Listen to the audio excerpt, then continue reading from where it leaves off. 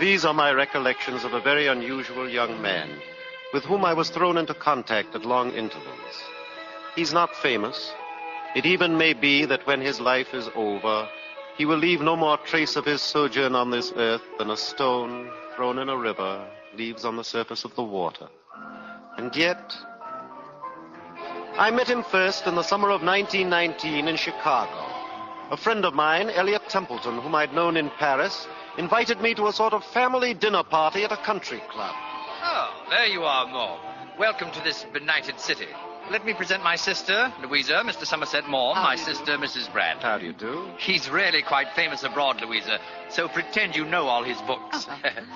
Well, how much longer must we wait for dinner? Well, if you'll excuse me, I'll try to find out about it now. Of course. I should never have left Paris. Well, why did you? To visit Louisa and Isabel. Oh, Isabel is my niece, Louisa's daughter. She's round here somewhere. I'd like to meet her. You'll also meet her young man. His name is Larry Darrell, and I don't approve of him.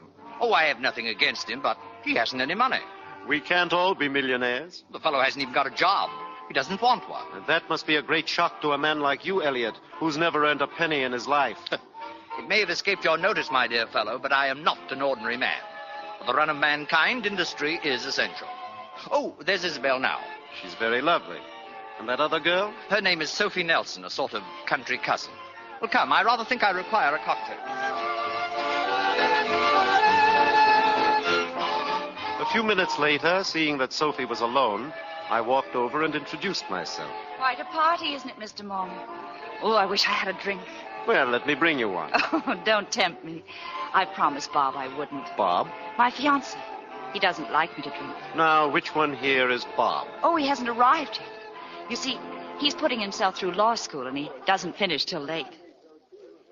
Mr. Maugham, you're a great friend of Mr. Templeton's, aren't you? Elliot has no friends, my dear, only acquaintances. Oh, he's an awful snob, isn't he? Awful. But he's kind and generous. In Paris, people laugh at him behind his back, but they never hesitate to drink his wine and eat his food. Oh, is that Mr. Darrell there with Isabel? Oh, no, that's Gray Maturin. His father's a millionaire stockbroker. He gives us class. I see. Gray's really wonderful. And he's so much in love with Isabel, he can't see straight. And she's in love with Larry Darrell. I suppose that could complicate matters. Oh, speaking of Larry, there he is now. Come, Mr. Maugham, I'll introduce you.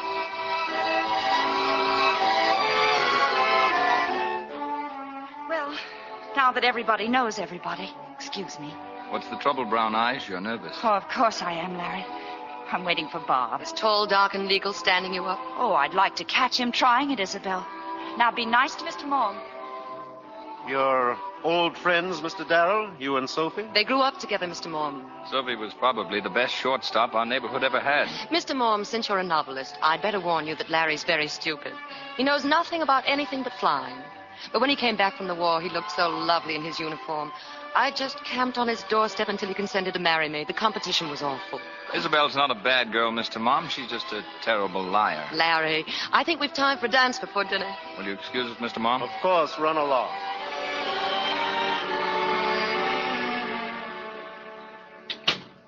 Oh, hello, Uncle Elliot. Isabel? Oh, I thought you were still cavorting at that horrible country club. What's the matter? And where's Larry? He dropped me off and fled. Hello, Mr. Maugham. Your uncle insisted on bringing me home for a brandy. He thinks... Just a moment. Isabel, about Larry, did you have a talk with him? Yes. Well, may I venture to inquire the result? Larry's decided to go to Paris for a while. Why? To loaf. Don't be ridiculous. Well, that's what he told me. Really, if you had any spirit, you'd have broken the engagement. What can I do? I love him. Mr. Maugham, I'm sorry to have inflicted this on you, but you know Uncle Elliot. Well, I'll say good night. Good night, Isabel. You think I'm upset, don't you, Mom? You've made it fairly obvious. Well, I'm not upset at all. In Europe, Darrell will be out of the way. And I don't see why Isabel shouldn't marry Gray Maturin before the year is out. You've lived in France too long, Elliot. You've forgotten that in this country, a girl doesn't marry a man because her mother or even her rich and worldly uncle wants her to. You know, I don't mind admitting I have a sneaking sympathy for this Darrell fellow. I'll keep my eye on him in Paris. I look for an apartment at a really smart quarter. Oh, I'll do him proud. I lend him the roles in my chauffeur now and then. Yes, Mom, I may even make Darrell my protege.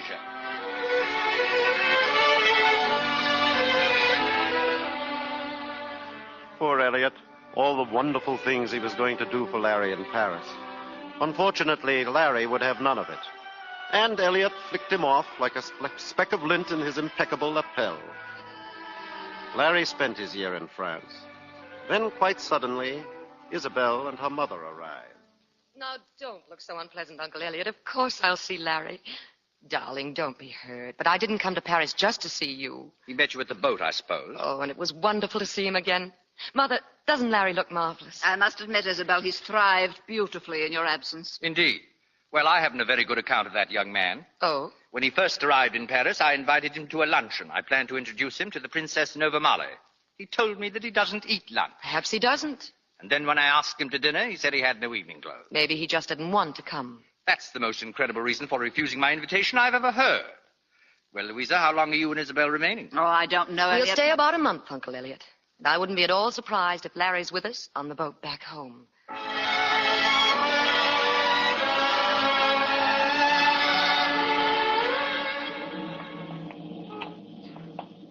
You tired of walking, Isabel? There's a taxi. Oh, if you'd no, like to- no, Larry. It's delightful. All these wonderful little shops and everything. Larry, do you know I've been here nearly a month? Impossible, darling. I've seen you every day, and I still don't know a thing about what you've done all year. Well, there's nothing to tell. Not really. I've traveled around the countryside, read a lot, gone to lectures, and, well, that's about it. Have you found that peace of mind you were looking for? No. How much longer do you think all this is going to take you? I don't know, Isabel. And after that, what are you going to do with all the wisdom you will have acquired? Well, if I ever acquire wisdom, I suppose I'll be wise enough to know what to do with it. You know what Uncle Elliot says? Nothing to my credit, I'm sure. He says you have a cozy little hideout somewhere. Well, come and see for yourself. The cozy little hideout's only a step from here. In this neighborhood? But, darling... Oh, Isabel, it only looks dirty. Come on. I'd like you to see it.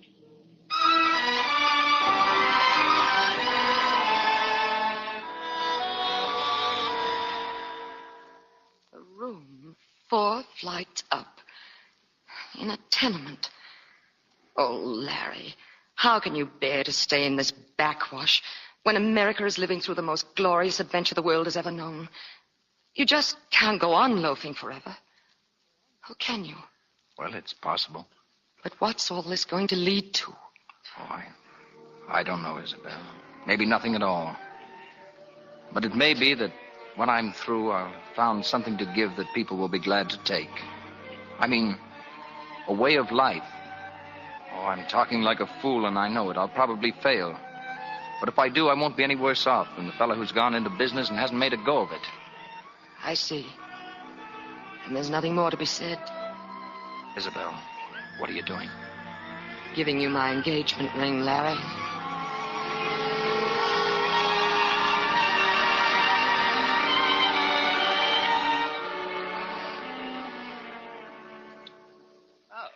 You're all dressed up, Isabel. Where are you going? Oh, where in particular, Uncle Elliot? Larry and I are going out on the town. Larry? But you gave him up. Yes, dear, I know, but we thought we'd like to spend my last night in Paris together. If he had any sense of decency, he'd never ask you. I'm profoundly shocked. But he didn't ask me. I asked him. No doubt there were moments that night when Isabel and Larry forgot their engagement was ended. But most of their evening was sad and strained and filled with a yearning that neither music nor champagne could quite overcome. When Larry brought her back to Elliot's home... 5 hours. You'll be on the boat train. How does one say goodbye, Isabel? Must we say goodbye now, Larry? Oh, stay for a moment. We could have one last drink together. I'd like to... Isabel, I've never seen you so beautiful. Oh, darling. Darling. Oh, what will I do without you? I love you so much I can't even... You better go. Larry, no, please, no. Don't kiss me again. Please, Larry, for heaven's sake, go. Goodbye, Isabel. Larry. That was a brilliant performance, my dear. Oh. Hello, Uncle Elliot. I've been waiting in the next room. I left the door open just a little. Do you still want that drink? I expect you need it.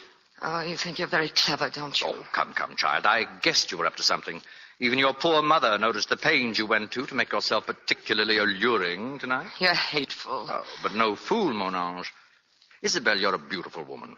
You had him trapped just now. You know you did. Yes, I know. But when I looked at him, and I saw he hadn't the slightest idea, I just couldn't play such a dirty trick. I couldn't help myself. I suppose it was my better nature. Nonsense. It was your sound Midwestern horse sense. Isabel, in less than a year, you'll be Mrs. Gray Maturin with $20 million in the bank. I'll forget Larry within a year. I said less than a year. Trust your Uncle Elliot, my girl. He's a very wise old party. I wonder.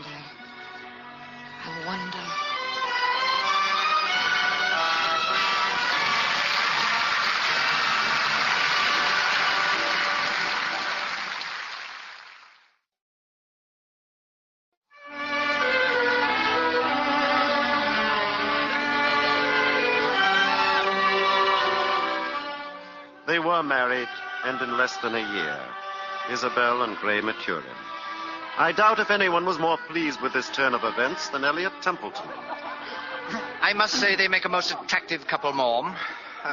All's well that ends well. I hope they'll be happy. By the way, was that Sophie Nelson I saw a few minutes ago? Oh, Isabel's country cousin, yes. She's married now to that lawyer fellow. Isabel insisted on inviting them to the wedding. Why, I don't know. Did she invite Larry Darrell? Are you trying to bait me? You know very well Darrell's in Europe. Yes, I saw him last spring, Elliot. He mentioned something about going to Strasbourg and working in a coal mine. Working in a... Most undesirable young man. Now, about your plans, dear fellow, did I hear you say something about India? As a matter of fact, you did. I'll be in India by the 1st of the year. Well, look me up when you're back, old man. Naturally, I shall be in Paris.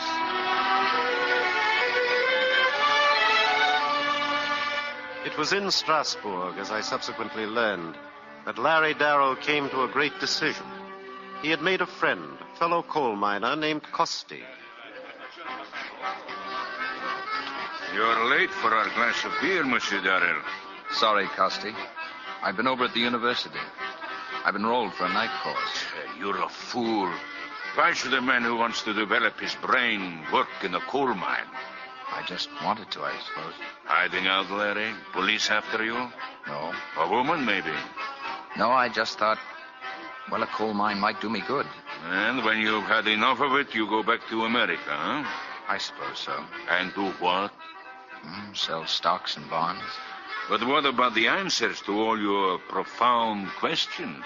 Peace of mind, happiness, how to live. Don't you know people have been asking those same questions for thousands of years? They can't help asking them. You know what you sound like, Larry? Like a very religious man who does not believe in God. I'm not sure I believe in anything. Look, have you ever thought of going to the East, India, for instance? India? I went there once. I met a very strange man, a saint. People from all over India go to him for guidance, for teaching. Did he help you? No. But that was not his fault. It was mine. A few weeks later, Larry Darrell arrived at a sort of monastery at the foot of the Himalaya Mountains in northern India. Why have you come here, my son? I've come to learn. Ever since the war, I've been searching for something. Something that I'm not able to put into words. In France, I met a Polish coal miner.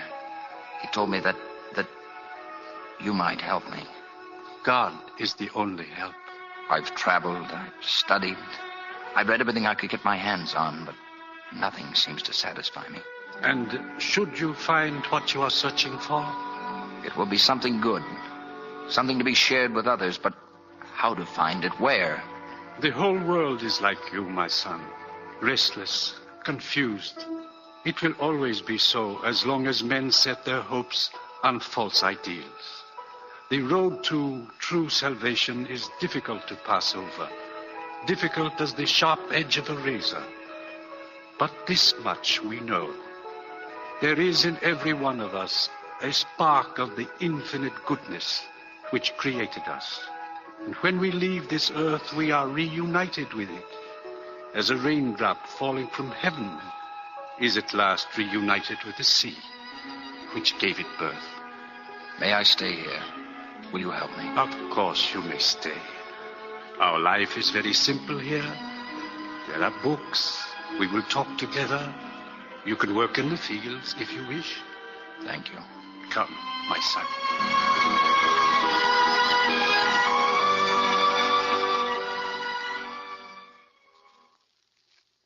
I don't know if Larry Darrell ever thought of Isabel in the years that passed. For there in India, he was as one lost to the rest of the world. One day, he returned to the monastery from a solitary pilgrimage in the mountains. Eagerly, he sought out his venerable teacher. Well, my son? Do you remember what it was you told me the day I left here? I told you that sometimes, alone in that mountain, strange things may happen. Well, something very strange did happen to me. One morning, I suddenly awoke and walked out of the little hut. I just stood there on the mountaintop. And gradually, the light began to filter through the darkness like some mysterious figure stealing through the trees. And then the first rays of the sun came up, the mountains, the mist caught in the treetops. I never felt or saw anything like it. I know. I felt that I'd been released from my body, and all the things that had been confused before suddenly became clear to me. I had a sense of knowledge more than human. I felt that I'd broken away and was free. I felt that if it lasted another moment, I'd die. And yet I was willing to die if I could just hold on to it. Because for that short time, I had the feeling that... That you and God were one. Yes. I'm going back there. I'm going back. No, my son. Your place now is with your own people. It's been given you to see the infinite beauty of the world, which is only the reflection of the beauty of God. That vision of beauty will remain with you, fresh and vivid, to the end of your days. Go now, my son. Go back to your world.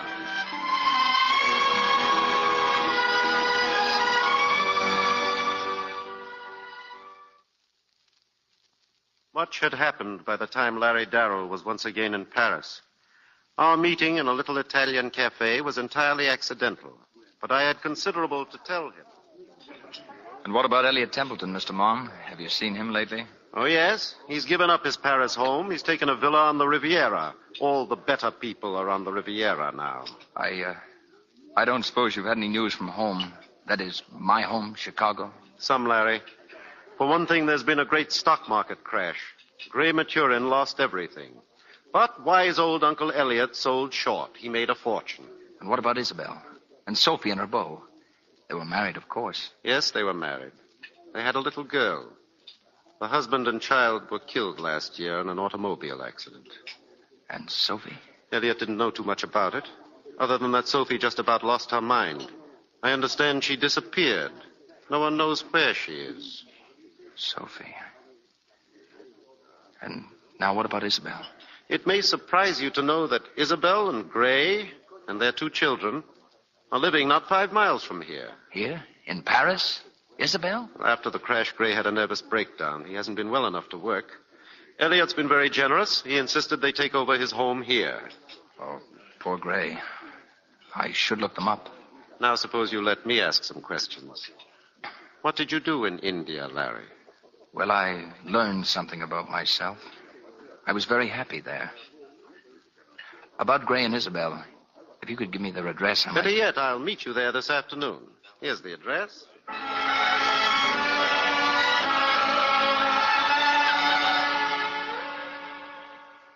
Mr. Mom, how nice of you to drop in. Hello, Isabel. How's Gray? Oh, another one of his horrible headaches. He's lying down. Oh, what a pity. I was hoping you and Gray would dine with us tonight. I'd love to, but I don't see how we can. Did you say us? Yes. Larry Darrell is back in Paris. Larry? Larry Darrell? He lunched with me today. He'll be dropping in any minute. Larry. Where has he been? India. India? Do you realize I haven't seen him for years? Oh, yes, Marie. Excuse me, madame. Monsieur Darrell is calling. Isabel. Larry. Oh, Larry, I can't believe it. Hello, Isabel. Larry, let me look at you. You haven't changed. You haven't changed at all. Well, is Gray home? And where are the children? Oh, I'd so like to show them off. But their nurse has taken them to the park. Gray's here in the library. Gray. Gray, dear, look. It's Larry Darrell. Larry? Hello, Gray. Oh, I'm glad to see you, Larry. Sorry you caught me like this. Blinding headache. Gray, Mr. Moore wants to take us all out this evening. Do you feel up to it, Gray? Oh, I wish I could say yes, but go anyway, please. Wait a minute. Gray, would you let me see if I can help you? How? Your headache. I might be able to help you. I'd like to talk to you. Well, sure. I think Dr. Darrell would like to be alone with his patient. Do you mind, Isabel? It won't take long.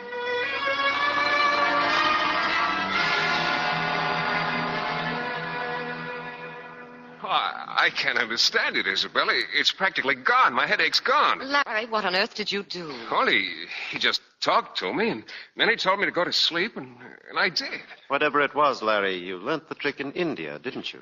Well, there's nothing so unusual about it. Sort of a hypnosis, I suppose. I merely put an idea into Gray's head that he would feel better. He did the rest himself. Larry, do you think you could cure him permanently? Well, I can't work miracles. But there's no reason why he couldn't cure himself in time. But that was a miracle. I know how miserable he felt. Can we reconsider dinner, then? Oh, sure we can. I'd like to go out. Excellent. Powder your nose, Isabel. I'll phone for reservation.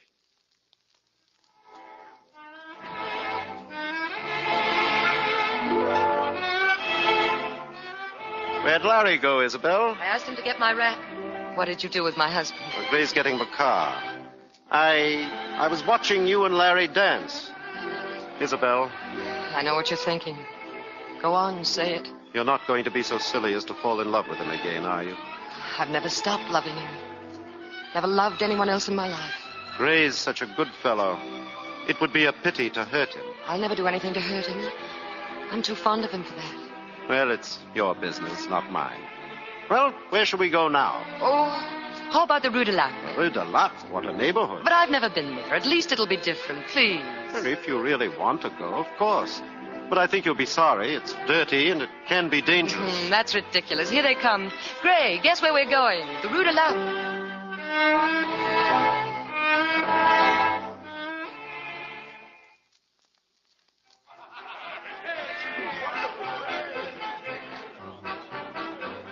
Isabel, I can't believe it. It couldn't be Sophie. But it is. Look at her. Here in a dive in the Rue de Lac. She's seen us. Oh, it's not possible. Well, look who's here. Oh, Sophie. Well, who'd you think it was? Oh, don't get up, don't get up. Well, fancy meeting you all like this. Hi, Larry. Hi, Brown Eyes. How are you? I'm thirsty. Let's all have a drink. Patron. Vous connaissez, monsieur, cette fille, Sophie? Certainly I know them. They're my childhood friends. Donnez-nous une bouteille de champagne. Très bien. Well, I can't say you seem so terribly pleased to see me. I heard rumors you were in Paris, Sophie. Well, you might have called me. I'm in the telephone book. Well, Gray, you went bust, didn't you? Yeah. Tough. I guess it must be pretty grim in Chicago now. Lucky for me I got out when I did. Well, drink up. It's champagne. For you, Sophie. Thanks, Larry. When they were killed, Bob and my baby, I went to pieces. And then I put the pieces together again with alcohol.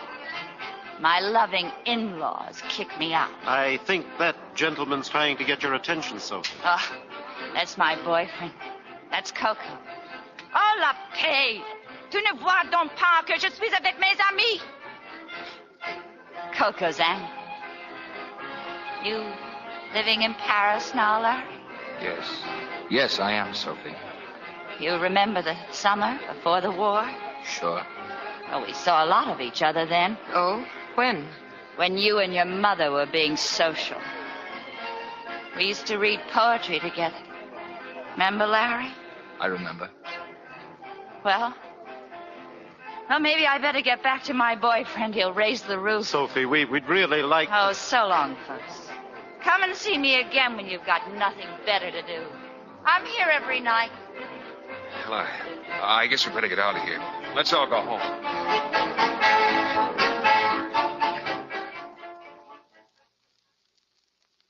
You never saw two people so crazy about each other, Larry. Sophie and Bob. After the accident, we did all we could to help her. It was just no good.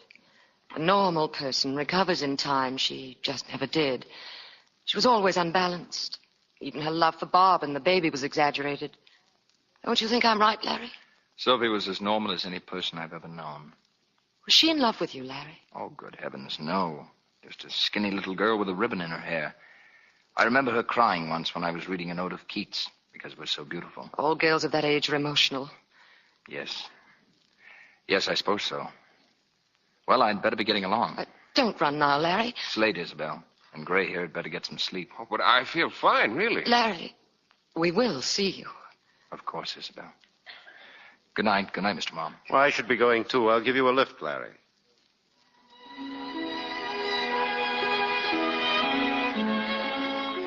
When I inquired of Larry where he was living, he asked me if I'd mind taking him instead to the Rue de Lappe.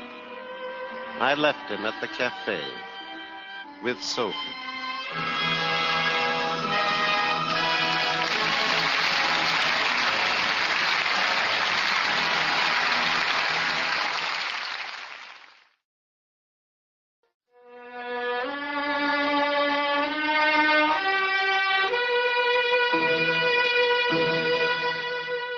For 2 weeks, I saw nothing more of Isabel, Sophie, or Larry. Then one day, in answer to a telephone call, I rushed to Isabel's home. The idiot. The stupid, blind idiot. If you'd calm down, Isabel, I might figure out what you're trying to tell me. He's going to marry her. Larry is going to marry Sophie. How do you know? He called me on the phone. I'm frantic. Well, it's his own affair, isn't it? He says she stopped drinking. The fool thinks he's cured her. Well, that's possible. Have you forgotten what he did for Gray? Gray wanted to be helped. She doesn't. How do you know? Because I know women. She's no good. Do you think for 1 minute she'll stick to Larry? What's the matter with you? Do you think I've sacrificed myself only to let Larry fall into the hands of a woman like that? How did you sacrifice yourself, Isabel? By giving Larry up. And for one reason, because I didn't want to stand in his way. Come off it, Isabel. You gave him up for a square-cut diamond and a sable coat. Get out of here. Get out. I hate the sight of you. I'm sorry for that, Isabel, because the sight of you always gives me great pleasure. You're beautiful, you're fascinating, and smart enough, I've always thought, to make the best of a bad job. No. Larry's in the grip of the most powerful emotion that can beset the breast of man. Self-sacrifice. He's got to save the soul of the wretched woman whom he knew as an innocent child, and there's nothing you or I can do to prevent it. But he's going to be so miserable. Do you love him very much, Isabel? It's a nuisance, isn't it? I can't help it. Then why lose him altogether? Make friends with Sophie. Be nice to her. Yes, I could ask her to lunch tomorrow. Oh, but I can't. Not after the awful things I said about her to Larry on the phone. If I ask her to lunch, will you behave? Oh, like an angel of light. 1 o'clock tomorrow at the Crillon. Isabel, you're not hatching up anything, are you? Don't be hateful. Just terribly curious to see what she looks like, now that Larry's reformed her.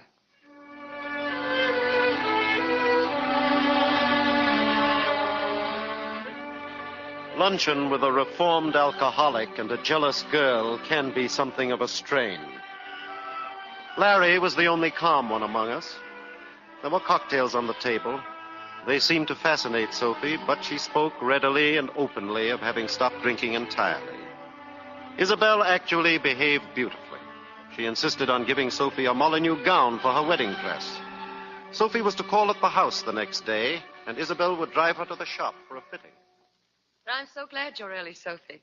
As long as the fitter can't see us until 4, we can have a nice long talk. That's what I want, Isabel. Because there's something on my mind. You hate me for marrying Larry, don't you? Oh, I don't hate you at all. But I'd hate anyone or anything that came in the way of his happiness. I'll be a good wife, Isabel. I was before. Yes, I know you were. Would you like some tea, Sophie? No, thanks. What's in that bottle? That? Oh, it's called Przofka. It's a sort of Polish brandy. Uncle Elliot sent us a case of it yesterday. It's really wonderful. Oh, and to think I shall die without ever having tasted it. Don't you love the color? It's like the green you sometimes see in the heart of a white rose. Oh, poor Sophie. I have a great desire to drink, Isabel. But give me about 2 more weeks, though. I haven't had a drop since that night in the Rue de Lappe. It must be awful. I mean, breaking off completely, all at once. Sometimes when I've been alone, I've wanted to shriek the house down. But this is my only chance. Larry's giving me my only chance. I know that. Excuse me, Madame, the car is here. Oh, thank you, Marie. Sophie, my little girl's at the dentist. As long as I have time to pick her up, perhaps I'd better. Of course. Is that her picture, Isabel? Your little girl? Oh, this is my other one. This is Priscilla. She's 7. Linda. My baby, Linda, would have been 9 in November. This November that's coming. Well, I won't be long, Sophie.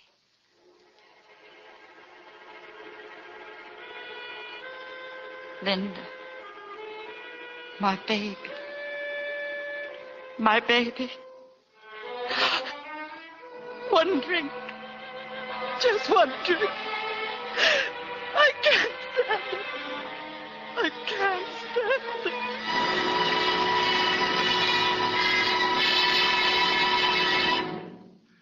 Isabel did not return till quite late. By then, Sophie was gone, and the bottle of Przofka was empty. 4 days later, Larry finally found her. She was back in the Rue de Lappe, and worse than ever. There was a fight when Larry tried to take her out of the place. He was badly beaten. When he recovered consciousness, Sophie had disappeared. That was the last I saw or heard of her until almost a year later, when I received an urgent telegram from the police department of the city of Toulon. How good of you to come here, Monsieur Maume. Well, I will not beat around the bush. Here is a book, a novel. You recognize it? I ought to, Inspector. I wrote it. Did you also write the inscription here on the flyleaf? Yes, I did. I gave this book to Sophie Nelson several years ago in Chicago. Have you found her? We have found her. She has been murdered. What? We fished her body out of the harbor. The throat was cut from ear to ear. Monsieur, how does it happen that a person of your age and respectability should be acquainted with such a character? I knew her very slightly. Your book was found in her room. Monsieur, we wish merely to establish a few facts about her and arrange for a burial. Of course. Right on, Inspector. Monsieur Darrell has returned. Come in, monsieur. Hello, Mr. Mom. So they sent for you, too. Have they told you? Yes, it's dreadful. I've been at the morgue. I had to identify her. Well, messieurs, we think we know who perpetrated this crime. Finding him may be another matter. Meanwhile, if you care to arrange a funeral, I can give you the necessary authorization. We'd like to very much. So happens, I have a personal friend who is an undertaker. Very reasonable, messieurs. Here, his card. Thank you. May I see where she lived? Follow me. I shall be happy to take you there.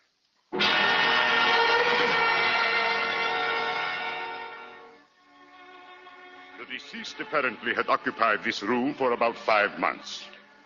Mr. Mom, look. Yes. Ah, yes, that photograph. A man and a child. You know who they are? Her husband and her baby. Oh, where are they now? Dead. A long time ago. Could the picture be buried with her? If you wish, monsieur. Poetry. She still had this book of poetry. An ode of Keats. I read this to her when she was just a little girl. Fades the sight of beauty from my eyes. Fades the shape of beauty from my arms. Fades the voice, warmth, whiteness, paradise. Vanished unseasonably at shut of eve.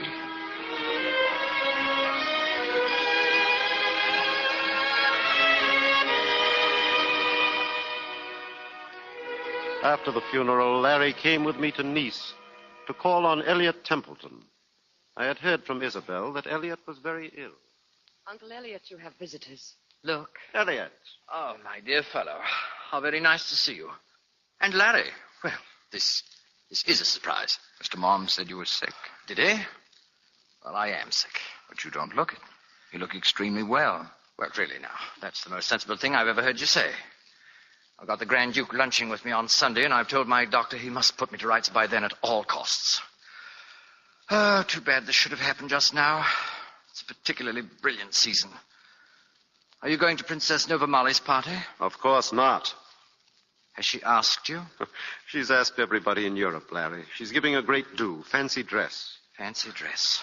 She hasn't asked me.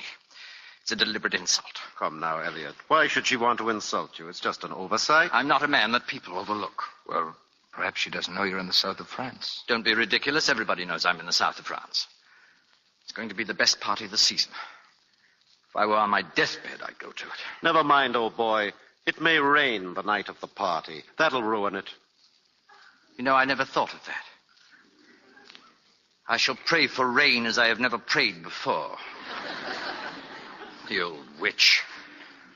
She'd never have got anywhere if it hadn't been for me. Now she doesn't invite me to the greatest party of her career. Fireworks, my dear fellow. They're going to be fireworks. So unkind. I hate them. I hate them all. They've eaten my food and they've drunk my wine. I've run their errands for them, and I've made their parties for them. And what have I got out of it? Got nothing. Now that I'm old and sick, they have no use for me. They don't care whether I live or die. Not one of them. It's so cruel. I wish I'd never left America. Elliot. Go out. Go out, please. I was carried away. You must not see me like this. Come back later, please. Of course.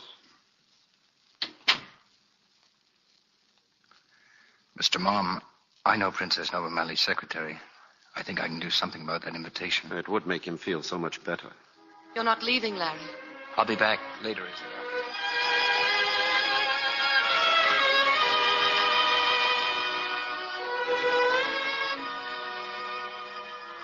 Where did he go, Mom? Larry? Oh, I don't know, Elliot. I imagine he'll be back. I didn't tell you before. The bishop is here today. The bishop himself. Great honor. Now I shall enter the kingdom with a letter of introduction from the prince of the church. I'm afraid you'll find the company very mixed. Don't you believe it? I shall pick and choose my company there, as I always have. Where is Isabel and Gray? We're here, dear. Oh, now, if you're going to make a scene, Isabel, leave my room. Oh, Uncle Elliot. Gray, I understand you have a job in prospect.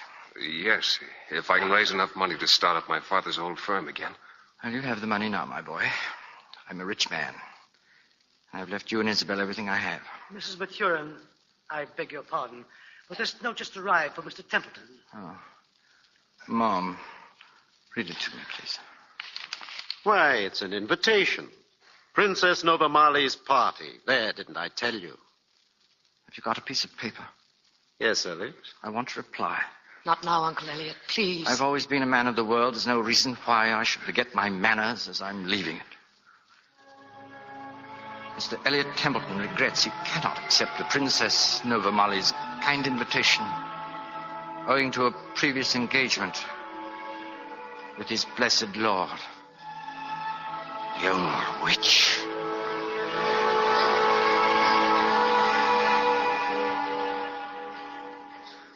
That night, Larry Darrell told Isabel he was leaving at once for Cherbourg. There was a boat sailing for New York. What are you going to do when you get there, Larry? Oh, I thought I might take a job in a factory or a garage. I don't know. Might even buy a taxi. Taxi? Why not? It's a good life. You're always on the go. Meet a lot of different people. Oh, Larry, for heaven's sake. Just look what you've done with your life. And with mine. What are you trying to prove? I'd hoped you'd come back to the States with us. Gray's going into business again. He'll need all the help he can get. Gray's all right, Isabel. He doesn't need me. But, Larry, suppose he does. Suppose something goes wrong again. He has another breakdown. You can't imagine what he went through the last time. I honestly believe if it hadn't been for the children, he'd have killed himself. Well, that's the wonderful thing about life, Isabel. Most of us always get a second chance. I got a second chance right at the moment when I thought there was nothing in the world worth living for. Do you know what it means to see another man give up his life for you?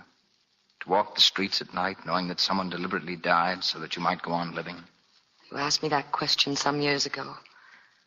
I didn't understand then. I don't know. And I told you I didn't think I'd ever find myself. Well, I haven't yet, completely.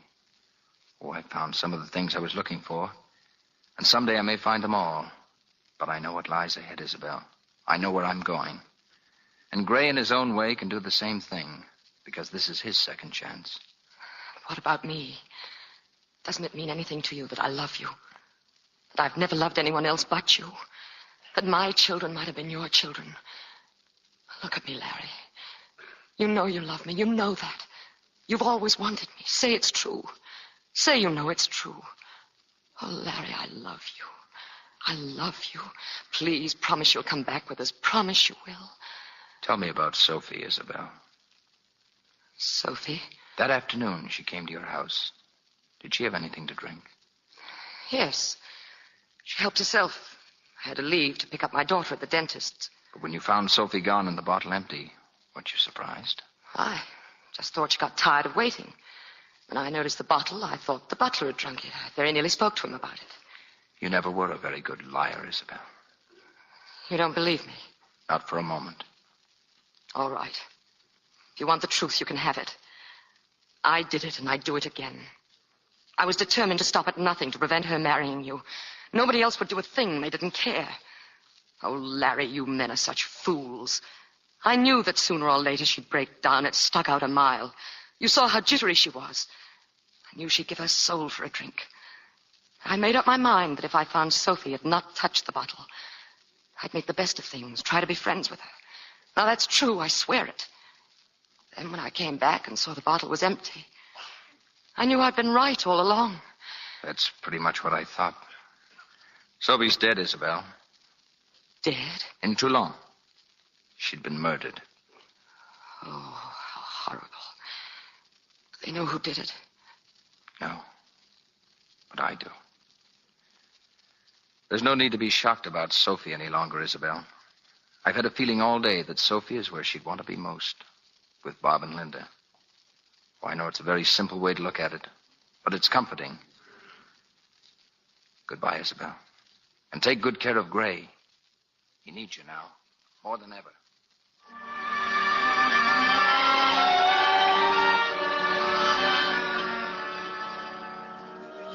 Mr. Mom, he's gone. Larry's gone. I know. I've lost him. Lost him for good. And I love him. I love him so tenderly. And now I've lost him.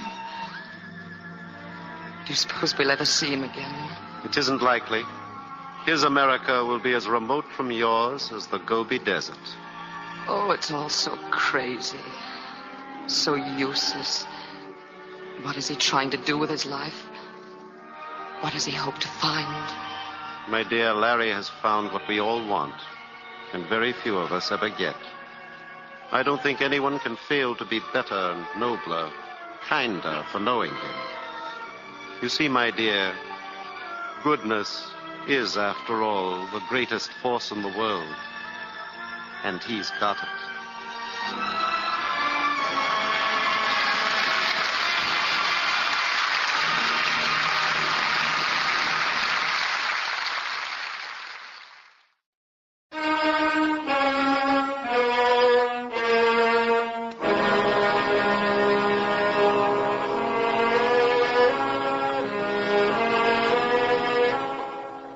A few hours ago, after serving a term of 14 years, Frankie Madison was released from Sing Sing prison.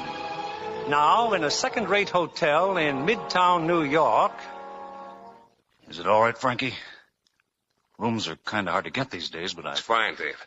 Any room will look fine to me as long as it didn't have bars on it. And thanks for meeting me at the station. Forget it, will you? Town looks good to me, Dave. 14 years, and it's still the same. It only looks the same, Frankie.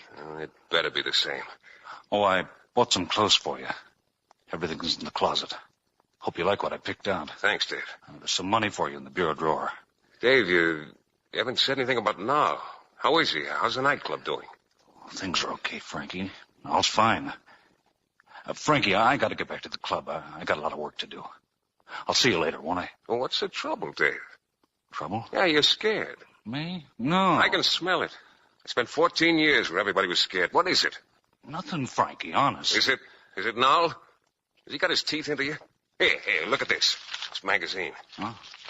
Oh, that magazine. That was good publicity for the club, Frankie. Yeah, lots of pictures, huh, Dave? Pictures of Noel. Pictures of the celebrated Regent Club, one of New York's most exclusive night spots.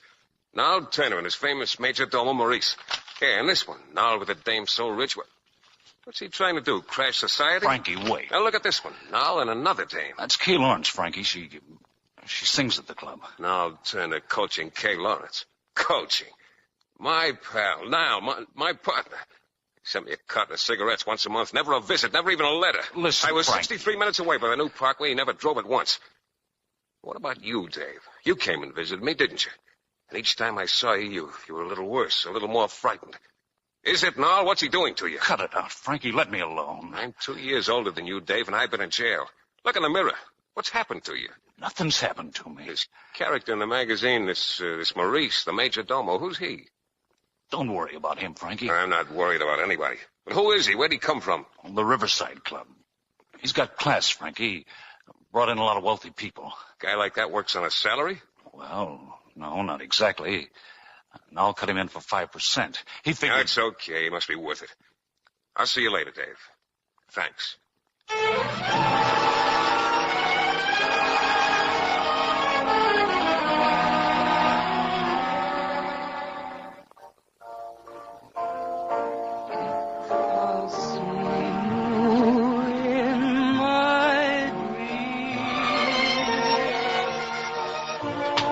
Stay where you are now. What? Oh, Frankie. It's been a long time. Your man said I could wait for you here in the office. Let me get a good look at you now. Well, how do I look? Not so good now. You're pale. Oh, really? Yeah, that's what you get for being cooped up in this nightclub. Now, take me. I got the sun every day. I had to hurry to get a spot in the right corner of the yard, but I got the sun every day. Yeah, I bet you're smoking too much. You know, I got along on a carton of cigarettes a month. Oh, and Frank, the hours you must keep. You know, you can't go on living this way. No, I'll have to see to that. And that picture on the wall. You and me, huh, now? 14 years ago. I've taken that picture along everywhere I've been, Frankie. I don't believe you. I think it just went up there tonight. I had the same picture in Sing Sing. After a while, I threw it away. All right. I should have written you, granted. Granted. I should have come up to see you. That's right. Would have done more harm than good. Why? Building this club's been a long, hard pull. If I'd come up to see you, some shutter-happy reporter might have taken a picture, written it up. They took a picture of me, front face and profile. All it would have taken would be one picture. Noel Turner, the famous Regent Club, visits criminal friend. Next night we'd fold. Frankie, listen. I got plans, Frankie, for you. Sorry if there's been any misunderstanding, but now that you know I'm on a level... I'm very sorry to bother you, Mr. I thought I left word as not to be disturbed. I know, sir, but the table All captain's right. Be with you as soon as I can, Frankie. We got a lot to talk about. Well, don't make it too long now. Why don't you have Dave show you around the club? You find him at the bar, Yeah, I'll do that. Well? He's smart, Maurice. But he's sentimental, always was. Shows a great concern for Dave. Get Kay in here. Kay? But she's got another song coming I'll have to skip it. Kay's a good listener. Nothing like a good listener to make a man talk. When a man talks, especially a sentimental man, he's bound to soften. Get her in here. This is quite a bar, Dave. A little longer than the one we used to have in the old Four Kings. 3 times as long. 20 times the inventory, but... Hello, Kay. Hello, Dave. Frankie, this is Kay Lawrence. Miss Lawrence, Mr. Madison. Ah, so you're the famous Kay Lawrence who takes so well to coaching. I must be famous if you've heard of me. What song are you going to sing, Kay? Oh, does it matter, Dave? All the songs sound alike these days. Hey, your tie's crooked. Stand still and let me fix it. Kay, Mr. Turner wants to see you. Oh? Now, if you don't mind. Your hands are shaking, Kay. There. That's a lovely tie, Dave, if you'd only wear it straight. Thanks. Your hands are still shaking. They are, aren't they? See what you do to me, Dave? Noel's girl, huh? She's all right, Frankie. In love with him? I guess so. Private dining room. Pretty girl. It's very nice, Noel. It's your welcome home dinner. Even I'm impressed now. Well, I'll see you later, Sure. Oh, I'm expecting someone. Let me know when he comes in, will you? Who is it? Nick Palestro. Remember him? Yeah. I thought you would. I'll let you know when he gets here. Let's talk about something else. All right. Name it. You. Me? Why? Well, for one thing, I've never had dinner before with a man who didn't keep talking about himself and end up thinking he knew all about me. Well, what do you want to know about me? Oh, the usual. Who are you? What you've been doing? At the moment, I don't do anything. Where I've been wouldn't interest you. Why not? It was dull. Whatever it was, I wish you'd tell me. Why? Because I'm interested. But if you'd rather not, how about dancing? Well, I'd like to, but it's been so long, Weren't there any USOs where you were stationed? USOs? Say, where do you think I've been? Overseas, maybe with the Marines. Stop it. Well, I'm sorry. You're trying to tell me that you really don't know where I've been? Well, should I know? With the Marines, huh? Listen, I'm a jailhouse Marine. I've been 14 years in prison. Frankie. Not just in prison, but 14 years in prison. 1933 was a good year, he said. Yeah, it was the year I went up the river. Oh, Frankie, I'm terribly sorry. Sound like I'm sorry for myself, do I? Well, I'm not. People are walking to a stone wall with their eyes wide open. They got no right to be sorry for themselves. How did you... How did I get jammed up? Yes. Well, you remember Prohibition. Now that I owned a speakeasy here in town, Four Kings. We brought our own liquor in from Canada by truck. Well, this night we were being followed by hijackers. I was driving and I gave them a rough ride for a while, and they started shooting. And I shot back. They hit a tire and their car cracked up in a ditch.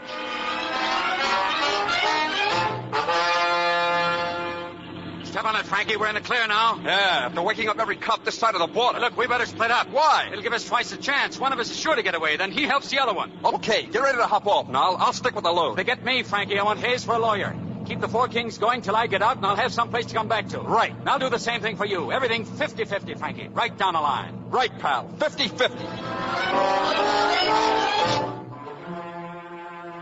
But you didn't get away. No. Cops picked me up a few minutes later. I took the rap, and, well, here I am. Except we shook hands on it. So everything is 50-50. Now Turner and I are partners. Yes, I see. Maybe you'll be working for me from now on. Take an order. Supper with the boss after the late show tonight. Maybe we'll feel more like eating. Frankie, no. Thanks, but no. I beg your pardon. There's a man to see you at the bar, Mr. Madison. Nick Palestro. Oh, thanks. About supper. Why not? Frankie, I've been singing around this town for 6 years. In that time, I've learned more than just how to put a song over. Look, don't worry about me. I just got out of prison, not college.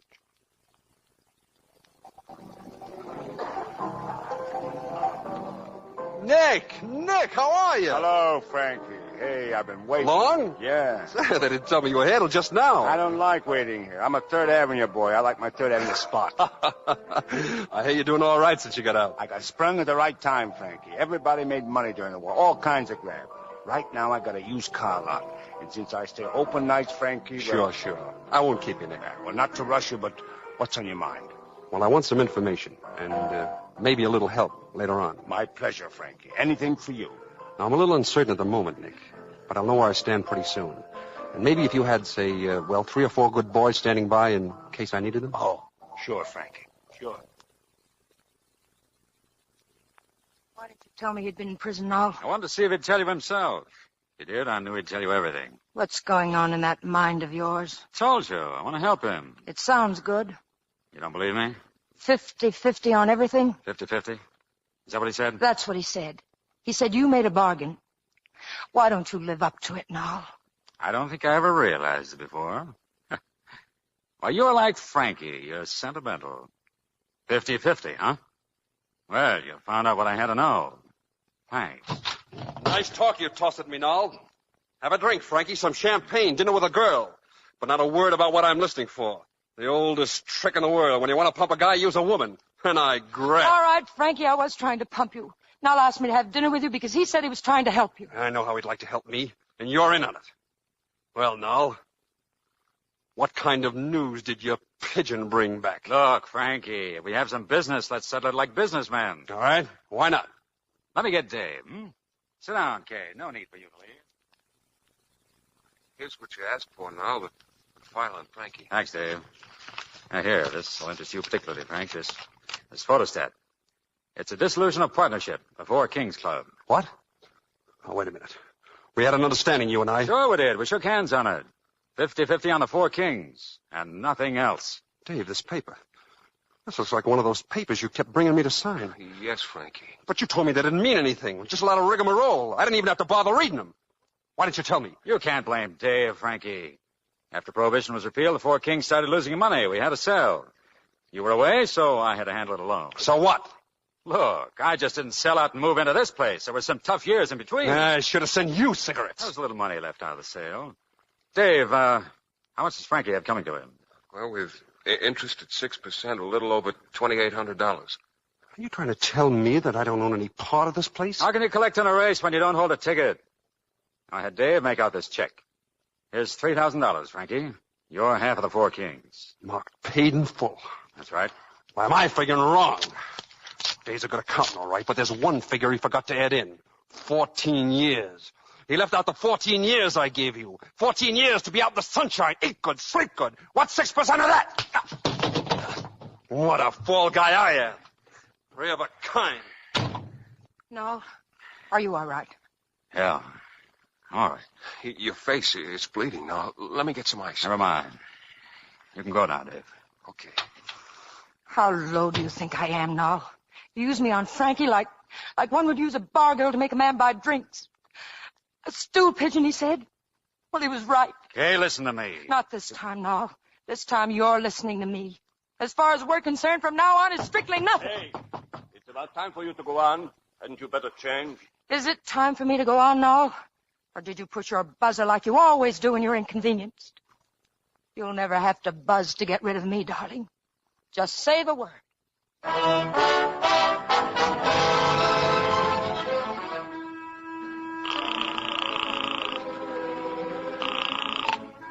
Hello? Nick, this is Frank. I'm going to need you sooner than I figured, Nick. You know me, Frankie. A pleasure. Get hold of those boys. Bring them over to my hotel as soon as you can. Tonight? That's right, Nick. Tonight.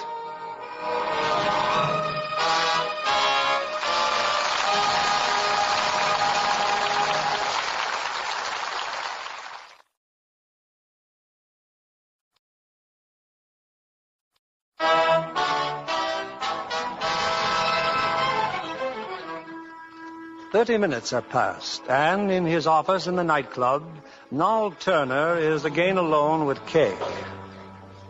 Please believe me, Kay. I'm terribly sorry. I had no idea you'd take it this way about Frankie. How did you expect me to take it? Oh, I don't know. Made a mistake, I suppose. Kay, I have something else to tell you. You know I love you, don't you? Right now, I'm not sure of anything. Kay, I'm going to marry Helen Richardson. You love me, but you're marrying her? Well, that makes sense, doesn't it? Well, there's a lot of things you have to do for business. She puts the club in the upper brackets, not just with money, but with a blue book, and that's real security. But it doesn't mean we can't go on seeing each other, Kay. Doesn't mean we can't. You're not in love with me now. You never were. For 2 years now, I've watched you grow more and more in love with the nightclub. It used to frighten me. Now it just makes me sick. I've given my life to this club. That's what's made it a big success, a big business. Big business. It's a place where people come because they don't want to go home, to show off or try to forget.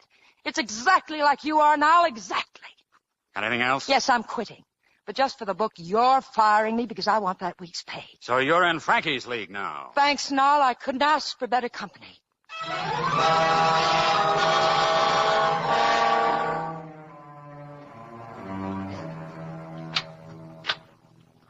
Hello, Frankie.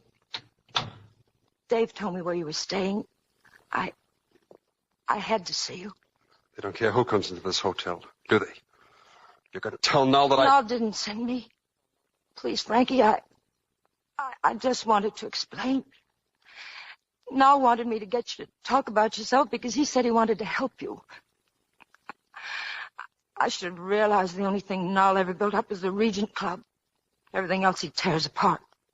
I thought you were his girl. I thought so, too. It's all over. Is that why you've been crying? I suppose it is. But I'm glad. It might take me a little time to get him out of my system. You going back to the club tonight? Yes, I'll work the week out. I'll go back with you. I don't think you'd better, Frankie. I'm not being polite. I was going back anyway. Right now. Frankie... I gave Noll his chance to do things his way. Now I'll do them my way. But you can't face them alone. Yeah, that's how I figured. Nick Palestro's there now. He and his boys are looking things over till I get there. Don't go, Frankie. Oh, I see. It's Noll you're worried about, huh? You said you hadn't got him out of your system. It's you I'm worried about. I like you too much to see you get hurt again. Noll's smart. And I'm dumb, huh? Well, maybe I am. Come on, we'll soon find out.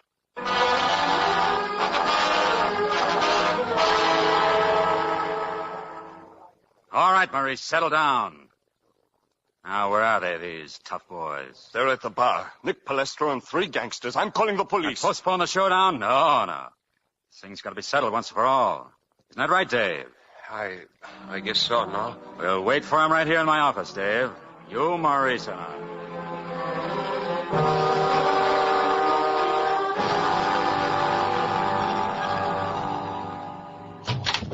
Just stay where you are, Noll. Come on in, boys, and shut the door. Hello, Frankie. Nick Palestro here you know. Rest of the boys you don't know. But you know what they're here for. You gentlemen care for a drink? Yes, well, what a layup. Shut up, Skinner. Maurice, if you do the honors. Stay where you are, Mouseface. I guess there's only one way to handle you, Noll. Kill me? If I have to, yes. Guy's got to fight for what's his. Dave, you and Mouseface, get out of here. Ain't on my business, they stay. You and your boys. This isn't the Four Kings, Frankie. Steel doors and a peephole. This is big business. Ask Nick. Today, everything is big business. We deal with banks, lawyers, and Dun & Bradstreet ratings. The world spun right past you, Frankie. You're finished, as dead as the headlines the day you went to prison. Nick? Yeah. You ready? Sure, Frankie. Heinz? All set. Skinner? Sure, that's what I'm getting paid for. Okay. Noll, you've got exactly 1 minute. 1 minute for what? To cut me in for what I own, the half that belongs to me. Now, listen, Frankie. You're mad, sure. I don't blame you. But I couldn't tell you half this place is yours if I wanted to. If I did, I'd be lying. I can tell to the second now. Comes from living in a cell, waiting for something to happen. 30 seconds now. Well, there's nothing you can take over. Look, I can prove it to you. Business like this, you keep books. I got the books here. I'll show you the figures. 20 seconds. 18. 15. That's what you want. All right, half the business. See, Nick, you had to be smoked out. All right, now hand it over. It's not that simple. Ask Dave. All right, start talking, Dave. Well, the Regent Club, Frankie, is controlled by 3 corporations. Regent Incorporated, Regent Enterprises, and Regent Associates. I don't care what kind of a region you call it. What's Noll's in? Well, for instance, on fixtures and furniture, that's the property of Regent Incorporated. The equipment, on the other hand, belongs to Regent Enterprises and Regent Associates. Stop trying to dizzy me up. Now, I just want answers. Simple answers. Noll's got the full say around here, right? Well, yes. Okay, then. Except it's revocable by a vote of the board of directors of Regent Associates. Stop the double talk. I'm sorry, Frankie, but that's how it's all laid Just out. what does Noll own? In which corporation? Take them one by one. Well, Regent Associates is sort of a holding company, a desk. A desk? Yes, it owns 51% of Regent Enterprises. Regent Enterprises is a service company with assets like linen, silverware, glass. Ah, now we're getting somewhere. Linen and silverware and the liquor. No, Frankie, not the liquor. That's Regent Incorporated. Right back where you started. Shut up, Skinner. Brother, they got you swimming in it. Well, I'm through swimming. I know what I want now. Write out a paper that gives me half of everything you own. It wouldn't be legal, Frankie. Why not? Because in the articles of incorporation on file in Albany, no stock can be transferred without the consent of the board of directors. You did this to me, Dave. You're always so smart with figures. You put together all this paper I can't swim through. Okay, Nick. We're moving in. We take over right now. Nick, you heard what I said? Yeah, Frankie, I heard. Well, then start moving. I'm giving the orders around here. Frankie, I'm afraid there is no boss here. Not you, not even Noel Turner. I told you, Frankie, the old days are gone and you with them. I'm sorry about all this, Mr. Turner. It's all right, Skinner. Drop in sometime. I'll buy you a drink. Yeah? Swell. Come on, Hines. Let's breathe. Frankie, it's like that with my used car lot. I got a piece of it, my wife's got a piece of it. My brother-in-law, who never worked a day in his life, he's got a piece of it, too. It's on account of the taxes, Frankie. Get out of here. I'm sorry. Really, I'm sorry. Dave. You cooked this up, Dave. Yeah, you. It wasn't Noll you were scared of. It was me. You know what you've done, cheating me one cross after another. I'm gonna kill you, Dave, so help me, I'm gonna... Thanks, Noll. Well, that's that, I hope. Frankie, can you hear me? There's only one way to treat you, Frankie. I'm going to have some sense beaten into you. And I hope that works, because if you come around here again, I'll have you beaten up and thrown out again and again until you crawl. No, wait a minute. Shut up. Get Dan and Mossy. Tell them to work him over in the alley. Okay, Noll. Dave has a lot of brains, Maurice, but not much stomach. All right, Noll, you won. But don't push things too hard. This can only lead to trouble. See that, Maurice. You've already said your 5% worth. Get back to your station.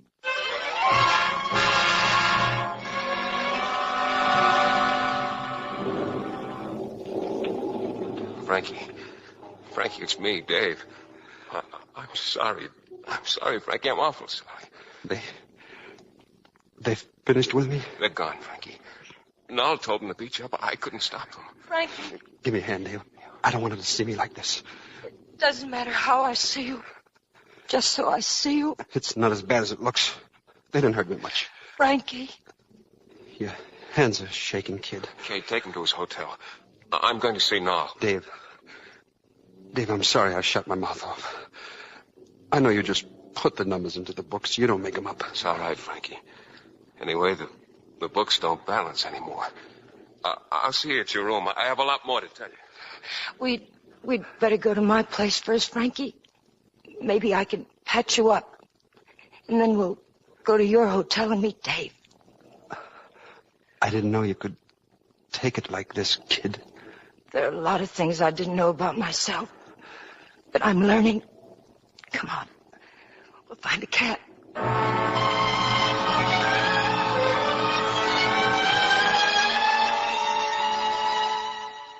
Well, Dave, what is it? About Frankie and all.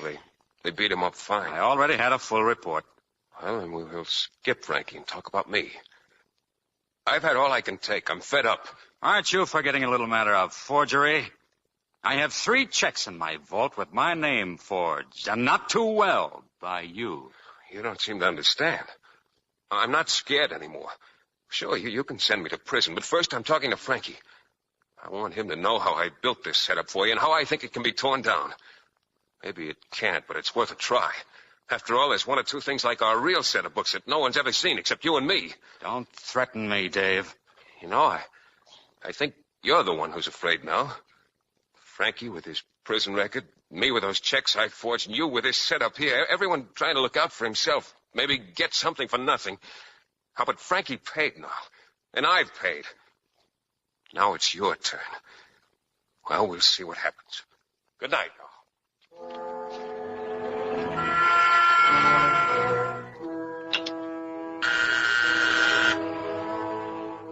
Yes, Mr. Turner? Dan, there was a fellow with Nick Palestro tonight named Skinner.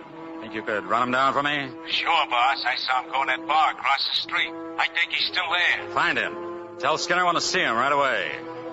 I've got a job for him.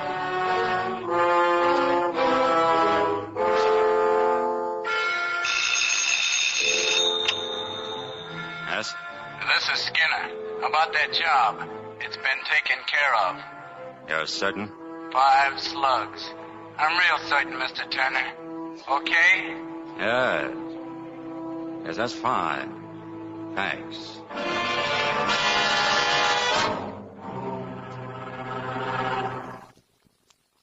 I don't know if you feel any better, Frankie, but you certainly look a lot better. I'm fine. Thanks, Kay.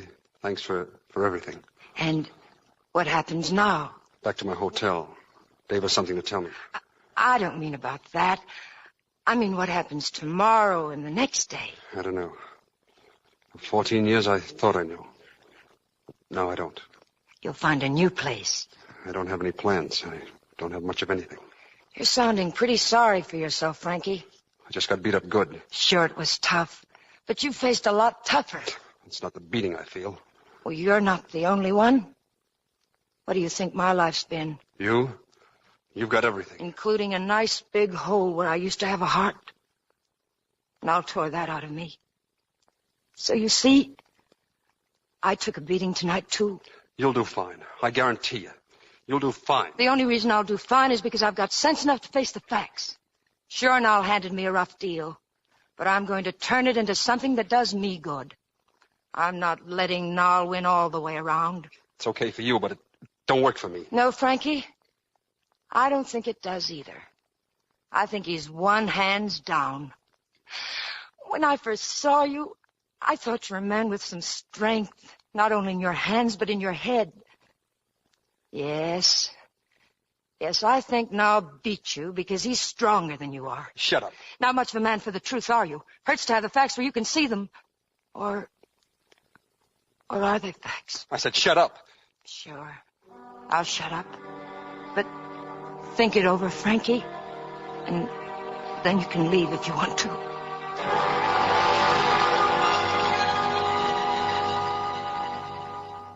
But I just can't believe it, Lieutenant.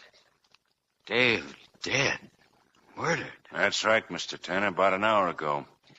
We got a few facts from your doorman here. I'd like to check on them. They're the police, Mr. Turner. I had to tell them what I knew about that argument. Dave and Frankie Madison. That was here, in this office?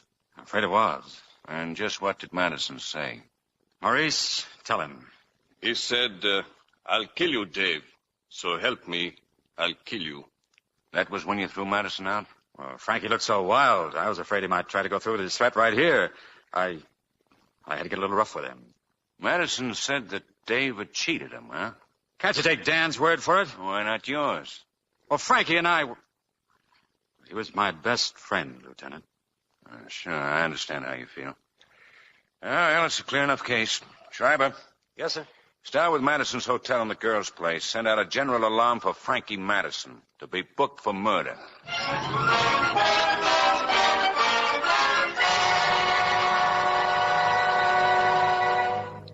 Still thinking it over, Frankie? Come on. Let's go to my hotel. Will Dave still be waiting for you? Sure. Nothing could stop him. You know, sometimes I wondered what I'd do for a living if Nall didn't come through. And what did you think? Well, I thought I'd find myself a smart new angle. Oh, I see. Now, I don't know. Seeing that guy Skinner tonight, well, it sort of stopped me cold. Skinner? One of those mugs that came with Nick. Kid like that, he's... Hey, listen. What? Police siren. You never even noticed it. When you have so many. Whenever I hear one, I think of the guy they're after. Well, I never again want that guy to be me, Kay. With all the guys I knew fighting the law, not one of them ever grew old. Skinner won't. And I want to. Well, come on, let's go. Let's go talk to Dave.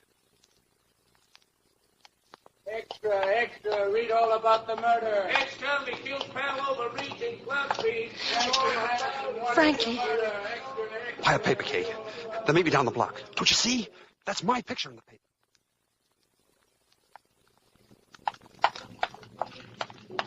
Frankie, Dave's dead. Look. Shot in the back. It's Nall, all right. No, but why? You remember what Dave told us in the alley? The books don't balance? He went to tell Nall he was through. Why didn't he tell me? Why did the poor guy have to get himself jammed? I've got to get to Nall and get the truth out of him. Where would he be? The club's closed now. He'd be home. You know how to get there? Yes, he lives in Jersey. The Millbank Road. We'll need a car. Yeah. Nick Plestro. He could get me a car. No. I don't dare go to him. He may be watched. I can phone him. Hey, that'll be fine. Look, tell him to leave a car outside the old church. He'll know. It's a place we used to meet at in the old days. I'll wait here for you, Kay. Frankie. We'll make out. Keeping clear of the police is one thing I know. But hurry, Kay. Hurry.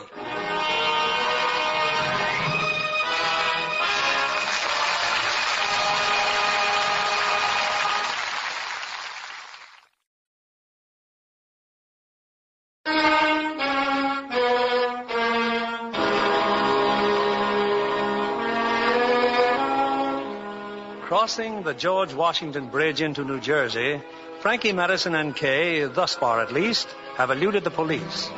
Now, in the half light of dawn, they draw up to Nall Turner's home in the country.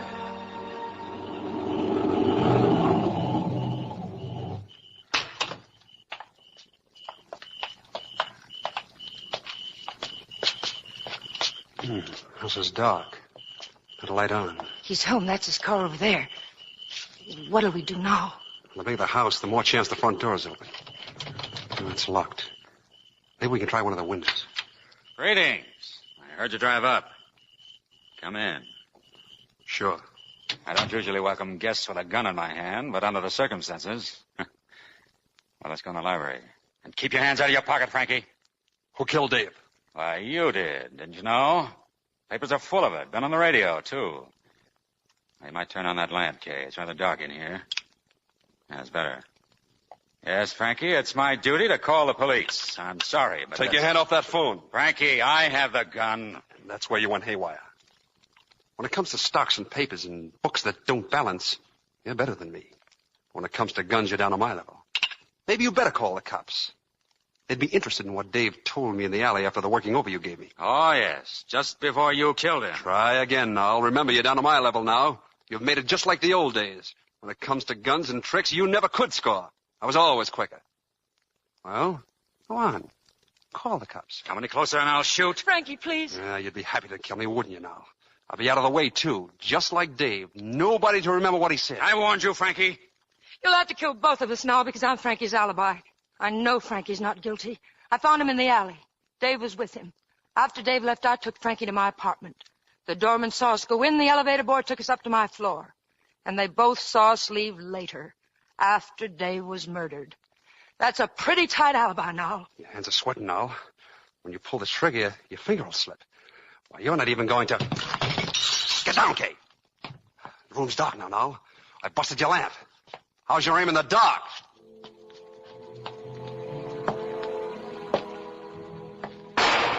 Miss me now. 5 shots left. But it's a big room. Lots of furniture to duck behind. Kay, you all right? Yes, Frankie. Now, you're pretty rusty now. I only threw a book at the wall. But don't give up. You still have 3 shots left. 2 shots. You ought to be more careful. It's hard to hit the sound of a voice in the dark. Why, this is just like that night at the warehouse. Remember, Noel? The night Ellie Marafi tried to hijack us?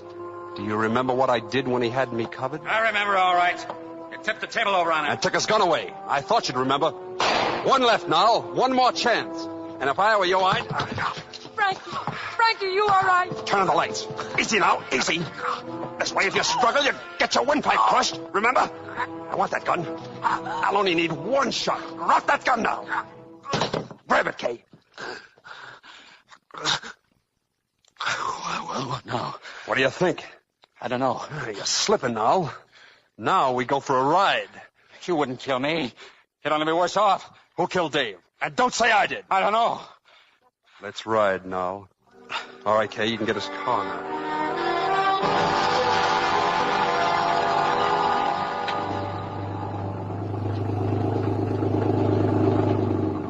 Familiar country now? Was around here they found Walt Werner.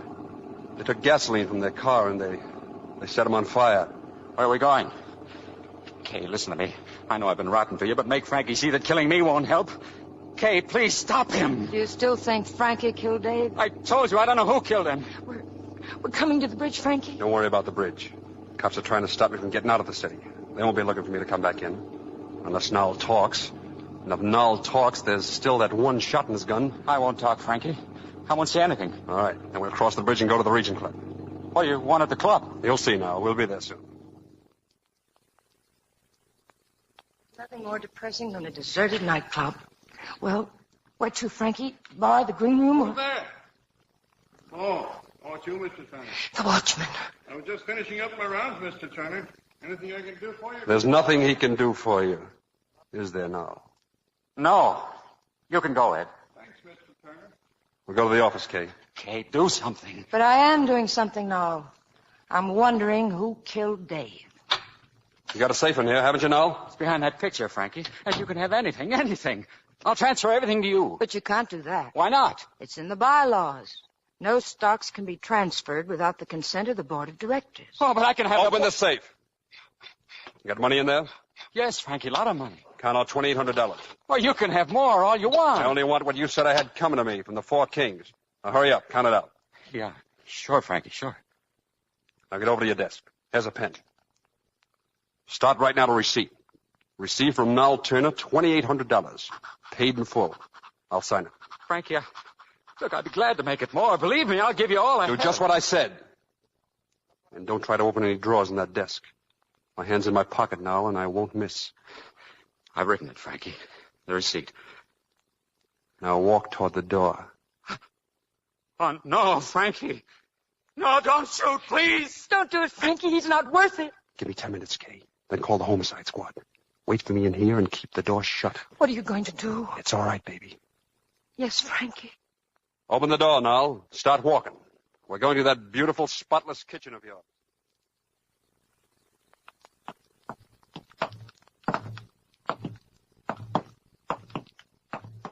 What are you trying to do to me? Well, go on. Kill me, shoot me, get it over with. Now, who killed Dave? I don't know. Who killed him? All right. I had to do it. He was crossing me. I had to have him killed. You shouldn't have done that, Noel. Not to Dave. All right, here's that pen again. You're going to do some more writing. Write out just how you did it. Nice and legal, Noel, the way you like it. Remember where we found Dutch Roth? In the freezer, Noel? Frozen solid? These pens are great. They write any place. Underwater, up in planes. I'll bet they'd even write in the freezer. Now, I'm going to put you in that meat locker, Noel. And if you can write out a confession before you freeze to death, I'll let you out. That's Roth. Yeah. You remember how Dutch looked? I'll write it, Frankie. Give me the pen. I'll write anything you say.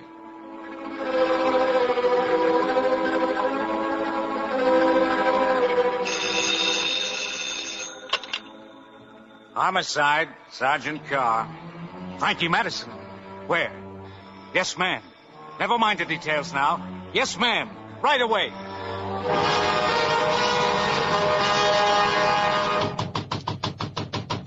Open up, Madison. I got a warrant for your arrest. And I'm warning you, if you've got a gun, you... No gun, Lieutenant. Just a confession. Turner just wrote it. Turner? I wrote it, Lieutenant. But there's not a word of truth in it. Why not? I signed at the point of a gun.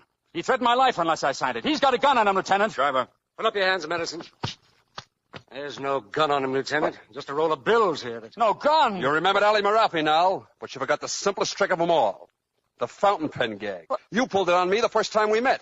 That's one thing I learned from you. No, he's got a gun. Look, you don't think I'd sign a thing like that unless he had a gun. Nothing but the money, Lieutenant. I tell you, It's a pen that I bought for Dave, Noel.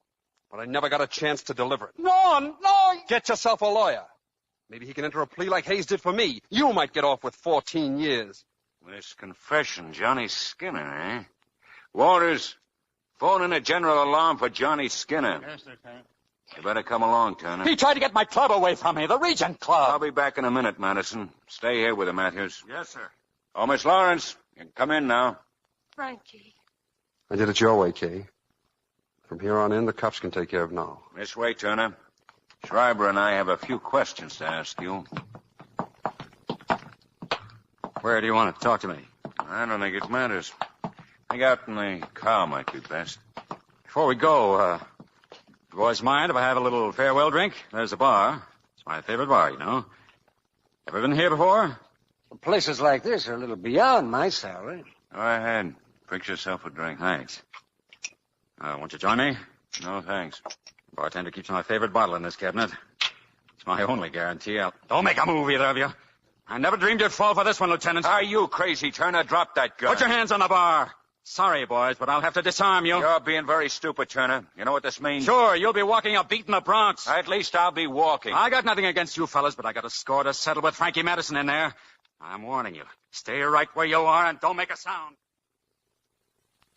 I don't understand, Frankie. You had a gun. Noel's gun. I left it at Noel's house, in the bushes as we drove away. Then all the time, all the way down here, you... I've learned something, Kay. I've learned why I'll never use a gun again. Look out, Madison! Turner's behind the door. He's got a gun.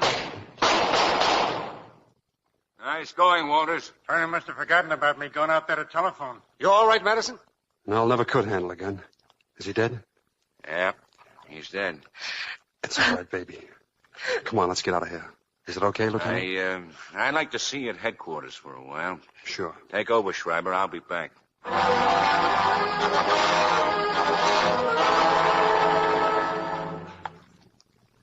Thanks for your statement, Madison. Yours too, Miss Lawrence. I don't think we'll want you in headquarters again. Well, I'm going back to the nightclub. Can I give you two a lift? I don't think so, Lieutenant. I think we'd better walk. Well, good luck. Well, here we are.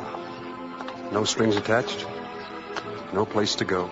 And nothing to stop us. We can go anywhere you wish, Frankie. If it's together. It is.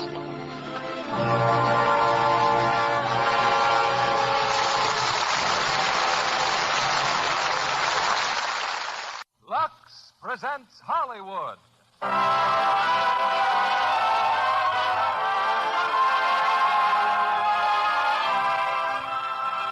Lever Brothers Company, the makers of Lux Toilet Soap, bring you the Lux Radio Theater, starring Dana Andrews and Ida Lupino in Daisy Kenyon. Ladies and gentlemen, your producer, Mr. William Keighley.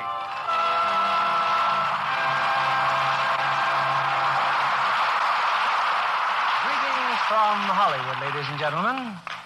Like many of you, I was among the 750,000 readers who made Daisy Kenyon one of the best-selling novels of its year. And we're fortunate that picture making is drawing more and more on bestsellers for its stories and its characters.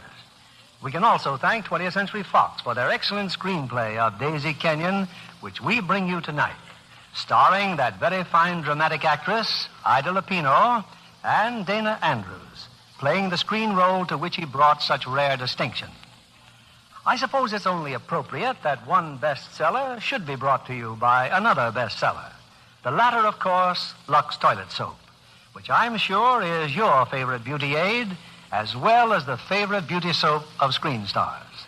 And it's equally appropriate that a story of romance, as is our play tonight, should be brought to you by a product that has meant romance to many, many women by helping them have that lovelier Lux complexion.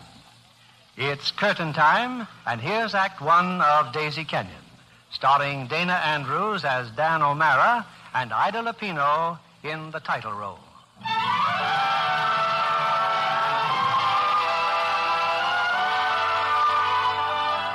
New York City. It's late afternoon, and in her apartment, Daisy Kenyon, young, attractive, and quite a successful magazine illustrator, has just received a visitor. Dan, I told you I had a date for dinner. It'll keep. Who with, baby? Well, I met him at a party last night, and I have to get dressed. I only stopped by for a minute, Pet. I can't make it to Latimer's tomorrow night. Oh, Dan, do you realize this is the third time in a row we've broken a date with them? Change it to next week. I'll be there if it kills me. No, I won't. We just won't plan anything at all. I'm going to Washington tomorrow. Washington? How thrilling. Harry S. wants your advice on atomic energy? Now, look, Daisy, your being mad is silly, and you know it. I've never broken a date with you unless I couldn't help it. Unless it was something really important. Oh, thanks. Oh, I don't mean that you're not important. But we can go to the Latimers next week, and we can see each other almost any time. No, Dan. I don't think we can. I think we're through. Do we have to go through all this again? We don't have to go through anything again. I just have to fight to stay happy, that's all. Fight for everything. Oh, my life's all mixed up with you every way I turn. I've tried and you've tried, but it won't work out. You have a wife, 2 children, big law practice. You're going to be important in Washington. I only have my work. You've messed that up, too. Don't be mad, honey. Dan, I am mad, and when I am, I can't even paint. You're never going to marry me because you'll never divorce Lucille. That's not fair, Daisy. Dan, you're never going to be divorced because you don't want to be. Look, I'm not being sorry for myself.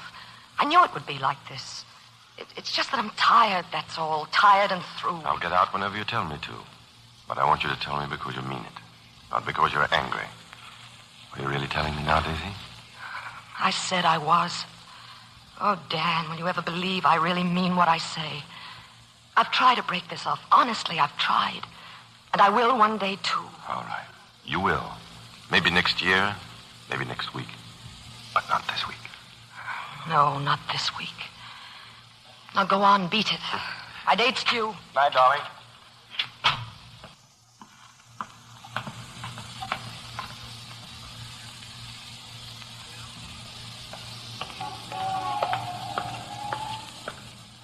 Hey, taxi! Taxi!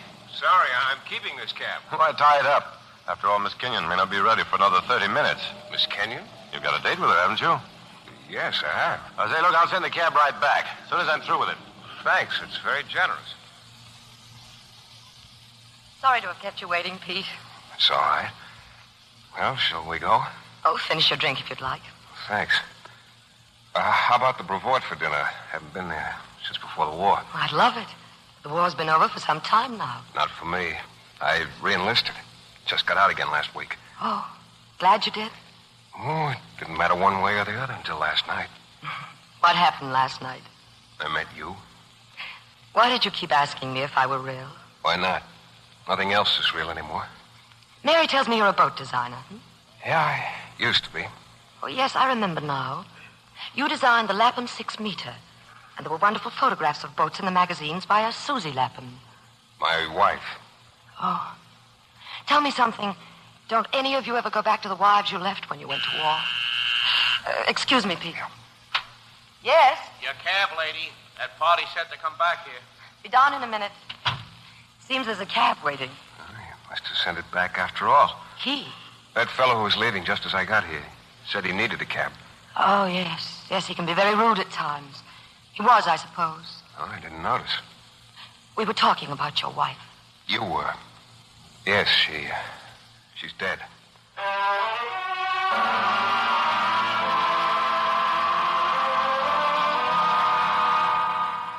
And Mr. Harris phoned Dan.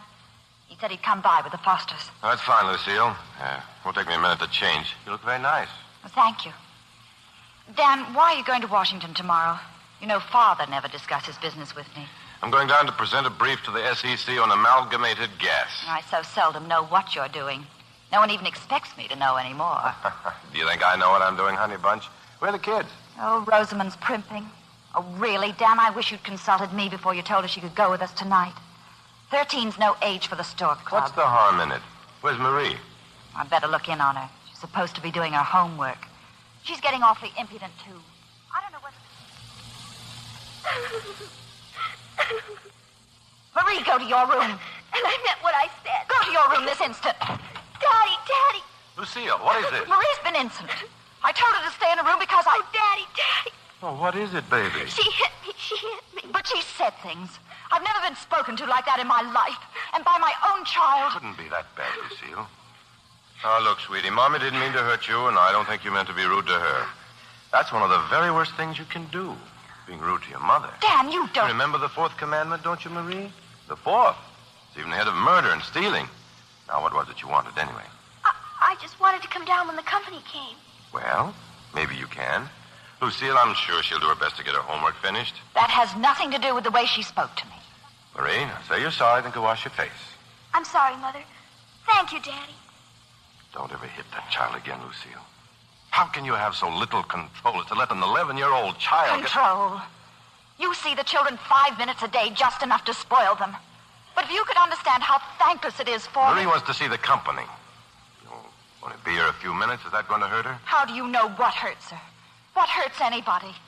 Oh, I realize what I am to you, only don't interfere when I try to make better human beings of my daughters. Lucille, please. No, but once I'm going to say it.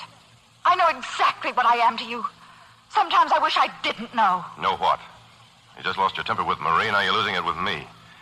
Maybe I haven't been the best husband, but if you want me to stay any kind of husband at all, you'll never say anything again like what you tried to say just now.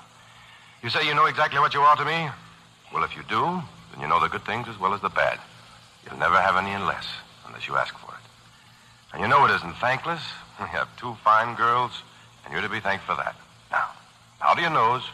Go on, honey. And cheer up.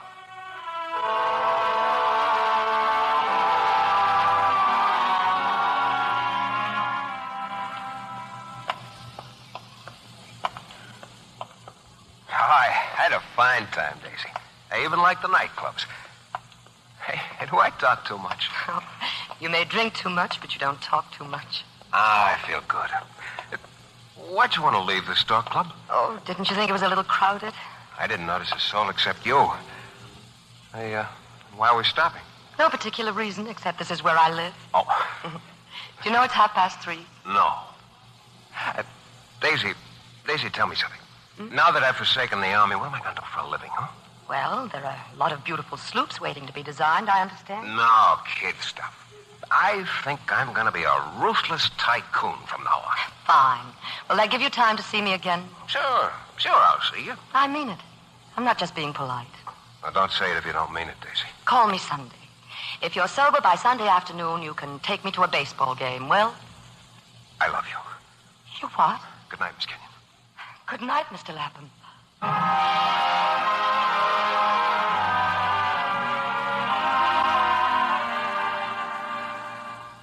I took a chance on finding you home and put in the call. How's New York, Daisy? New York's fine, Dan. How's Washington? It's terrible. Say, what are you doing home on Sunday afternoon? And how's your boyfriend? Boyfriend? The one you went out with the other night. I stole his taxi, but I sent it back. Did you get it all right? Oh, yes. It was very funny, wasn't it? I was furious, and I still am. Then bumping into us at the Stork Club. I didn't bump into you. All right, you didn't. Really, Dan, you behaved like a cat, huh? Well, are you going to leave me for him? I'm going to leave you all right. But not for Mr. Lapham. He's nice, but a little unstable. Oh, really? He's got an interesting face. Daisy, listen. I expect to leave you this afternoon. I ought to be in New York about 7. Want to meet me at Penn Station? No, Dan. You can meet me at the Saverin restaurant. No, I don't think so. Oh, come on, give. Don't make me beat you down every time. All right. I'll see you at the Saverin. Thanks, Daisy.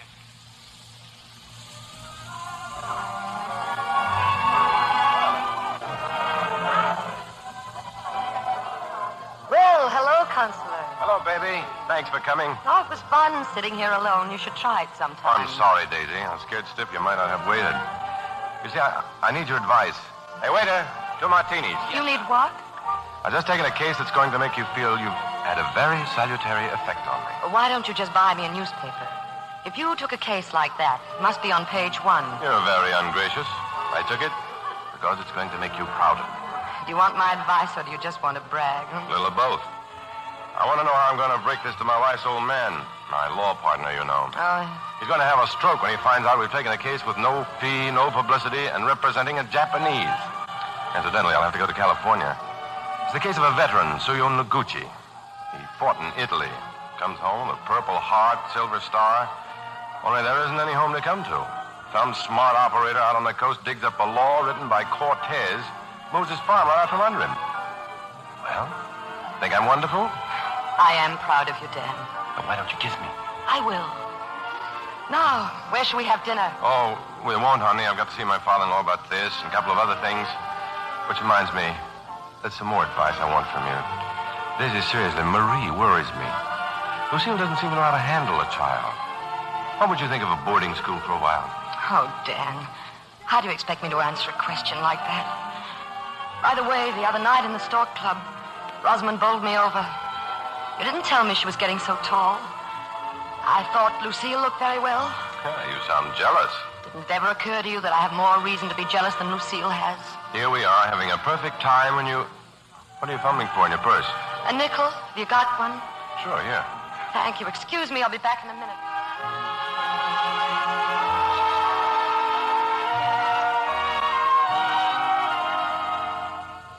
Oh, Daisy, open the phone booth. Who are you talking to? Neither am I, Mary. So I thought if you could meet me at my apartment, we'll have a bite and go to the movies. Daisy, listen, I don't have to leave for half an hour. What did you say, Mary? Now, please don't get mad again. Daisy, can't we be happy for just 1 minute? Just a second, Mary. Dan, I've had a bad day. I've been walking around all afternoon. 3 blocks north, 3 blocks south, south by north. I can't wander all my life. I've got to be going somewhere. Can't you understand that? Even if it's only to the movies. Hello, Mary. I'm sorry. I'll see you in 15 minutes.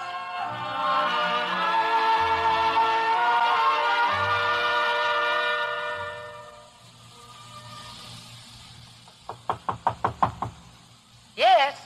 Me, Pete. Pete Lapham. Oh. Well, come in. I know it's awful late. I'm waiting in the drugstore across the street. I was going to a ball game this afternoon. But instead, I went to a movie tonight. I tried to phone you. I've done something bad, huh? Yes, Pete, I guess you have. You better tell me. Well, you were supposed to call me this morning and take me out this afternoon. That's all. Except I didn't. Except you didn't. Forgot. All right. Look, it's late. You better run along. Can I come back again sometime? No, I don't know, Pete. You mix everything up. You don't sound mixed up, Daisy. You sound composed, certain. No, don't, Pete. I'm going. I just want to hold you for a minute. The world's dead. Everybody in it's dead but you. Daisy, did you ever let yourself get into a mood you couldn't find a way out of? What's the matter, Pete? My wife was killed 5 years ago. Automobile accident. That started at a kind of slow dying. I fought against it, but it happened anyway. The war did the rest. Oh, that's foolish, and I think you know it. Yeah. The 2 times I was wounded, I wanted like anything to live. When I got well, it started again.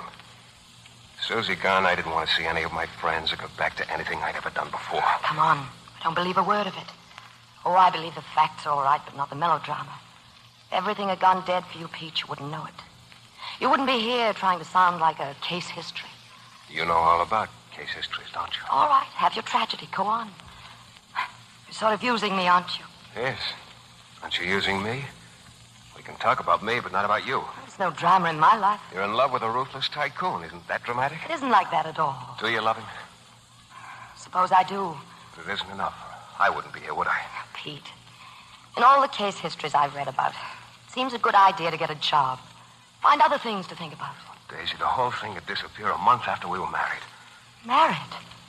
Oh, you're a South by North character if ever there was one. You're exactly what I don't need. You know, you're very tender about being proposed to. Oh, Pete, please. Why shouldn't I ask you to marry me? I love you. I want to marry you. Oh, please say yes. Please come and meet my sister and brother-in-law in Scarsdale. And receive a letter from my aunt in Cambridge.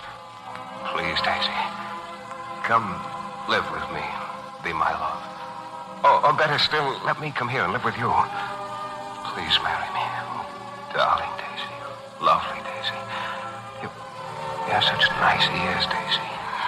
Look, Listen, let's start all over again, There's a ball game Wednesday night. Okay. I'm not here Wednesday at 7. I won't bother to call again. Good night, Miss Kate.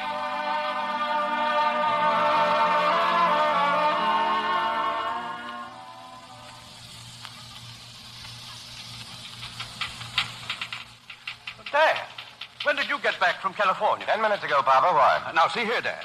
I'm not only your father-in-law, I'm also your law partner. Have you any idea what's been going on here since you've been away? How about that Chelsea number, Marcia? I'm still busy, Mr. O'Malley. Amalgamated Gas is retaining Stevens because we don't give them enough time. The SEC has postponed the hearing and the Buckley case... Can I go away for 18 days without you working yourself into a state? How are Lucille and the kids? They're fine. We're all having dinner tonight. And if you want a pleasant dinner, let's get our harsh words over with now. Oh, do we have to have harsh words, Sugar Plum? It was tough enough before you took on that ridiculous Degushi case. When you shut yourself up for 18 days in Papa, California. Did you or I ever object when Coverley Sr. spent 4 months a year on his yacht? What's that got to do with it? We didn't object, did we? A man needs his relaxation. And I never object when you stand up in a trout stream looking like Calvin Coolidge 2 months a year either, do I? What's all this got to do with a grandstand play defending a Japanese? If it gives me pleasure to fight some race prejudices, including your own, that's my sport. Understand? All right, Dan. Who brought the SEC case in here anyway? Amalgamated Gas, National Motors. And why do we still have to have your papa's name on that door 10 years after he drowned himself in a boat race? I said all right, Dan. Okay, Judo. Now that the harsh words are over, phone Lucille for me, will you? Ask her if she'll meet us at the colony at 9. Very well, Dan. Tell her I'm back and happy and well and that I love her. And that you're happy and well and that you love me. What about that number, Marcia? Still busy, Mr. O'Malley. Forget it. I'm going downtown. I'll be back about 6.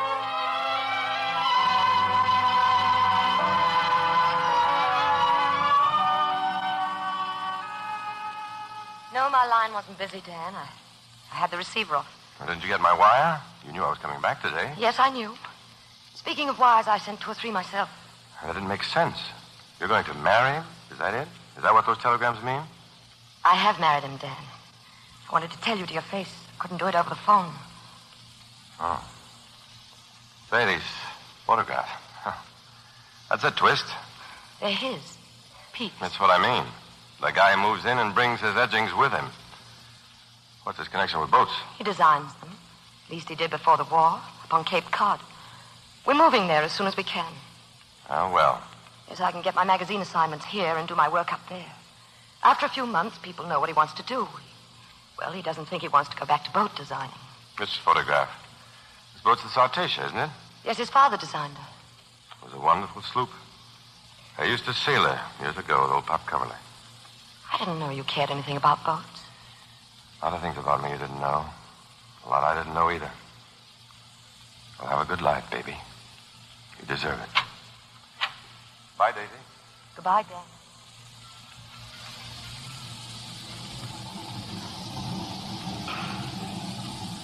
Hello, Mr. O'Mara. You want this taxi, too? You hadn't planned to keep it? No.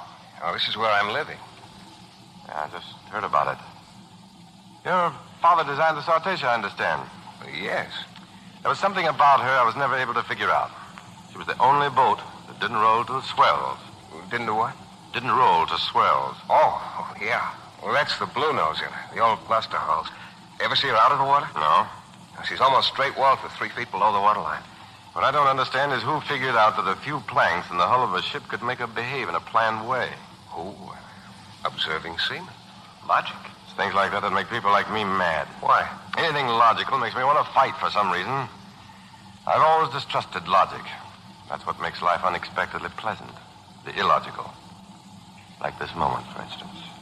Why doesn't one of us take a poke at the other and get it over with? Someday one of us may. Meanwhile, good luck, Mr. Lapham. Thanks, Mr. O'Mara. Oh, the cab.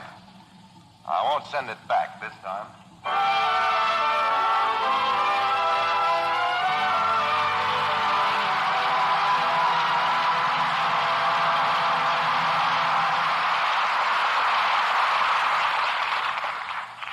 In a moment, we'll bring you Act 2 of Daisy Kenyon.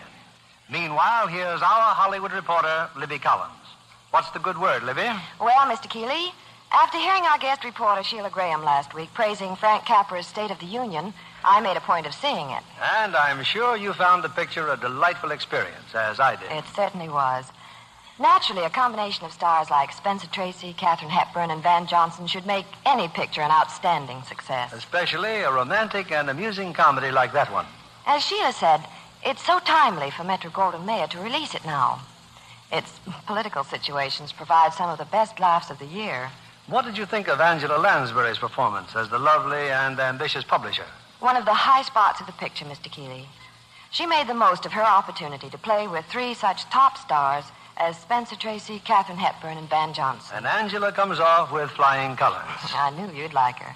Besides proving herself a fine actress in State of the Union, she's a really beautiful girl. I'm sure John Kennedy noticed that lovely complexion of hers. That's what most of us notice first of all, Libby. Angela, like so many Hollywood stars, is a Lux girl. Indeed she is, John. She told me so herself. Lux toilet soap gives her skin just the gentle, protecting care it needs. It's a soap made to care for million-dollar complexions. 9 out of 10 screen stars recommend daily beauty facials with Lux toilet soap. Yes, that rich, fragrant lather does wonderful things for the skin. Leaves it softer, smoother, screen stars say. Tests prove this beauty care really works. Skin specialists found that in actually 3 out of 4 cases, complexions became lovelier in a short time with gentle Lux soap care. I'm sure any woman who tries it will understand why Lux toilet soap is Hollywood's favorite beauty soap. Why not get some Lux toilet soap tomorrow? See what fresh new loveliness it gives your skin. Here's Mr. Keeley at the microphone. We continue with the second act of Daisy Kenyon, starring Ida Lupino in the title role and Dana Andrews as Dan.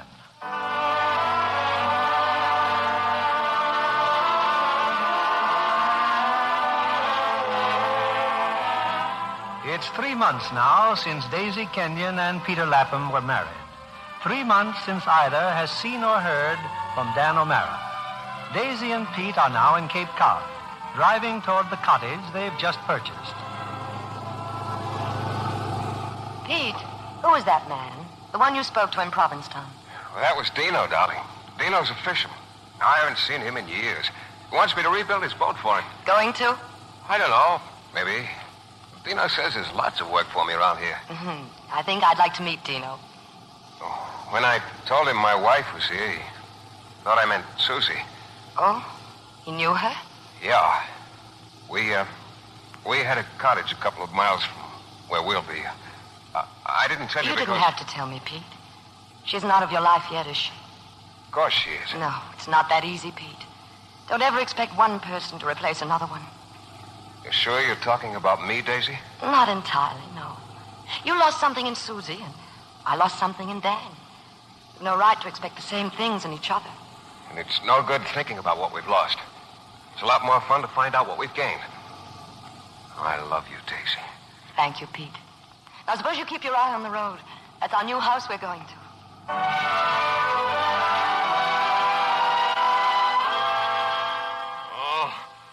No. Pete, wake up, darling. What is it? What's the matter? Oh, Daisy. Pete, are you all right? Nightmare. I fell asleep in the chair, I guess. Well, see who you're married now? Son of Dracula. I was about to fix dinner. You called out. Can't even keep my nightmares to myself. Sorry. What was it, Pete? How do I know? Susie, the war, and the Welsh rampage. Most of all, Susie. You say so, Doctor. I say so. Because I've had to work hard to get Dan out of my system. Pete, I was cleaning out the desk before, and I found this. When did you write this to Susie? The night she died. I'd forgotten about it. You go through my papers often, sweetheart? Well, it was in the common property drawer. Almost as if you wanted me to find it. The winds of earth are old and sane. But tell me when you know. What happens to a hurricane that hasn't any place to go? I wrote that in self-pity. The whole nightmare was that. You know, you never told me that you loved me. Pete. No, don't say it now. I like you for not saying it. Let it grow. Let it grow until loving me means loving the earth. All that's sweet, green, and mellow and exciting. On the face of the earth, the face of the ocean. Let it grow, Daisy.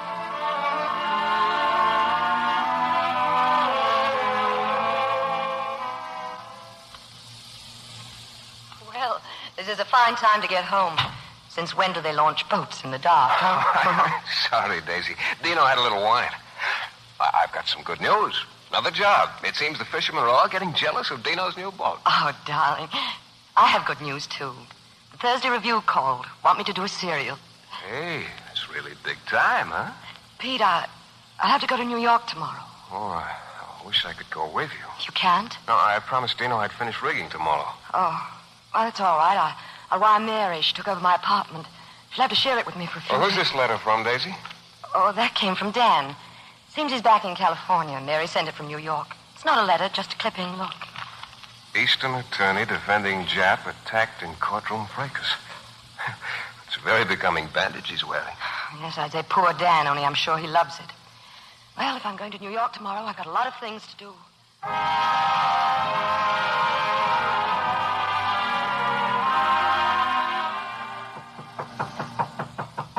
Coming. Dan. Hello, baby. You alone? Yes. Well, can't I come in? Dan, no, this isn't my apartment anymore. It's Mary's, and Daisy, I need to talk to you. Then take me to lunch tomorrow. I need to talk to you now. Dan, I don't want to see you now. Look, I just got off the plane. You're the only person in the world I want to see. I haven't any right to need anything from me. I haven't anything to give you. Daisy, I'm tired. I've just had some trouble. Well, not family, personal that way. Just something I cared a lot about that blew up. You remember the Noguchi case? Yes, I remember. We got beaten. Noguchi lost his property. You've lost cases before, Dan? I don't feel I ever had a case before. Still surprised I can't get used to it. Why is it so bad? I don't know. Maybe it's because I got mixed up in my mind with you. The two lickings together. Dan, I don't like seeing you this way. I thought we were good friends. I've thought of you many times, but when you come in like this, I'm glad you thought of me when you were happy without me. Have you been happy, baby? Yes, terribly happy. Happier than I ever made you? That's a very stupid question. You never used to be stupid. You sound clinical. This is something new. I thought it was about time I began to run my life with some intelligence. Maybe that's what sounds new. I think it's a pose, and I wish you'd cut it out. Sound like Daisy Kenyon. Well, that's more like you. Start slapping, baby. That does me good. Shall I tell you what's been going on between you and Pete? Convinced yourselves that you love each other. That was easy. Both nice people, so logically, why shouldn't you love each other? You know just about everything, don't you? Sure. Oh, what good does it do me? I can't even win a simple case. Dan, most people take a beating every day. Who told you you were special? One time in your life you thought about somebody else you lost. Well, that's too bad. If you're really trying to do something that will change things for people, you've got to be humble. Don't tell me to be humble. I'm so far down right That's now. not being humble, Dan. That's being sorry for yourself. I liked you better before. You had friendship in you then that met mine at the door. In all the world, there was only one girl. Dan, let me go. Why should Let me go, Dan. Why can't you understand that I need... Let go of me, Dan. Let go of me. I'll never forgive you. Never. Daisy, please. Well, did I come home too soon or not soon enough? Oh, Mary. Hello, honey bunch. Daisy, please let me talk to you. Please. Get out. All right, I'll get out.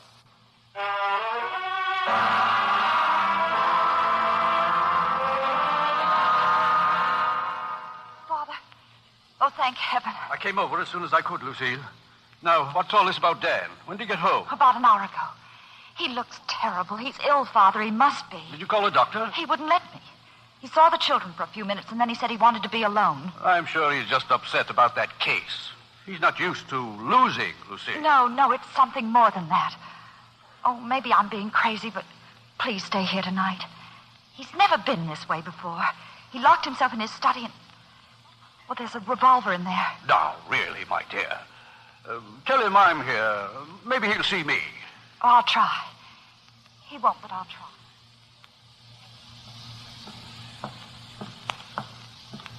Daisy, listen to me. Please don't hang up. I don't know how all that happened, but it wasn't you. It wasn't me. Lucille, what are you doing? Isn't Dad in the study? He's talking on the phone. There's an extension here, Father. Wouldn't you like to listen in, too? Lucille. Daisy, darling, don't let it end like this. Dan, it ended a long time ago. It made me so ashamed. Daisy, I had to call you. This is the worst night of my life. What am I supposed to do about it? Shall I sit down, write a letter to my husband? Oh, no. No, Mrs. Lapham. Or should I say Daisy? What's that? Don't bother to write your husband. Lucille! It's none of his business, is it?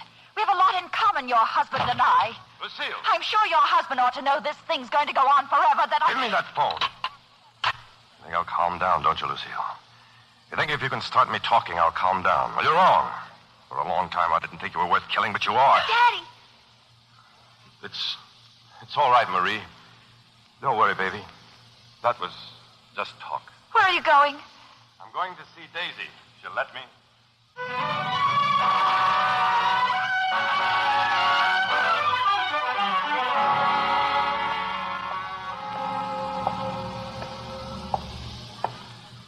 Hello, Daisy.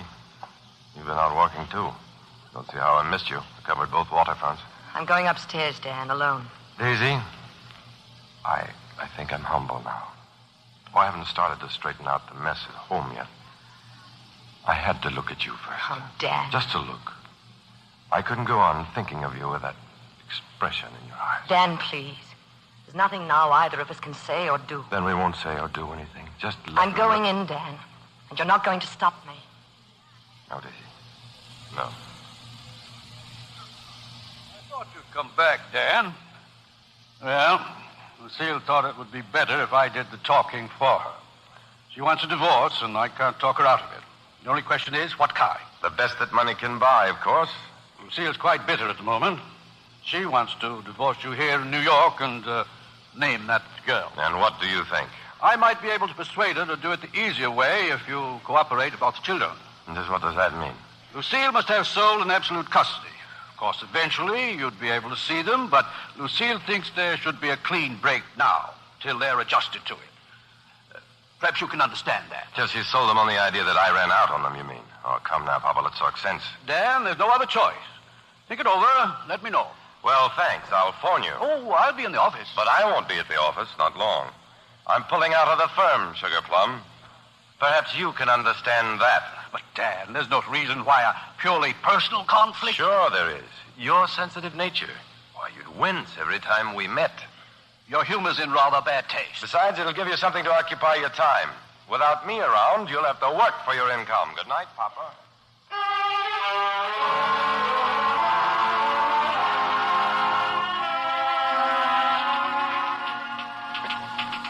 Marie, you came all the way to the office by yourself? Daddy, I had to see you. I took a taxi cab. Rosamond was coming, too. But Millicent Harris asked her to go to the movies. Oh, what's all this about, sweetheart? I'm going to live with you, Daddy. I don't care what Rosamond does, but I'm going to live with you.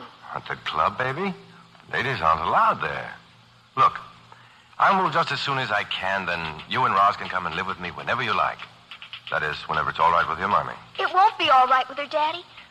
It's awful without you. When you're not there, she hates me. No, baby. She'd never hate you. You mustn't think because anybody's unhappy that they hate you. We'll talk about it again, sweetheart. Suppose I pick you up at school tomorrow, huh? I want to talk about it now, Daddy. Well, there's somebody here waiting to see me, sweetheart, but tomorrow we'll go someplace and have tea. A regular grown-up day, just the two of us, huh? Now, you better run on home before Mommy starts worrying about you. I'll have Miss Adams go with you. Yes, Daddy. Thanks, baby. But I won't live with her. I just won't. I'm sorry I kept you waiting, Mr. Lapham. Why did you wire me, Mr. O'Mara? Something happened? I wired you because I wanted to tell you I've seen Daisy and nothing's happened. Well, that's clear now. We're meeting Daisy. She doesn't know I sent for you. Okay? I don't know what this is all about, Mr. O'Mara, but fine. Let's go.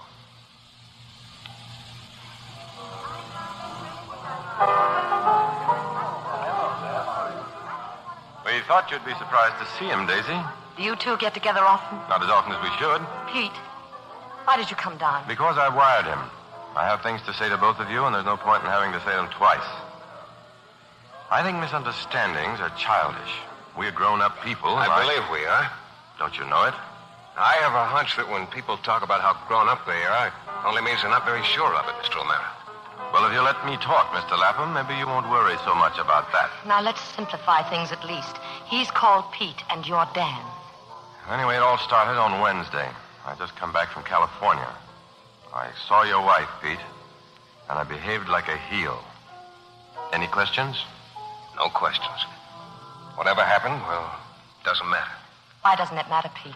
You're not getting hostile, are you? That wasn't on the agenda, that you should get hostile. Honey Bunch, I'm not hostile. Honest. Now, go on. Well, if all this was something that concerned only the three of us, we wouldn't need to say another word. But I'm asking your permission to let me turn our private affairs into newspaper copy. My wife is suing me for divorce. Dan. She wants to bring your name into it. You see, Pete, they figure that in order to keep Daisy's name out of the newspapers, I'll sign away the right to see my children. No, Dan, you mustn't. It'd be terrible for them. Marie especially. So, I'm putting it up to both of you. It's not a thing to be decided without realizing what it involves. Well, if they want to fight, we'll give it to them. I'm sure we can lick it. I'll clear you, baby. May I speak now, Mr. Chairman? I suppose so. I said it doesn't bother me, what's happened between you and Daisy. You see, I walked into this marriage with my eyes open. I knew what I was up against. It's a long shot, but I thought it worth the chance. Well, wasn't it? Oh, I can't complain. I pushed my way into your life, Daisy, because I needed you. Well, I'm fine now. Better than either of you. That's all there is to it. That isn't all there is to it. The only reason I was able to break in was that he didn't love you enough then. If I'd met you now for the first time, would I be able to break in? I'll do my own thinking, thank you. My own existing. I'm all for that. That's why I'm leaving it up to you. That you can work it out without being bothered by my being around.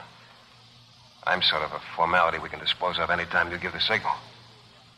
Don't want to be married on formalities. How can you say a thing like that? I didn't plan for this, baby. You ought to know that. I'm almost glad it happened. It's nothing like a crisis to show what's really inside of people. You don't mean that. Don't tell me what I mean. Let's go. I don't like it here. Will you like it any better in a courtroom? Yes. Yes, I think I will.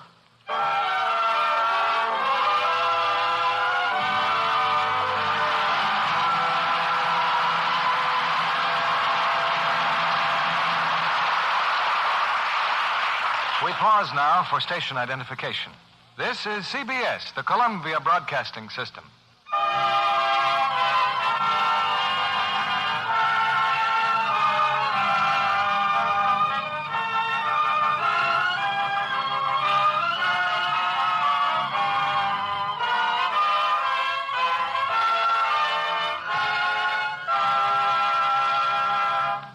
In a moment, we'll return with Act 3 of Daisy Kenyon.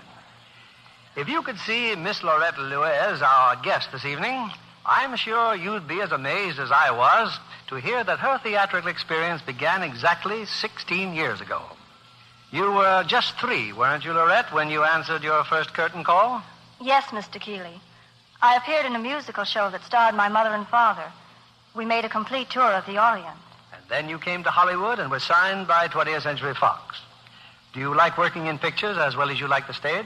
I love my work at the studio. There's so much to learn. It's fascinating to watch famous stars before the camera. You must have many opportunities to do that. I saw them making Sitting Pretty. That's one picture I'll never forget. Imagine the sophisticated Clifton Webb as a babysitter. A hilarious situation in itself, especially when he takes over the household of Maureen O'Hara and Robert Young, the children's parents. Everyone in the studio used to crowd around to watch those scenes being filmed.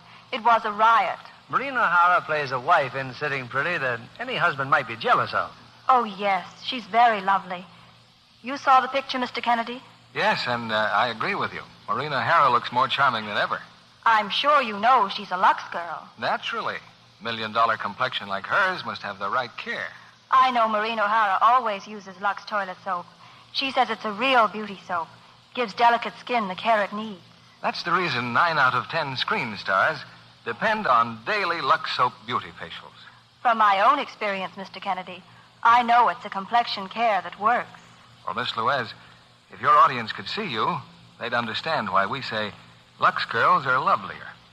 Thank you for being with us tonight. I hope every woman who's looking for a gentle, effective complexion care will take this hint from Hollywood. See what the Screen Stars Beauty Soap will do for your skin. We return you now to William Keeley. Our curtain rises on Act 3 of Daisy Kenyon, starring Dana Andrews as Dan and Ida Lupino as Daisy.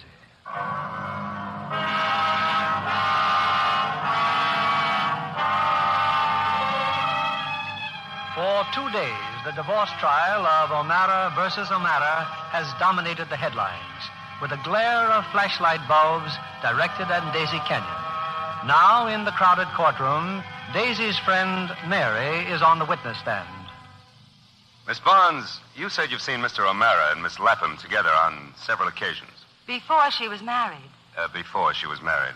But you also testified that on the night Mr. O'Mara returned from California, they were again together. Yes, it was a great surprise to me. Why? Because you assumed her marriage had ended their friendship? I knew it had. You knew it had. Thank you, Miss Barnes. You're a devoted friend. Counsel for the defense? No questions, Your Honor. Very well. We'll recess until 1 o'clock. How about a picture, Miss Kenyon? Just one. Just take it. Lucille. Lucille, wait a minute, please. Well, Dan, The kids, where did they go? they left with Father. Do they have to come to court to hear all this? I'm acting under advice. What about Marie? What's wrong with her? What do you mean? You know what I mean? She looked ill. Well, she's been having a little trouble with one of her ears. Why don't you take her to a doctor? She's been to the doctor. He says it's nothing. Did she have a blow of some kind? No, it's purely a nervous reaction. Don't let me detain you, Dan. Mrs. Lapham seems to be waiting. We can get a sandwich downstairs, Daisy. Oh, let's wait till the courtroom's empty. It's been a little brutal this morning. Building a case for the newspapers and nothing else. Oh, Daisy. Did you see Marie? Yes, I did, Dan. There's something wrong with her ear. I remember now how it must have happened. When Lucille first heard about you, she took it out on that child. I don't think she meant to slap her quite so hard, but... Oh, Daisy, forgive me for this. Sure, baby. I forgive you. Now, come on. How about that sandwich?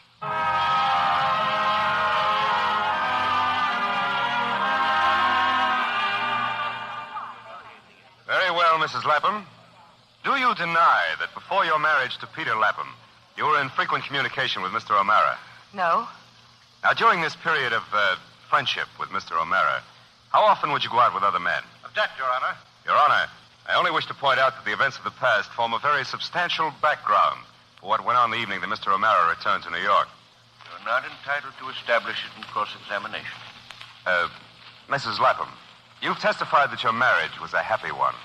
Was that true on the evening in question? Yes. And on the following day? I didn't see my husband the following day. And is it not true that you and your husband have not seen each other since? Object. I submit this whole line of questioning is irrelevant. May I add something to that, Your Honor? I don't know if this lawyer has the legal right to ask these questions, but whether he has or not, I protest them. I protest them as a human being. That will do, please. The objection's overruled. Thank you, Your Honor. Now, will the witness tell us in her own words just what is the present status of her marriage? Well, it's true I haven't seen my husband for some time. It has nothing to do with Mr. O'Mara's return from California. At least my husband said it wasn't important. Your Honor, may I say a word? If it's agreeable with plaintiff's counsel, Mr. O'Mara. Certainly, Your Honor. I request another recess. For what purpose, Mr. O'Mara? For the purpose of a private conference with the plaintiff. Very well. Court's adjourned until 3 o'clock.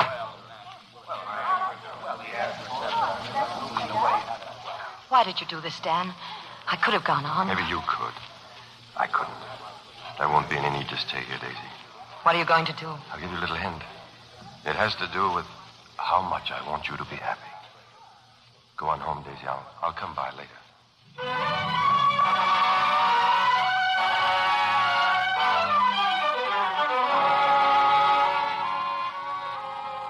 Well, Dan, you asked for this recess. Well, Baba, I think we all realize there's no sense in prolonging this sideshow. Dan, Please, Lucy. Then, before there's any talk of a reconciliation... Skip it. Then we'll just have to proceed with the suit. For what? You haven't a prayer on that kind of evidence. Well, I think... Let's not waste time on what you think. Ask someone who understands a little law. Well, you can go on raising the roof, I'll admit that. But what's the point? I'll agree to your original terms in exchange for a quiet divorce in Nevada. You'll have the girls all to yourself, Lucille. Give them a break. Oh, Dan, it's no good without the two of us. Neither of us alone is enough for them.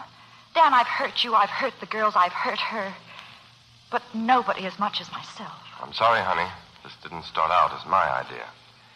You carry on with the details, will you, Papa?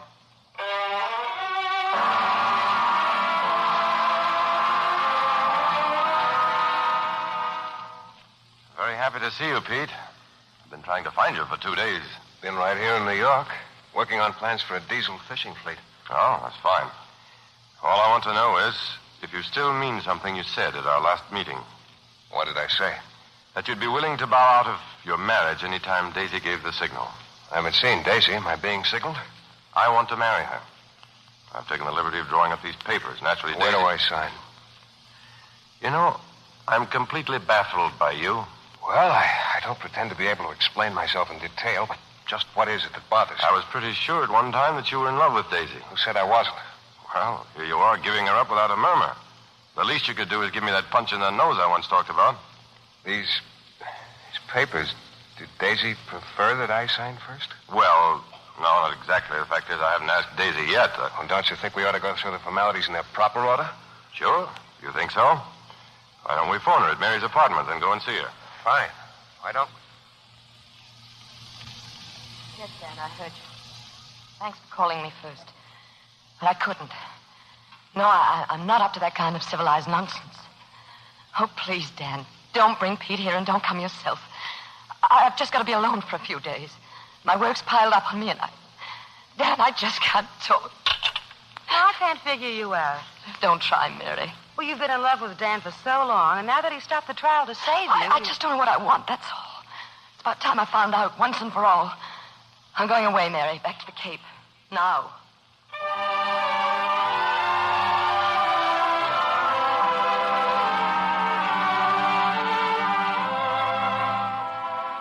Hello, sir. I'll have your party now. Go ahead. Hello? Daisy, this is Dan. Pete's with me.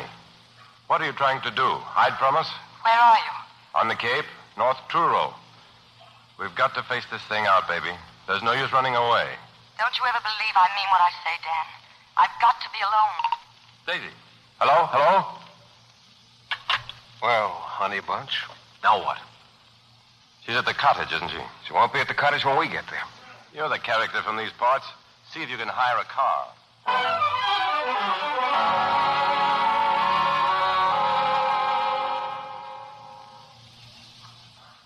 What time is it? How long have we been here? 3 hours. It's obvious she left right after we phoned. How far could she get in a blizzard like this? Why don't you ask her? She's at the door now. What? Hello, Pet. Where have you been? It's not very smart driving around these roads on a night like this. Not very smart. I was running away. Thanks for changing your mind, baby. I didn't change my mind. How'd you get back? I didn't hear the car. Had a kind of crack up. Daisy. Are you hurt? No. Car will have to be towed in, I guess. Turned over. Daisy. Oh, really, I'm all right. As a matter of fact, I feel better than I have in weeks. Maybe that's a good way to get clear on things. Shock treatment. Oh, but you're sure you're all right. Let's go on with the meeting. We've sent for a cab to take one of us back to the station. It'll be here soon. There isn't going to be any meeting. And you're both going back. And leave you here alone with nothing settled? All right. Who has the floor? Who do you suppose? Not necessarily, Honey Bunch. In fact, I yield. Well, it doesn't make much difference who says it, Daisy. Dan's asked me to give you a divorce. I didn't tell him to do that. No, it's his own idea. Apparently, he had reason to believe you'd go for it. Why did you come here, Pete? To have you ask me for it yourself? Oh, I see. There's a cab. Yeah, I guess so. I'll wait outside. Daisy, we need a fresh start. We've been through a lot, and we've never given ourselves a fair chance. Took me a long time to realize it, but I know now what I want. I'd give up everything for you, baby. As a matter of fact, I practically have. Marie and Rosamond. That was the only way to end it. Oh, but you shouldn't have, Dan. I could have gone on. I told you that. Nothing was so important that I could let them tear you to pieces like that. Lucille would have called off the whole business and gone back to you. It's too late for that. Can it ever be too late for your children? Don't you understand? It's all over, that marriage. No. No, it can never be too late as long as the children are a part of it. Marriage doesn't break up that easily, Dan. It's even later for us. You said it took you a long time to realize where you stood. Well, me too. But a little while ago, when the car went off the road, things somehow got much clearer. It's a funny thing about being in love. Sometimes it's easier to tell when you are than when you aren't. Dan, I stopped being in love with you a long time ago. But, well, the memory kind of lingered on, kept me mixed up. Whatever you call it, love or anything else, it won't be over till we're dead. I've got to kill it, Dan, for good. I'm sorry if I let the memory mix me up. It mixed me up, too, I guess. I was so sure. The things you put up with for my sake. Never would have worked. Really, darling. Because what you wanted wasn't anything more than wanting to run away from responsibility. The way you're doing now. Goodbye, Dan. Yes. I guess that's that. Maybe. So long, Daisy.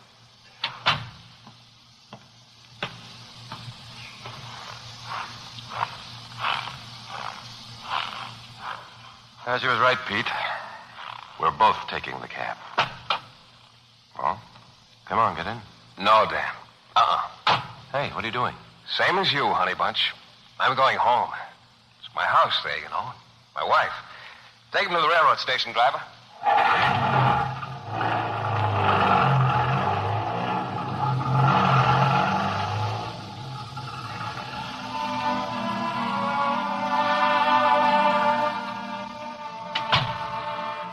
Pete? Yeah. That O'Mara put up a great fight. What do you know about fighting? When it comes to modern combat tactics, you're both babies compared to me. Oh, I love you, Pete. Now you know what happened to that hurricane. Didn't have any place to go. Yes, Daisy. Now I know.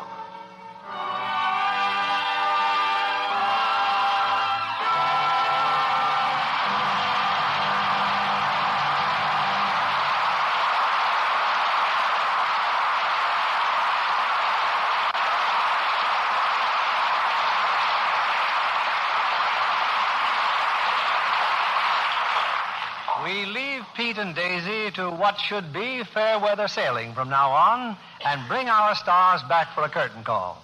Dana Andrews and Ida Lupino, who in real life are themselves among our more accomplished sailors in Pacific waters. In fact, Dana, you've just returned from your latest cruise, I understand. That's right, Bill. I just got back from a cruise along the coast of Mexico, or what I call our backdoor South Seas. On your own boat, Dana? Yes, I have an 80-foot ketch now, able to stand up under any kind of weather. Believe me, we got plenty of all kinds, too. Was this strictly a vacation trip, Dana? No, actually, it was business. Oh, we did some fishing, but principally we were taking color movies for a travelogue or featurette. Oh, a picture for general release, Dana? That's right. We shot some 10,000 feet of color film, which is, of course, we'll have to edit it before we release it. Those little-known waters of Mexico should have a lot of interest for the public. Of course, we feel so. The San Benito's Islands, for instance, where we got some wonderful action shots of those sea elephants, those big 4,000-pound monsters. You don't find them in many parts of the world. So this is your first attempt at producing and directing pictures, huh, Dana? You planning any other films? Oh, yeah. I've scheduled a trip to the South Seas and Tahiti for another travelogue. As soon as I finish the picture that I'm making now at Enterprise, No Minor Vices. In which I understand you're playing the part of a pediatrician. Where did you ever get your training as a pediatrician, Dana? Right at home. After all, I'm bringing up 4 kids. I hope you're teaching them to use Lux soap. Oh, you're a Lux soap fan too, Ida. Oh, yes, indeed, Bill. I use it faithfully for my complexion. There wouldn't be a day without it. Oh, I understand Lux has a special treat for all of us next Monday night, Bill. Yes, Monday night we bring our audience an hour of lighthearted and romantic fun with Paramount's sparkling comedy, The Perfect Marriage, starring the delightful team of Ray Milland and Elizabeth Scott. Yes, it's the story of a perfect marriage. Perfect, that is, until our curtain rises Monday night on sudden, boisterous complications. Well, The Perfect Marriage should be perfect for your listeners, Bill. Good night. Good night. Good night, and happy sailing to you both.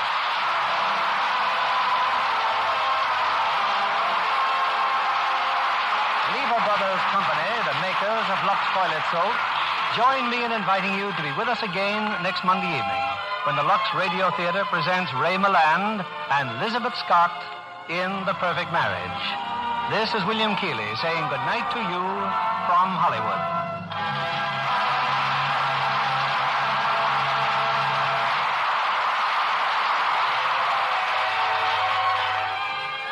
Ladies and gentlemen, I've been asked to remind you of a very serious appeal. An appeal for your help in fighting cancer, the deadliest enemy that this country knows. The toll of cancer has exceeded the fatalities of all the wars we've ever fought. And that toll is rising, not diminishing. There's only one way we can help combat it, by contributing as much as we can spare to our local offices of the American Cancer Society. Send in your contributions this week. Dana Andrews appeared through the courtesy of Samuel Goldwyn. Ida Lupino appeared by arrangement with 20th Century Fox, producers of Darrell F. Zanuck's Academy Award-winning picture, Gentleman's Agreement. Heard in our cast tonight were Ira Grossell as Pete, Frances Robinson as Lucille, and Bill Johnstone, Jerry Moore, Ann Carter, Herbert Butterfield, Robert Griffin, Irene Winston, Eddie Marr, and Truda Marson. Our music was directed by Louis Silvers. This program is rebroadcast to our men and women overseas through the worldwide facilities of the Armed Forces Radio Service. And this is your announcer, John Milton Kennedy, reminding you to join us again next Monday night to hear The Perfect Marriage with Ray Milland and Elizabeth Scott. Pepsodent won by 3-1. Yes, in a recent survey, families throughout America compared new Pepsodent toothpaste with the brands they'd been using at home. By an overwhelming average of 3-1, they preferred new Pepsodent with Irium over any other brand they tried.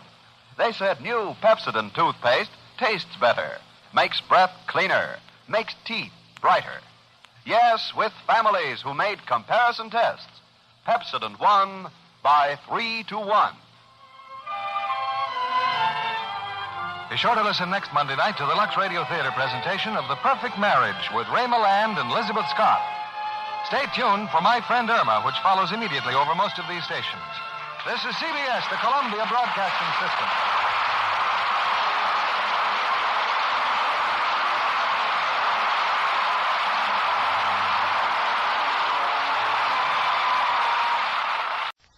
Lux presents Hollywood.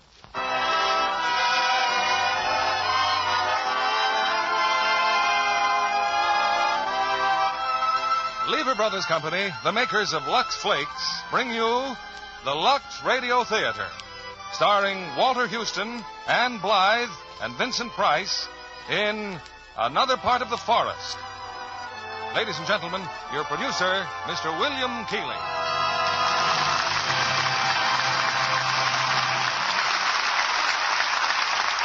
Greetings from Hollywood, ladies and gentlemen. In tonight's play, Another Part of the Forest, you may have a strange feeling that you've met the principal characters before. If so, it was in The Little Foxes, as both plays were written by Lillian Hellman. They were hits on Broadway and later successful on the screen. In Another Part of the Forest, Miss Hellman begins the story of her famous Hubbard family one generation before the time of the Little Foxes, and exposes the roots of conflict and hate that resulted in their later savagery. Walter Houston heads our cast tonight as the father of this remarkable family, with Vincent Price as one of his sons and Ann Blythe as his daughter. The same part Ann played in the Universal International Success. The time of the story is 1880, when the Surrey with the fringe on top dashed by, graced by ladies wearing the then new look. There were no automobiles, no radios, and no Lux Flakes. How different things are now. The carriage is a museum piece. You're listening to the Lux Radio Theater on the radio, and the now new look looks new longer with Lux Flakes. It's curtain time for Another Part of the Forest, starring Walter Houston as Marcus Hubbard, Ann Blythe as Regina, and Vincent Price as Ben.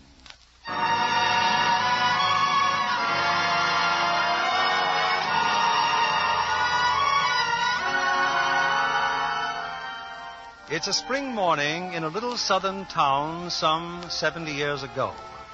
At the edge of Lionette Plantation, John Bagtree has a visitor. But you shouldn't have come here, Regina. What if your father should find out? Papa won't find out. Besides, if I didn't come here, I'd never see you, would I? How were the ceremonies this morning? Did you make a speech? You know what Confederate Day is like, Regina. Papa says it's a waste of time. He says the war ended 15 years ago. Some people don't find it so easy to forget. Like you, John? Maybe. Or like old Colonel Asham. His whole speech this morning was about the massacre. Those 27 men from Bowdoin killed in camp while they slept. You think they'd let them rest in peace instead of fretting about it all these years? It's not that they were killed. It's how they were killed. Someone right here in Bowdoin betrayed them, took money from the Yankees and led them to the camp. Seems to me you're trying awful hard to avoid the subject. What subject? Or maybe you forgot you were supposed to meet me last night. I couldn't, Regina. I couldn't leave Aunt Clara and Cousin Bertie. After supper, they wanted to sit out and talk. Not meeting me because of those two dried-up mummies. Why, it's just insulting. I've been living off them ever since the war. It's the least I could do. I got a good mind to tell them that the war's over. The old times are finished, and so are they. Why, my papa could buy and sell Lionette Plantation on the same morning. It's cotton and it's women with it. I wouldn't like to hear anybody talk that way again. Oh, I'm sorry, darling. I'm just mad about last night because I had something special to tell you. I've got a wonderful plan for us, John, and I've got Papa almost ready for it. I want you to meet him. I know your Papa, honey. From the store. And your brother Ben and Oscar. But Papa's so different at home. Oh, you will come. Say yes, darling. Please. Oh, please. I always do, don't I? No matter what I want or think, I always do. Yes, darling. Aren't you going to kiss me, John?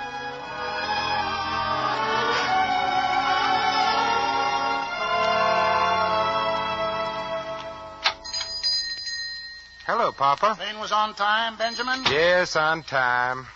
Yeah, well, all the customers, Papa. Never seen the store so empty. Oh, yes, but it's Confederate Day, isn't it? I'll run my store, Benjamin, as I see fit, holiday or no holiday. Of course, Papa. But I don't think folks will love you for it. Mm-hmm. How are things in Mobile? Well, I was only there for 24 hours. You ordered me back. Did I? What for, I wonder? I went to Mobile, Papa, because Horace Giddens said he could get me a few shares of Birmingham coal. I wanted to invest $2,000. Why? Because $2,000 will make $50,000 someday. But what if the company can't sell their coal? What if the people you're lending money to can't sell their cotton? And I'll have their land. Be kind of pleasant living on a plantation. Plantation like, like Lionette. Would you like to live in a coal mine?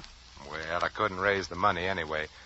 I suppose you haven't changed your mind about lending it to me? Lionette was a beautiful house, very gracious, very well conceived. No, Benjamin, I'd rather hold my money for the day the Bagtrees come for a loan on Lionette. Then you'll hold it a mighty long time, Papa. The Bagtrees would sooner starve. Why didn't you ask Giddens to lend you the money, Ben? I thought he was so fond of you. He's fond of the whole family, especially Regina. But unfortunately, my dear sister's not very encouraging. Now, you're getting dull, Ben. I'd hoped you went to Mobile to see a lady. Pick up your bag. Time of getting home for lunch. I'm so glad you're home, Ben. I miss you when you're gone. Thank you, Mama. Oscar, where were you this morning? Me, Papa? Don't you remember? I was out trying to make collections. Oscar, boy, when you tell a lie, at least respect my intelligence and lie more convincingly. Oscar can't help it, Papa. He's just got the kind of face that shows everything. You mind your own business, Regina. Please, children. Please. You're at the memorial grounds, Oscar. Yes, Papa. Against my wishes. Lavinia, where's the salt? You know, Marcus. No, I don't know. Where's the salt? It's Confederate Day, Papa. Mama never eats salt on Confederate Day. Corley, Yes, Mr. Hubbard? go and get the salt. Yes, I reckon I forgot it. No, you didn't forget it. Mrs. Hubbard told you to keep it off the table. Lavinia, if you insist on acting crazy, that's your privilege. But I want salt on my table today and every day. Thank you, Corley. Have some salt, Regina? Thank you, Papa. Salt, Oscar? Yes, sir. Pass it to your brother. Tastes fine to me as it is, Papa. Did you hear about the Bagtrees, Papa? They're getting a loan on Lionette Plantation. From whom? Who'd loan them money? Sam Taylor, that's who. A dirty carpetbagger from Boston. Well, Papa, it looks like the Bagtrees can keep their gracious home without even starving. Oh, I'm so glad for them, Marcus. They've had such a hard time. How does that concern you? Well, it doesn't really, Marcus. I only... Miss Regina, here's Jake with your boxes. Bring them here, Jake. Woo-wee! Pretty boxes. What's in them? Dresses, silly. 5 boxes of dresses? Certainly like to know what you're going to look like with them all, honey. I'm going to wear them for you, darling.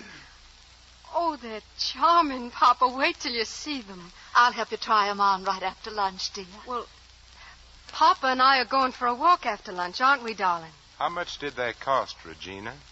I don't know. I didn't even ask. Rich people up north don't act that way. They watch their money and their father's money. Oh, what do you know about it? Just the other day, those people in Chicago gave their daughter a $50,000 check for a trousseau. A trousseau? Oh, is that what you've been buying, honey? Well, that reminds me, Regina. I asked Horace Giddens to Papa's music evening tomorrow night. You didn't? You're 20 years old, honey. You ought to be settling down. You've been worrying us. Sashaying around as open as Oh, some... shut your mouth. Oscar's right. Isn't that so, Mama? Regina, what's this all about? I'm sure I don't know, Papa. Nothing at all. Well, if you think it's nothing at all... I told you once before, Oscar, shut your mouth. Shut. Oh, why must we always be fighting like this? Why can't we have peace in our home, the way a family should? Today of all days. Stop crying over your food, Lavinia, if you want it to remain unsalted. Whee! Look what Coralie's bringing in. It's a cake, a birthday cake. Birthday cake? Why, yes, Mama. It's your birthday. Happy birthday, Miss Vinnie. Oh, thank you, Coralie. Well, birthday, Miss Vinnie. Thank you, Jake. Congratulations, Lavinia. Thank you, Marcus. Happy birthday, Mama. Happy birthday, Mama. Thank you, children. Well, here's hoping a wedding cake will be next. What's that? Huh? Oh, nothing, Papa. Just talking. Talking nonsense, like always. Why? You can't have a wedding without a cake, honey. You know that. A cake and a trousseau. I don't know what all this talk's about. Spoiling Papa's day. Come on, darling. Let's take a nice long walk, just you and me. We haven't done that for a long time. No, not for a long time. Something amuses you, Ben? Huh? Oh, no, Papa. Telegraph Horace Giddens your sister does not wish to see him here tomorrow night. I'll bring my Aristotle, Regina. You'll read in English, and I'll follow you in Greek. Marcus, but it's my birthday, and you promised... Promised? I promised what? The money, Marcus. You promised to give me the money to build the hospital. You promised last year on my birthday, I'm too. going out now, Lavinia. But we've waited too long as it is. Another day, my dear. Well, that's what you said last year. And the year before that, you said you were too busy. I'm still busy. Never gonna learn, Ben. Been living with Papa for 31 years and never gonna learn. Learn what, honey? Ben, you got a few dollars to lend me? You want some money, Oscar? Just tell Papa Ben don't want you to have it, and you'll get it. Think so? Now, don't you know that Papa always does whatever you tell him not to do? Unless, of course, I tell him to do it. You must give me a nice long lecture on Papa, Regina. Why he's so good to you and how you've managed and so on. I'm busy now, taking him on a walk. And I'll be busy when I get back. I'm going away, Ben. I'm going to Chicago, and once I get He's there... consented to the trip? He will, by the time we're back from our walk. You'll never get out of this house. And you'll never get away from Papa. He's most devoted to you, you know, honey. I'll make out. I always have. Not unless you take my advice. Horace Giddens is in love with you. Want me to marry money for you, darling? Of course I want you to marry money. Why don't you take it up with Papa? I wouldn't like to be in the house the day you do. Or the day he hears the gossip about you and John Bagdry. Shut up, Ben. Is Bagdry going to be in Chicago, too? Look, Ben, don't start anything. I'll get you in trouble if you do. Real bad trouble.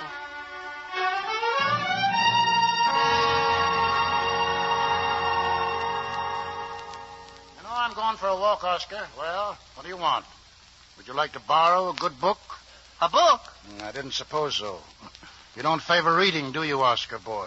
Well, I would, Papa, only Ben keeps me so busy at the store. There's time outside the store if you weren't the laziest man in town. Well, Ben don't read neither.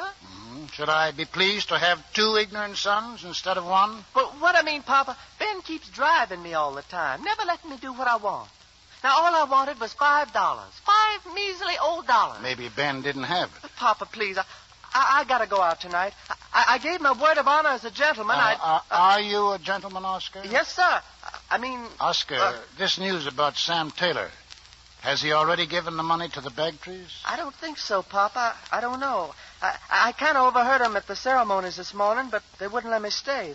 They told me to get away. But they didn't object to Taylor's presence? Well, that's what I told them, Papa. I said it's So you let yourself be disgraced in front of a Yankee? Oh, I'm not finished with Taylor. Not by a long shot.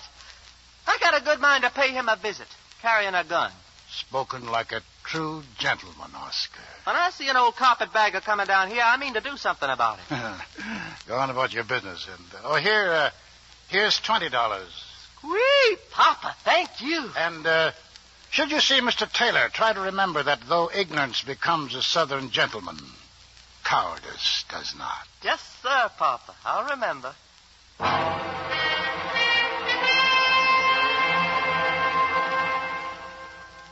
Ben? Is that you, Ben? Where you going? I'm going to the store, Mama. You made me very happy, dear, coming home for my birthday. Huh? Oh, yes, Mama. I'm sorry about the fussing at lunch. About the salt, I mean.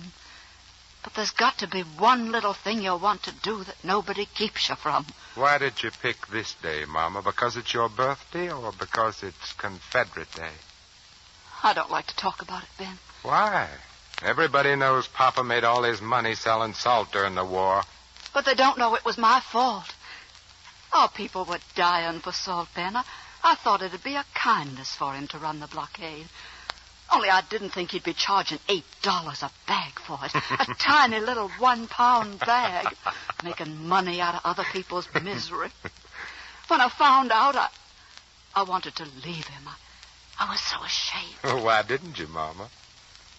Marriage is a pledge, Ben. A Christian woman has a duty to that promise. Yeah, a woman has a duty to other things, too. That's right.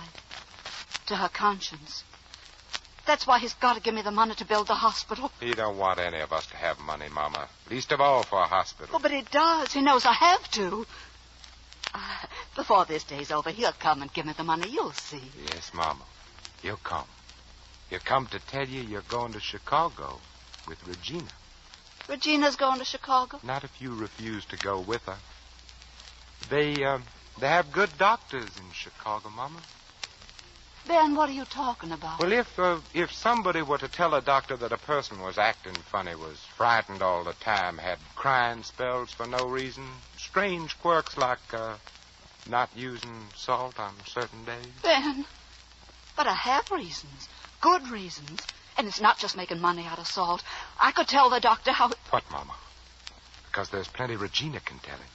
But if you say no, Mama, they can't make you go. What would you tell the doctor? Nothing, Ben. Nothing.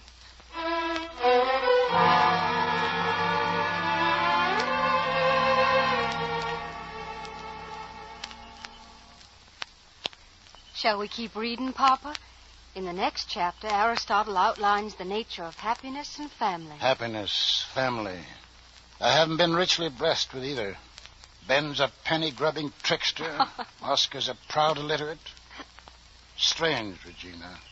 You turned out to be my only son. Someday I'd like to take you to Greece. Greece, Papa? Yes, you might even settle down there. Think of it. To read Aristotle in the shadow of the Parthenon. Wouldn't you like to go? I don't know, Papa. I'm afraid I might get homesick. Homesick? For a collection of yokels held together by a few strands of cotton and a common defeat? It's the only place I know. I've never been farther away than Mobile. You'd rather stay where you can be near Horace Giddens. That's what you mean, isn't it? You know better than that, Papa. Ben thinks up one of his schemes to annoy you, and Oscar chimes in like he always does. Oh, it was such a nice afternoon, and now you've spoiled it all. I'm sorry, darling. Of course, I could try if you want me to. Try what? Going on a trip. Maybe I might like it after all. And where would you like to go? I didn't say I would like to go. I said I could try. Mobile? Papa, you're awful. You started this conversation. Wasn't even thinking about going away. Where would you want to go? Answer me, Regina. I don't want to go. I told you I'd much rather stay here. I want you to go. All right, Papa. Where to? That's what you're going to tell me. Someplace up north? Oh, of course. You love the North. Philadelphia for music, New York for the theater, Boston for literature. Which shall it be? Whatever you say, Papa. Of course, they do make beautiful dresses in Chicago.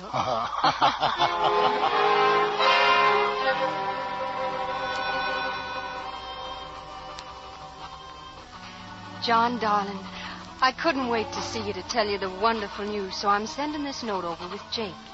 I've arranged everything. I talked Pop into letting me go to Chicago. You'll come with me and we'll be married there. When Papa finds out, he'll have a fit, of course, but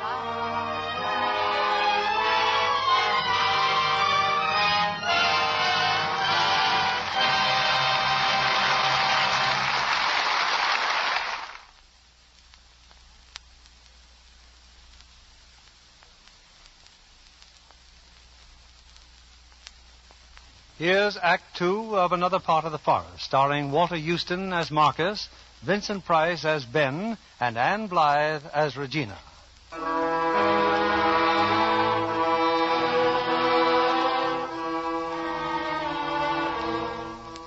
It's the following morning. Marcus Hubbard has just joined his two sons at breakfast when an unexpected visitor enters the dining room. Come in, Colonel Isham. You're up early just to talk about cotton. I'm here about your son, Oscar. Me, Colonel Isham? But what did I do? Coley, coffee for Colonel Isham. No, thank you. Oh?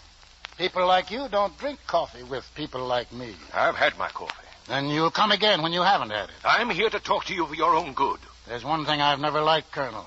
It's conversations for my own good. Last night, Sam Taylor was badly beaten up. Oh, what a pity. 8 people identified Oscar as one of the night riders. Me? But There's not a man in these parts who wouldn't enjoy swinging up a Hubbard.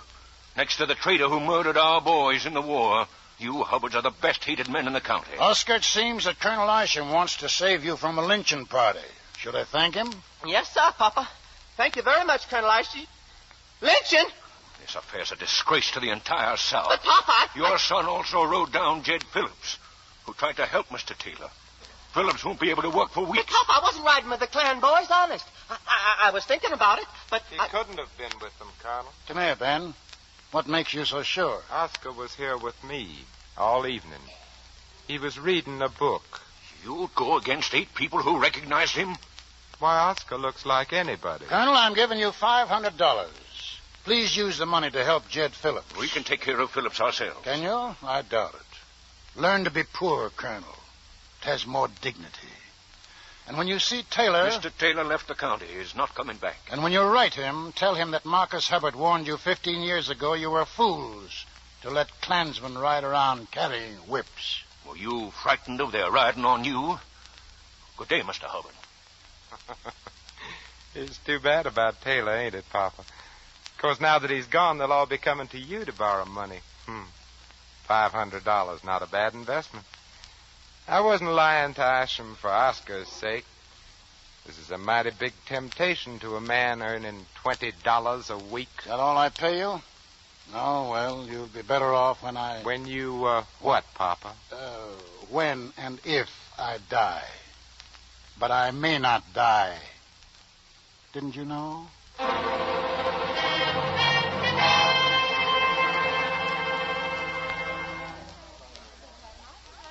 Papa? Are you busy, Papa?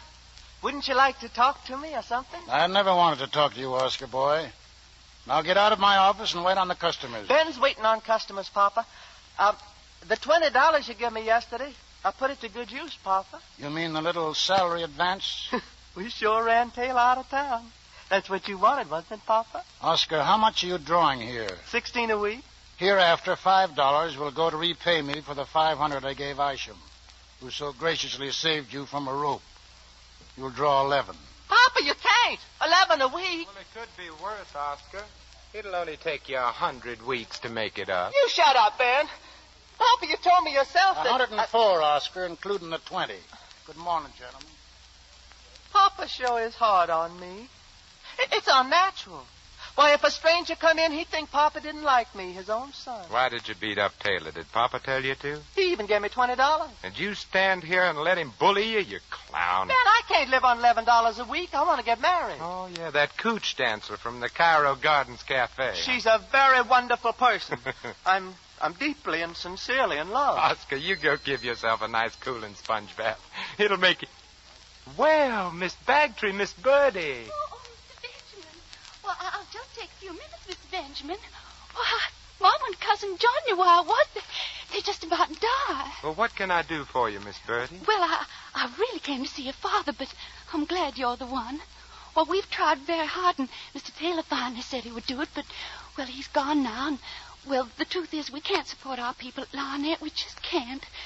Would you, I mean your father knew, would you lend us money on our land or cotton? Well, now, that's something to think about. I just haven't been able to tell Mom about Mr. Taylor.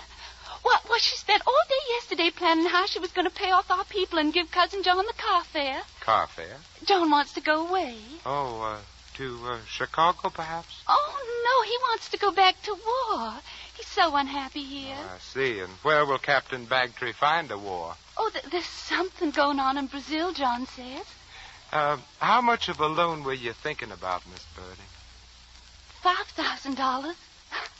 I guess I was as foolish about that as I was... $5,000. You know, tonight is Papa's music evening. He's always in a good humor after his music. Why don't you come? You and Captain John. Well, I'd be most pleased to come. And just one thing, Miss Birdie. Leave everything to me. Don't even mention the loan to Papa. Can you remember that? Oh, yes, Mr. Ben. I'll remember.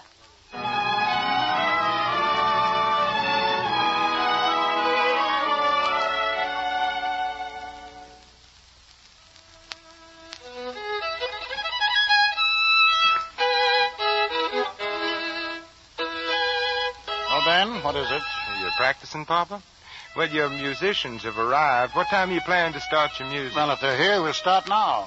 Papa, I just wanted to tell you I invited Miss Birdie and Captain Bagtree. The Bagtrees? I thought you'd enjoy having quality folks here.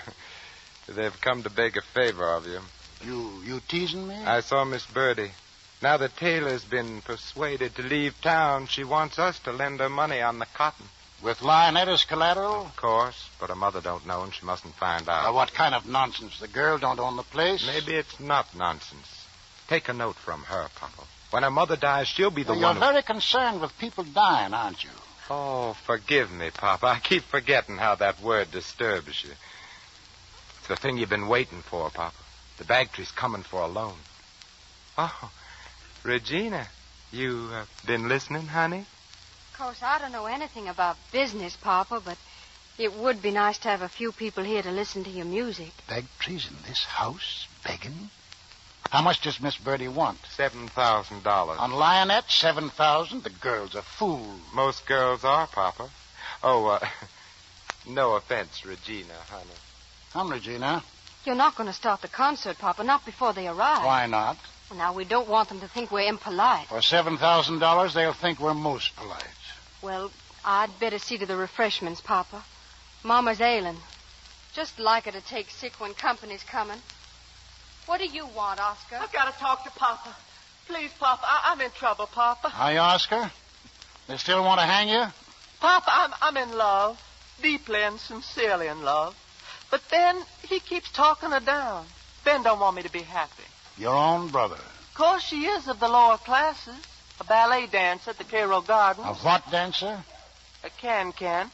She's a wonderful girl, Papa. Could I go fetch her here? Could I, Papa, now? What is this, a night at the circus? Please, Papa, this ain't asking too much after what I done for you. What have you done? Well, nothing, Papa, nothing. But it might amuse you to have a member of the lower classes mixing with the gentry. And it'd make Ben awful mad. Go and get her. Oh, sweet Papa, thank you. You're what, Oscar? What did you say? I said I'm going to fetch Lorette. I'm bringing her here. You can't. You wouldn't dare. Wouldn't I? Will you just ask Papa? Stop him, Ben. Well, what do you want me to do, shoot him? The Bagtrys will think we meant to do it, planned to insult them. One of these days you're going to learn about Papa, Regina. Maybe tonight when he sees you with John. If you dare say anything to Papa about John, Don't threaten me, Regina. I'm sick of threats. You'll be much sick of them if I... Oh, Ben, don't. I'm in love with him. But he's not in love with you. Horace Giddens is. Why don't you marry money yourself? Nobody ever asked me. Oh, why, Ben. Any rich girl would be only too happy to have a bookkeeper as good as you. Why, thank you, honey. You're welcome, honey.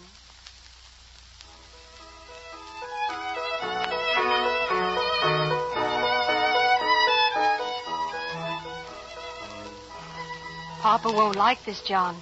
Dragging me out on the porch, darling, and while he's playing, too. I have to speak with you, Regina. That note that you sent me yesterday. Oh, I'm so happy, honey. Just think we can... I can't go to Chicago. You mean you don't want to marry me? No, I don't, Regina. I never said I did. John, come to Chicago with me. I've never pleaded for anything in my life before. I might hold it against you. But I'm no good for you, Regina. By the time you come back, you'll be in love with somebody else, and I'll be in Brazil. Brazil? Bertie's getting some money.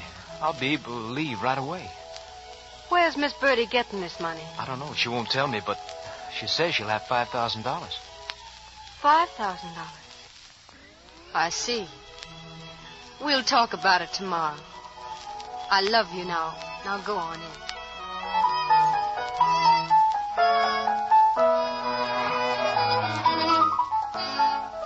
I don't like this punch, Oscar.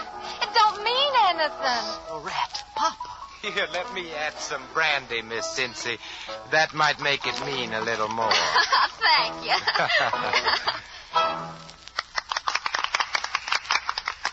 Papa, my friend's here now. Can you meet her? All mean. This is Miss Cincy, Papa. How do you do? Finally, thank you. Lorette just loves music. Don't you, Lorette? Yes, indeed. I had an uncle who played. He taught me to love music. Did he play the violin, too, like Papa? No, Oski. What did he play, He had a little drum. He loved Mozart. You told me, remember? Yeah, he sure did. Yeah, Miss Cincy pleases me. Oh, allow me, Miss Bagtree and Captain Bagtree. This is Miss Cincy, whose uncle played Mozart on a little drum. Yes. Yes, we've already met. Captain, I recollect a few years back you went to Europe. Yes, sir, I did. Then perhaps you'd advise us. My daughter and I are planning a trip abroad. I'd like to, sir, but I don't remember Europe very well. Well, now, what does stay in your memory, Captain Bagtree? Anything at all? The war, sir. Oh, you were happy in the war, were you? Yes, sir. I thought we would win. I never did. Never. From the first foolish talk to the last foolish day. Why, John wants to go to war right now. They've been looking for Confederate officers in Brazil, so John will have a chance to fight again for his ideals. Now, why don't you choose the other side? Every man needs, he needs to win once in his life. I don't like that way of saying it, Mr. Hubbard. Your people deserve to lose their war and their world. It was a backward world getting in the way of victory. Appalling, you still don't realize it. Papa, I didn't bring John here to listen to you be insulting. You brought him here? Show your guest to the dining room, Regina. Maybe he's hungry.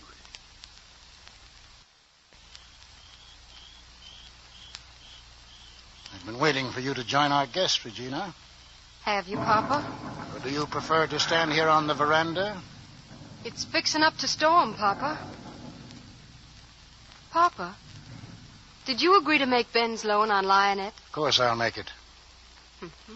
How much did Ben say Bertie wanted? $7,000. Why? Don't make the loan, Papa. I think Bertie came here tonight to make fun of us. That's not true. You're lying to me about something, Regina. It hurts me. Tell me. What does Bagtree mean to you? John doesn't know where the money's coming from, but Bertie told him she was getting $5,000. 5,000, Papa, not 7. You're getting older, Papa. Maybe you're getting careless. About Ben, I mean.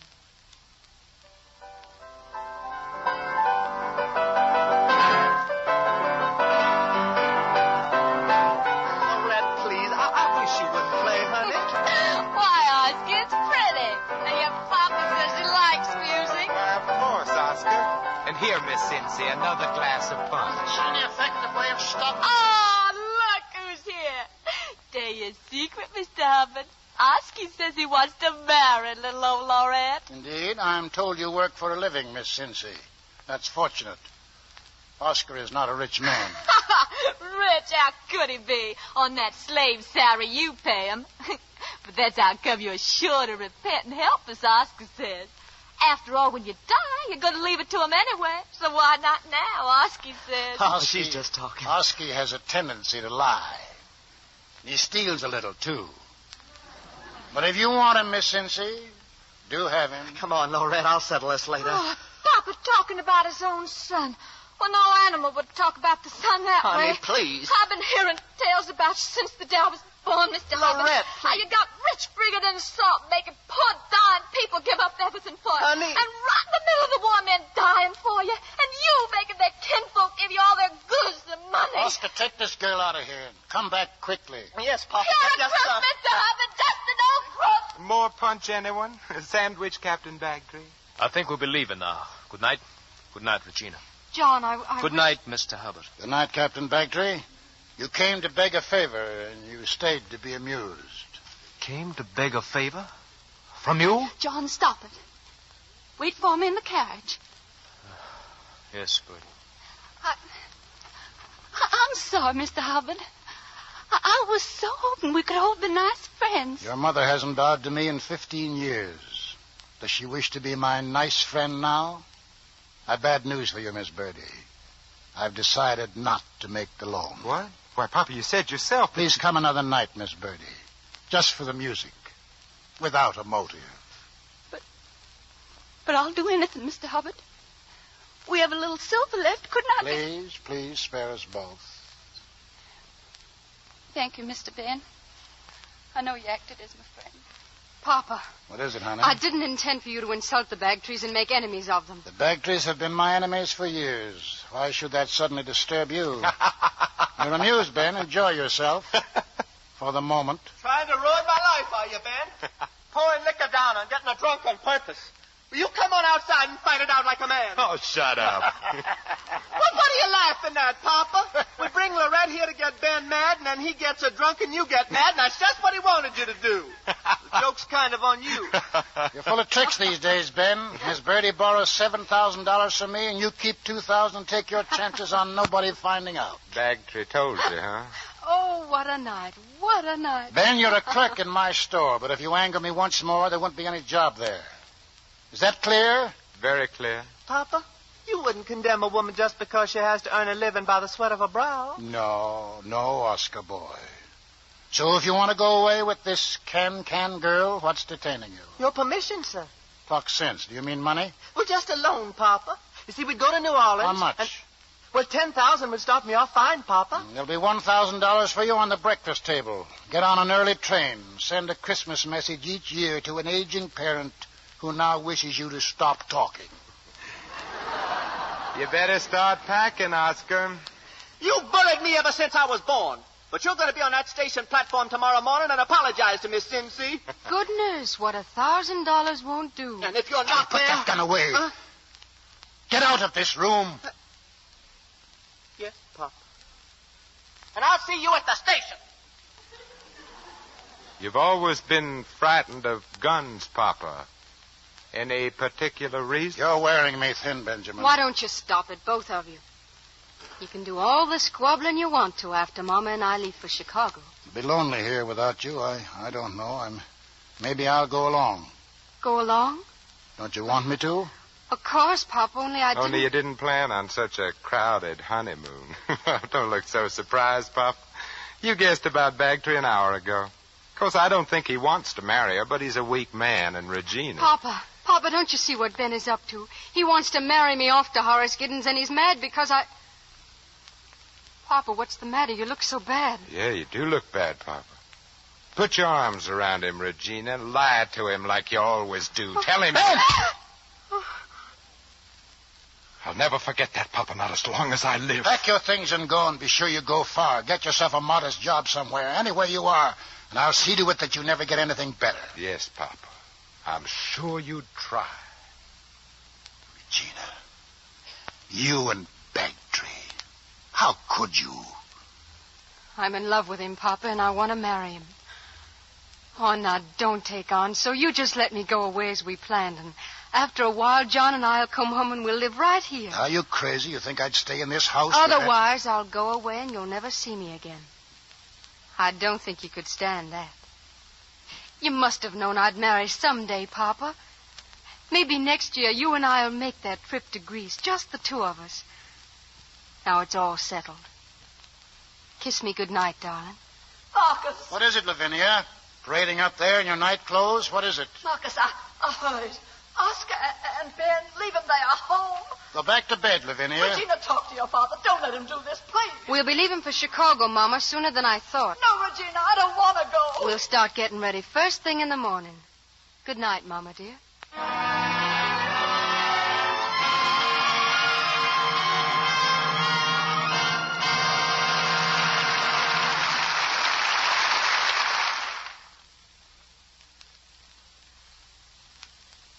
The curtain rises on the third act of Another Part of the Forest, starring Walter Houston as Marcus, Anne Blythe as Regina, and Vincent Price as Ben.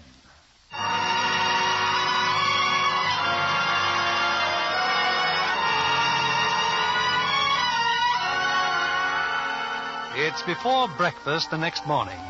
Ben is getting ready to leave home, while Lavinia pleads with Marcus to change his mind.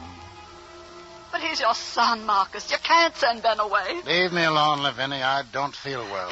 If you let Ben stay, I'll do anything. I'll go to Chicago. Of course you'll go to Chicago. It isn't easy to live with you, Lavinia. It really isn't. I know. For a long time now, I've felt that being here, well, it made me feel like I was sinning. And you have to make good your sins before you die. That's why the hospital... Stop your crazy talk. I don't like that word, Marcus.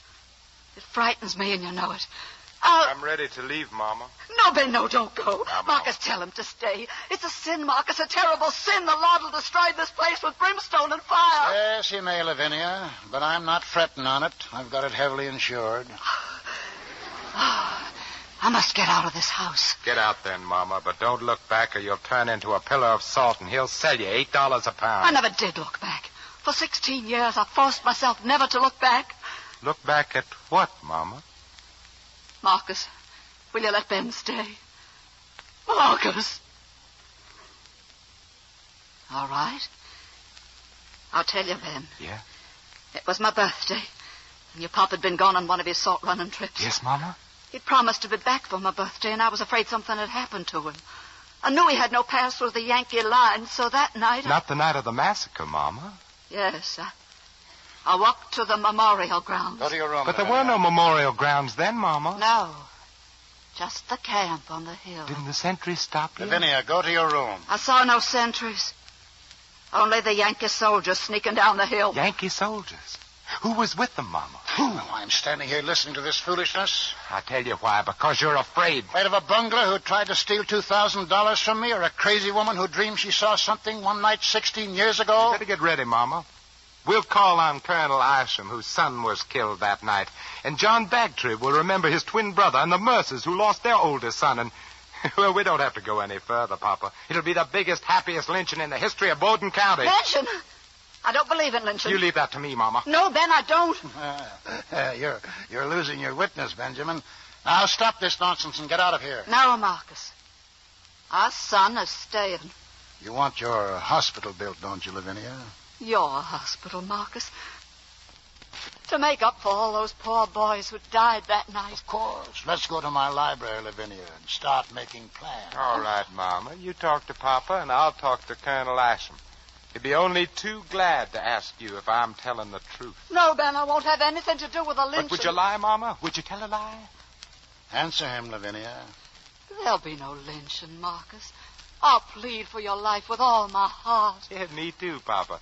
Well, I'll plead for you just as hard as I know how. Better than that, I'll come by tomorrow morning and cut you down from the tree. Why you... No, Marcus, no.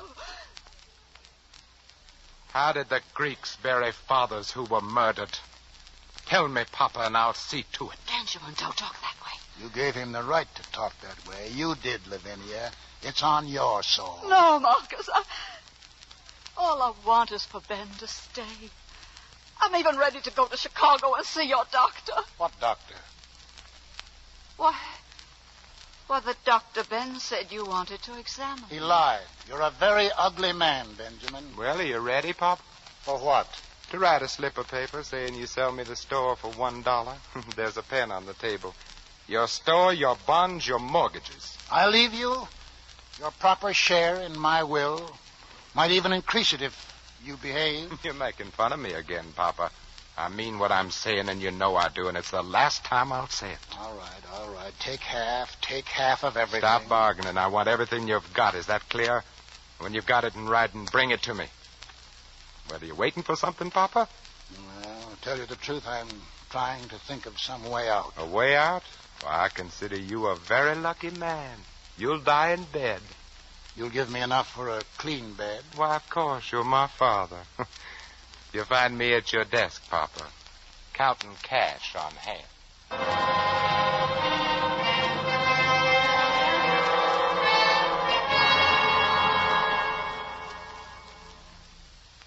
Jake, come here. Yes, Mr. Benny. Take this envelope over to Lionette. There's $5,000 in it. Give it to Miss Birdie and tell her to forget about last night. Yes, sir. And tell her that I wish Captain Bagtree the best of luck in Brazil. Yes, sir. Oh, and tell Coralie to set my breakfast plate at the head of the table. But Mr. Ben, that's where your papa... I'll say it again, Jake. At the head of the table. Papa, where are you? Papa! My goodness, Oscar, I'm trying to eat breakfast. Papa isn't here. Well, if he isn't here, he must be upstairs. But Lorette's waiting for me at the railroad station. Papa! Oh, I was hoping you'd be gone by now, Oscar boy. But the $1,000 on the table. He promised, but it ain't here. I even crawled under the table. Maybe you better go crawl some more. Well, good morning, Regina. Oh, good morning, Oscar. Where do you think you're sitting? Why, here, honey, at the head of the table. That's Papa's chair. We'll be sitting next to each other, and I'll be able to keep my eye on you. Regina, help me. Papa! Papa, the money's not there. Papa, please answer. Looking for me, son? Speak up. Oh, it's getting late. The money, you forgot to leave it. You're screaming, Oscar, and a voice injured at your age is possibly never recovered. The money isn't there because I didn't put it there. Would you like to give him a little explanation, Ben? Or will I? I am eating. Oscar, I assure you that I am most sorry for many reasons. None of them having anything to do with you. Well, what's all that mean, that you're not giving me the money? It means exactly that. It means that Papa has found a new way of postponing for a few minutes an unpleasant writing job. Where would you prefer me to have my breakfast? A tray in my room, or here, or... Oh, anywhere you like, Papa, after you've finished writing. My house is your house. There isn't any chance I could get on a train without you interfering with me. Papa, what's the matter with you? Ask Ben. He's changed. Do you think it's age? Who do you think you are? A man who believes you've handled yourself very badly. It's a shame, Regina. You're beautiful, smart. You could have made a brilliant life. Instead of 20, you have to start picking up pieces. I like the pieces, and I'm off to pick them up right now in Chicago. No, honey. Right here in Bowden. Because you're not going to Chicago. What are you talking about? Papa hasn't got any money anymore. No money at all. Just giving it all to me. To you? What makes you think he'd give it to you? Well, I'm the oldest son. Isn't that the way with ancient kings? Papa? Papa, where are you? You're starting to sound like Oscar, honey. But you talk to Papa. Maybe he can quote an appropriate line from Aristotle.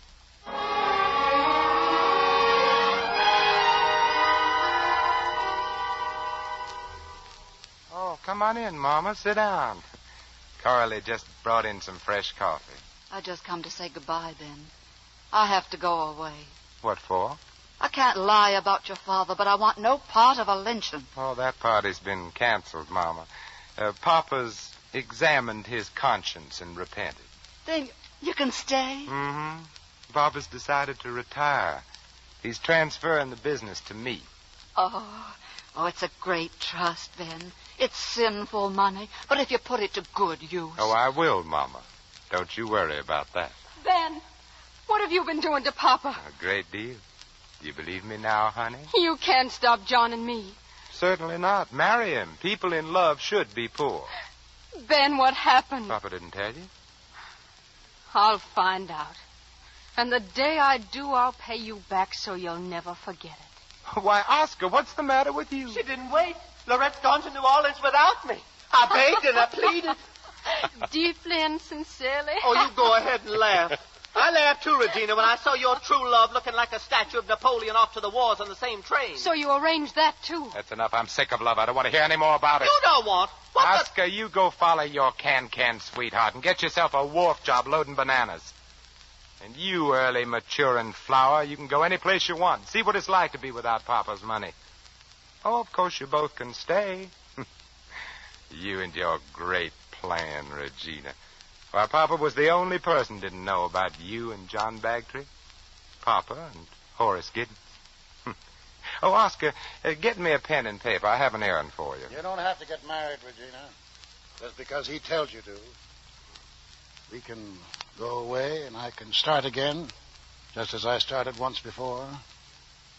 When you did whatever Ben made you do, did you realize what you were doing to me?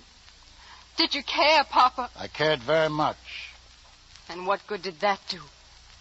Here's your bill of sale, Ben. Thank you, Papa. And here's your dollar. Pen and ink, Ben. Oscar, I want you to take $2,000 to Horace Giddens with this note I'm going to write. And tell him Regina will be very happy to see him. Then about the money for the hospital. Not right now, Mama. But, Ben, you said... Now, sit down, Mama. You haven't had your coffee. No, Ben. Thank you, but I'm leaving. I'm going back home, back to Piney Woods. Oh, you don't mean that, Mama. How can we get along without you? I don't know.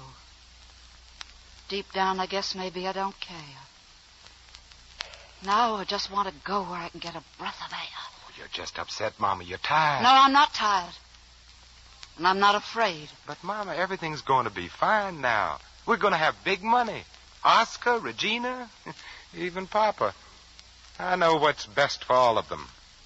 And for you, too, Mama. Why, someday we might even build you your hospital. No, Ben. You'll always be busy.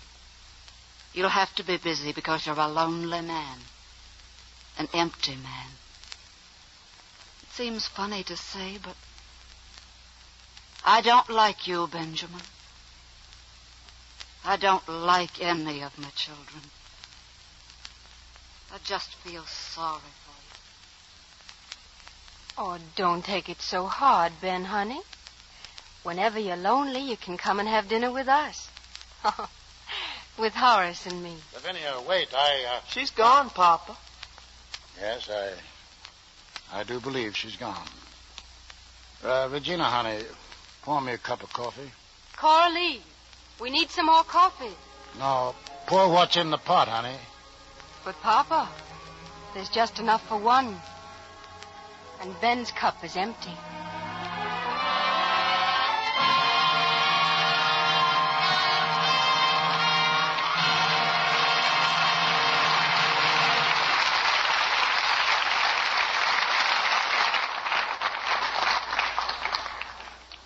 Before our stars return for their curtain calls, here's Libby Collins with some important shopping news for the ladies.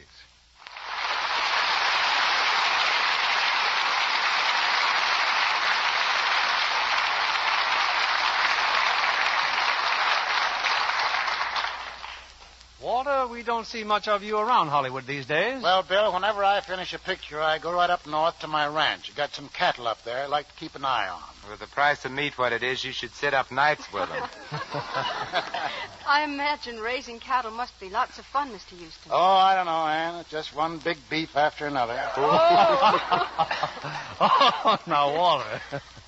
And what have you been doing to keep busy this summer? Well, let me see. On the hottest day of the heat wave last week, I was celebrating Christmas. You mean a Christmas tree and a turkey dinner with all the trimmings? All of it, Vincent. A magazine wanted some Christmas pictures for the Christmas issue that goes to press right away. Next December, they'll probably want a picture of you hunting Easter eggs. What's next week's play going to be, Bill? Well, Vincent, next week's attraction is the kind that can only happen once a year. Because it's the picture that won the Academy Award as the best picture of the year.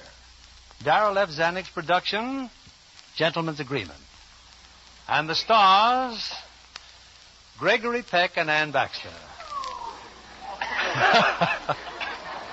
This 20th Century Fox picture is one of the most important events of our season, and we've been planning on it for months. So I hope you'll join us next Monday night for Gentleman's Agreement with Gregory Peck in his finest role. None of us will miss that one, Bill. Good night. Good night. Good Good night, and many thanks for tonight.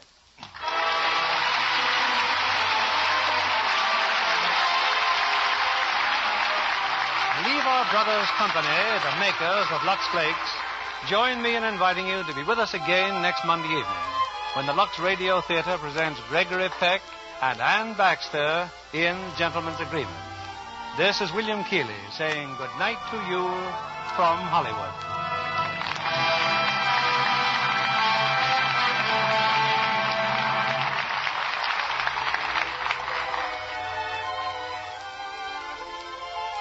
Anne Blythe is currently seen in the Universal International picture Mr. Peabody and the Mermaid, co-starring with William Powell. Vincent Price will soon be seen in the Universal International picture Rogue's Regiment, co-starring Dick Powell.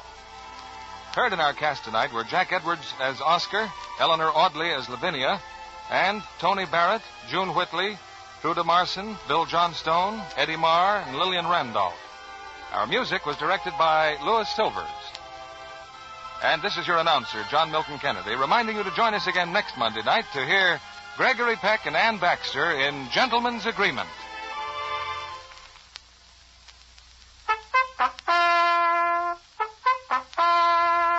Rely on Spry, S-P-R-Y. For lighter, finer, richer tasting cakes, Spry tops any other type shortening. Spry's amazing cake improver takes guesswork and hard work out of cake making. Try Spry's one bowl method for glorious cakes. For all you bake and fry, rely on Spry.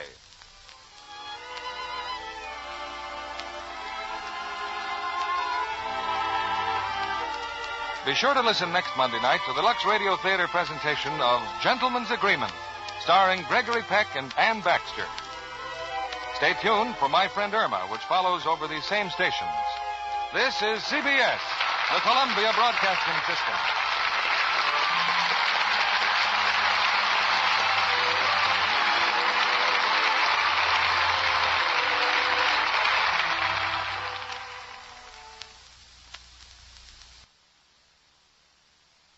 Lux presents Hollywood.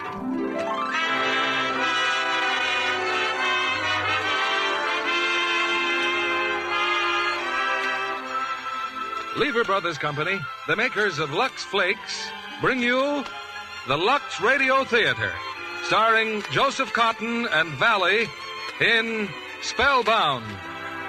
Ladies and gentlemen, your producer, Mr. William Keeley.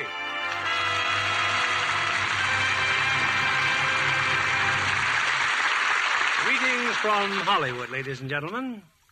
While most people think of motion pictures as typically American, it's nevertheless true that our neighbors overseas have contributed much to their development in new ideas, new technical approaches, and new stars. And one of the most exciting new stars to come out of Europe is that great Italian artist known as Valley. She's heard tonight in her first dramatic appearance on the air. And we've chosen as her co-star another truly fine performer, Joseph Cotton, and a great play for them both, David O. Selznick's thrilling screen hit, Spellbound. I was talking to Valley during our rehearsals about her plans and her impressions of America. And one of the things that impressed her on arriving in this country was the abundance of everything, from motor cars to good soap flakes. And to millions of people, good soap flakes mean Lux, which reminds me again how much we take our luxuries for granted. While in many other countries, housewives must rely on any kind of soap that they can get, here they're always sure of a safe and easy care for precious washable fabrics just by saying Lux. It's curtain time, and here's Act One of Spellbound, starring Joseph Cotton as John and Valley as Constance.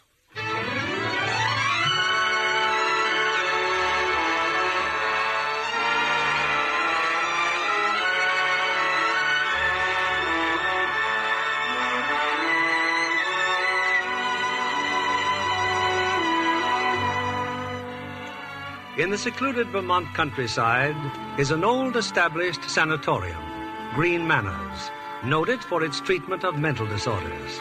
On the staff of psychiatrists is a young woman, Dr. Constance Peterson. May I come in, Dr. Peterson? Dr. Murchison, of course. I thought I'd spread the tidings. My successor, Dr. Edwards, will be arriving here any moment. I just can't imagine Grand Manors without you, Dr. Murchison. I sort of go with the fixtures, I suppose. It's so much more than that. You are Green Manors. Well, the old must make way for the new, Miss Constance.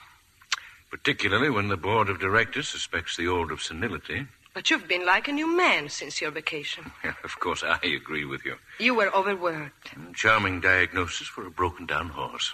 You're not living today. I mean just because Dr. I Edwards... shall hover around for a day or two.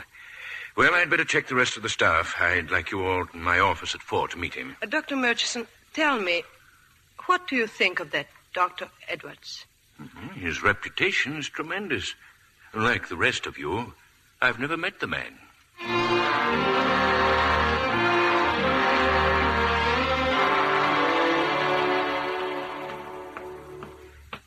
What's your hurry, Connie? Oh, Dr. Fleurot, I just had a note from Dr. Edwards. He wants to see me. Oh? He's been here all of 24 hours and he's writing you notes? He's interested in one of my patients. Oh, you mean Mr. Gomes, the one with the guilt complex? Yes. I think you have a guilt complex yourself. Oh? Take last night at dinner. A dimple appeared in your cheek that was never there before. I detect decided amorous outcroppings toward Dr. Edwards. If you knew how he detests that sort of high school talk. Ah, but how are you to know that Dr. Edwards would turn out to be so young and handsome? Is that all you have to say about him? No. No, he's a strange man. Jealous of him? Maybe. I mean of his position here. He seems so unsure of himself. As you pointed out, he's been here only a day. Please, he's waiting for me. Sure. Just see the conversation is confined to your patient. Don't take me too seriously, Connie. Of course, I haven't had time really to study Mr. Gomes' case, Dr. Peterson, but I gather he's thoroughly convinced that he killed his father. Yes, Dr. Edwards. Actually, his father died a very natural death. But his conviction is very curious. But you've encountered such cases very often. You describe them so perfectly in your book. Yes, my book, Look, would you mind doing me a favor? Not at all, Doctor. I have a headache, and I understand you're not on duty till after dinner. Well, Now, please, I need some fresh air, and you look as though it might do you some good, too. Excuse me. Hello? Yes, this is Dr. Edwards. Who? Sorry, I don't get your name. Norma Kramer? Please, Miss Kramer, I'm very busy and I don't know you. I assure you, I'm sorry, Miss Kramer. Someone claiming to be... Well, I don't like practical jokes, do you? Maybe an ex-patient of yours. They can be rather coy at times. Let's get out of here. We'll look at some sane trees, normal grass, and clouds without complexes. How about it? Thanks. I'd love to.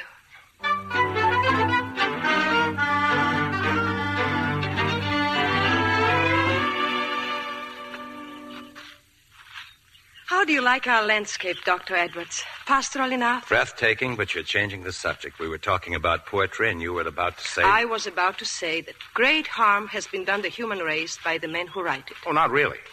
The way they delude people about love, writing about it as if it were a symphony, a flight of angels. Which it isn't, of course. Certainly not.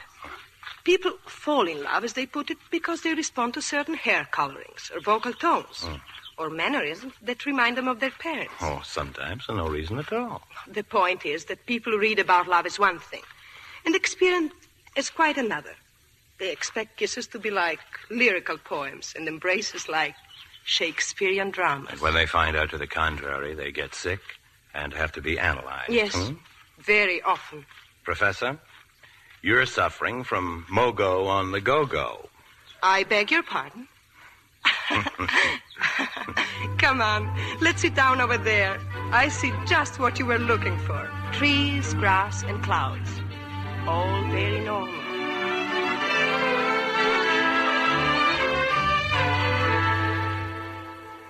Well, Floro, seen our new chief of staff today? No, Graf. I guess he's been tied up with Dr. Murchison. Dr. Murchison just told me he went walking with Dr. Peterson. That's a little odd, isn't it? Oh, it'll do Constance good. Poor girl's withering away with science. In my opinion, she's... Oh, well, come in, Connie. We hate to talk about you behind your back. Oh, Have a lovely walk. I just got back. I heard Mr. Garms became quite ill this afternoon. Yes, I gave him a sedative. Oh, I should have been here. I'm sorry. Oh, looks like you've had quite a time. Notice her stockings, Dr. Graff. The lady's been climbing trees. Or lolling in a briar patch. Oh, now, don't be angry, Constance. Come on, have some coffee. Dr. Peterson's already eaten. Observe the mustard on the right forefinger. I'd say hot dogs on the state highway. It's a pity you are not able to diagnose your patients as accurately. I'm sorry to leave this nursery, but I'd better look in on Mr. Garms. I believe she was blushing, Flero. Yes, I'm sure she was.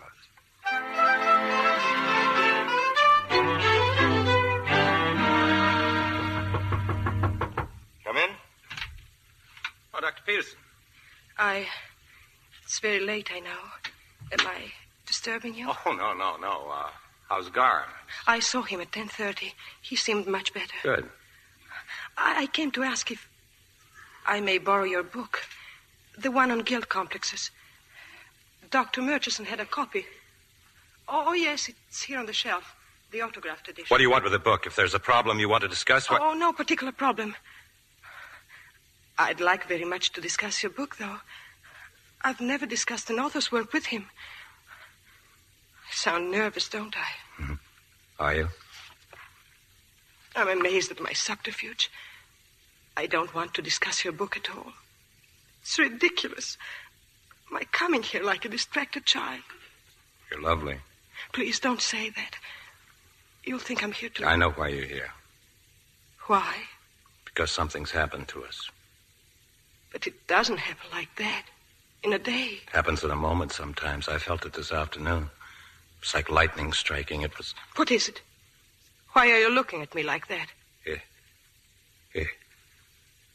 Something about your dress. My dress? Forgive me. I've been having a rather bad time with my nerves lately. Your dress, I mean those dark stripes. You're ill. No, I'm all right. Hello? Yes, Dr. Graff. Yes. What? Where is he? I'll be there right away. Mr. Garms just tried to commit suicide. Is it bad? I'm taking him to surgery. I'll go with you. Wait. Why are the lights out in the corridor? But they're always off this time of It's night. dark. That's why he did it, because the lights are out. Dr. Turn Edwards. on the lights in the doors. Unlock the doors. You can't keep people in cells. You are evil, Fools, Dr. all of you babbling about guilt complexes. What do you know about them? Turn on the lights. Turn on...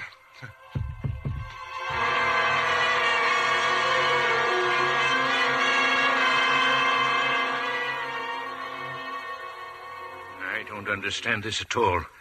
What would make Dr. Edwards collapse? I don't know, Dr. Edwards. Probably shock of some kind brought on by exhaustion. May I stay with him, Doctor? You were there when it happened. Yes, I'm sure he'll be more at ease with you. And Mr. Garms? Oh, he'll be all right. Just take care of Dr. Edwards and keep him quiet. I wish you wouldn't talk, Dr. Edwards. Please just rest. I must talk. Very well, then. You're not Dr. Edwards, are you? You know. Only that you're not who you pretend you are. And that you're ill. How did you find out? This morning you sent me a note. You wanted to see me about Mr. Garms. You signed the note. Tonight when I took the book off the shelf, the autographed book, the signatures, Doctor, completely different. Dr. Edwards is dead. Dead? I ought to know. I killed him and took his place. Then who are you? I don't know. I have no memory. If you remember killing Dr. Edwards, you can remember more. I can't. I've tried. You afraid of me? No. Loss of memory isn't a difficult problem. Amnesia. A trick of the mind to forget something too horrible to remember, so you put it behind a closed door. We'll have to open that door. I know what's behind it. A murder. I don't believe it. That's a delusion of your illness. Will you answer me truthfully and trust me? I trust you. It's no use. I don't know who I am. I don't know. Who telephoned today? Telephone? Yes, while I was in the office. What did she say? She said that she was my office assistant. She hadn't heard from me. She was worried. You mean she was Dr. Edwards' assistant? What else did she say? She didn't recognize my voice. She said I wasn't Dr. Edwards. Was that the first time that you became confused about being Edwards? Did anything happen before that? Yes, in the hotel room, packing to come here, I found this cigarette case in my coat. Here, the initials. J.B. They're probably your initials. J.B. John Brown's body. Do they hang murderers on a sour apple tree here in Vermont? Oh, please. Try to rest. It's very late. You'll feel better tomorrow. Yes, tomorrow.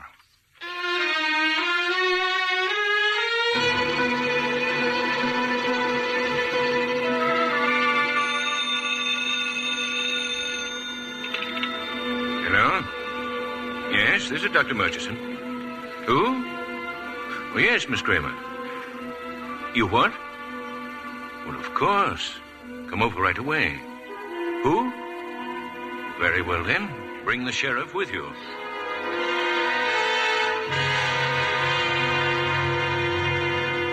I wanted Dr. Fleureau here when you came, Miss Kramer.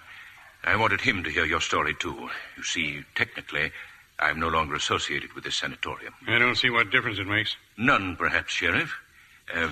Go on, Miss Kramer. I've been in Dr. Edwards' office for years, and the man who spoke to me on the telephone is not Dr. Edwards. He let me have my vacation when he left on his, but I was very worried when I didn't hear from him. Then I thought he might have come directly here. That's why I telephoned. Show them that photograph of Dr. Edwards. Oh, yes. Here. That certainly isn't our Dr. Edwards. What do you suppose made him break down last night? It's obvious now. Garms, that patient I told you about. I'm almost certain our Dr. Edwards is an amnesia case. Garms brought him back to reality for an instant, and being unable to face the truth of who he was, he collapsed. You think he may have killed the real Dr. Edwards, eh? It's quite possible. And then took his place to conceal the crime. This sort of unrealistic act is typical of the short-sighted cunning that goes with paranoid behavior. But we're wasting our time. His room's on the next floor. Come in. Oh, good morning, Dr. Murchison. Dr. Fleureau, is anything wrong? I'm afraid so, Constance. This gentleman with us is the sheriff. Sheriff? Dr. Edwards turns out to be a paranoid imposter, very likely guilty of having murdered the real Edwards. But he's disappeared. Disappeared? He's not in his room? We've looked everywhere, Connie. You left him in his room, miss. When? Late last night, but... Well, he may still be around here somewhere. Excuse me, I better phone for some deputies. Don't worry, Connie. It's not your fault that he got away. They're bound to find him. I don't agree, Dr. Fleureau. I don't think they will find him. Not alive. Why not? An amnesic case like this, with the police after him? The fellow will put an end to his pain, to his nightmare fantasies, by blowing out his brains or dropping out of a window. No. Why, I didn't mean to be so callous about it, Constance. Your guess is probably quite accurate. Come along, Fleureau. Suicide? No. No. Hello? Mr. Brown is calling you, Dr. Peterson. Brown? John Brown, doctor. Long distance. Put him on, please. Hello? Where are you?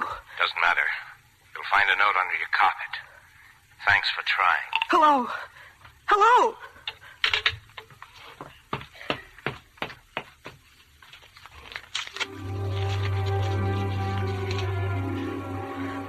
I cannot involve you in this for many reasons. One of them being that I love you. When the police step in, tell them I'm at the Riverside Hotel in New York. I prefer to wait alone for the end.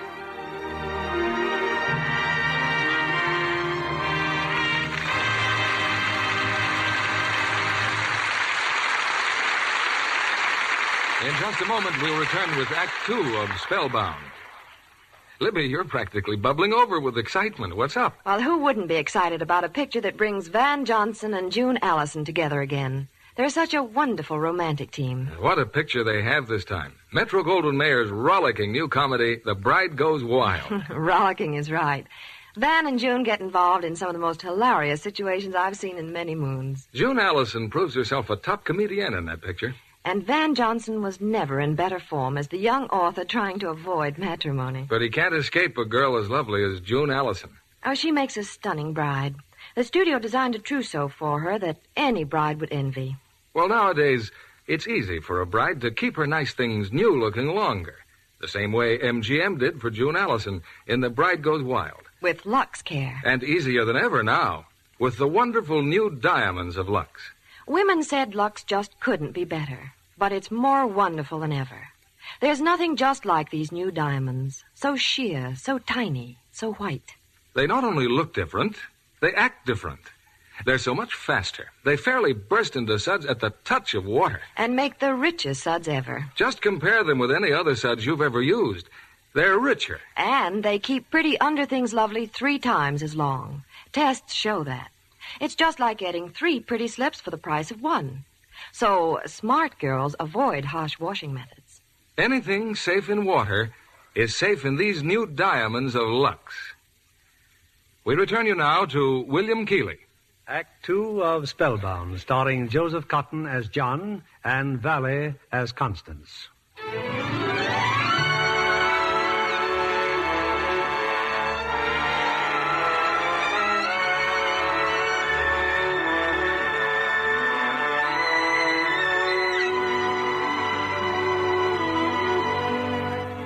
It's late that same day.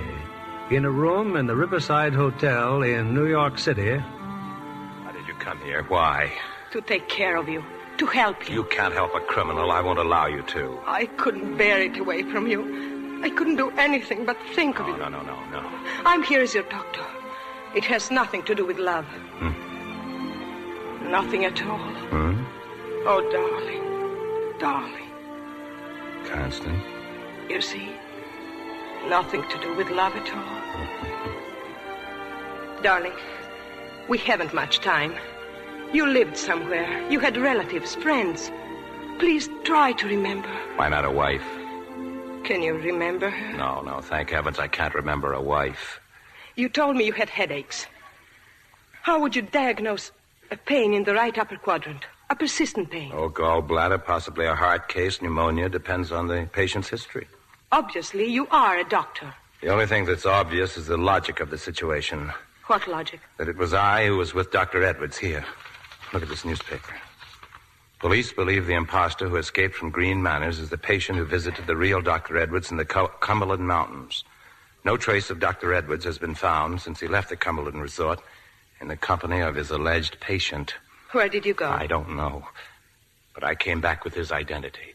And logically, I know why the body hasn't been found. Because it was hidden by me.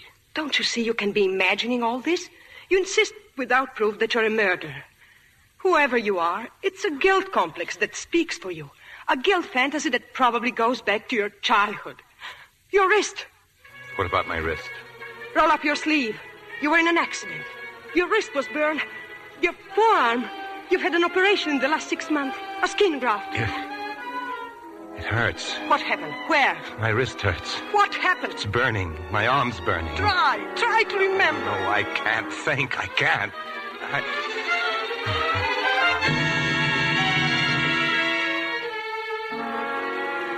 Darling, oh, I'm so sorry.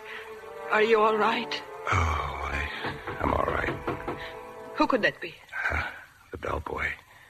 I left word I wanted the late editions of the newspapers. I'll go. Bellboy, Mr. Brown. Oh, yes, the papers. Here, thank you. Huh? Oh, yes, ma'am. Thanks. Still on the front page? Yes, it's my picture. Your picture. Police hunt Dr. Constance Peterson, believed aiding madman in Edwards' mystery. The bellboy recognized me. We've got to leave here. Now, at once. There's no time even to pack. Tickets. You must have heard Dr. Edwards ask for tickets. I don't remember. But you will. We'll go to a ticket window. Try to relive that other time with Edwards. Ask for the same tickets. I'll try.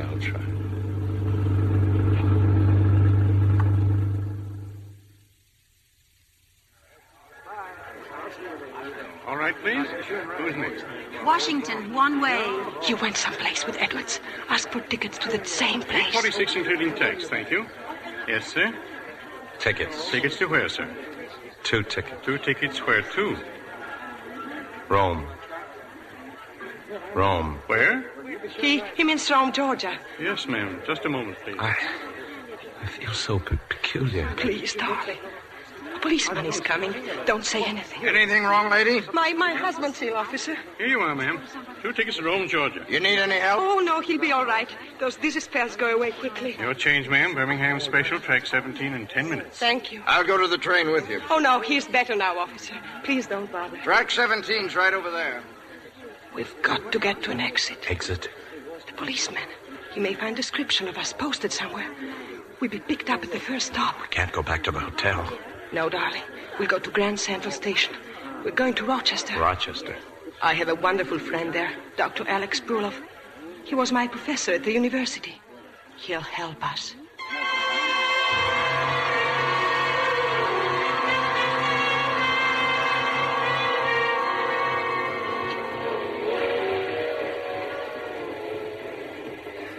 Feel better?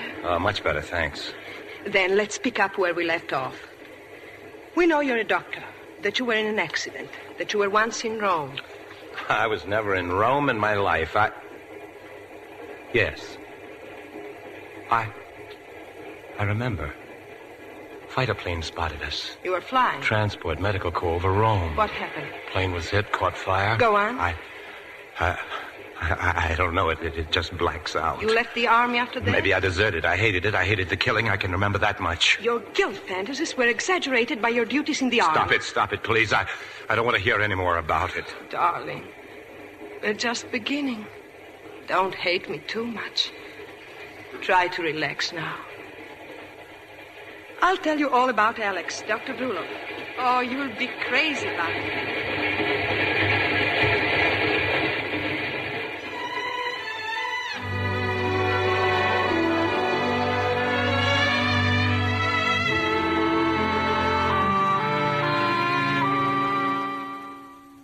Constance! Oh, how good to see you again, my dear. Alex, you're busy.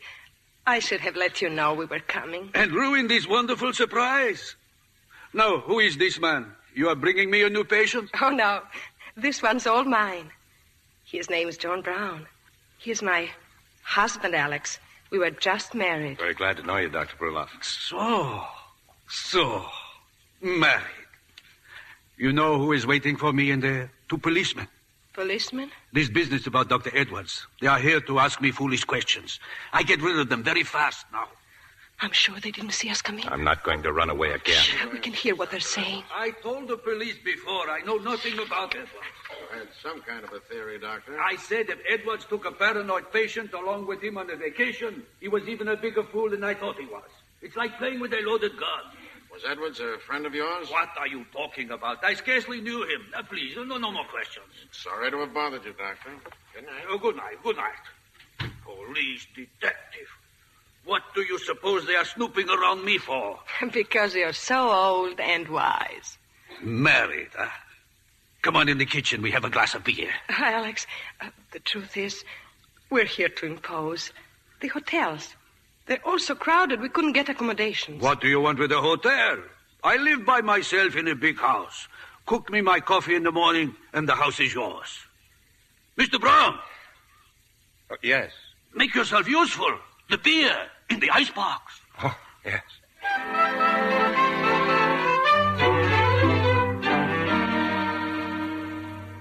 Take your choice of the bedrooms, Constance. Good night. Good night, John. Night. Good night. Happy dreams, which we will analyze at breakfast. Thanks for everything. Any husband of Constance is a husband of mine, so to speak. He is wonderful, isn't he? If we're supposed to be married, why didn't he ask where our luggage is?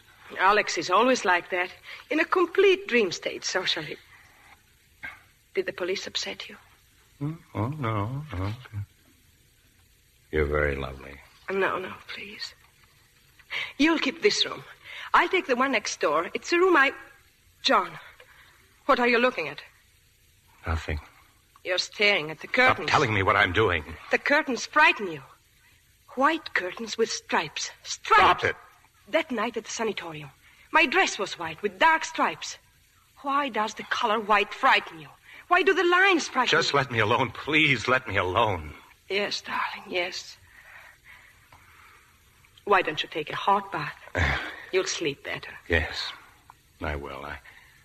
I'd like to shave. I must look like a tramp. Do you think you can manage one of those old-fashioned razors? Our host is an old-fashioned man. If I cut myself, I'll yell for my doctor. Good night, darling. Good night.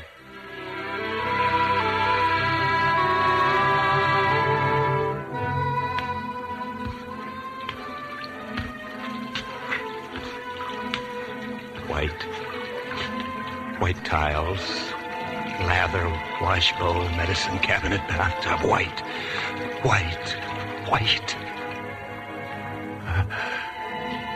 Razor. Yes, this razor. Police. Bruloff. He knows. The razor.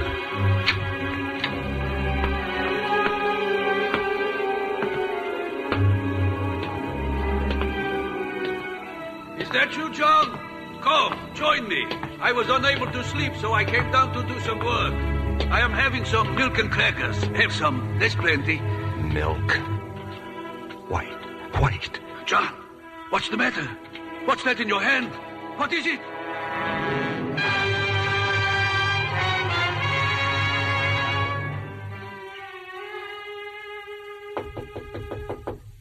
Darling? Better get up, darling. 7 o'clock. John, are you awake? Gone. He's gone. John, where are you? Alex, are you down here? Where's the razor? The razor. Alex! Oh, no! What is it? Oh, good morning. Oh, you were asleep. What is the matter with you? Nothing. I must have dozed off in this chair. I get a cup of real coffee this morning? Alex, my husband. Your husband's on the couch in the living room. You think Bruloff is so old he cannot make out 2 and 2 is 4? I should have known.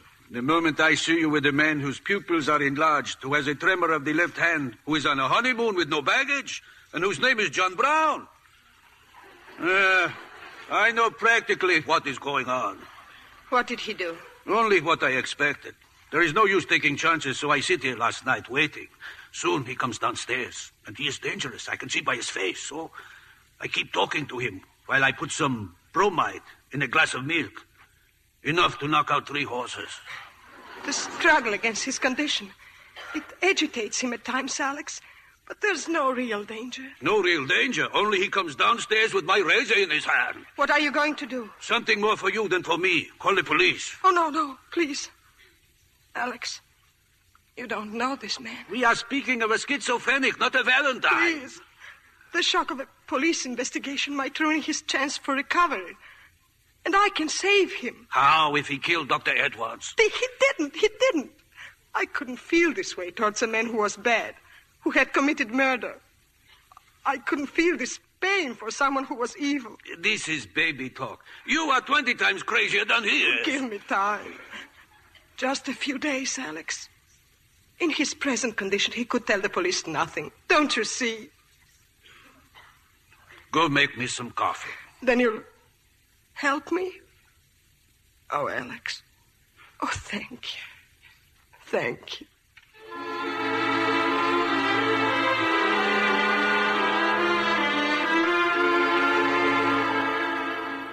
So, you're awake.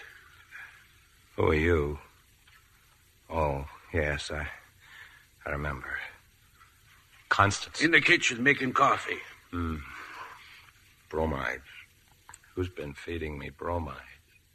What's your name? I don't... Oh, so Constance told you about me. Nobody had to tell me. And don't fight me. I'm going to help you if I can. I want you to look on me like your father. Trust me. Lean on me. This is a shortcut, but we haven't time for anything else. Go ahead, I'm leaning. Maybe you got something you want to tell me. A few words in the corner of your head. No. Go on, talk to me. There's nothing. Maybe you've dreamt something. I was dreaming just now. What did you dream? I don't believe in dreams. That Freud stuff's a lot of hooey. Do you want I should help or not? I'm sorry. Dreams can tell you sometimes what you are trying to hide. But they tell it to you all mixed up. The problem is to put the puzzle together. Constance with the coffee. John, how do you feel? Awful. The patient is going to tell us about a dream. You'll find a pencil and pad on that table. Take notes. Well? Oh, the dream. I seemed to be in a gambling house. There weren't any walls, just a lot of curtains with eyes painted on them. I was playing cards with a man who had a beard. He had just won when the proprietor came in and accused him of cheating. The proprietor yelled at him. "This is my place," he said. "I won't allow you here. I'll fix you." Details, John. The more fantastic, the better. Oh, this man with the beard, he was leaning over the sloping roof of a high building, and I yelled at him to watch out, but he fell over slowly with his feet in the air. And then I saw the proprietor again. He was hiding behind a chimney, and he had a small wheel in his hand. I saw him drop the wheel on the roof. How did you react to that? I started running. I heard something beating over my head, a great pair of wings, and they almost caught me when I came to the bottom of the hill. I must have escaped. I don't remember. Then I woke up and saw Dr. Bruloff. Have some coffee. I feel so strange again. Something's happening to me. Try to relax. Drink your coffee. He's staring out the window. What's out the window? It's been snowing. The light frightened him. Photophobia. No. It's the snow. And those tracks in the snow. Dr. Edwards was fond of sports. He mentioned skiing in his book as valuable in the treatment of mental disorders. Skiing. That's what those dark lines symbolize for him. Ski tracks in the snow. John, where did Edwards go skiing? Can't you tell us where? He has already told us. Let me see your notes. Sloping roof. That could mean a mountainside. And the bearded man was Dr. Edwards. Dr. Edwards plunged over the precipice while skiing. Those wings, chasing him down the hill. That could mean he was escaping from a valley. Skiing resorts often are called valleys, like Sand Valley. He was being pursued by a figure with wings. Wings? An angel? Angel Valley? John, do you remember an Angel Valley? No. We can call it travel agency. Check all the skiing resorts. Wasn't Angel Valley. It was a place called Gabriel. Gabriel Valley. What else do you remember now? The other man in your dream, the proprietor. Who was he? An accident occurred, darling. Do you remember that? A skiing accident. Dr. Edwards went over a snow cliff. It was no accident. I've had enough of this. Call the police. I killed him. I killed Dr. Edwards at Gabriel Valley.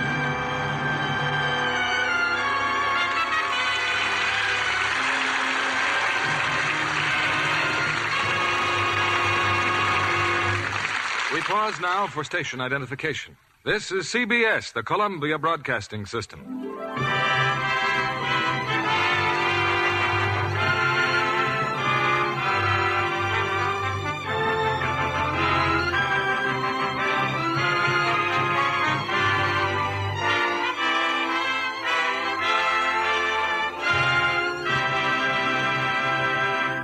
Act 3 of Spellbound will follow in a moment. Our guest tonight is responsible for the interviews with famous stars which many of you doubtless read in current publications. She's Miss Dorothy Blair of Universal International. Did you see any of the filming of Naked City at the studio, Dorothy? Yes, I did. After Mark Hellinger brought the company back from 2.5 months on location in New York and did a few scenes at the studio. There are more actual scenes of Manhattan in the picture than you could cover in a week of sightseeing. New York as native New Yorkers know it. Howard Duff and Dorothy Hart do outstanding jobs as the romantic leads. Barry Fitzgerald won everyone completely in his role of police lieutenant. Do you find that you have an eye for detail even when you're not working, Dorothy? Yes, I do. One day when I was on the set of Naked City, Dorothy Hart was having her hem adjusted. I found myself taking in every detail of her costume down to her stockings. The correct shade to blend with her costume, seams straight. But I can see John Kennedy knows the rest. No runs. That's right. And every girl can give her precious nylons the same safe care the studios use. Gentle locks. It really cuts down runs. Well, there's a new thrill in store for women when they try the new tiny diamonds of Lux. They're more wonderful than ever. They were a long time in coming, but now they're here. They're incredibly sheer and so tiny. There's nothing in the world just like them. They do more for you, too. In what way, Mr. Kennedy? They remove soil other kinds of suds can't, leaving things cleaner, fresher. I can hardly wait to get some. They make stockings last twice as long, too. Tests prove it. And that's just like getting an extra pair of stockings every time you buy a pair. Thank you for coming tonight, Dorothy Blair. Back now to our producer, William Keeley. Act 3 of Spellbound, starring Joseph Cotton as John and Valley as Constance.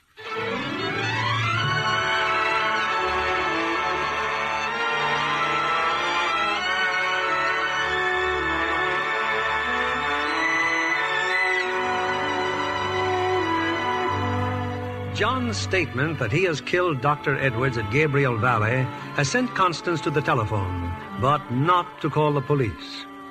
How soon does the train leave, please? 4:45. Thank you. We're going to Gabriel Valley, John. There's a train in an hour. You're not going anywhere with me. I know about last night. I might have killed you or Dr. Bruloff with that razor. But you didn't. Nothing happened. It will if I don't give myself up to the police. I love you, but I'm not worth loving. Darling, you can help me, but afterwards. This feeling of guilt. Guilt. Have you never been without it? Not since childhood. What's that? Since childhood? What was it, darling?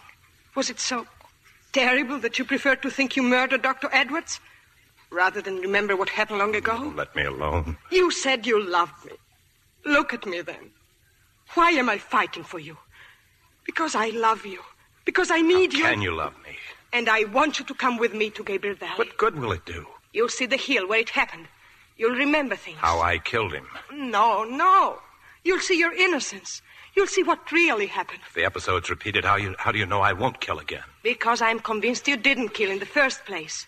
You believe in me enough to take such a chance? Of course I do. We'll go back to that ski run. We'll find out what really happened to Dr. Edwards.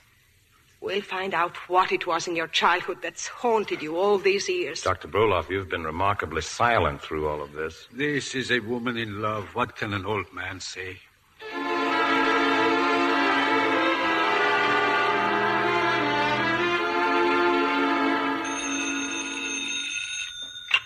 Hello? This is Lieutenant Cooley, Doctor, police headquarters. What do you want now? When I came to see you last Tuesday, you had visitors. One of them was a girl. Well? I've just received a bulletin from Vermont. They're looking for that girl, Constance Peterson. And what has she done? She's wanted for questioning. Where is she? She left yesterday afternoon. Where did she go? I don't know. You know what you're doing, don't you? Obstructing justice? Come down and arrest me there. I think I obstruct some more.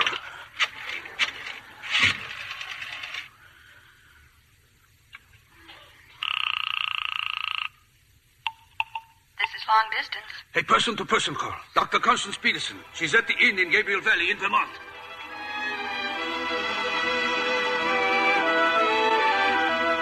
I'm sorry, sir. The inn at Gabriel Valley says Dr. Peterson has gone skiing.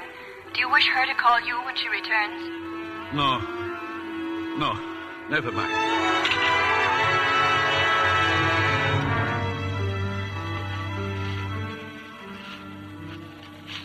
You're sure this is the hill, John? You were here with Dr. Edwards. This is it. Put on your skis. The cliff, it's down there. I know it's down there. And promise me, no matter what I may try to do, the ski run curves away from the cliff. But what if I force you to... Just a few minutes, darling, and you'll be free. Take my hand. Ready?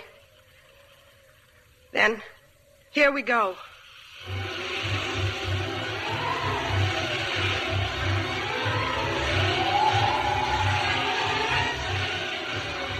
Slow down. Slow down. We're going too fast. No, we're not. You're too close to me. Cut over. I want to be close to the you. cliff, you can see it now, just ahead of us. I know, darling. I know. Yes. I remember. Wait. He was where you are, and I... You wanted this. Everything must be the same. All right, then. Constance, no!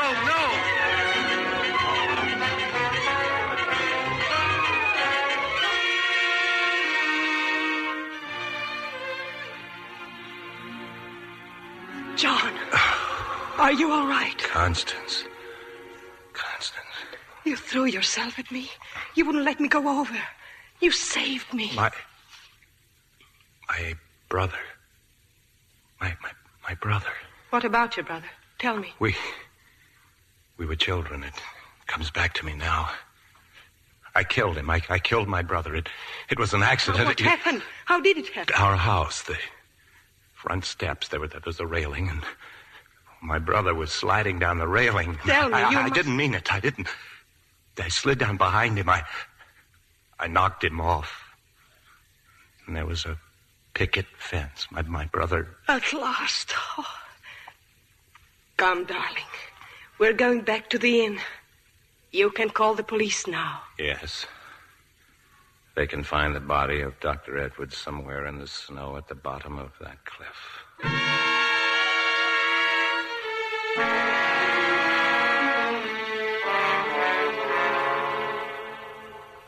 Some more coffee? Oh, please.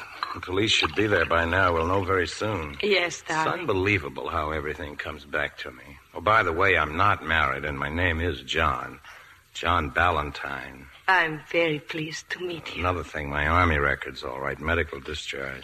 How did you meet Dr. Edwards? Well, I met him in the Cumberland Mountains. I went there to rest. My nerves were still pretty ragged from the war, and he was vacationing there, and I asked him to help me. How did you happen to come here? Still a little hazy, darling. He invited me.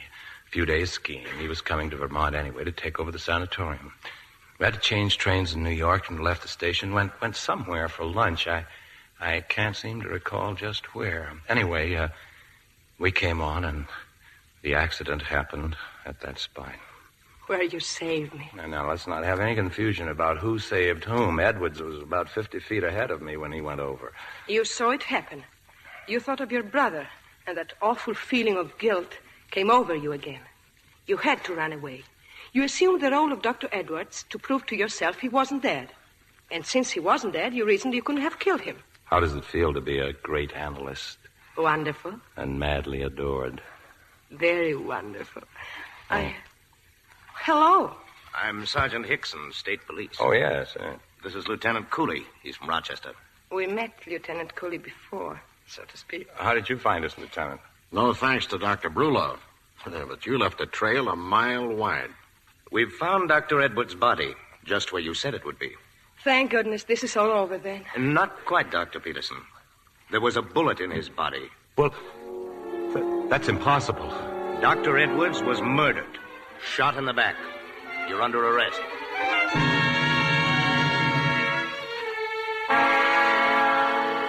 And I brought you back here to Green Manor's, Constance, because there is nothing more you can do for John. Alex, there must be something I can do. You cannot keep bumping your head against reality and saying the evidence is not there. The evidence is there. John has been indicted for murder. He trusted me, Alex.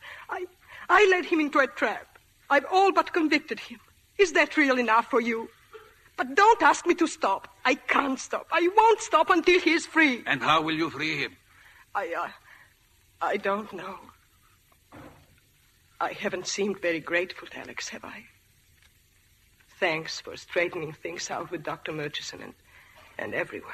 I'm sorry the prison hospital is so close by. This means you'll see John every chance you get. It is useless for me to tell you not to. Yes. I hate to hurry, Dr. Brunov. I have been waiting for you to throw me out of your office, Murchison. The car's here. It's quite a drive to the station. Yes, I go back now to Rochester. Take care of my girl. We'll try to, Doctor. Goodbye. Goodbye. I'll write to you, Constance.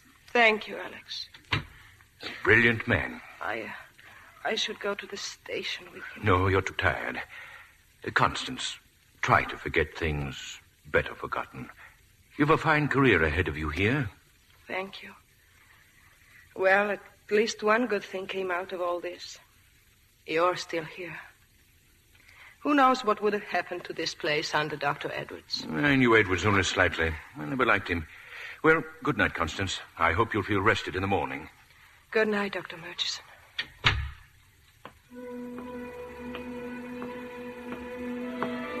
I knew Edwards only slightly. I never liked him. He told me before he had never met him. The day John first came here. Like the rest of you, I've never met the man. Constance, did you forget something, my dear? I want to talk to you, Dr. Murchison. Well, of course. It's a problem. A dream one of my patients reported. Which patient? John Ballantyne. Well? Ever since John was arrested, he's been recalling more details of that dream. Anyway, he was playing cards in a gambling house, apparently with Dr. Edwards. Oh? What game were they playing? 21. John says he dealt Dr. Edwards a 7 of clubs. And Edwards said that makes it 21. Perhaps he was trying to mention a locale, an actual place, a club. There's a place in New York, the 21 Club. Oh, yes. Yes, so there is. The patient dreamed the proprietor accused Dr. Edwards of cheating. He ordered Edwards out. I won't allow you here, he said. This is my place. I'm going to fix you. The dream gives the locale a double identity. The 21 Club and Green Manors, perhaps. But the proprietor seems to belong to the latter. In fact, it might easily be myself. It seemed that way to me, Dr. Murchison. I presume you only arrived at this solution tonight? Yes, just now, in the corridor. Was there any more to the dream? Yes. The patient dreamed he and Dr. Edwards were on a high, sloping roof. That he saw Edwards fall from the roof to his death. He also saw the angry proprietor hiding behind a chimney. In his hand was a small wheel. He dropped the wheel. The symbolism of the wheel escapes me. It was a revolver. The proprietor, who threatened Edwards' life in the 21 Club, dropped a revolver in the snow at Gabriel Valley after shooting Dr. Edwards in the back. The weapon is still there, with the murderer's fingerprints on it. I can't agree with that part of your interpretation. for the good reason that the weapon is now in my hand. I imagined something of this sort might happen when I made the slip before about knowing Edwards. That started your agile young mind going. You had a breakdown a few weeks ago. In your state of panic, you learned that Edwards was to take your place here. So you sought him out in his favorite restaurant in New York. He was having lunch there with John Ballantyne. You accused him of stealing your job. You threatened to kill him. You followed him to Gabriel Valley and shot him from behind a tree. You're an excellent analyst. But I don't think the police are interested in dreams. No, but they'll be greatly interested in the waiters in the 21 Club who saw you there.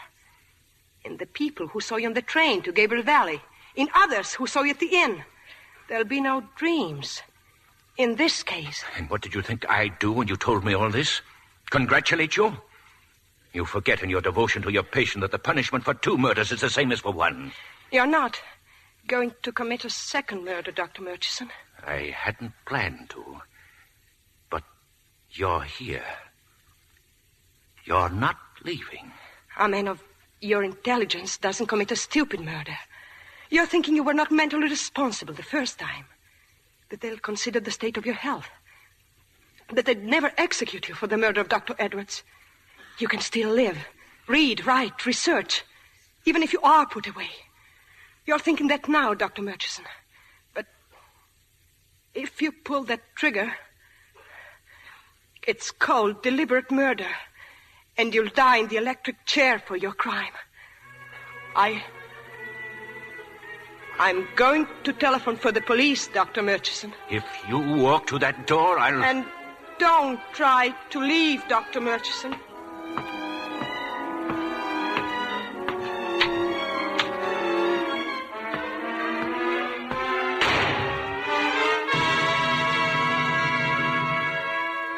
Sanatorium chief attempts to kill self after murder confession. Dr. Murchison shot rival. Valentine free. Girl risks life second time to save Valentine.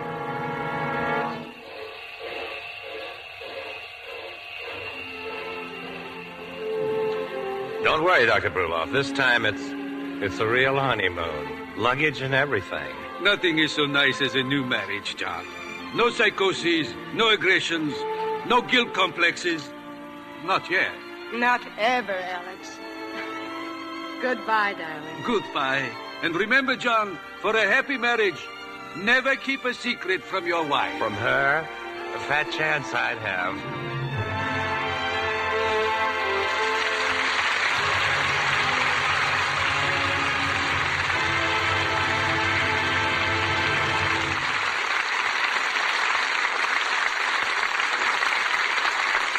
Our stars will return for their curtain calls in a moment. You know, Libby, we talk a lot about fashions in clothes. How about news tonight on fashions for the home? Well, there's a wonderful new fashion in dishes. Anything to do with color or size? In a way, because they're ever so tiny and pure white. The dishes? No, the new diamonds of Lux you use to wash them with. Washing dishes with this new Lux is a fashion I predict will sweep the country. Because these sheer tiny diamonds are so much faster? That's right. You just turn on the water and presto, they burst into suds right before your eyes. Just compare them with any other dishwashing suds you've ever used. They're richer. Make thick, abundant suds that last and last. They go so far, too. You can wash up to twice as many dishes with these new tiny diamonds of Lux. Careful tests using the same weight of soaps proved Lux washes more dishes than any of 10 other leading soaps. And you needn't dry the dishes at all. Just rinse them with hot water and let them drain. They'll dry bright and sparkling. Of course, every woman knows how gentle Lux is, how kind to hands. You can be sure the new tiny Lux diamonds will keep your hands soft and smooth and lovely in spite of dishwashing. Try these new tiny Lux diamonds for dishes tomorrow. Here's Mr. Keeley at the microphone. Our thanks now to Joseph Cotton and Valley, who returned to the footlights for a well-earned curtain call.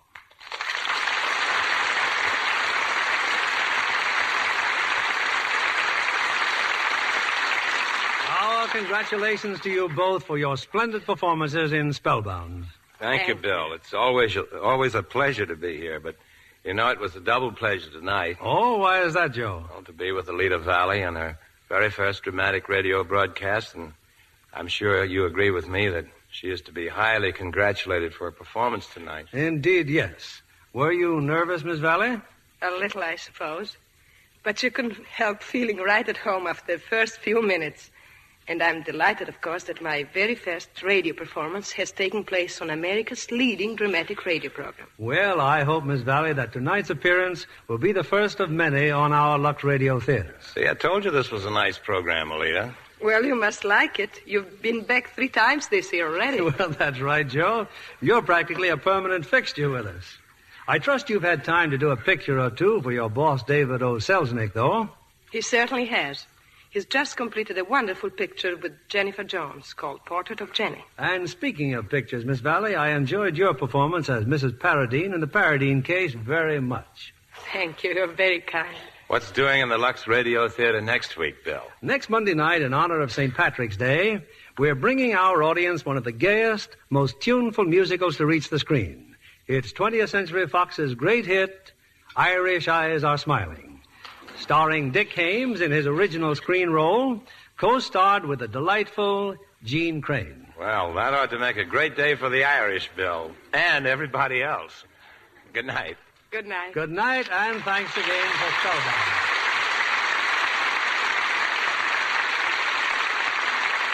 And now it's my privilege to make a very special announcement. The name you ladies have been waiting to hear. The first prize winner of the 3rd week of Lever Brothers Mammoth Fur Contest. A $3,000 mink coat, or cash if she prefers, goes to a lady in Lafayette, Indiana. And her name is Mrs. Janice C. Urselcook of 907 State Street. Congratulations, Mrs. Urselcook, on your fine letter. Here are the second prize winners for the 3rd contest. Mrs. Robert S. Oakes of 819 South Columbus Street, Alexandria, Virginia.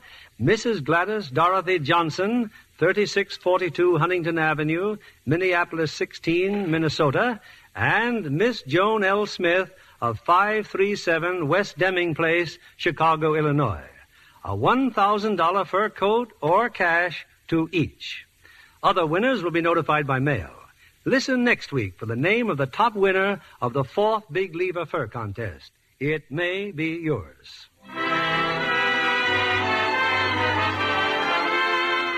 Lever Brothers Company, the makers of Lux Flakes, join me in inviting you to be with us again next Monday evening when the Lux Radio Theater presents Jean Crane and Dick Haymes in Irish Eyes Are Smiling. This is William Keeley saying good night to you from Hollywood.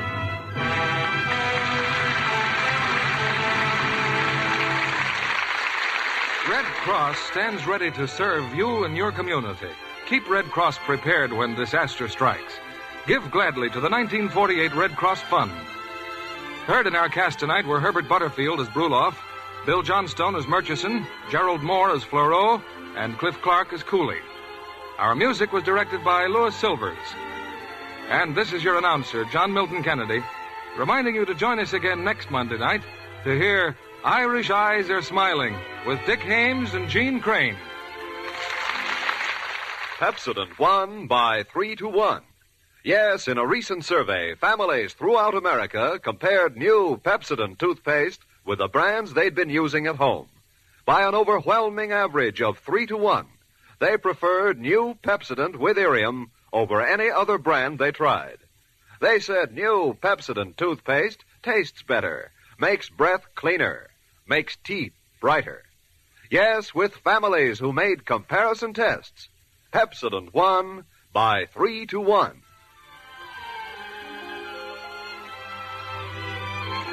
Be sure to listen next Monday night to the Lux Radio Theater presentation of Irish Eyes Are Smiling with Jean Crane and Dick Haymes. Stay tuned for My Friend Irma, which follows immediately over most of these stations. This is CBS, the Columbia Broadcasting System.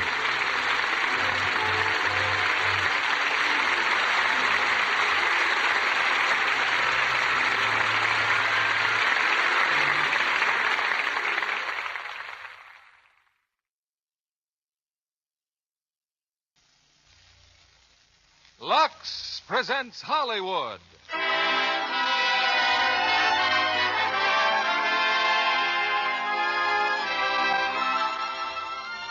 Lever Brothers Company, the makers of Lux Toilet Soap, bring you the Lux Radio Theater, starring Loretta Young and Joseph Cotton in The Farmer's Daughter. Ladies and gentlemen, your producer, Mr. William Keeley.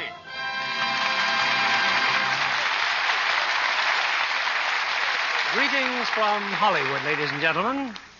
The other day, I received a visit at the studio from Claire Booth Luce, a lovely and glamorous lady who, in addition to her many other capabilities, recently represented her native state in Congress. And her charming presence made me think of tonight's Lux Radio Theater play, in which another captivating lady makes her way to Washington. It's RKO's refreshing comedy, The Farmer's Daughter, starring Loretta Young in a role ideally tailored for her talents, and another box office favorite of this theater, Joseph Cotton. Together, they demonstrate what happens when romance gets mixed up with that great American heritage, the right to vote. Of course, there's another example of romance and voting, and that's the daily preference that women show for Lux Soap. They know that Lux Soap Care is a help to what you might call a romance complexion. And here in Hollywood, where screen stars know the value of a lovely skin, the vote is 9 out of 10 for Lux, a trend that I'm sure is nationwide. It's curtain time, and here's the first act of The Farmer's Daughter, starring Loretta Young as Katie Holstrom and Joseph Cotton as Glenn Morley.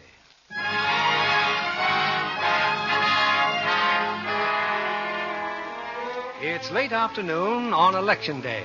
As always, a very busy day for Mrs. Morley and her son Glenn, since for decades the Morley family has been the backbone of politics in Capital City. This year, Glenn has run for re-election to Congress, and it looks like another landslide. Now, in the Morley home, he's been visited by a group of newspaper friends. My only point is this, Glenn, that the public goes to the polls and votes exactly the way the machine tells them to vote. You mean that's why I'm being reelected? Hey, Clancy, where are those sandwiches? Where's that coffee? I'm now, Mr. Morley. I'm coming. Well, Clancy, how you've changed. Oh, my name is Catherine Holstrom, Mr. Morley. I am the new maid. Oh, I see. Well, set the tray down. Clancy's coffee, Glenn. Oh, no. I made the coffee, miss. I don't think you have anything to worry about. Oh, then I'll have some, please. Now, what were you going to say, darling? Only that the voters won't go on forever believing the kind of baloney that most politicians have been handing out, machine or no machine. Well, I don't mean this change in the voters' attitude as a prairie fire, but, well, for example, do you remember a fellow named Otto K. Schmidlap. Schmidlap, yes. He was from around Mineral County. Red Wing County. May I serve you, please? Oh, thanks. Oh, Red Wing County, yes. He served 2 terms in Congress, or was it 3 terms? It was 3, Mr. Morley. Coffee, sir? If you're about to say that old Schmidlap was a case of a congressman going down the line for his party, right or wrong, you've got an argument. Oh, but Schmidlap was strictly second-rate, Glenn. Oh, no, sir. Mr. Schmidlap was not second-rate. He was first-rate, with a second-rate party. Boing. Oh, please excuse me. I didn't Oh, well, that's quite all right, but what makes you such an authority on Schmidlap? He was our neighbor on the farm. A good neighbor. A good man, like my father. Well, it's getting late. I think I'll go back to the office and dream up a story. How Glenn Morley looked, felt, and acted upon his re-election to his 3rd term in Congress. Good luck, Glenn. Don't forget to come back, boys. The real celebration's tonight. Jenny, you're not leaving, too. When next you see me, the time will be 7 o'clock, and I'll knock you dead in my new dress. Bye, darling. Mr. Clancy, did I do all right with the coffee and the sandwiches? For a new maid with no experience, yeah, I guess you did all right. Good. The employment agency said that if I could work the day out for you, I could work any place. I've been the butler here for 30 years, but it's up to Mrs. Morley if you stayed. Oh. Say, how come you wanted this job? I need to earn some money. And as soon as I do, I go to the Swedish hospital to become a nurse. Nurse? Yeah. I had money, Mr. Clancy. But yesterday, someone I knew, a man, Adolf Berger, he said he would give me a ride in from Red Wing County. The bus fare is $2.53, so I said, yeah, you bet, I would ride in with him. Uh-huh. And last night on the highway, Mr. Berger's car had an accident. He had no money, and he asked me to loan him. Fine thing. Yeah, but that's not all. We were far from town, and I had to stay overnight at the motel. I don't know where he stayed, But this morning, when I asked him about my money, he said no. I said, all right, I will get the police. He said, go ahead. And he would tell everybody, my family, the people at the hospital, that he and I at the hotel and... Why are you telling this to me? Well, because, Mr. Clancy, you are a good man. And I had to tell someone.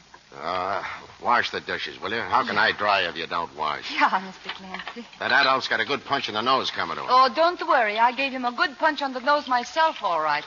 I bet you did at that. Yeah. Well, there's the car in the driveway. That means Mrs. Morley's home. You can meet her in a few minutes. Then, Ma, we had a delegation here from the press. Virginia Thatcher, too? Naturally. Did you propose to her? Well, there's no rush about that. Virginia and I have what you might call a understanding. Anyway, where were you? Election headquarters, of course. Well, how's everything going in the 14th for that ward healer Morley? Oh, Morley's no ward healer. I know the boy well. Wonderful to his mother, they tell me. Unless I miss my guess, he'll be re-elected by the usual majority. Hooray for the party. Party my foot. The voters did it themselves. Should have come home sooner. We had coffee, real coffee. Sent out for it, huh? Oh, no, it's that new maid Clancy hired. Oh, here she is now. What did you say your name is? Catherine Holstrom. Oh, this is my mother, Mrs. Morley. Oh, how do you do, Mrs. Morley? Mr. Morley thinks you did quite well this afternoon, Catherine. Would you like to work for us? Well, I do have to earn some money. Anything wrong with our money? Oh, no. No, I need it so I can start my nursing course. But I would not be permanent for more than about 2 months. Well, these days, that's permanent. Now, what can you do? Oh, well, at home I do everything. I do washing, ironing for Mama, Papa, my 3 brothers, myself. Clean all 7 rooms, and do dishes, of course. Oh, of course. And I help Mama preserve meat, canned eggs, dill pickles, smoke ham and bacons. And I wait on table, 40 hands at harvest time. Oh, and I make glug. Glug? Yeah, at Christmas time, with a hot poker and brandy. You want to know what I do outside? Well, I don't know about my mother, but I'd be fascinated. Well, I plow with horse and tractor. I shock wheat, milk cows, bed horses, cut the wood for stove. Catherine, you've got a job. Oh, thank you, Mrs. Morley. And now I help Mr. Clancy prepare for party tonight.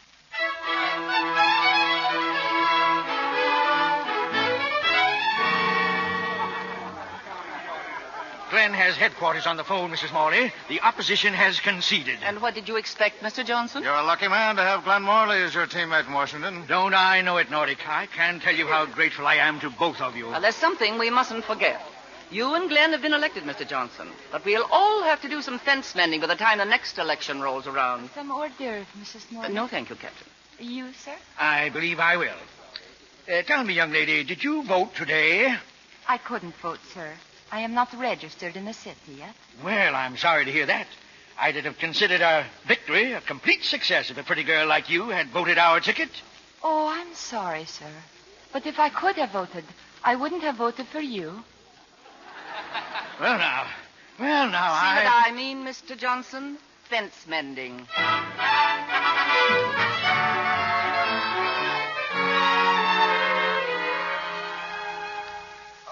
Good morning. Morning. Come in.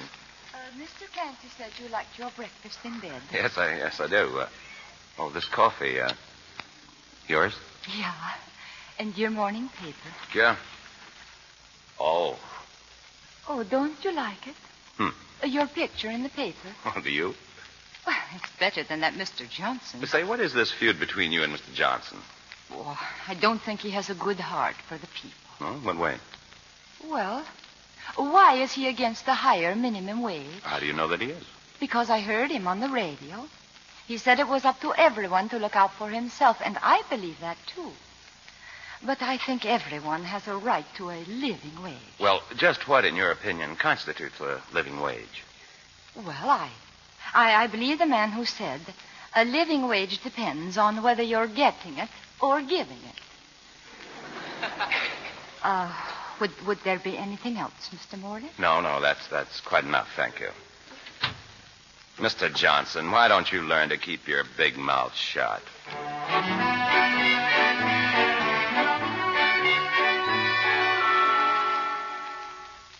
Ma. Oh, wasn't that Katie I just saw going out the door? She's not leaving us. No, she's just going downtown to buy some uniforms. Oh, you sure she knows the way? I wrote the directions down. Oh. Well, I think I'll be getting along. What for? Well, I'm supposed to have lunch with the governor. At 10:30? Well, I've got a lot of people to thank, you know. Breakfast go all right? Oh, superbly, Clancy. Yeah, I sort of figured it would.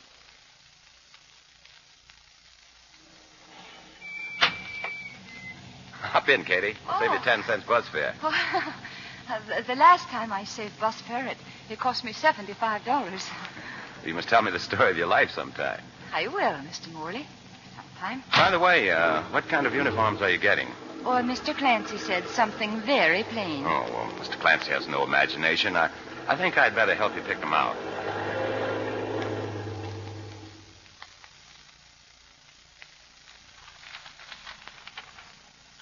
Quite a large package, Katie. How many uniforms did you get?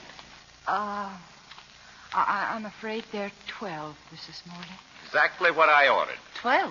Let's see. 2 blue, 2 black, 2 gray, 2 maroon, and 4 simply charming informal numbers for housework in the pre-luncheon periods. And who's going to pay for all these, Mr. Moneybags? Your house, Ma. Just write them off as overhead. I sure feel like a tramp in my old blue serge.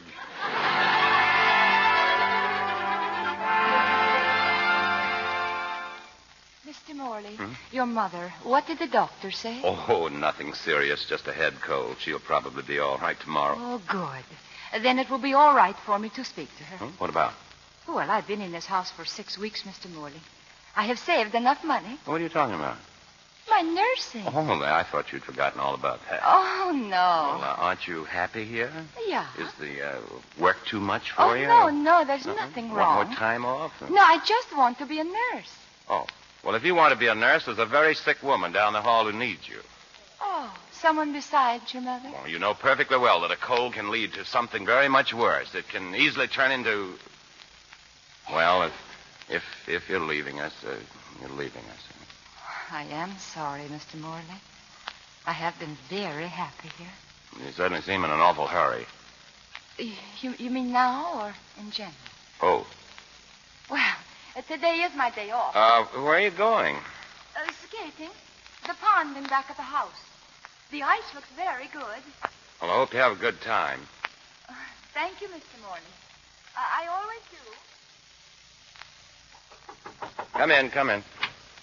This just came a Well, look at you going ice skating, huh? Yeah. I just asked. Well, if she's if I'm leaving for Washington after New Year's, what chance will I have? Well, give me the telegram. Yes, sir. Well, what do you know? I'm leaving for Europe tonight. Your what? This telegram. Come on, let's tell Ma.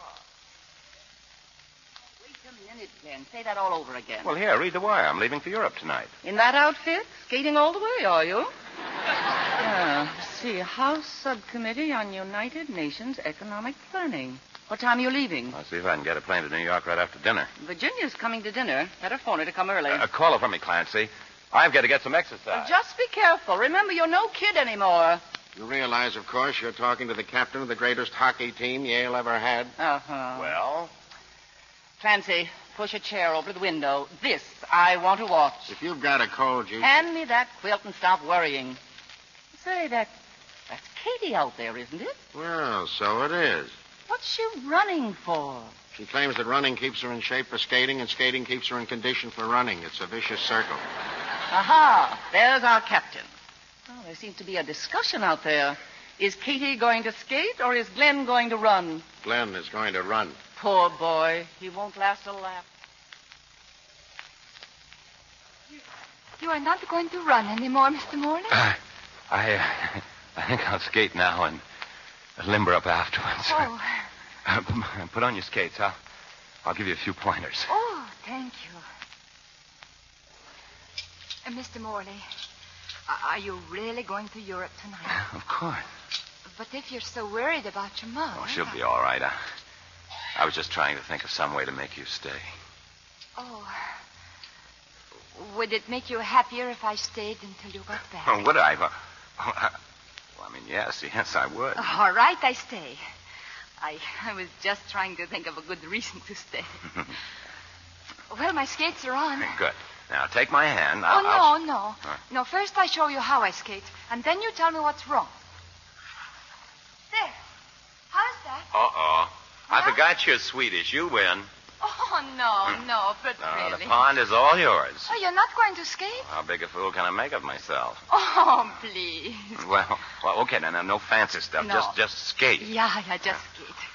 Of course, I used to be a pretty fair hockey player, but... Hockey? Oh, you want to play hockey? My brothers and I... No, look, just let's skate. Oh, yeah, we just skate. Making a sucker out of him. Look at that girl skate. Poor Glenn. He's trying so hard to show off. I hope he doesn't forget the ice gets awfully thin down to the boathouse. Oh, he went through the ice there last year. He couldn't be such a dumbhead as to... Oh, no. Get the brandy, Clancy, and the hot water bottles. He did it again.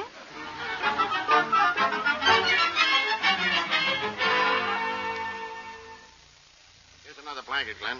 Still feel cold? Oh, no, not very. My shoulder's a little stiff, though. You drink this, Mr. Morley. It's glug. Huh? Oh, glug. Yeah. Oh, no, not so fast, Mr. Morley. Drink it slowly. Oh, so this is glug, huh? Well. Clancy, throw away the hot water bottles. What about that shoulder? What you need is a good rub down. Yeah, call the athletic club. Tell them to send a man right over. Oh, there won't be time, Mr. Morley. I'll do it myself. Great idea. Now, you lie right down here at the foot of the bed. Now, wait a minute. Now, one pillow here, and this pillow under the chest. There. Now, we begin. Ooh. Oh, you must relax, Mr. Morley. You are much too tense. There. That's better. Now, look. Yeah. Is there anything you can't do? Oh, yeah. Too many things. Oh, you have 3 of the most unusual talents I ever heard of. Oh? I'll bet you're the only girl in Capital City. Oh, I'm so sorry. Can give a Swedish massage and bed horses and make glug. I don't mind that you tease me, because I know how different I am from, Miss Thatcher, for instance. Would you like to be like Miss Thatcher? Oh, in many ways, yeah. But when I'm around her, I feel strange. I know I talk different from all of you, but around her, I talk worst. Why don't you go to college, Katie? And take care of Mrs. Morley at the same time. You could go at night. They have all sorts of courses. Political science. Yeah? Economics. The tickles. Hey. Oh, Virginia. Come in. Whatever it is, it looks like fun. Tell me, Catherine, is this restricted to the family, or do you take outpatients? Well, I'd be glad to give you a massage anytime, Miss Thatcher. Oh, I'm sorry. You're finished, Mr. Morley. Oh, thank you. Your mother told me you fell through the ice. Yeah, lucky thing Katie was there. No doubt. She saved your life. I'm grateful to you, Catherine. Katie, where are you going? To see your mother. I think I'll give my notice after all, Mr. Morley. No, Katie, no.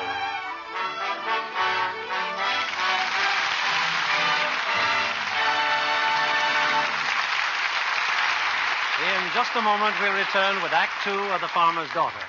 Meanwhile, here's our Hollywood reporter, Libby Collins. What's the picture news tonight, Libby? Well, Metro-Goldwyn-Mayer is certainly starting the year with a bang, Mr. Keeley. Cass Timberlane, adapted from Sinclair Lewis's famous novel, is scoring a hit. It has a remarkable fine cast and tells a love story of real depth and tenderness. And Spencer Tracy is the perfect choice for the title role. It seems to me that Lana Turner gives the best performance of her career as the heroine. There are other distinguished stars in the cast, too. Yes, the attractive Zachary Scott as the other man and the lovely Margaret Lindsay as the other woman. The glamour department is also well represented, as I think John Kennedy here will agree. With Lana Turner as the leading lady of Cass Timberlane, how could it be otherwise? I'm sure you took particular notice of that lovely Lux complexion of hers in the close-ups, Mr. Kennedy. Well, Libby, Lana Turner is one of Hollywood's outstanding beauties. That peaches and cream complexion of hers is famous. And very sensibly, she gives it daily Lux Toilet Soap care. Yes, Lana is an enthusiastic Lux fan, I know. As are 9 out of 10 Hollywood stars. And incidentally, Those stars are delighted with the new size of their favorite beauty soap. I mean that wonderful new large bath cake. That bath-size Lux toilet soap is making quite a hit in Hollywood, Libby. And with women everywhere who enjoy a beauty bath that's tops in luxury. They're thrilled with the generous, creamy lather that leaves skin feeling softer and smoother. The new bath size is the same fragrant white Lux toilet soap, but in a handsome, larger cake just right for the bath. The same flower-like perfume and the same creamy, rich lather that makes a Lux soap bath a real beauty bath. You'll be delighted with the new bath-size Lux toilet soap. Ask for it tomorrow. You'll see it in the familiar sampler wrapper, but in a convenient, larger size. Let the whole family enjoy this big bath-size Lux toilet soap. Here's Mr. Keeley at the microphone. We continue with Act Two of The Farmer's Daughter, starring Loretta Young as Katie Holstrom and Joseph Cotton as Glenn Morley.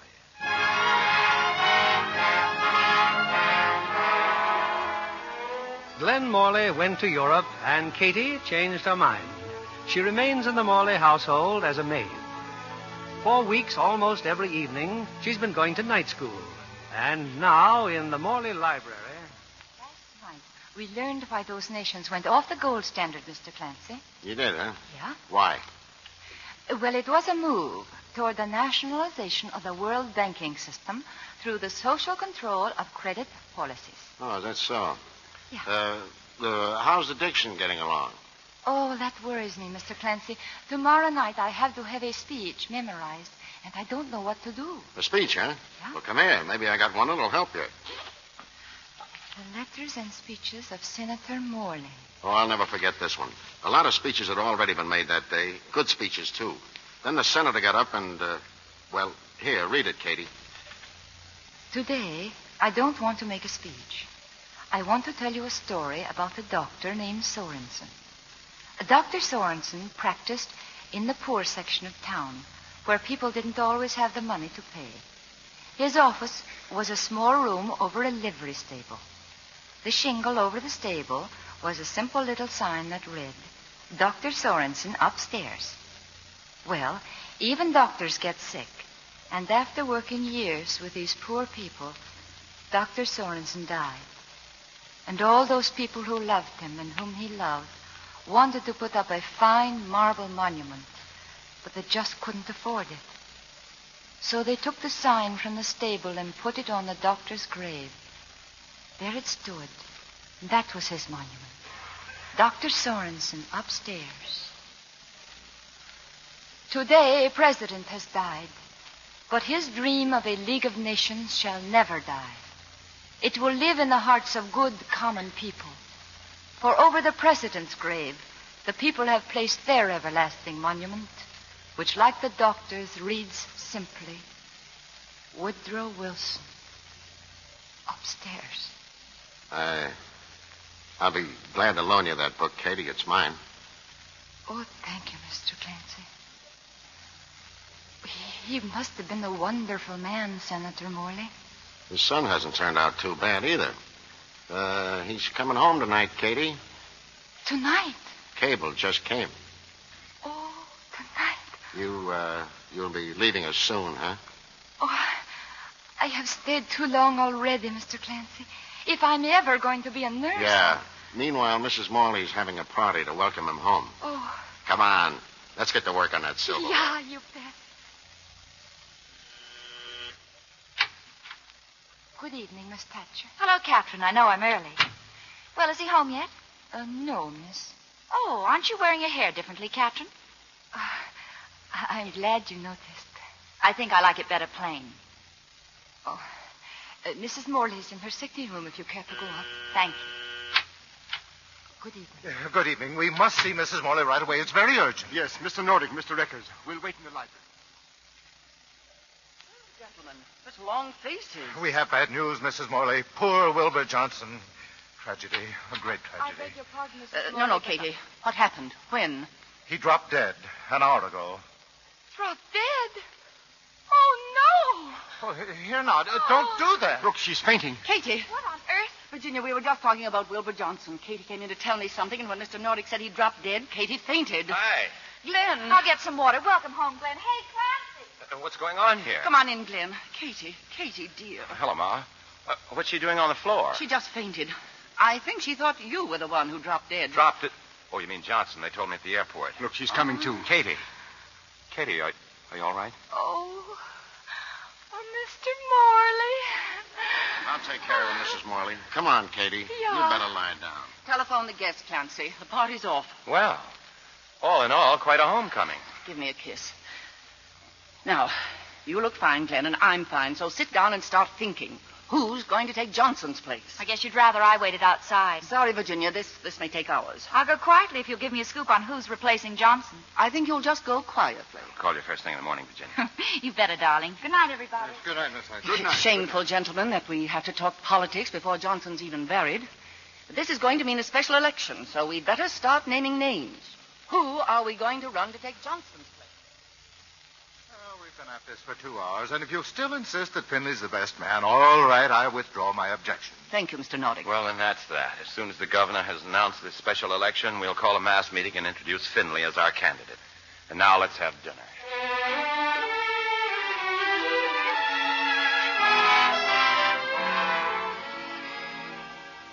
Well, Katie, is that you? Yeah, it is. Oh, come here. I want to talk to you. I thought you were very busy working. I am. Been ice skating lately? No. I tried it once in Switzerland. Wasn't much fun. I tried it too, but I kept looking around for you to fall through the ice. I thought a lot about you while I was away. We thought a lot about you too, Mr. Morley. Katie, Yeah? I was watching you at dinner. Apparently, you don't approve our choice of Mr. Finley. Well, I don't think he's much an improvement over Mr. Johnson. Well, what do you know about Finley anyway? Well, I know his record, and it's a very bad record. So you're an authority on Mr. Finley, too. Oh, well, for one thing, now, why did he stop free milk in the grade schools? Oh, if you don't like him, don't vote for him. Oh, don't worry, I won't. I was only asking you, why did he stop the free milk? Don't ask me. Ask Finley. There'll be a big mass meeting soon. Ask him. He'll be there. All right, I will. Well, all right. I'm sorry. I didn't mean to upset you. Upset me? I'm not upset. Good night, Mr. Morley. Good night.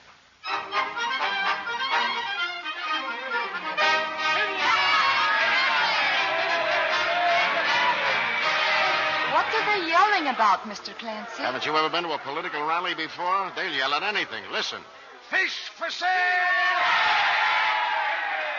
See what I mean? Oh, no. Well, they'd better start quieting down. The boss is going to introduce your pal, Ladies Finley. and gentlemen, it's now my privilege to introduce your next speaker. Your former alderman, your former commissioner, your next congressman from the 13th District, Anders J. Finley. I don't know how much more of this I can stand. But Mr. Morley, why does he have to have a part of all this? He doesn't like it any more than we do, but things like this bring in the votes. Ladies and gentlemen, there have been a lot of speeches made here tonight. I'm going to make mine very short.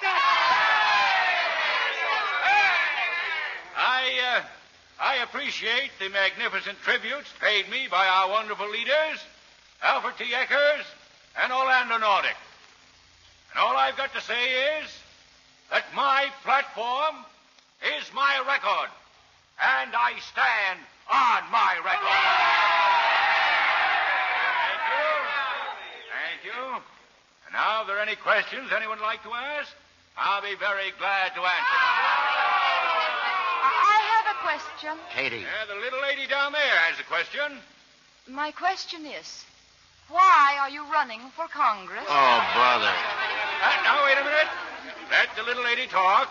Why do you ask that question, miss? Because I'd like to know how you, with your record, can ask these people to vote for you. I'll match my record with any man. Oh, no, this record that Mr. Finley will match with any man's is as follows. In 1930, Alderman Finley's brother-in-law, Oscar Nordstrom, started getting a snow cleaning contract and received it every year that Mr. Finley sat on the council. In 1932, Alderman Finley said the bread lines were costing the city too much money. And he even introduced a bill to force apple sellers to buy licenses. And if that isn't enough, in 1933, Mr. Anders J. Finley, in a speech at Lincoln Heights School, told the parents This young woman at a political rally held tonight in behalf of Anders J. Finley. Introduced by Congressman Morley, Mr. Finley... Should I turn the radio off? No. But we've heard the same thing on 2 other news broadcasts already. Katie, to hear it again. I've been checking on her identity, and this beautiful blonde is employed as a maid in Congressman Morley's home. She couldn't have been more of a bombshell if she'd been planted there by the opposition party. Or was she? Well, were you? Neither Mr. Nordick nor Mr. Eccles... I've been thinking, Mr. Morley, ever since I got home. I better turn this off. I'll leave here tonight. Leave here? Well, that's great. You know what they'll say about me then, don't you? No, what? They'll say I threw you out. They'll say I'm against freedom of speech. Right. I need an aspirin. Ought to do as he says, Katie. Just keep your mouth shut until this election's in the bag. You're all right, Mr. Clancy. I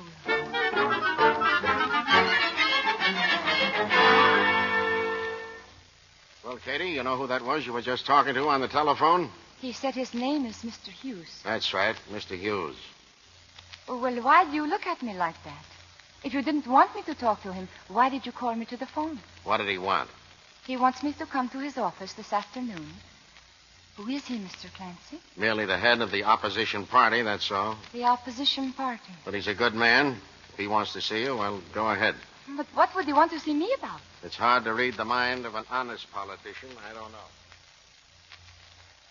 Well, that's the situation. I phoned Katie Holstrom, and she's here in the outer office now, waiting to see us. Oh, bring her in. Now, I don't know anything about this girl, except what she did to Finley last night. But sometimes, if you're lucky, you can put over a freak. Well, she's wholesome looking for the women. The serving girl needed the labor vote. She's corn-fed for the farmers. Swedish for the foreign-born. What have we got to lose? Well, shall we give her the pitch? Sure. Okay. Yes, Mr. Hughes. Send in Miss Holstrom. Maybe the answer to what we're looking for. Come in, Miss Holstrom. Thank you. I'd like you to meet Mrs. Ford. How do you do? Mr. Jackson. Mr. Raines. Mr. Collins. How do you do? I won't waste your time, Miss Holstrom. We've been talking things over, and our party simply doesn't have a candidate strong enough to beat Anders J. Finley. At that rally last night, you were pretty positive about what kind of a congressman you didn't want. We're hoping you'd be just as positive as to what kind you did want. Oh, well, what I think doesn't matter so much. But I feel what is needed is a man to represent all of us. And not just the people who raised the money that helped him in his campaign. He should know what all the people want and vote for what they want. Thank you, Miss Holstrom, for giving us our candidate. You run, of course. What? You run for office. Be our candidate. Me? Oh, Harold, Jude, what have I done? What have I done?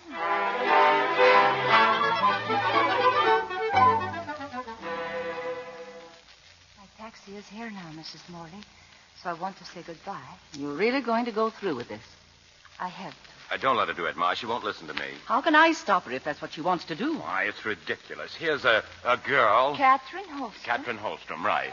A bunch of opportunities. Give her some song and dance about being able to elect her to Congress. Uh-huh. Why, she doesn't know the first thing about politics. Mm-hmm. I ask you, how can she be expected to sound off on such things as a minimum wage bill, the full employment bill, a permanent FEPC, atomic bomb control, 100 other things?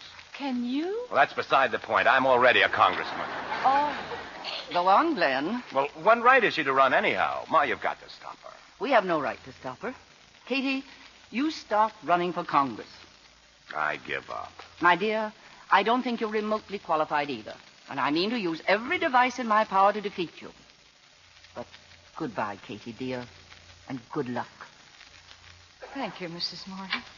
Clancy, she's leaving. Oh, Mr. Clancy's waiting at the cab. Goodbye. Oh, it's a rotten shame to take a nice girl like that and toss her in a den of lions. Your concern wouldn't be because you're in love with her, would it? Of course I'm not. It's Just that she's a very sweet girl and fair play and... Well, it's none of my business, but she's worth a dozen Virginias. Of course she is. Why, a girl like that, in love with her, me...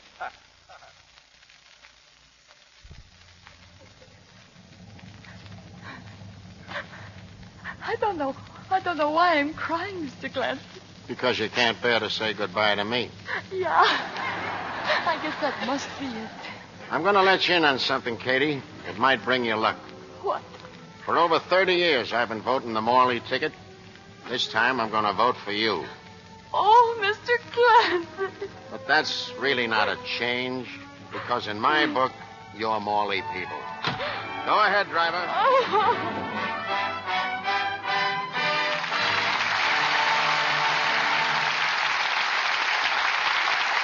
We pause now for station identification.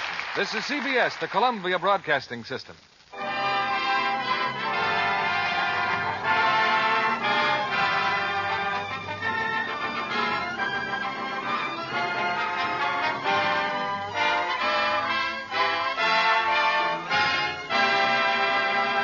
In a moment, we'll bring you Act 3 of The Farmer's Daughter. It's a special pleasure to introduce our guest tonight, the lovely young actress, Miss Nancy Coleman. Let me congratulate you, Nancy, on your role in one of the important films of the year. Thank you, Mr. Keeley. You can imagine how delighted I was to be given a featured part in RKO's Morning Becomes Electra. Not only because it's a great drama, but because of the stars. Rosalind Russell, Michael Redgrave, and Leo Gann. It was a privilege to work with them all. I think everyone agrees Rosalind has the greatest role of her career in Morning Becomes Electra. Yes. She herself told me she felt it's by far the most challenging role she's ever done. During the 18 months it took to complete the picture, I got to know her very well, and what a grand person she is. Yes, Rosalind is much admired in Hollywood. Everyone at the studio adores her. She's so good-looking and always so perfectly groomed. Her dressing table's a miracle of neatness. You know, I noticed one shelf in her cupboard is especially reserved for a supply of... Well, guess what, Mr. Kennedy? Well, knowing that Rosalind Russell has been a Lux girl for years, I'm sure she always has plenty of her favorite beauty soap on hand. Yes. She never neglects her daily Lux soap complexion care. And that's a wise beauty rule for any girl to follow. I know I find it so. I wish our audience could see that lovely Lux complexion of yours, Miss Coleman. Thank you, Mr. Kennedy. I've always been a Lux girl. And now Lux toilet soap keeps my skin the way I want it for camera close-ups. Have you used the new bath-size cake, Miss Coleman? Oh, yes, and it's wonderful. Makes my Lux soap beauty bath more luxurious than ever. Lux sure is what it's been designed for. The new bath cake is the same fine white Lux toilet soap in a big, generous size that gives lots of the rich, creamy Lux soap lather fastidious women love. Thank you for coming tonight, Miss Nancy Coleman, and a wonderful New Year to you. And here's a New Year's suggestion to women everywhere. When you go shopping, be sure to buy the new bath-size Lux toilet soap in the familiar sampler wrapper. Enjoy its delightful clinging fragrance, the extra luxury it gives to your bath. The whole family will enjoy it, too. We return you now to William Keeley. Time now for the third act of The Farmer's Daughter, starring Loretta Young as Katie Holstrom and Joseph Cotton as Glenn Morley.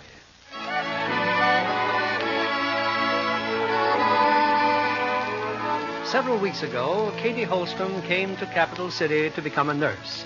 Instead, she became a maid. And now, overnight, she's turned into a candidate for Congress. Her political backers have furnished her with a suite of rooms in the Capital City Hotel. And there, with her brothers, Katie rehearses a campaign speech. And only in cooperation with the rest of the world can we achieve a lasting and happy peace. If elected, I shall work for the rights of all people, no matter what their color or religion, and support every measure that advances those rights. I thank you. Well, boys. It's too loud, Catherine. Must you yell But like the that? diction teacher says I must project my voice. How can I project my voice if I don't... You come in? Hello, Katie. Mr. Morley. Well, I'm on my way to Washington. I just thought I'd drop by. Oh, I've been practicing a speech. Yes, I was listening in the car to... Oh. These are my brothers. Congressman Morley. This is Peter. Hello, Peter. And Sven. Nice to meet you, huh? And Olaf. How do you do? Oh. Did you like my speech, Mr. Morley?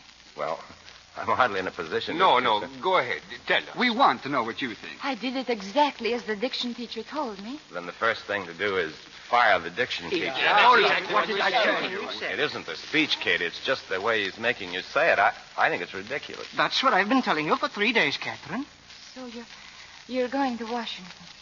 I came to say goodbye because at the house I didn't say goodbye the way I wanted to. Oh, thank you, Mr. Morley. Good luck, Katie. Every kind of good luck. Congressman, wait. Tell Catherine what she is doing wrong in her speech. Oh, now, Olaf, Mr. Morley has to catch a train. Well, But she needs your help. Well, look, Katie, I saw you at the rally. You spoke simply and honestly about how you felt. And that's the way you've got to talk through the entire campaign. You can't win by yelling and waving your hands. You've got to talk like... Well, Clancy told me how well you read one of my father's speeches. Talk like that, Katie. Just be yourself. And start the speech again. And now? Now.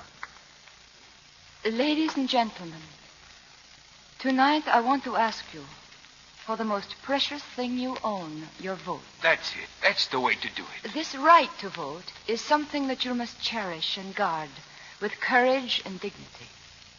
When someone asks you for your vote, you must be jealous of that vote. You must ask yourself, who is it that I'm voting for? What does he stand for? And what does he believe in? Nothing wrong can happen to you, the people, if you will use your vote properly. And no man... Go on, Katie. Say it. And no man or group of men can hurt you if you will use your power of a free and honest election. Katie for Congress. She's from the people. She's for the people. Vote for Finley. Experience, foresight, integrity. Capital City Evening News. Forecast poll of special election. Brandis J. Finley, 84%. Katie Holstrom, 16%. Come on in, Eckers. What's the matter? Well, Nordic, did you see the evening news? 2 weeks ago, Finley was walking away with that public opinion poll. Well, look at this. Finley, 52%. Katie Holstrom, 48%. What's happening to those people? Have they gone nuts? With our machine and all the money we've spent, Finley ought to be at least 80%. Do you realize it's just 2 days before election? What did Mrs. Morley say about Glenn? He's due back from Washington first thing tomorrow. Come in, Miss Morley. Hello, Finley. We were just talking about Glenn. You can count on Glenn for 4 speeches, and we'll put him on the radio tomorrow night. Well, Finley? He's got to get in there and slug. Not that I'm exactly worried, but that Holstrom girl has been getting away with murder. Excuse me, Mr. Nordic. Well? There's a man here to see you. He says it's very confidential. All right, send him in. Go right in, Mr. Berger. How do you do? Well, you wanted to see me? If you're the boss... He's the boss. Now, who are you? My name is Adolf Berger. It's okay if I talk in front of everybody, Mr. Nordic? Go ahead, talk. Well, there's some talk going around that Katie's going to run away with the election. Katie? You know her? I'm the one that brought her to Capital City last November. Oh? Friend of the family? I know the Holstroms all right. I'm a traveling painter, see? I paint barns, houses, fences. Get to the point. Well, I'm here in the interest of good American citizenship. And I don't think that a girl of Katie's character should be allowed to run for Congress. What's that? I got some pretty personal information, see? About a night she spent in the motel when, due to circumstances...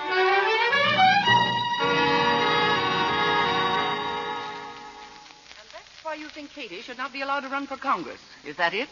Yes, ma'am. What's your point in telling us this? Well, like I told you, good citizenship. I suppose you expect some expression of our gratitude. Oh, no, ma'am. Although things have been kind of rugged lately, I could get a hold of a few $100. What kind of a campaign do you think we're conducting? Get out of here, Berger, before I throw you out. I can prove everything I said. Get out of here. Okay, if that's what you want. I just thought you wanted to win this election. But he said he had proof. What goes on around here? Are we for me or are we for Katie? I haven't quite made up my mind, Mr. Finley. That may be funny to you, Mrs. Morley, but I've spent 20 years of my life in politics. I can match that and add 20.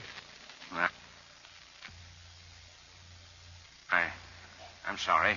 I know if it weren't for your backing, I'd really be a dead duck. Well, if it's all right with you, I'll drop over to see Glenn first thing in the morning. We'll all be over in the morning. Without Glenn's help now, we're sunk.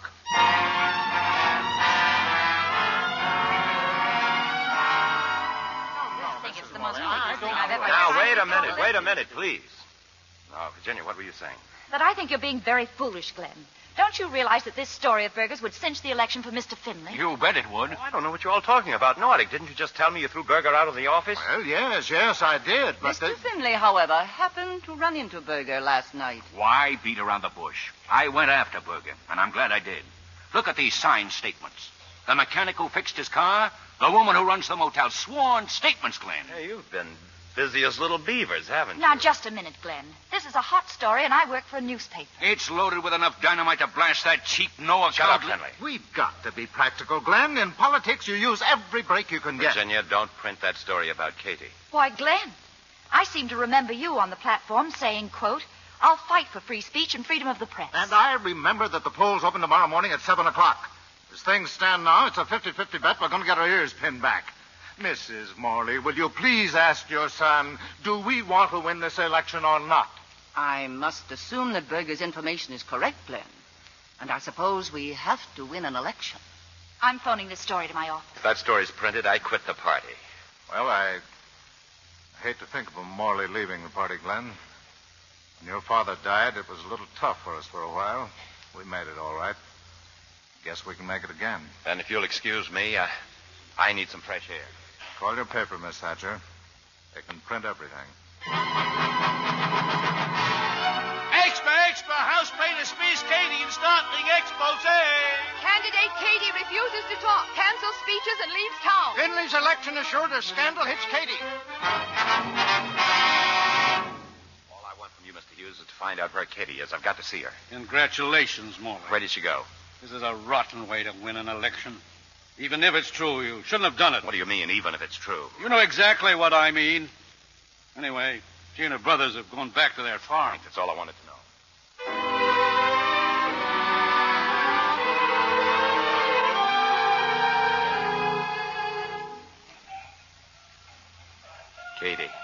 Katie, say something, won't you? You can feed the chickens later. Katie, look, I saw your brothers. I tried to talk to them. They walked away from me, too. You don't think I believe what was in the newspaper? You don't think I'd stay with a party that would countenance a thing like that, do you? I've quit the party. That's what I've come to tell you. Well, that's all I wanted to say. No, it isn't all. I'm in love with you. Glenn. Katie. Oh, darling. I love you. I love you so much. Katie. Oh, darling.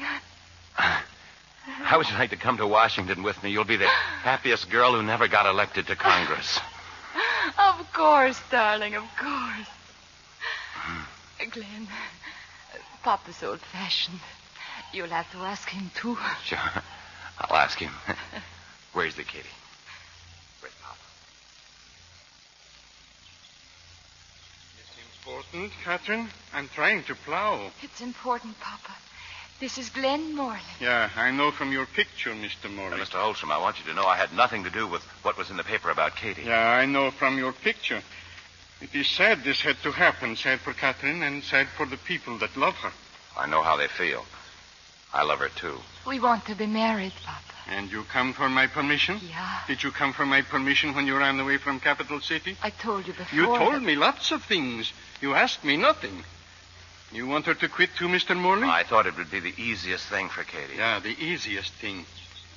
So you want to get married. Well, go ahead. I don't care whether you get married or not.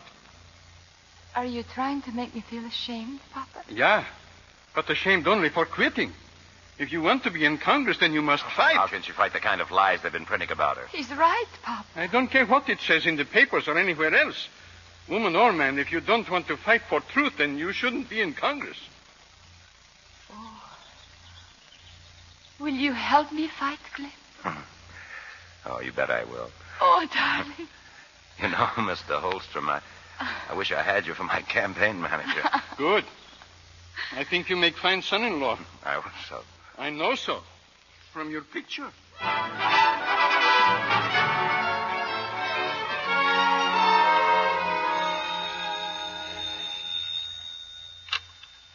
Hello? Glenn, where on earth are you? You're what? I suppose you think that comes as a big surprise to me. They're going to get married, Clancy. It's okay. I approve. What? No, but I wish you hadn't walked out quite so fast this morning. I have a very interesting guest here. Never mind who. Just stay where you are and wait till I call you back. Yes, very soon, I hope. Interesting guest. You may not know it, Mrs. Morley, but Anders J. Finley is drunk.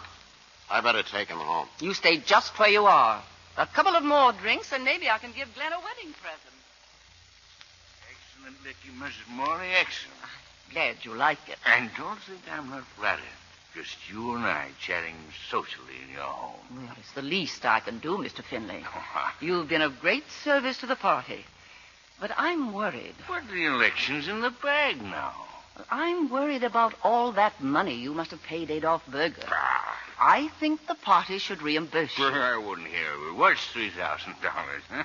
$3,000, eh? 2,000 to Burger, 500 each to the mechanic to the motel lady. You don't say. Surely you're not going to turn Berger loose with all that money. Huh? Well, he might get drunk and start talking how he invented the whole story. Oh, not little Adolf.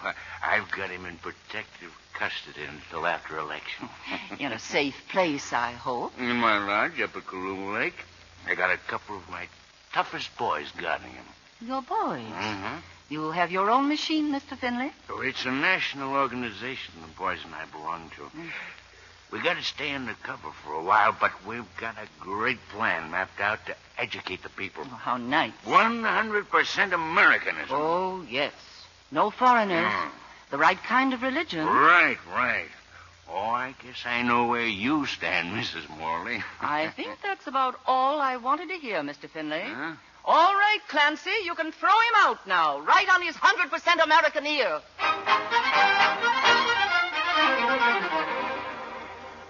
Hello? Hello, Ma. We're at Kaluma Lake. Did you get Adolf? You bet we did. Quite a brawl while it lasted, Well, Ma. tell me about it. I wouldn't know. I tripped over a stump and knocked myself out. That's my boy, all right. Katie and her brothers got him. We'll be home in a couple of hours. Better have Nordic at the house. I may have a statement to make.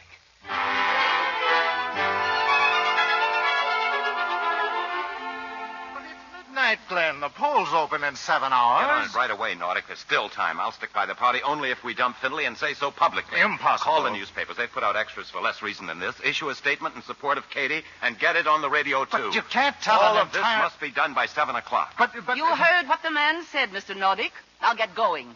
Yes, Mrs. Morley. Extra! Finley's party flows about. Nordic urges all voters to back Katie Holstrom. Danger confesses Finley pride. Both parties endorse Katie.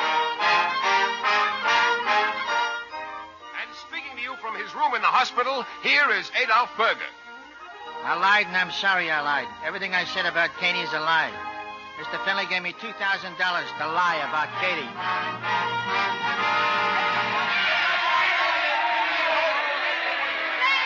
You have placed in me a great trust and a great confidence. I am very grateful. I promise I will do everything in my power to fulfill that trust.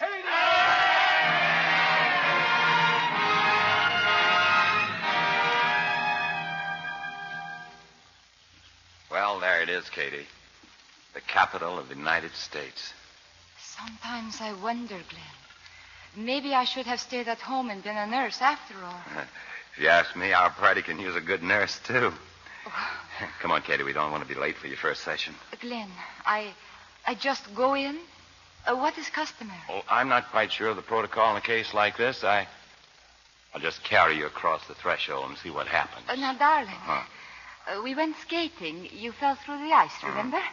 And when we went after Mr. Berger, you knocked yourself out, huh? Uh-huh. Well, I think it's safer if I just walk in.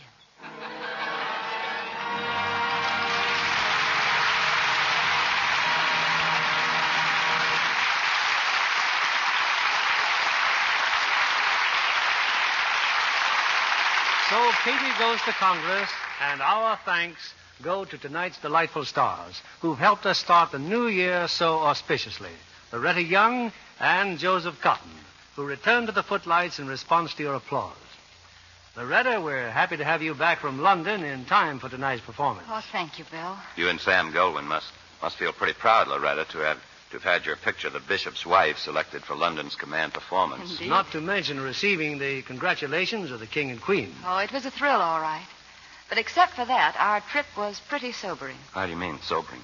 Well, Joe, you have to experience the shortage of food in England to realize how desperate their situation is. I can readily understand your donating the food you bought for you and your husband. Well, unfortunately, it was so little. But we were told it helped prolong the lives of 10 people for 6 months. Well, it looks as if the best way we can wish our European friends a Happy New Year is to send them every bit of food we possibly can spare. Well, that's our resolution for 1948, Joe. And a very splendid one.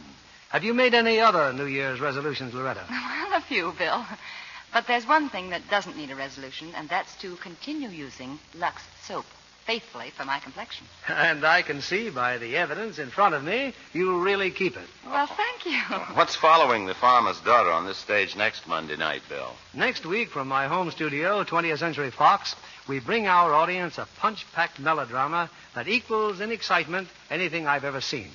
It's Kiss of Death, with its original outstanding stars, Victor Mature, Colleen Gray, and that unusual new personality, Richard Widmark. Well, that ought to keep your listeners rooted in suspense, Bill. We'll be listening. Good night. Good night, and best wishes for the new year.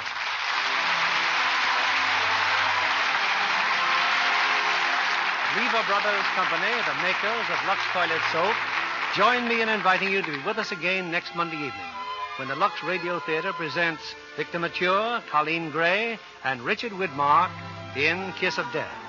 This is William Keeley saying good night to you from Hollywood.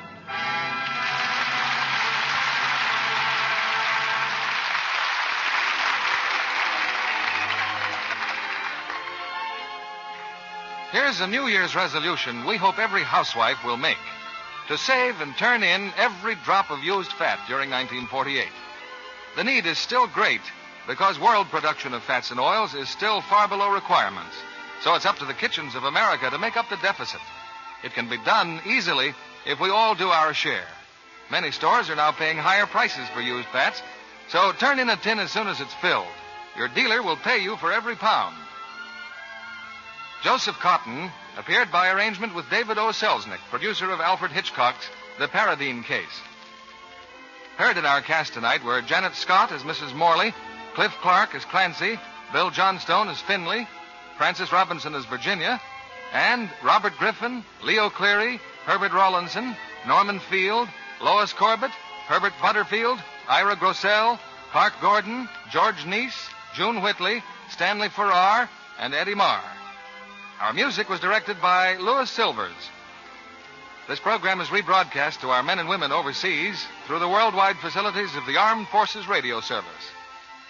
And this is your announcer, John Milton Kennedy, reminding you to join us again next Monday night to hear Kiss of Death with Victor Mature, Colleen Gray, and Richard Widmark. Pepsodent won by 3-1. Yes, in a recent survey, families throughout America compared new Pepsodent toothpaste with the brands they'd been using at home. By an overwhelming average of 3-1, they preferred new Pepsodent with Irium over any other brand they tried. They said new Pepsodent toothpaste tastes better, makes breath cleaner, makes teeth brighter. Yes, with families who made comparison tests, Pepsodent won by 3-1. Be sure to listen next Monday night to the Lux Radio Theater presentation of Kiss of Death with Victor Mature, Colleen Gray, and Richard Widmark. Stay tuned for My Friend Irma, which follows immediately over most of these stations. This is CBS, the Columbia Broadcasting System.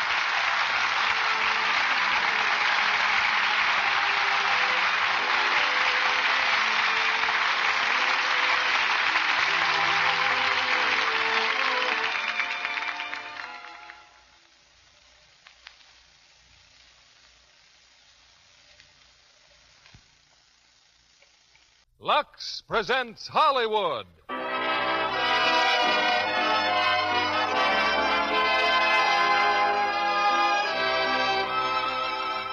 Lever Brothers Company, the makers of Lux Toilet Soap, bring you the Lux Radio Theater, starring Victor Mature, Colleen Gray, and Richard Widmark in Kiss of Death. Ladies and gentlemen, your producer, Mr. William Keeley.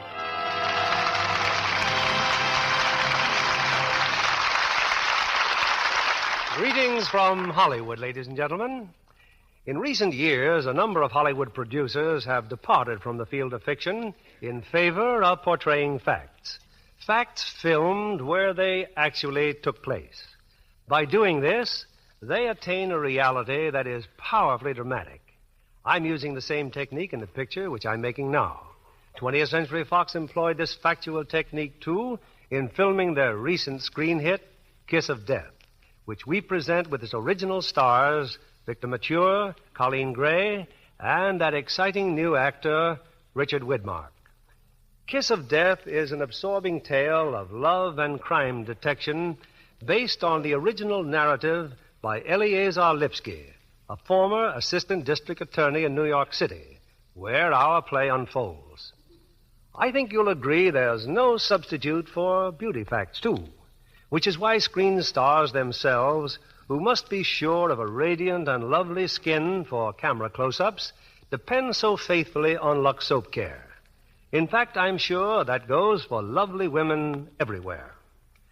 I see by the clock it's time for Kiss of Death. And here's our first act, starring Victor Mature as Nick Bianco, Colleen Gray as Nettie, and Richard Widmark as Tommy Udo.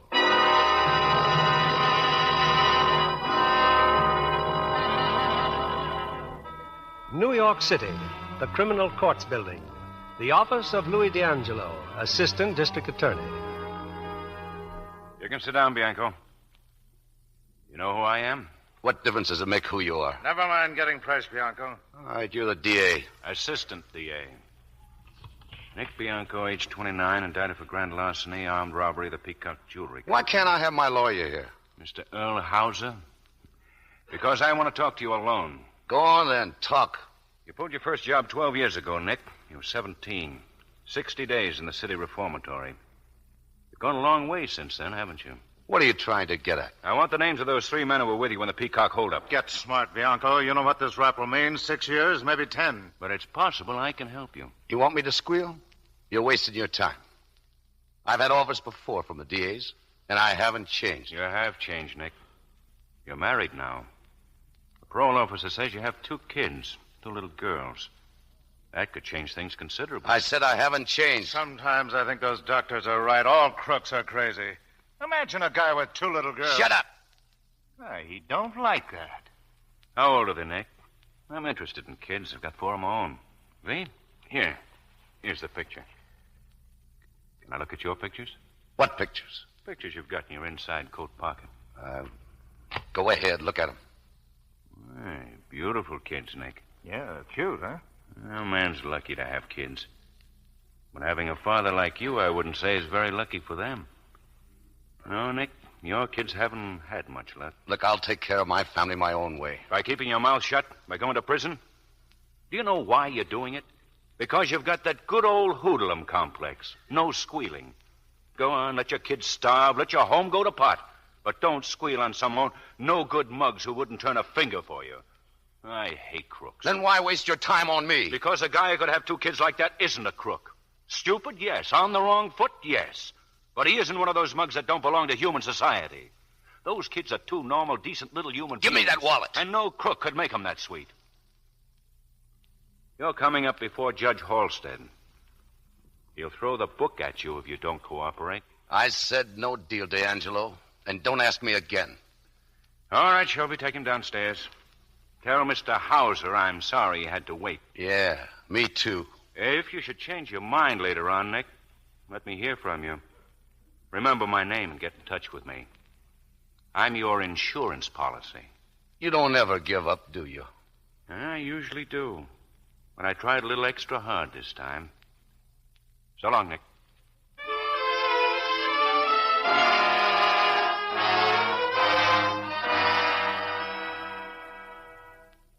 Hello, Mr. Hauser. Hello, son. So you've been talking to D'Angelo, huh? You don't have to worry. Good, Nick, good. Your word's all I need. Not that the boys were worried you'd squeal. So, did they pay you? Everything's been taken care of. Good. Now, I don't want you to expect very much in court, son. We have no defense at all. So what do I do?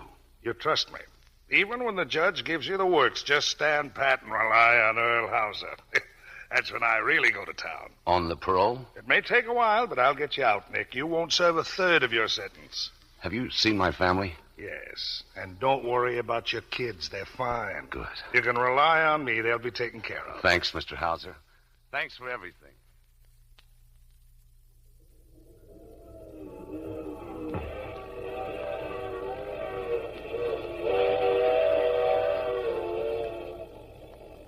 So you're Nick Bianco, huh? Oh, you're a big man. I'm Tommy Udo. Yeah? Imagine me in on this cheap rap, 6 months, big man like me. Picked up just for shoving a guy's ears off his head. Traffic ticket stuff. You talk too much. You mean these dopey cops here? Just because we're handcuffed to a couple of cops, I should shut up? I don't even know they're sitting here. A real tough guy, aren't you, Tommy? Yeah. Hey, Nick, today's my birthday. Yeah, today. Congratulations. No kidding. Now, tell you something, big man. I never spent a birthday with a better guy. Yeah, sure. Cheer up, big man. It's my birthday party. We get a free feed tonight. Look, I got a lot of free feeds coming. 8 years of free feeds. You never learn, you guys. You just never learn.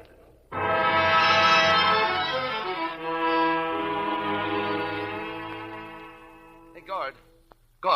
What's the matter, Bianco? This letter you just gave me. Yeah, what about it? Well, look at the envelope. It says party no longer at this address. That's crazy. She's got to be there. That letter's there, the one I sent my wife. Did you ever think she might have moved? Look, I wonder why she didn't write me. She hasn't written me for a month. It just doesn't make sense. Nothing I can do about it, Bianco. Relax.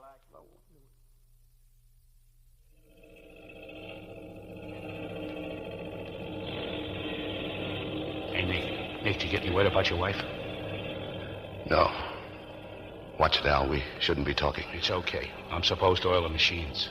The kids, she knows how I worry about them. She ought to write. You know Harry Cooney, don't you? What about him? He's in again. I just saw him. Here in the shop now? Yeah, that's right. Look, Al, get to him. See if he knows what's happened to my missus, will you? I'll try, Nick. I'll try. Thanks.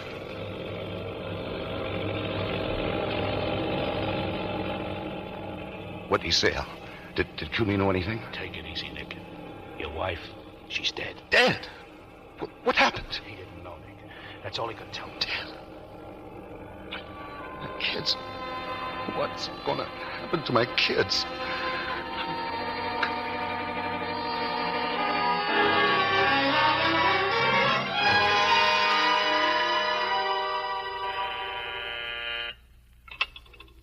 Hello, prison library, Russell. Number A-106-180, Nick Bianco. Permission to visit the library. Yes, sir. What time? 3 o'clock. He wants to look at some newspapers. 45 minutes. Yes.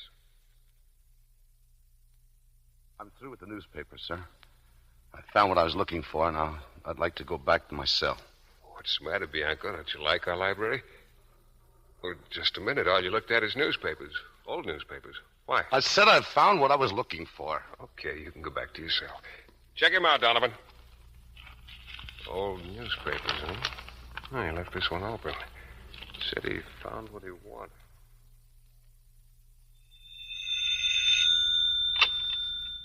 Hello? This is Russell, sir. Bianco's back in his cell. I thought you might like to know what he wanted here. Go ahead. It's an item in a New York paper dated last February. Marie Bianco, 28, mother of 2 small children, committed suicide yesterday in her flat at 627 Pearl Street. Mrs. Bianco's daughters, aged 4 and 5, were taken to an orphanage. Neighbors said Mrs. Bianco had been brooding over lack of funds.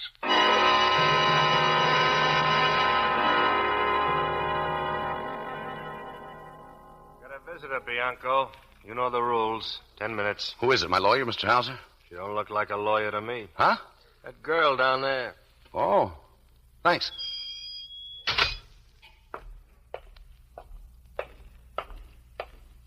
Nick, Hello, Nettie. how are you, Nick? Oh, I'm okay, Nettie. How are you? I'm all right. Nick, you heard about your wife? Yeah. I saw it in the paper a few days ago. You knew I was living with Marie and the children. In her last letter, she said you moved away. Why did you move, Nettie? We had sort of an argument, Nick. I thought it would be better if I got out. I didn't know about what happened to her until a couple of weeks ago. I met Mrs. Harris, you know. She lives across the street. She told you? Yes. Oh, Nick, I felt so bad about the kids. I went to the police station. They told me they'd been sent someplace. But they're all right, Nick. The kids, you saw them. Where are they? In an orphanage on Long Island. I was going to write and tell you about it, but then I thought maybe I better come and see you. I feel so sorry about everything. Tell me about Marie. She wasn't feeling so well when I saw her the last time. What did you fight about? I don't remember anymore. Okay. Well, I don't. Honestly. Was she unhappy? Oh, yes. Drinking? Yes. Anything else? No. No. Oh, what no. What really happened, Nettie? You came here to tell me. Why did you change your mind? Was it about me? Marie was jealous. She always thought that you and I... No, Nick, no. Something else, then? Don't be scared of hurting me. Nothing can hurt me, Nettie. Oh, Nick. I think I know what happened. Marie and another guy? Who was he? Pete Rizzo. Rizzo? I had to come and see you. I don't know why. I'm sorry. I don't want to cry. Nobody's cried over me for a long time. Rizzo. When did it start? About a year ago. No, never mind. I don't want to know. Is there anything I can do for you? Yeah. Would you see the kids again? Of course, Nick. They're such good kids. Tell them you heard from me and tell them I'm working in South America. Yes, Nick. Yes, that's what I used to tell them before I moved away. You're all on your own now? I found a good job in a music store. I live uptown now. Just a rooming house, but it's very nice. Nettie, thanks for coming to see me. I'll write you, Nick. I'll write soon. Nettie, Bye. Nettie. Yes? Nothing.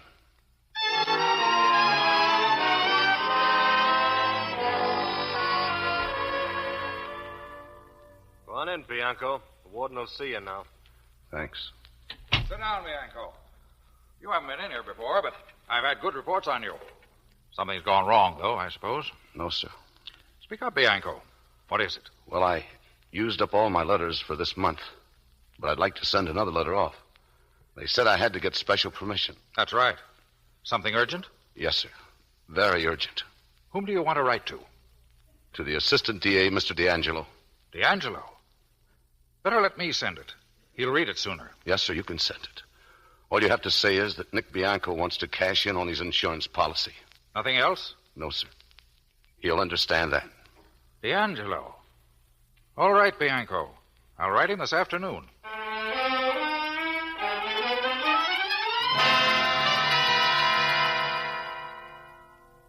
Hello, Bianco. How are you? All right, Mr. D'Angelo. You remember Detective Shelby? Yes, sir. So, here we are back in my office again. Only this time you want to play ball, eh? Yes, sir. I think that can be arranged. Pearl? Something like that. Can I see my kids, Mr. D'Angelo? I'm pretty sure you can. Okay. Then I'm ready to talk. I want to know something first. We get a lot of offers from men in prison who feel they'd like to do a little squealing. Prisoners go a little cracked, or they feel like a ride into town. I'd like to know what changed your mind after 3 years. It'll give me a chance to decide whether your story's reliable enough to go to work on. Well, when I got sent up, I told you my family was being taken care of my way. I was wrong. My wife killed herself, and my kids are in the orphan home. I see.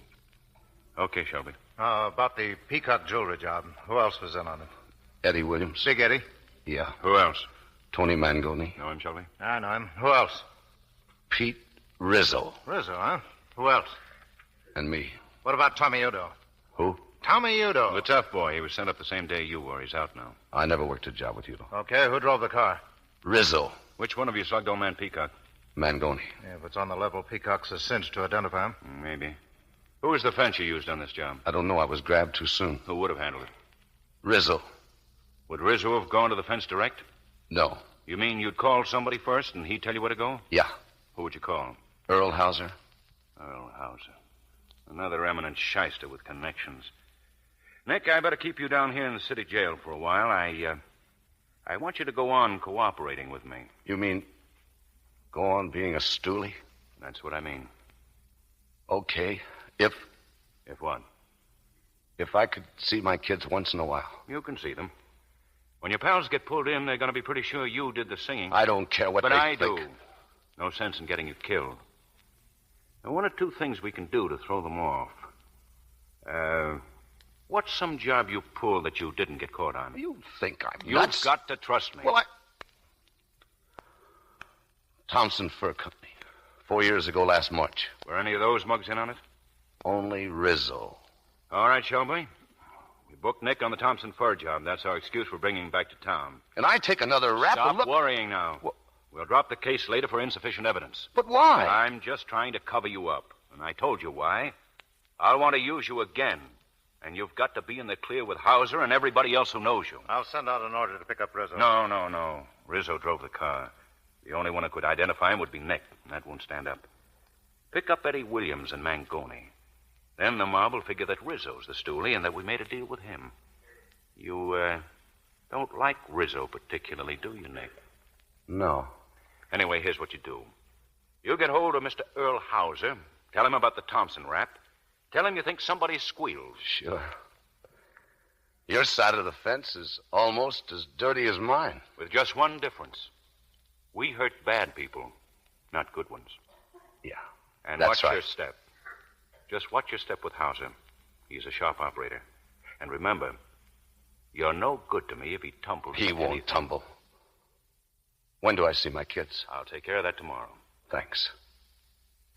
Well, I'm a squealer now. Feel bad about it, Nick? I haven't any feelings, Mr. D'Angelo, one way or another.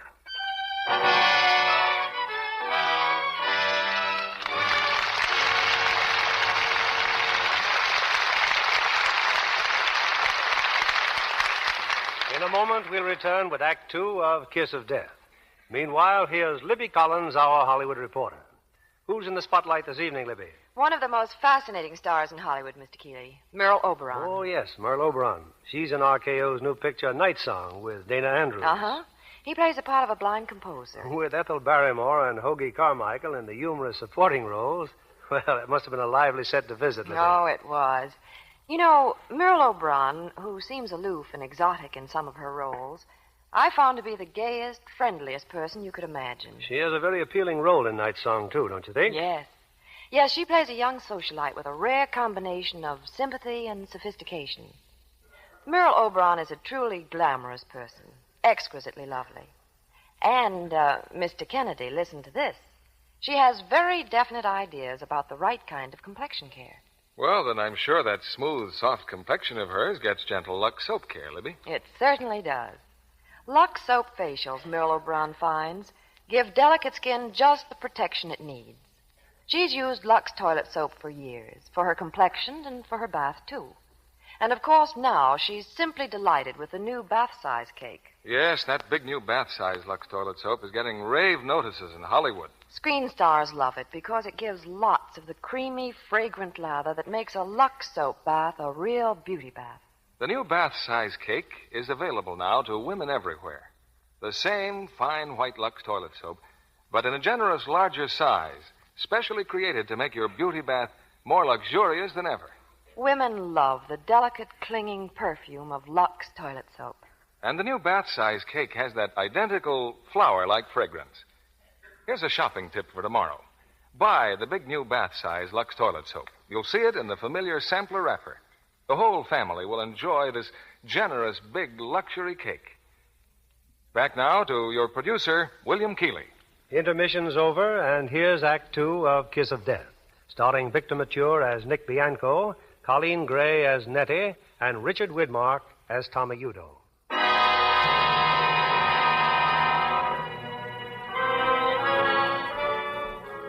Nick Bianco has made a deal. He's bought his freedom at the price of turning informer. It's the following day, and with the assistant district attorney, Nick is at the orphan home waiting to see his two little girls. You know, I'm nervous. They may not even know me. They'll know you, Nick. You know, they used to jump up on me and grab my ears, and I used to... Say, what was the name of that sister? Sister Veronica. She seemed pretty nice, huh? Yeah. This isn't a bad place at all for kin. Here are your children, Mr. Bianco. Thank you. Well, go on in, children. This is your father. I know.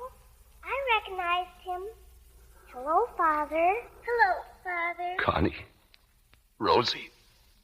Sister Veronica told us you were coming today. You've been away for a very long time. Yeah, honey.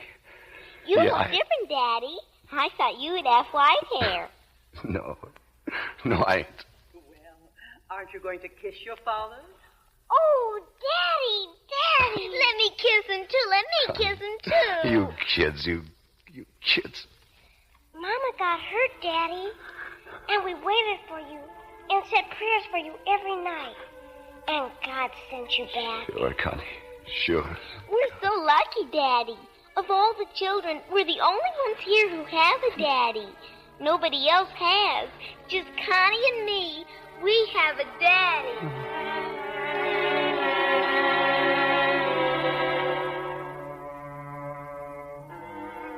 I can go back sometime, Mr. D'Angelo. I can see him again, can I? Sure. Thanks. They're swell kids, Nick. What I've done, it's worth it. Just to see him again, it's... Nick, as soon as we get back to town, we put you in the city jail. You call your lawyer. The Thompson fur job, right? Don't worry, I'll keep my end of the bargain.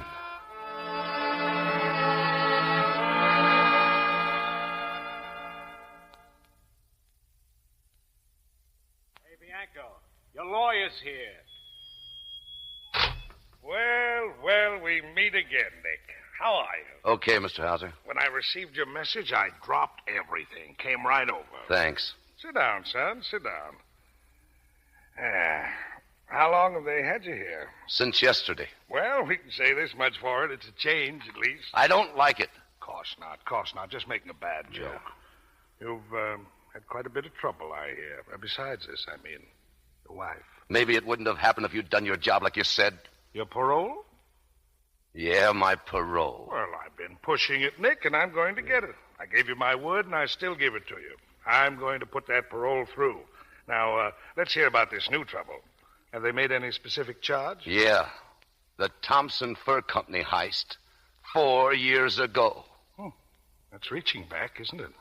Somebody must have had it in for you. That's one way of looking at it. How do you look at it? Like you said, somebody's been doing some squealing. I see. Who's handling this upstairs? D'Angelo. Our old friend, eh? Think he's finally got hold of a squealer? That's what I think. Were you under suspicion for the Thompson job at the time? No. Who were you running around with in those days, Nick? I used to hang around with Pete Rizzo. He was your partner? Yeah. Rizzo was my partner. Pete Rizzo. Did D'Angelo mention him when he talked to you? Nobody mentioned his name.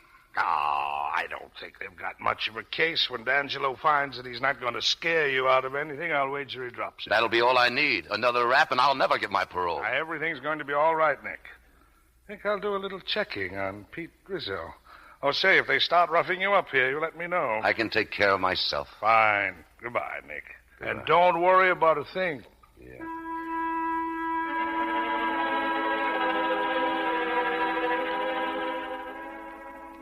Hello? Hello, Arthur. This is Earl Hauser. Let me speak to Tommy Udo. Okay, Mr. Hauser. Hello, Early. I want to see you, Tommy. Your office? No, the other place. You know where. I've got a little job for you, Tommy. Now, right away.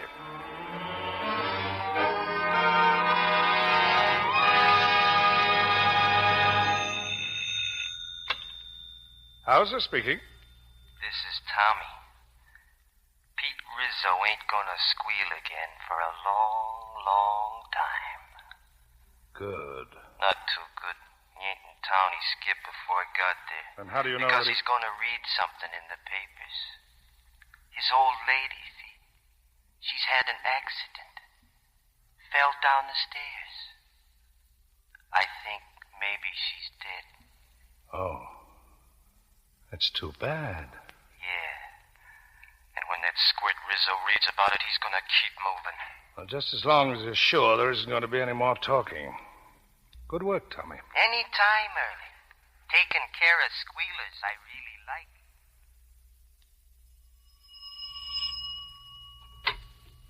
Yes?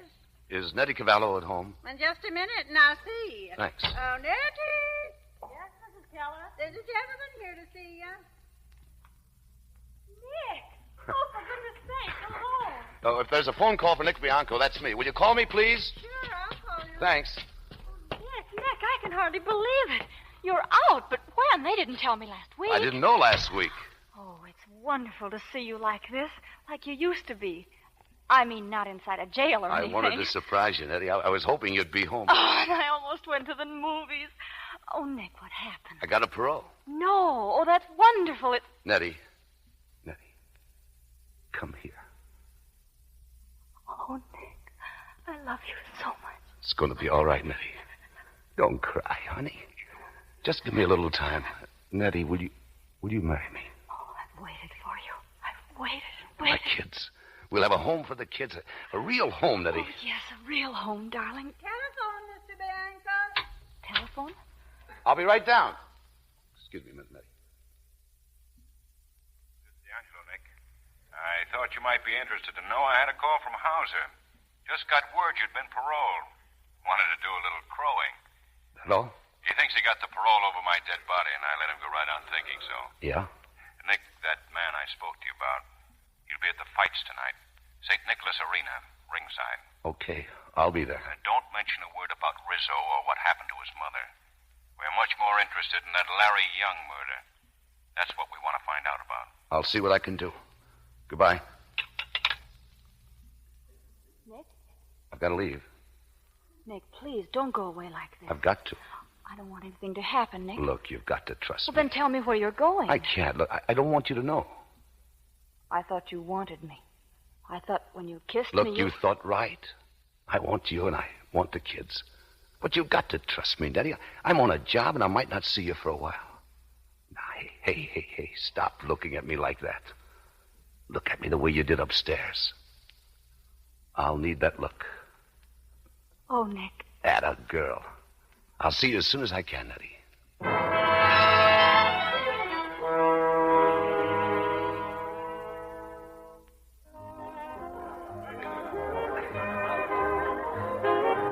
No, I still can't figure out how you spotted me over there at the fights, Tommy. I'm Tommy Udo. I got eyes in the back of my head. I'm a big man.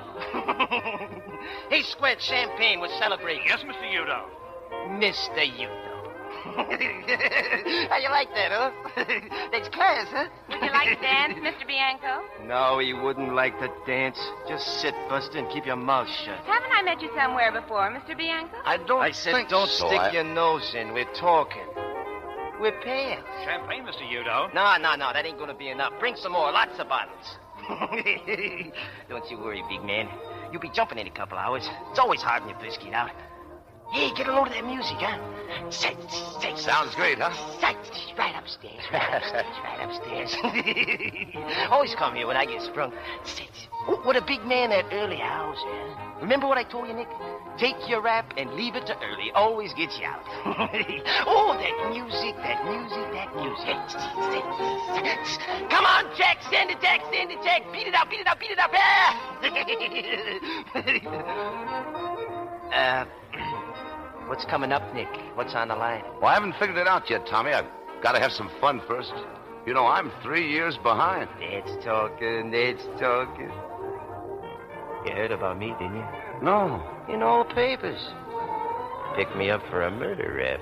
It was in all the papers. Yeah? Yeah, sure. Ask her. Hey, Busty. Sure, with this picture, the one I don't like. What do you mean you don't like? What's the matter with it? I like the one we took together. I don't like it when they show you with a number on. Yeah, who notices that? Lot of squints. Listen, Nick and me, we're gonna be busy. Go home. Wait a minute. Who are you talking to? Get out. I'm with a pal, see? We don't want no old ladies around. You're not calling me an old lady. Get out. You want something? No, I... Go home and stay there, you hear? Okay, I'll go home.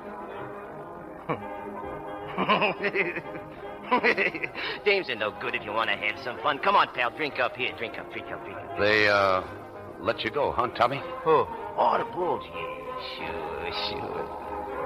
There was a squid. Says he seen me bending over Larry Young right after he got plugged. Then he says he ain't so sure it was me he seen. Larry Young. He used to own a big cafe, didn't he? A squid. Pushing the wrong guys around. He got it good, Nick. Him and his college ring. College ring? A ring. What you wear on your finger with a couple of bucks. Oh. This joint's dead. It's sour. Let's go someplace where they got some interest. What do you say, pal? I'm still 3 years behind, Tommy. That's it. Stick to me, big man. You catch up. Come on, we shake this dumb joint. We go uptown.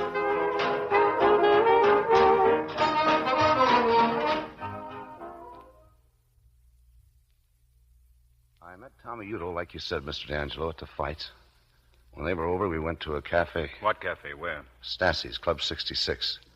After the girl left, Udo started to talk. He said he'd done the Larry Young killing. Alone? That's right, Mr. Shelby. He didn't know the guy that hired him. He never saw him before. Did he describe him? No, I couldn't push that. So you got nothing? Go on, Nick. Well, there were two things. He copped a ring off of Larry Young, a gold ring from some college. His girl, Buster's got it, but she never wears it. It's not worth anything except as sort of a souvenir. Then there's a guy that saw the shooting, a fellow Udo called Sammy. Sort of a panhandler. Udo said that Sammy saw the shooting and beat it. Sammy who? I don't know his last name. Well, that does it. All we've got to do is find Sammy, produce the ring, and we've got a case. Congratulations, Nick. Yeah.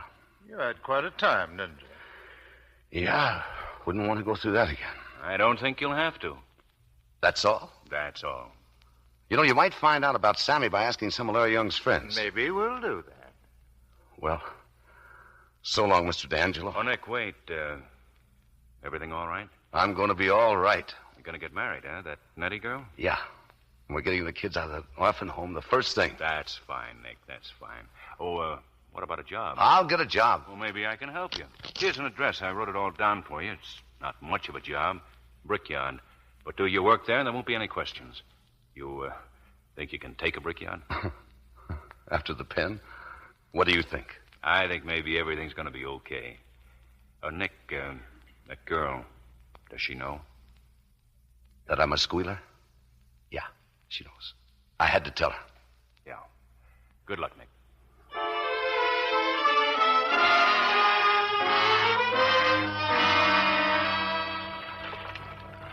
You know, Nettie, there may be worse jobs than in a brickyard, but there ain't any dirtier. It must be awful. Yeah, it's not really awful. Hey, give me a towel. Here. Kids still roller skating? Yeah, they met me down at the corner. How they been today? Wonderful. As always. Anything wrong, Nettie? Oh, no, darling. Except it worries me sometimes. What worries you? You. Working in that brickyard all day, coming home every night to just nothing. Yeah, that's right. No excitement or anything. Every day, just like every other day. Nick, please, don't make me worry too much. But that's what I need. Someone to worry about me all the time. Don't you ever let me get away for 1 minute, honey. Or maybe I'll start busting into jewelry stores with a rod in my hand. Is that what you think, huh? Oh, no, Nick, you wouldn't. Maybe I wouldn't, but you'd better hang on. Oh, I will. I'm mad about you, Nick. You're all I think of. I've loved you ever since I was a kid. And I feel the same way now as I did then. Every time you kiss me, that's pretty silly talk for an old married woman. No, it ain't. Well, get out of the kitchen. I gotta make dinner. I'll watch you. You go get the kids. Oh, I forgot. There's a telephone call for you. Who? Mr. D'Angelo. What did he want? He wants to see you Saturday afternoon. Did he say what for? No. It couldn't have been anything wrong, though. He was very nice. I haven't heard from D'Angelo in weeks. Something's cooking, Nettie.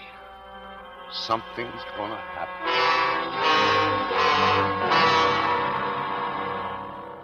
Well, that's the situation, Nick. We grabbed Udo a few days ago. Goes to trial on Monday. I've arranged for you to get off from work. You said you had a sure case against Udo. Well, I wouldn't go to trial otherwise. Then what do you need me for? I need your evidence, Nick. I'm building my case that way. Evidence from a stoolie, a squealer? That's not going to help. We've got that ring, we've got Sammy. And they'll verify everything you say when we introduce them. Look, I gotta go on the witness stand, huh? Yes? What if I don't? You haven't any choice, Nick. You mean if I don't, the DA will kill my parole? What would you expect? Look, I've got kids. I got a home up in Nyack.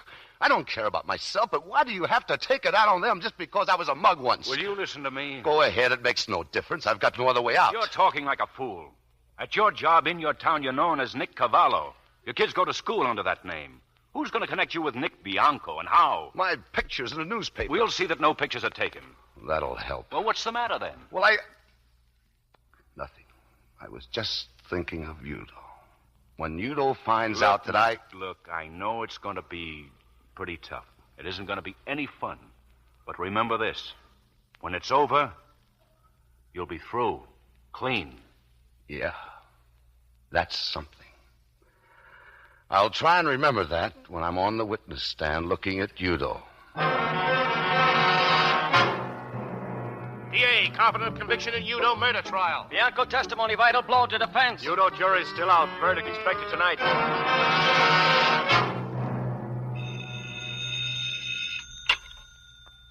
Hello? Nick? Yeah? D'Angelo.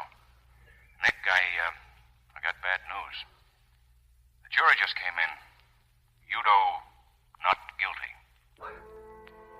Hello? Hello? I'm still here. Even the fact that Udo had Larry Young's college ring didn't help. How's it get over the point that there were 400 rings just like it made for Young's graduating class? Jury went for it. Not guilty. Udo went free as soon as the verdict was read. We got a tail on him, but he's pretty fast. Udo might shake him, so keep your eyes open. He'll be looking for me. I squealed on him. I tried to send him to the chair. You better come in and see me tomorrow, Nick. We are ready to do everything we can to help you. You'll need protection. Yeah. Goodbye, D'Angelo.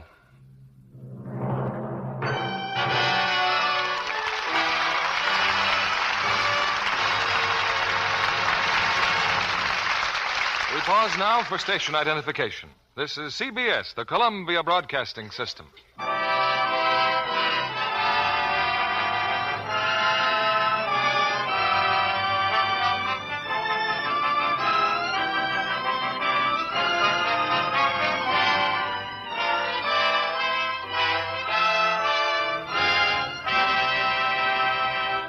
In a moment, we'll return with the third act of Kiss of Death. Tonight, it's our pleasure to introduce to you Miss Randy Stewart, young 20th Century Fox starlet, who, like so many successful screenplayers, began her career in the theater. A good preparation for the screen, isn't it, Randy? I think so, Mr. Keeley, and so do other Hollywood actresses. June Havoc, for instance, made her first great success in a New York musical. And now she's playing an important dramatic part in 20th Century Fox's new production, Gentleman's Agreement. The day I dropped in to visit my friend June Havoc on the set, I was introduced to Dorothy McGuire and Gregory Peck, who play the leading roles. Both stars said how thrilling it was to appear in a picture that dramatizes the fight against intolerance. Without doubt, their portrayals helped Gentleman's Agreement win the New York Critics Award for the Outstanding Picture of 1947. June Havoc proves she can handle a serious dramatic role, too. Yes, indeed. When I watched her do a scene with Gregory Peck, I was impressed again with her beauty. Mr. Kennedy, there's a Lux girl for you. Indeed she is. June told me she never realized till she came to Hollywood how demanding camera close-ups can be. She was grateful that she'd always given her complexion the right kind of care. 9 out of 10 Hollywood stars have discovered those gentle Lux soap facials really do the trick. They give million-dollar complexions such gentle, protecting care. Screen stars use their complexion soap as a bath soap, too. I just love that new bath-size cake, Mr. Kennedy. Thank you, Miss Stewart. I'm sure women everywhere will be delighted with the new bath-size Lux toilet soap. This generous big cake gives you lots of the rich, creamy Lux soap lather. Has the same delicate, clinging perfume. For a truly luxurious beauty bath, try this new size. Look for the big bath-size Lux toilet soap in the famous sampler wrapper when you go shopping tomorrow. We return you now to William Keeley. We continue with the third act of Kiss of Death, starring Victor Mature as Nick Bianco, Colleen Gray as Nettie, and Richard Widmark as Udo.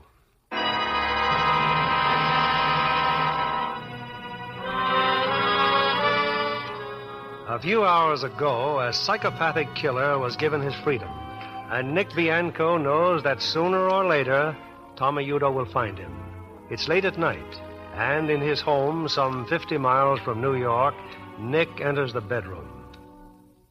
Nick, where were you? I just went in the kids' room. I thought I heard something. Are they all right? Yeah.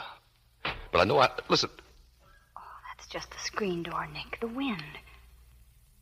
You haven't slept all night. What is it? Can't go to sleep, that's all. Ever since Mr. D'Angelo phoned. Nick, if something's happened, I'll read about it in the papers.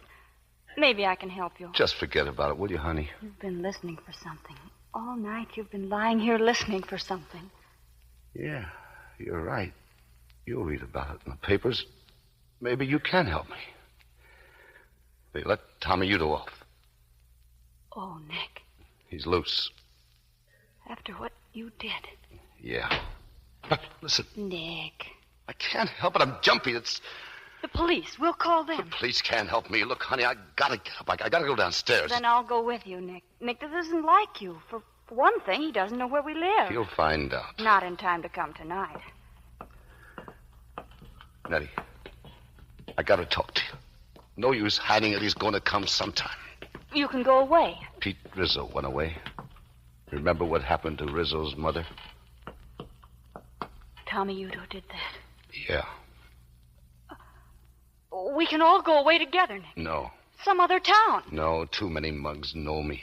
All the heisters I've known since I was a kid, they don't stay in one place. They're in every town, coming and going. The minute they saw me, they go straight to Udo. Wherever we went, we'd be just like this, waiting and sitting and waiting for it. Oh, it won't happen. We won't let it happen. Take it easy. It won't happen if you'll help me. Anything. Then start packing, Nettie. Turn out the lights. That's a car. Listen. It's all right, Nick. It's just the people next door. Start packing. You and the kids. You take a train first thing in the morning. The country. I don't know where. Just someplace, anywhere away from here.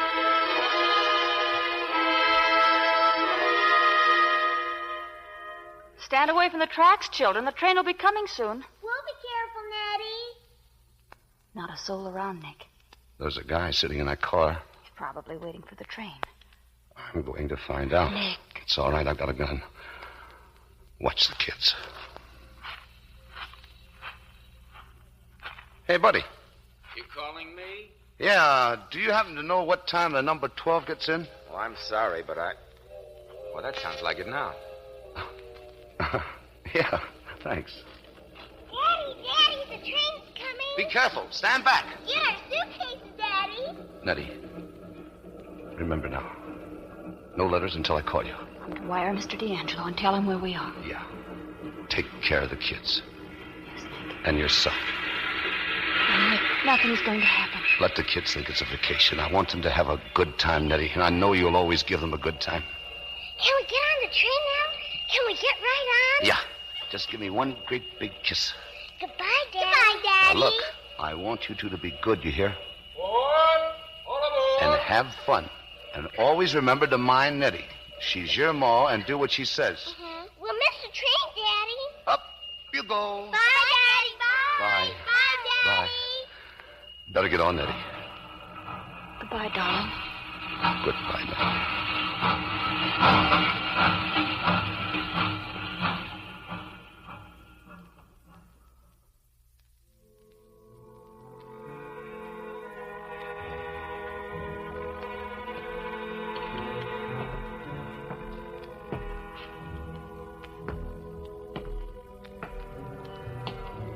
All day long, all night long, walking up and down, jumping at every sound I hear.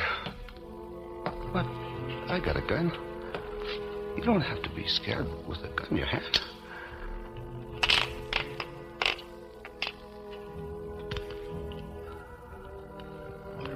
Six shells. I ought to have more. No, if 6 ain't enough, 600 wouldn't matter. Cornered in my own house. Why don't he come and get over with? I'll go nuts if he don't. A car. I can see him. Get away from the window, sucker. They're walking up the sidewalk. Okay. Let him come. I feel good. I feel better than I felt ever since D'Angelo. Nick. Mr. D'Angelo. Come in. Shelby, You and Lawson wait in the car. Better give me that gun, Nick.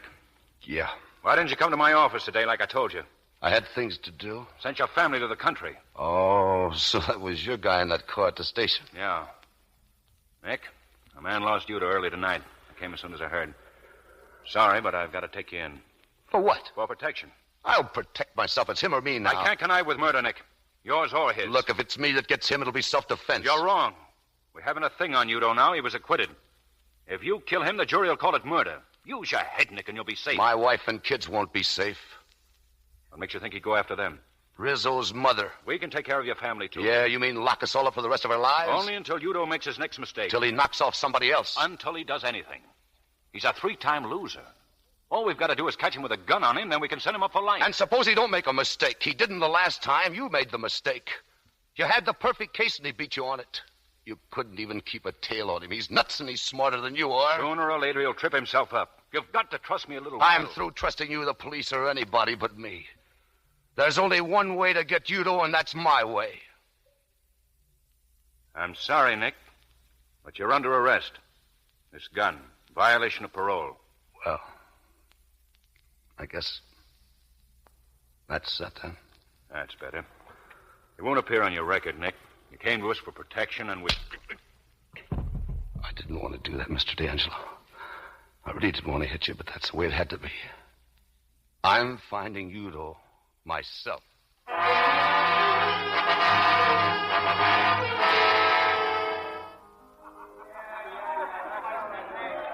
I don't think we got any tables tonight, Mr. Bianco. I'm not looking for a table. Is Tommy Udo here? No. Thanks. I'll see you again. Take a tip, Bianco. Don't ever.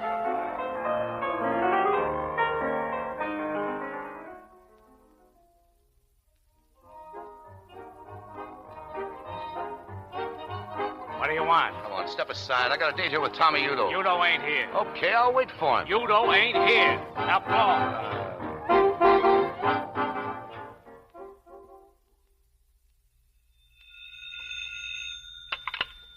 Hello? Mr. D'Angelo? Nick, where are you? We've got a general alarm Never out for mind you. that. I'm in town. I've been looking for Udo, and I've found him. Where is he? I told you were going to play this my way. Udo's my job, Nick. You keep out of this. Take it easy, Mr. D'Angelo. The only reason I'm calling you is that I may need some help. I want you to go to the 37th Precinct Police Station.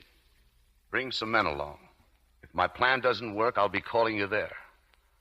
How long will it take you to get uptown? About 20 minutes. But, Nick, listen. Look, I'll give you a half hour. When you get to the police station, just wait for my call. Hey, you. I said okay if you want to use the telephone, mister, but you're too late to eat. We close at 12. You see, there's nobody here. I'm looking for Tommy Udo. He's not here. I saw him come in a few minutes ago. Udo and a couple of others. They're in that room back there. Just tell him that Nick Bianco wants to see him.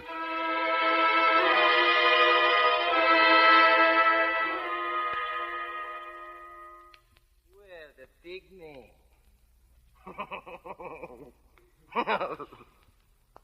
My pal. Hello, Tommy. Tommy, I got to talk to you. Go ahead, talk. I'm listening. I'd like to talk to you, not these characters. Are you crummy Who stony up? asked you anything? My pal wants to talk to me. Go on, beat it, both of you. Well, wait over here, Tommy. Okay, pal, what's on your mind? I've got to square myself with you, Tommy. There's nothing to square. You're my pal. You're smart, too. I didn't know how smart till I saw you in court. You fooled me, Nick. And that takes a big man. Yeah, big man. Okay, play it straight, Tommy. I squealed on you. You got a right to be sore. Now, what are you going to do about it? I ain't gonna do nothing. You did nothing to me. They let me off, didn't they? We're going right on being pals, you and me. We're gonna have some fun together. Lots of fun. You got a wife and kids, ain't you, pal? Yeah. They're gonna have some fun, too. I'm gonna enjoy meeting your family. Lay off of them, Tommy. Why, huh? Kids like to have fun. You and me and your wife and your kids. From now on, lots of fun. I'm telling you, Lay off of them. Is that all you got to say to me? I thought you'd listen to reason. But if it's trouble you're looking for, you're going to get it. Leave me and my family alone, or maybe I ain't through singing. What of it, pal? I'm clean. They can't try me twice on the same rap. No, not on the Larry Young killing. Maybe I know some other tunes. When we were together, you told me a lot of things. You got your eyes full of smoke, and you talk plenty just like the squirt that you are. You talked your fool head off, and I ain't forgetting any of it. You saw her, pal. You gave me enough to burn you 100 times over, if I can get the other witnesses to back me up. You even gave me a pretty good idea where to look for those other witnesses. Take your hand out of your pocket. You're dumb, you'd only, but you're not that dumb. You'd get life if they found a gun on you. Now remember this. Touch my family, and you will hear singing like you never heard before. Now beat it. Peddle your papers. Go on, blow!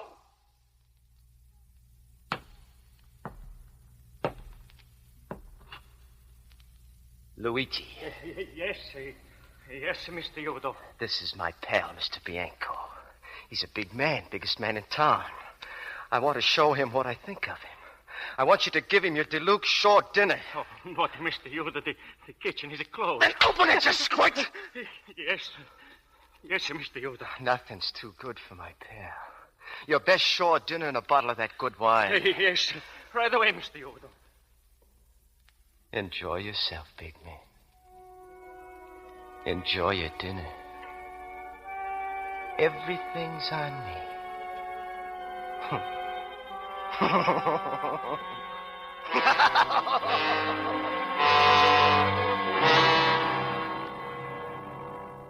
Yes, Nick, this is D'Angelo. I just talked to Tommy Udo. I tried to scare him off, but it didn't work. There's only one thing for me to do now. I'm going to give him to you just the way you want him, with a gun in his hand. Nick, for the love of heaven, where are you? We'll come and get you. I'm setting him up for you, Mr. D'Angelo. He's waiting for me outside this place in a black sedan. I've needled him to the point where he's got to get me. It'll take you 2 minutes to get here. In exactly 2 minutes. I'm walking out to that black sedan. I'm having this call traced, Nick. You might as well tell me where you are. I'll tell you. Udo will shoot to kill. Maybe he does. Maybe he doesn't. Come in from both ends of the street. Forget the sirens or he'll throw his gun away. Now get it. The name of the place is Luigi's. It's on 125th Street, just around the corner from where you are. Luigi's. Okay, Nick. Then come on. You've got exactly 2 minutes. Don't miss. Luigi. Yes, your dinner, we fixed it now. Eat it yourself. Something wrong with me. Here. Gun? No. Why you give me a gun? Take it. I won't need a gun anymore. Keep it as a souvenir. And in case anybody asks you, remember I gave it to you.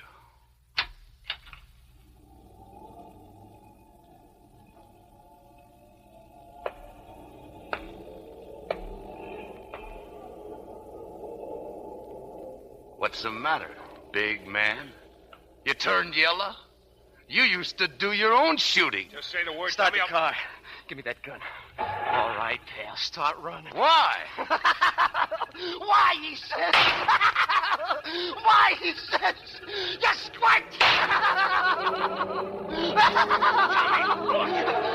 out of the car. Head for the subway.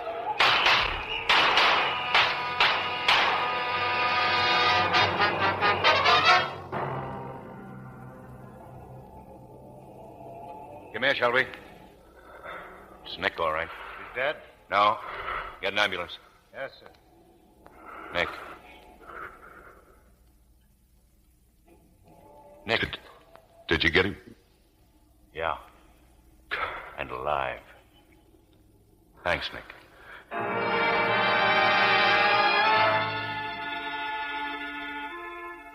I'm glad you got here, Miss Bianco. I came as quickly as I could. Nick, where is he? In the operating room. Is He may die. I don't know. The doctor, well, they say he has a 50-50 chance. Nick would settle for that. Yes, I think he would. Sometimes out of the worst comes the best. You got what you wanted, Mr. D'Angelo. Nick got what he wanted. And I got all I ever wanted. I got Nick.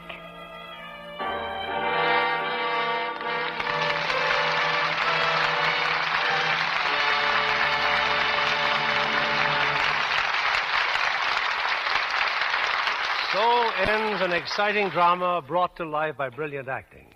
And I'm sure that all of us are eager to hear again from tonight's three stars, who return to the footlights in answer to your curtain call. Victor Mature, Colleen Gray, and Richard Widmark. I'm sure our audience will long feel grateful to you for tonight's performance. Well, Mr. Keeley, tonight's show was certainly a pleasant contrast to what we went through when we made the picture. Well, I can imagine it was pretty rugged. Shooting scenes in places like the New York Tombs and Sing Sing. It was the first time I was ever put behind bars for acting. No, you couldn't even send out for a sandwich without getting the warden's permission. Well, I imagine you and Dick Widmark have been going through a pretty tough schedule on your new picture, Bill, The Street with No Name. Yes, for nearly 3 weeks now, we've been filming scenes from 7 at night till 5 in the morning. In fact, we're off for a downtown location as soon as we leave this stage. Dusk to dawn. Sounds like a good cure for insomnia. Yes, sir. In one picture, they keep me in jail all day, and in the next, they keep me up all night. Well, for that matter, Vic Mature went through a pretty rough shooting schedule in his latest 20th Century Fox production, Fury at Furnace Creek. Yeah, that's right, Bill. This picture business sometimes makes me wish I were back in that soft job of selling refrigerators. If Daryl Zanuck is listening, I'm only kidding. Sometimes makes me wish I were back in Minnesota. That we'd never stand for, Colleen. I'd hate to deprive picture-goers of the chance to see that lovely Lux complexion. You're right about the Lux complexion, Mr. Keeley. I use Lux soap faithfully. It's a wonderful beauty care. What's Lux presenting next week, Mr. Keeley? Next Monday night, we have the kind of play that Lux is always proud to bring its audience. One that I'm sure every member of the family will crowd around the radio to hear. It's Metro-Goldwyn-Mayer's great screen version of The Yearling. That's a great story, Bill. Say, I hope you have the original fine stars of The Yearling. Yes, all three of them. Gregory Peck, Jane Wyman, and Claude Jarman, Jr., who, incidentally, won a special Academy Award for his performance. Marjorie Rollins' book was always one of my favorites, Mr. Keeley. And MGM has done a magnificent job of faithfully bringing this warm drama to the screen in what was selected as the best picture of the year by the school children of America and their parents. Well, that's something to tell your friends about, Mr. Keeley. I'm sure nobody will want to miss it. Good night. Good night. Good night, and many, many thanks.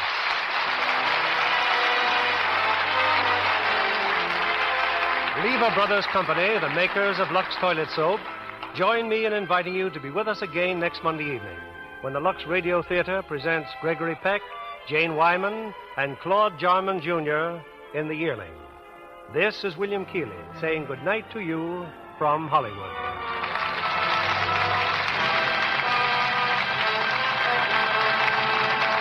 Colleen Gray appeared by arrangement with 20th Century Fox, producers of You Were Meant for Me.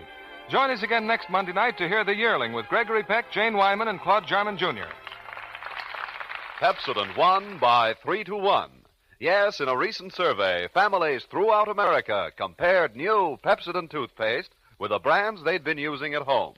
By an overwhelming average of 3-1, they preferred new Pepsodent with Irium over any other brand they tried.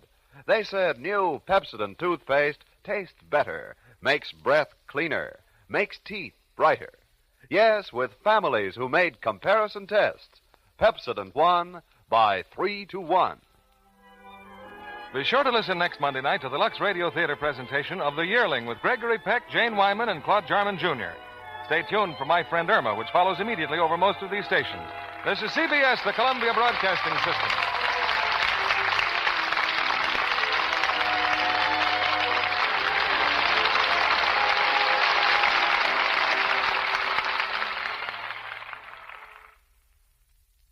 Presents Hollywood.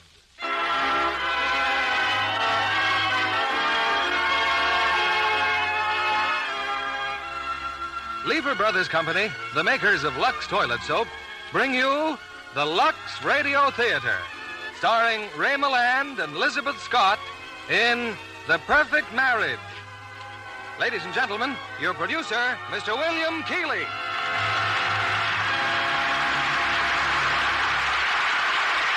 Leaving from Hollywood, ladies and gentlemen. And so they were married and lived happily ever after. Well, most motion pictures, like most books and stories, end on that optimistic note. For a change, we're going to start our play in the middle of a happy marriage and carry on from there, with some surprising happenings in Hal Wallace's new comedy, The Perfect Marriage.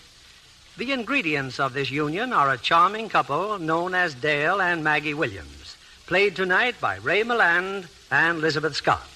A perfect acting team for this romantic, slightly zany saga. I suppose we all have different ideas of what makes a perfect marriage. To a woman, it might be a husband who never forgets an anniversary. And to a man, it might well be a wife who never forgets her looks and grooming, which, of course, means Lux Soap for complexion care. And while I won't go quite so far as to claim that Lux Soap guarantees a perfect marriage, I'm sure a lovely Lux complexion can contribute to romance, as many of you ladies must have discovered for yourselves. It's playtime as we bring you Paramount's The Perfect Marriage, starring Ray Milland and Elizabeth Scott in, well, let's say the title roles. Our curtain rises on Act One.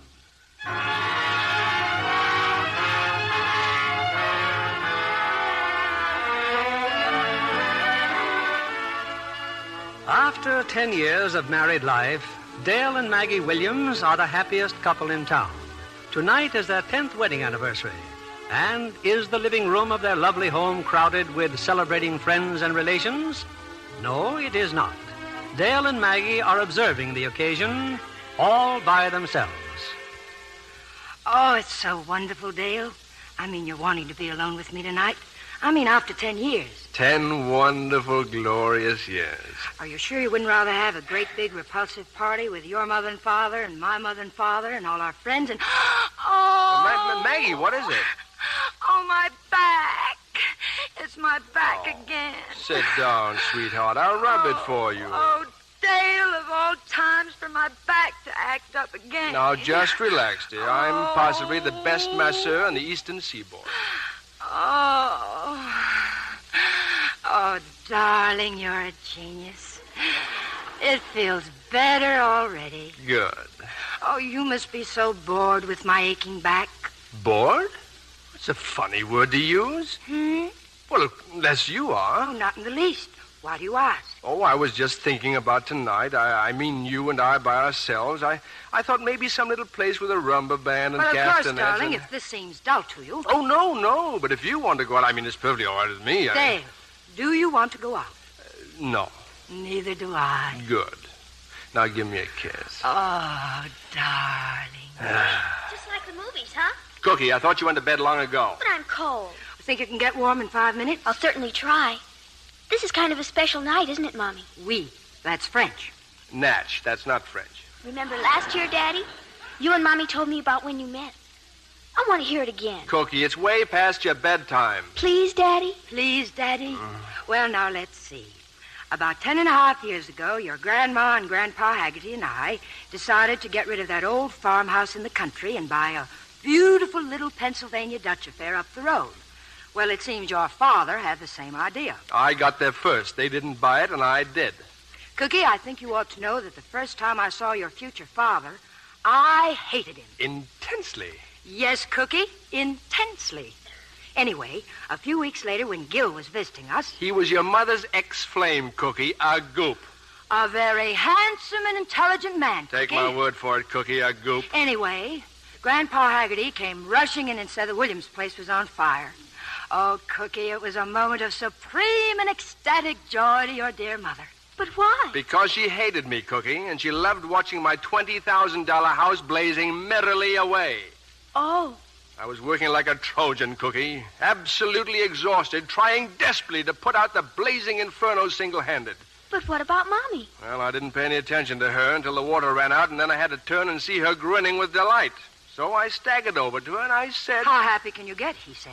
And your mother said, I'm awfully sorry, but after all, you can always sell the embers for charcoal. And then your father said, I don't suppose you were sneaking around here with a gasoline torch, or were you? Whereupon your mother seized a bucket of water and dumped it on me. And Gil the Goop just stood there, laughing at his hearty baritone, I'd have knocked his teeth out, but he ran away. He saw I was leaving Cookie, and being a gentleman, he wouldn't dream of letting me go home alone. But should you have left Daddy, Mommy? Ah, but I wasn't your daddy then, Cookie.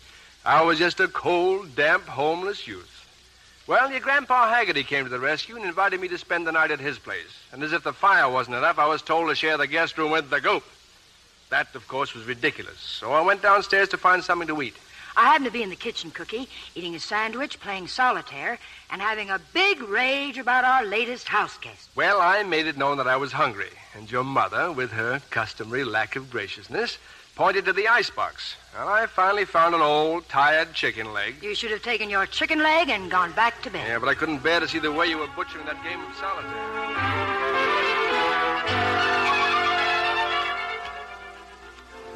Didn't you ever see a solitaire played before, Mr. Williams? Never like this, Miss Haggerty. How about the red 7 on the black 8? I have eyes. I was just going to do it. You were also going to put the deuce of diamonds on the ace? Certainly I was going to put the deuce of diamonds on the ace. Well, don't. It happens to be the ace of hearts. Look, I'll show you a much better game. Now, you make 13. If you think you're going to run me out of here before I finish my sandwich, you're crazy. I'm not interested in your sandwich. Now, the idea of this game is to make 13. The king is 13, you see? And the queen and the ace are 13. A 10 and a 3. I can count. Maggie. What? Maggie, I'm in love with you.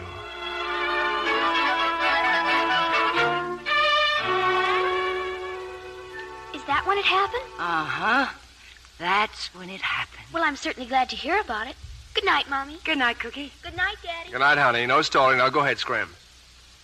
You know, she's spoiled, Maggie. Oh, not really. You know, I don't think I'm very good with Cookie. Why, she adores you, Dale. And I adore you, and I have a lot of very private things to say to you. Oh, Dale, I want to hear each and every one of them. Oh, the door buzzer. Oh, let it buzz. Oh, but we can't. Why not? Well, we just can't. It might be important. I told Paris to cable me as soon as the Molino show was over. You on that fashion magazine. Now, if you just quit your job. Maggie! Come on in. Company, darling. Addison and Mabel and Gloria. Hope we're not intruding, Dale. Oh, we are delighted. Hello, darling. Hiya. Isn't it sweet of them to surprise us like this? Yes, isn't it? We decided not to have a party. Now they've arrived, so we're going to have a party. Oh, really, Dale? You know how people misunderstand your sense of humor. Well, I don't. The man's asking us to get out in a perfectly nice, tactless way. Oh, no. Sit down. Put your feet up. Take your shoes off. The evening's young. Oh, darling, I love you. You're so funny. That funny he isn't. Well, I always say, what are your friends for, if not to share your happiness? Well, now, wasn't that a pleasant little chat? And how the evening has flown by. All right, we'll go. Come on, Mabel.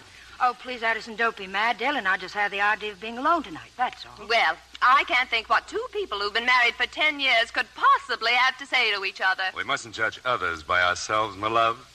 Come on, Gloria, we'll go someplace and get fractured. I'll see you to the door. Don't bother, we know our way out. No trouble at all. I'm so glad you stopped by.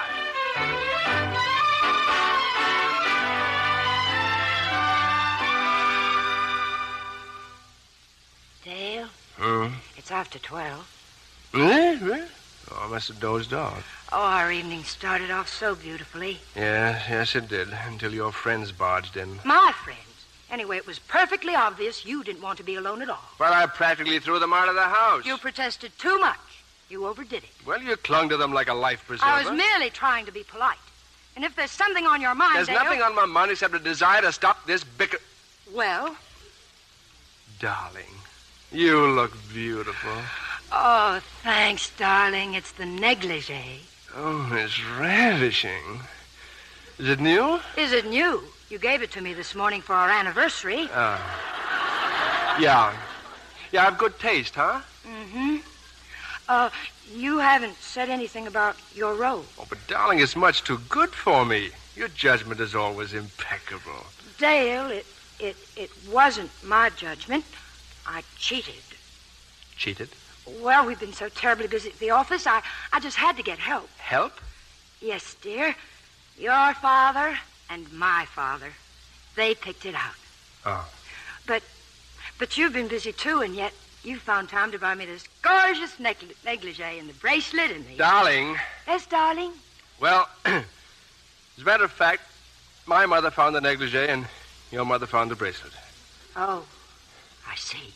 Well, don't be so tragic about it. You did the same thing. Only I told you. Well, I told you. The point is you didn't want to tell me. Apparently you were afraid to. Now, let's don't make a whole big thing out of it. Very well, let's be completely frank. Dale, I loathe your mother buying my anniversary gift. Your mother went with her. Incidentally, you're extremely self-conscious about your mother. My mother? Really, Dale, if we're going to talk about mothers, yours has hated me from the time we got married. Well, I never exactly crept into your mother's little heart. At least my mother's never interfered. Never interfered? Never. Ha! I can give you 100 examples of her interference. Give me one, just one. All right. Your job in the magazine. Didn't she insist on your keeping it? So that's it. You want me to quit my job? Oh, now stop it, Maggie. Oh, Lord, Maggie, what's happened? We were so happy before. We're just no good at sustaining a mood, I guess. We've sustained one for 10 years. Love and trust and... Oh, darling, why are you crying? Because it just isn't true, Dale. We're not telling the truth, and you know it. But I love you. But you're not in love with me. Well, are you? Well, how can you say that? Well, I haven't really cared either. Not lately. What did you say? I said I haven't really cared, and you haven't really cared. You're right, darling. I haven't cared. I'm glad that's over. Very glad indeed. Oh, Dale, there must be lots of thoughts milling around your head, like what's happened to us. How could it? What has it? Oh, now, look, we have everything, you and I. Security, a nice home, and a fine child. We have wonderful jobs. Why, we have everything. But there was a time, Dale, when you'd come home and I'd hear your key in the lock, and the blood would rush to my head. Doesn't rush anymore, huh? No, Dale. I'm sorry, but it doesn't. And why not? Why not? There's no answer. Oh, but there must be. We must have made lots of mistakes. For one thing, we've allowed ourselves to become highly intimate acquaintances who share nothing but a roof. I refuse to discuss this any longer. We'll talk about it in the morning. This can't be put off. I refuse to alter the whole course of my life in a minute and a half. Good night, ma'am. If you think I'm going to leave this unsettled, you're very much mistaken. My new robe. Her father. His mother. I'll never wear this negligee again. Never.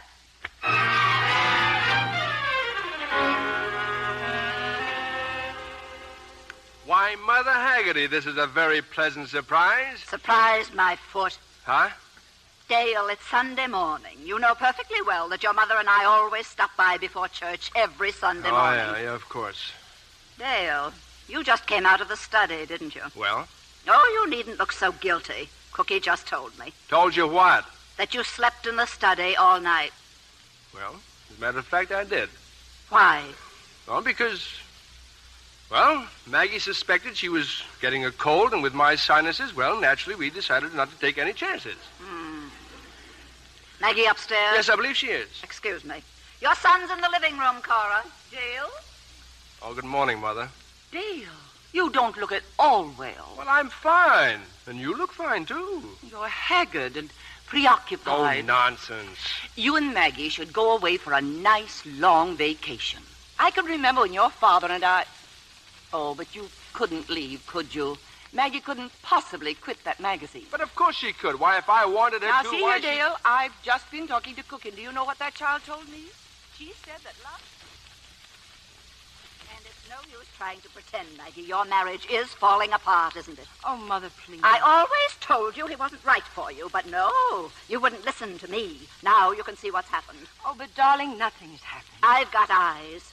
If you'd married Gil... But I didn't marry Gil. I married Dale. And if I never see Dale again in my entire life, I've had 10 of the most wonderful years in the world. Now, is that a good enough answer for you? Very well, Maggie. And it's a good thing I'm not an interfering mother. If I were an interfering mother, I'd most certainly...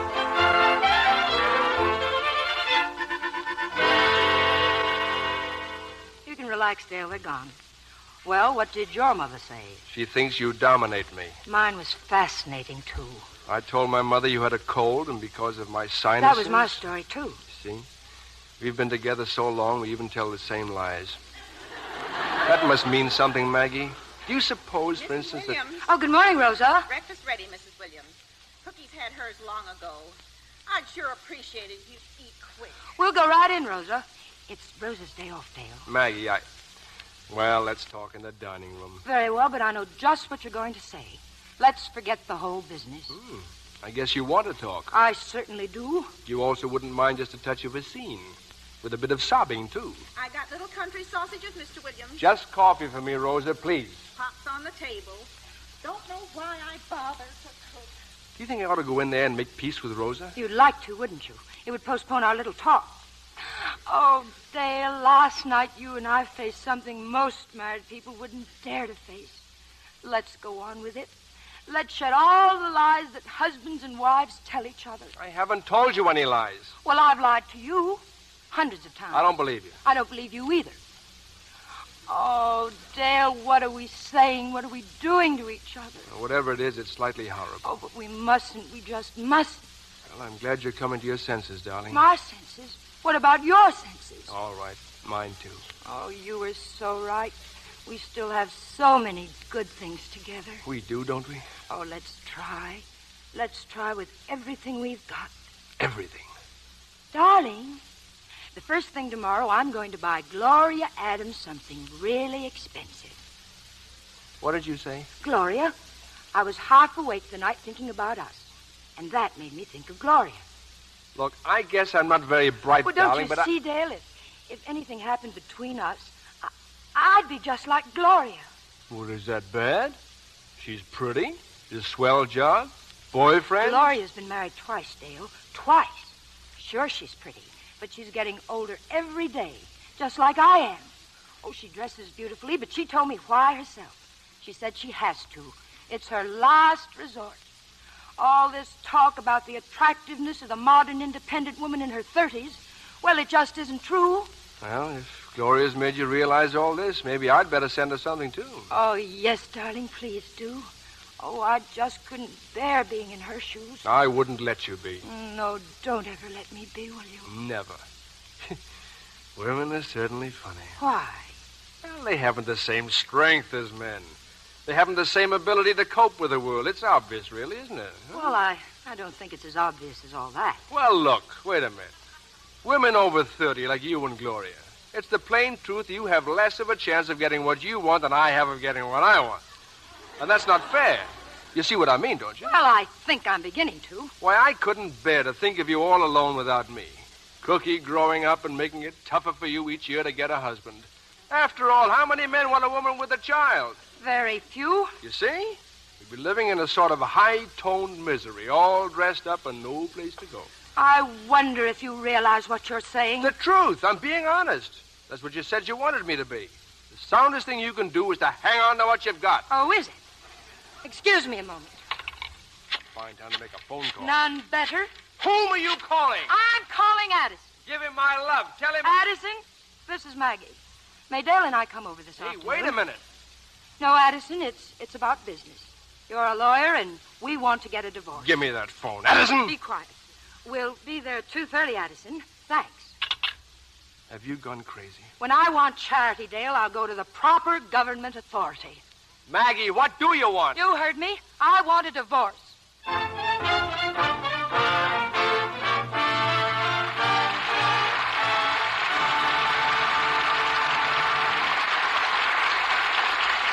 In a moment, we'll be back with Act Two of The Perfect Marriage.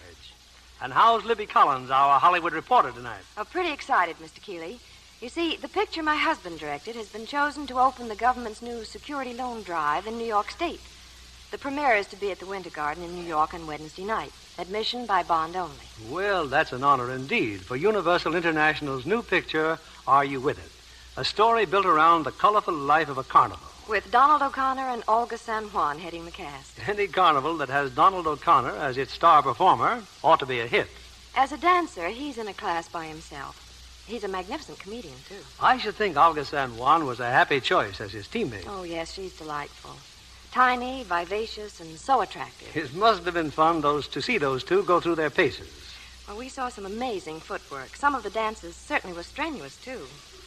I know John Kennedy will be pleased when I tell him what an important role the new bath-size Lux toilet soap played in Are You With It?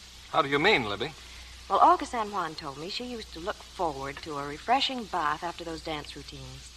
It was a real luxury, she said, to have the big bath-size cake of Lux toilet soap in her dressing room. Screen stars are certainly enthusiastic about the new bath-size Lux toilet soap. And rightfully so. You get such a lot of creamy, fragrant lather with that generous big cake. It was specially created to make a Lux soap beauty bath more luxurious than ever. Screen stars love the delicate perfume it leaves on the skin. The same famous fragrance that reminds me of a garden of spring flowers. It's easy to identify the new bath-size Lux toilet soap. It comes in the same familiar sampler wrapper. And here's a tip for the ladies. Why not let your husband enjoy that generous bath cake? Men go for the rich, creamy Lux soap lather, you know. In fact, you'll find the whole family will appreciate it for a shower or bath. The new bath-size Lux toilet soap is at your dealers now. Here's Mr. Keeley at the microphone. Presenting Act Two of The Perfect Marriage, starring Ray Milland as Dale Williams and Elizabeth Scott as Maggie.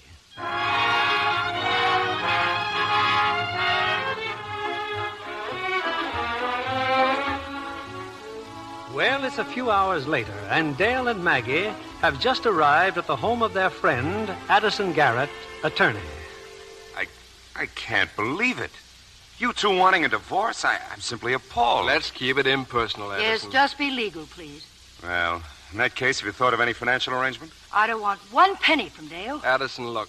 Maggie gets half of everything I have or ever will have. Is that clear? I won't hear of it. Oh, you have a child. Maggie, you've given Dale 10 years of your life. Dale has given me 10 years of his life. Oh, this is disgusting. I'm not going to listen to a lecture. I'll get a lawyer who's not sentimental. Get one for me, too. Oh, sit down, both of you. Now, look here, Addison. Shut up and sit down. I went through bloody murder one night because of you, remember? No. Then I'll remind you. It was about 9 years ago. Maggie was in the hospital. I don't see any occasion to bring up anything. I do. We were waiting in the corridor, you and I. We've been waiting something like 14 hours. When that doctor walked up to us, you turned white.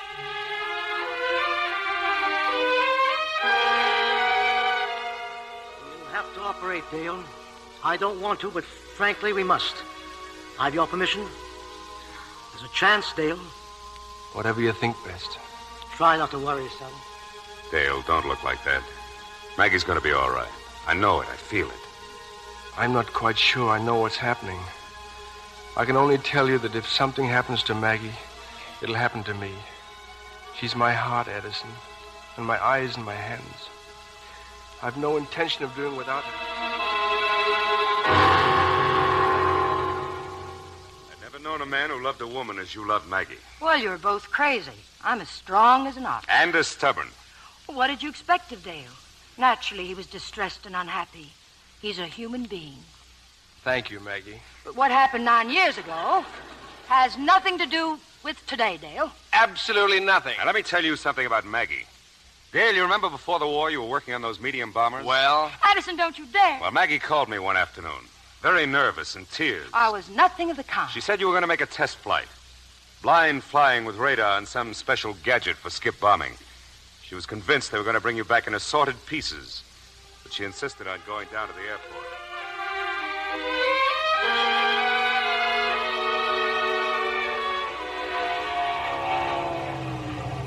Oh, why doesn't he come down? He's been up there for 20 minutes. And it was your idea to come out and watch. You've got to promise me something, Addison. You've got to. If anything happens to Dale, you and Mabel, you'll look after Cookie, won't you? Oh, you're just being hysterical. I'm just telling you, I couldn't live without him. Not a fraction of a second. Well, pull yourself together. He's coming in. Well, then let's get out of here. Oh, wait a minute. Don't you want to stay and see him? Oh, but Dale must never know I've been here, and promise me, Addison, you'll never tell him. Never. All right, I promise.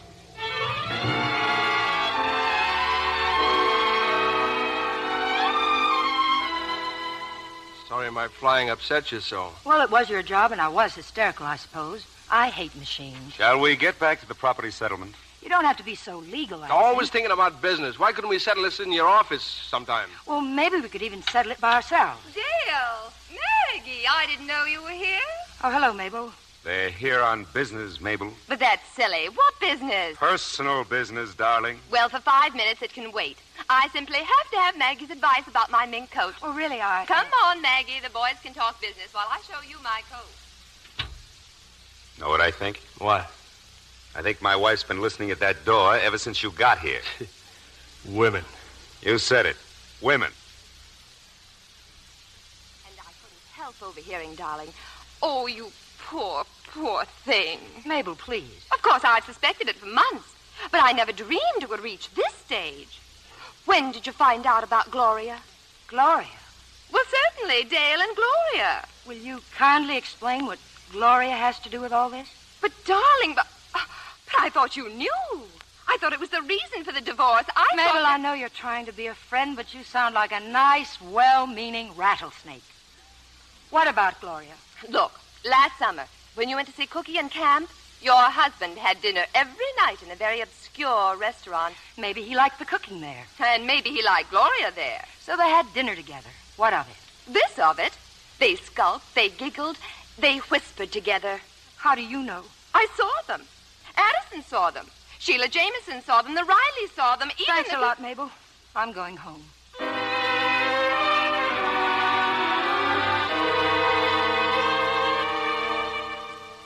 Maggie, why did you rush away from Addison's like that? Because I chose to. Besides, we told Cookie we'd take her to the park for a pony ride. Where is she? Changing her dress. Maggie, about us. I thought after what Addison said... I'll admit I weakened for a moment, but my mind's made up, Dale. Okay. What happens now? Do I move out? When it's convenient. What about Cookie? If it's possible for a child to understand these things, she'll understand. Oh, what about our families? You can't get a divorce and not tell people about it. I know certain places where a mild cheer will go up. So do I. Incidentally, we invited Gloria for dinner tonight. When did we do that? Oh, last week, remember? I'm afraid I won't be able to join you. Well, I'm not going either. Huh? All right, I will. It'll be a relief to get out of this house. When you do go, for good, I mean, take all the furniture that you picked out, including that loathsome lamp. That lamp happens to be a superb 19th century bisque figure. So you told me. However, you don't like anything unless it's shocking pink and drips with tassels. Well, let's hope your next will have a more simple taste. You're going to shop around, aren't you? I mean, you're not going to grab the first one who makes eyes at you. I'm going to play the field. Oh, good. Oh, good, good. Of course, at first, they won't notice those smug, self-satisfied wrinkles that are clustering around your eyes, my middle-aged friend. And you, I suppose, are Venus.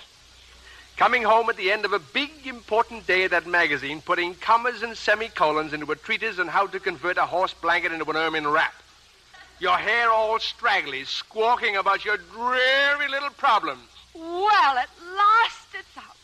Your real opinion of me and my job. Oh, you're a part-time businesswoman, a part-time wife, and a part-time mother. I should have done that long ago. Now, if you excuse me, I'll see what's keeping Cookie.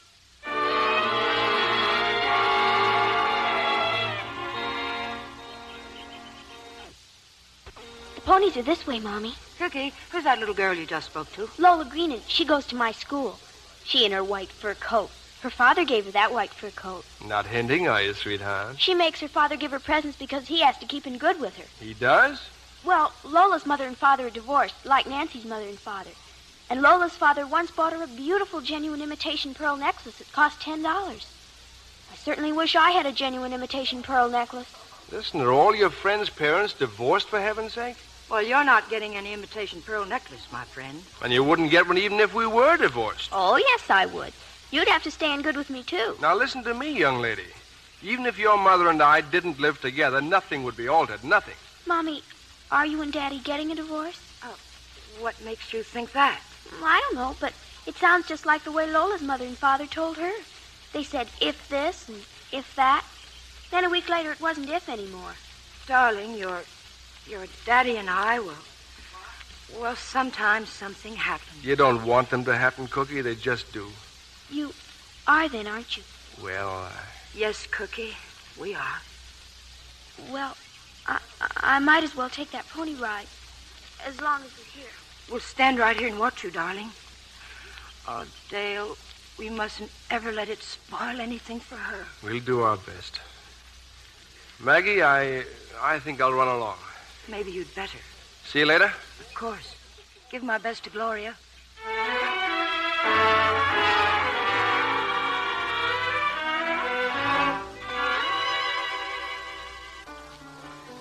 Sorry I'm a little late, Dale.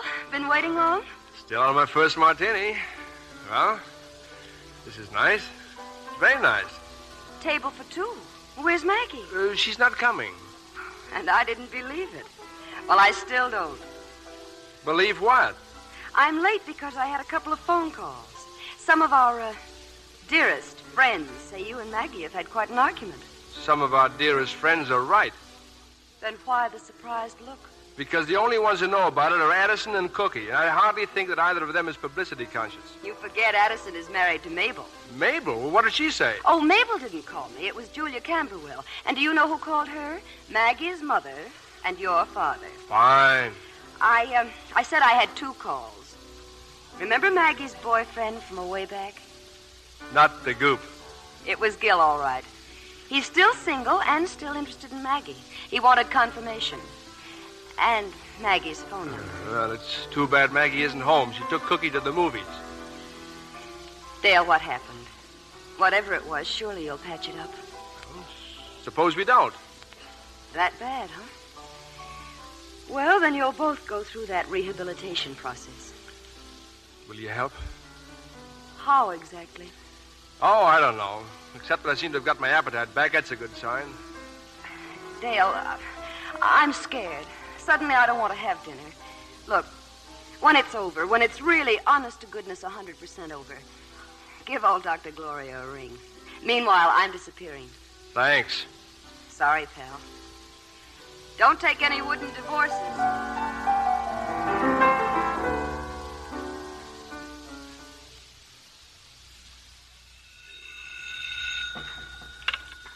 Hello? Is Mrs. Williams at home? No, Mrs. Williams isn't at home. This is Mr. Cummings, Gil Cummings. Who's this? This is Mr. Williams, Dale Williams. That's funny. I didn't expect you to be there. Well, I happen to live here. Then maybe you know when Maggie will be home. I have no idea what time Mrs. Williams will be home. You mind if I call again? Not at all. No business of mine who my wife wants to talk to in the middle of the night. That overgrown rover boy, I'd like to kick the... You better run straight to bed, Cookie, darling. I want to say goodnight to Daddy. But Daddy isn't here, honey. Daddy's here. Oh, she has to go right to bed, Dale. Can't I talk with my mother and father while they're still together? Well, brush your teeth, and Daddy and I will be in to say goodnight. Okay, I'll call when I'm ready. Poor Cookie. Yes, poor Cookie. Maggie? Now, look, Dale, please don't start it all over again. I'm just trying to tell you that Gil Cummings called. Well, when did he get into town? I haven't any idea. Where's he staying? I never thought to ask him, but he's going to call back. Did you have a nice time with Gloria? Excellent, thank you. Oh, that's nice. She's such good company, isn't she? Talk to me and Daddy. I always do, don't I? But you won't be anymore. Cookie, darling, we know this is awfully tough for you, and we're truly sorry, but it just can't be helped, that's all. Why can't it? Look, the circus is coming soon. Why don't we get all your friends and have a great big party, huh? I don't like the circus. Well, we could go away for Christmas vacation, go ice skating, tobogganing. I don't know how to ice skate. Well, you could learn. No, I don't think so. You know something? I've been thinking about that genuine imitation pearl necklace. You have? Now, if you're a good girl, I'll get it for you. Thanks, Daddy. Daddy? Yes, darling? Couldn't you try? I have tried. Believe me, I've tried. Well, couldn't you try a little harder? Yes, I could try a little harder. Sleep well, darling. Maggie? Yes? Want to talk to you. Oh, sorry, I'm in an awful hurry. Gil just phoned. Oh, well, come on in. We're going to the Mayfair Club. Oh? Well, why the evening gown? Oh, well, I thought it would be gala. After all, I haven't seen Gil for ages. Well, there's no need to get done up like a burlesque soubrette. Tell me, dear, did you send Gloria yellow orchids tonight? I hope not. They go so bad with her complexion. What are you talking about? Well, don't tell me you took her out to dine all those other times and didn't send her flowers. I can explain all that. Why bother? It's all perfectly innocent. Oh, what's it? Maggie. Well? Don't go out with that goop. Now, Dale, let's try not to embarrass each other, shall we? As your husband, I ask that you stay home. I will not have a scene. Okay. Okay. Now, if you'll get away from the door, I'd like to see Cookie. Is it all fixed, Mommy? You and Daddy? No, darling. I'm afraid it isn't. But Daddy said he was going to try. Oh, Cookie, you can't try to love someone. Either you do or you don't. But you used to love him once, didn't you? Of course. Then how could you stop? I couldn't stop loving you or Daddy no matter what. Oh, rats. Oh, Cookie, please try to go to sleep. Think about all the nice things you'd like to have. I don't want anything. Well, what about a genuine imitation pearl necklace? I'll tell you what I'll do. I'll take a strand of mine and made it especially for you. How's that? Oh, boy. And remember that I love you, and so does Daddy, and nothing in this world will ever change or harm that. Good night, darling. Dale. I'm on the phone. Oh. And I just felt like talking to you, Gloria. Well, it's 100% on the level, no fooling over. Good night, Dale. Good night. Oh, no, I was just saying good night to Maggie. Look, I have a wonderful idea. If you can be ready in about half an hour...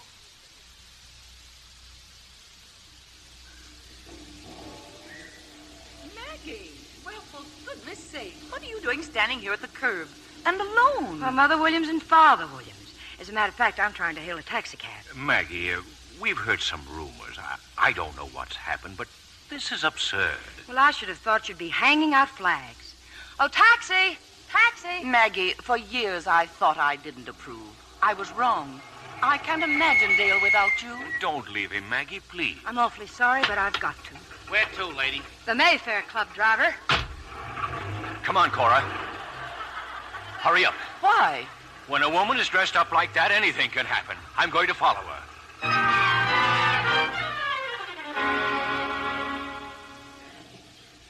Well, Mother and Father Haggerty, good evening. On your way somewhere, Dale? I am. Dale, where's Maggie? Maggie's at the Mayfair Club and with your favorite man, Mother Haggerty, the one you always hoped she'd marry instead of me. This is heartbreaking for me, Dale. Yes, and I'm sorry. Because you've always been a right guy, Pop. Can't say the same about you, though, Mother. What? Well, I'll be seeing you, I'm afraid. Oh, Peter, well, do something. Taxi! Taxi!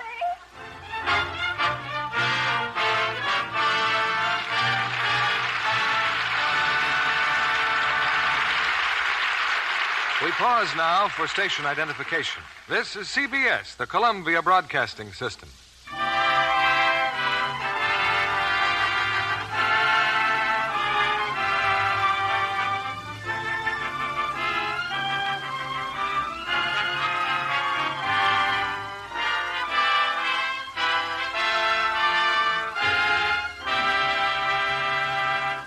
In just a moment, we'll bring you Act 3 of The Perfect Marriage.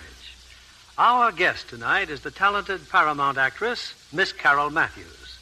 Famous as Miss Chicago a few years ago, she passed a Hollywood screen test with flying colors. But that was only the beginning, wasn't it, Carol? Indeed it was, Mr. Keeley. Having just graduated from high school, I'd had no acting experience. So I went to drama school and worked as a nightclub entertainer to earn my tuition. Eventually, I started my own radio show. Then came roles at the Pasadena Playhouse. And at last, what I wanted most of all, a studio contract. Looking back on your experience, I'm sure you'd do it all over again. Oh, yes. Being in pictures is never dull. Even now, I get a thrill watching a big production being filmed, especially when it has two such famous stars as Veronica Lake and Joan Caulfield. Ah, you're speaking of the Sainted Sisters. Paramount's new comedy with that wonderful actor, Barry Fitzgerald. He takes a hand in shaping the lives of the Sainted Sisters, doesn't he? Yes. Veronica Lake and Joan Caulfield are cast as a pair of very clever gold diggers. But as you know, Mr. Keeley, Barry Fitzgerald reforms them. A delightful task, I'm sure. Am I right, John Kennedy? Yes, I'd take on the job anytime. Two lovely blondes, two lovely Lux girls. Indeed they are, Mr. Kennedy. Veronica Lake and Joan Caulfield both have such lovely fair skin. Naturally, they depend on Lux soap care. It's a proven beauty care. In recent tests of Lux soap by skin specialists, actually 3 out of 4 complexions became lovelier in a short time. Lux soap facials certainly work for me. I discovered that long ago. I'm really grateful for a beauty care that's so simple and so effective. Thank you, Miss Carol Matthews. 9 out of 10 screen stars recommend this gentle care. So here's a beauty tip for clever women everywhere. Why not try fragrant white Lux toilet soap for your precious complexion? See what quick new loveliness Hollywood's own beauty soap gives your skin. We return you now to William Keighley. It's time for the third act of The Perfect Marriage, starring Ray Milland as Dale Williams and Elizabeth Scott as Maggie.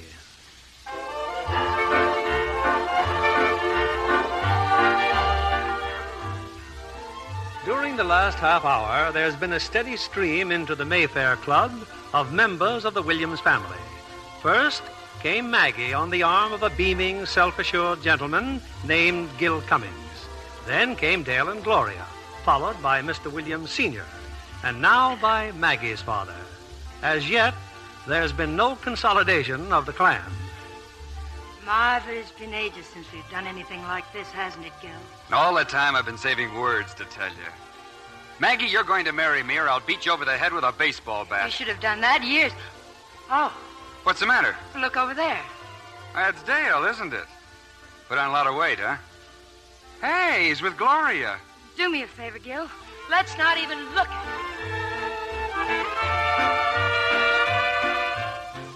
Look at him, Gloria.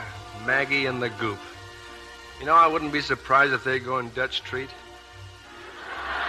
You knew they were going to be here. Yeah.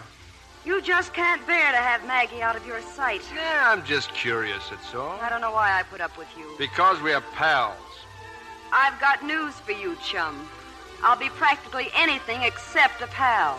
Come on, let's go somewhere else. One dance and then we leave, huh? One dance? Okay. One dance and then we leave.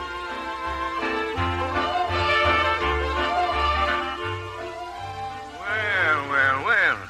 And what are you doing here, Mr. Haggerty? Hello, Mr. Williams. I hope you don't think that I've been following anybody. Why, no, certainly not. Well, nothing's happened yet. I simply don't know what to make of it. It's fantastic. Haggerty, we must make every sacrifice to prevent this catastrophe. Absolutely right. Thank you. Now then, two people have separated. What will bring them together again? Well, their common interests. Cookie, for instance. Now, I once saw a movie in which the little girl got terribly sick, and the father and mother... Horseradish. Cookie's the healthiest child in town. Now, I've got an idea. You'll recall that my son and your daughter met at a fire. Well, if we were to burn their house up, just slightly, that is, you don't think... Williams, Cookie happens to live in that house. Oh, yes, that's right. And look at them, dancing. Your son and that woman. No, they've stopped dancing. They're at Maggie's table. They're talking to them. And do you and Dale come here often, Gloria? Hardly ever, darling. Usually Dale hides me in a little saloon in the Bowery. Suppose we just get down to cases. Dale, Maggie and I are going to get hitched just as soon as she unloads you. And in your simple language, my simple friend, Gloria and I are also going to get married. I could use a drink if nobody cares. Well, we'll all have a drink. Let's have a party. Oh, I'm afraid that won't fit in with Maggie's plans. Oh, on the contrary, I can think of nothing more intelligent. There are so many things you ought to know about your fiancé, Gloria. Why, thank you. I could give this character a few tips, too. I don't want to be nasty, Dale, but can you tell me why your father followed me here? You probably came because your father followed me. I will not be spied upon. Well, we have a house, haven't we? Well, yes, but... Besides, Gil would like to see the place, wouldn't you, Gil? I certainly would. All right, let's go.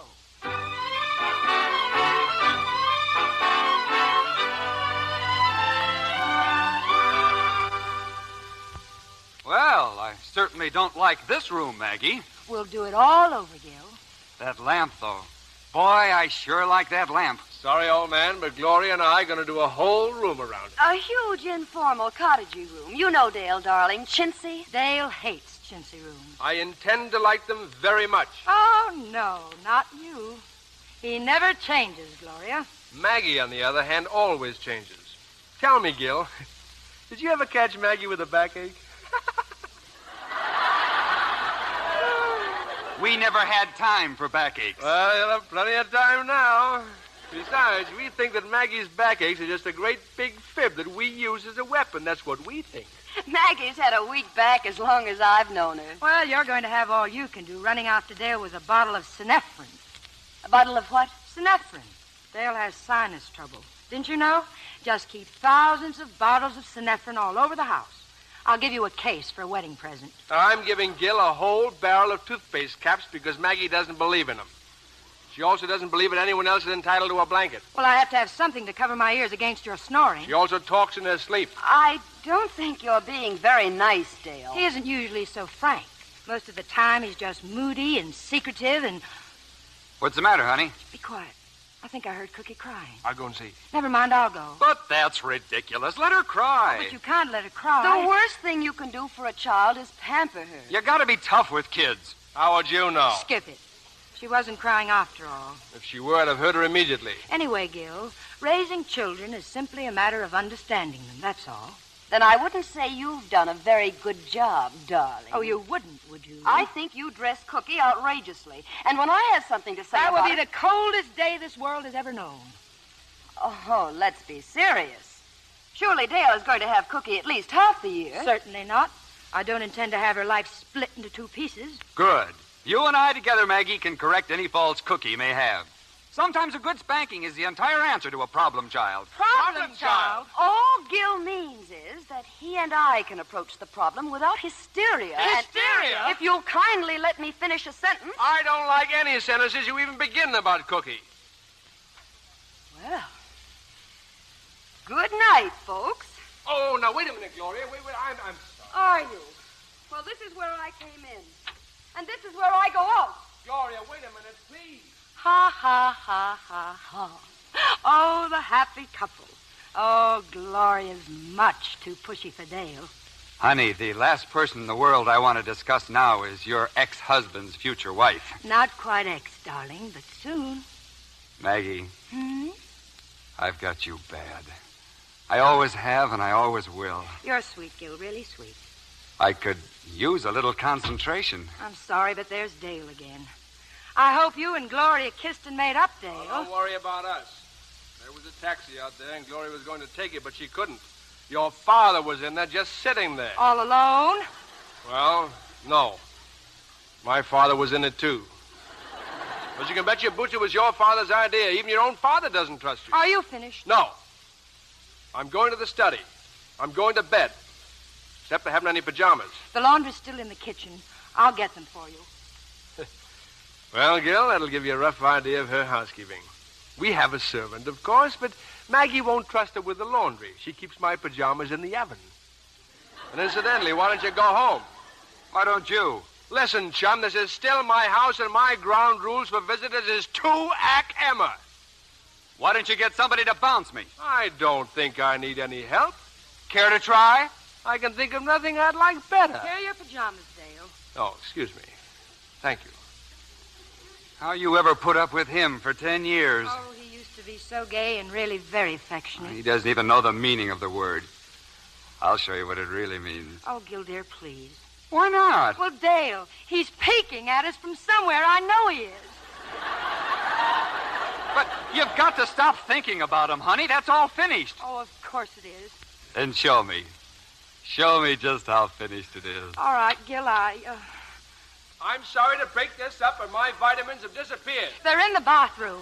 They are not in the bathroom. Good heavens, I saw them there. Well, don't worry. I'll find them. Oh, now, look, simply because we're going to get a divorce is no reason for you to die of beriberi. Excuse me, Gil. Vitamins. He needs vitamins. I told you they were here. Those are not the right vitamins. I don't take C.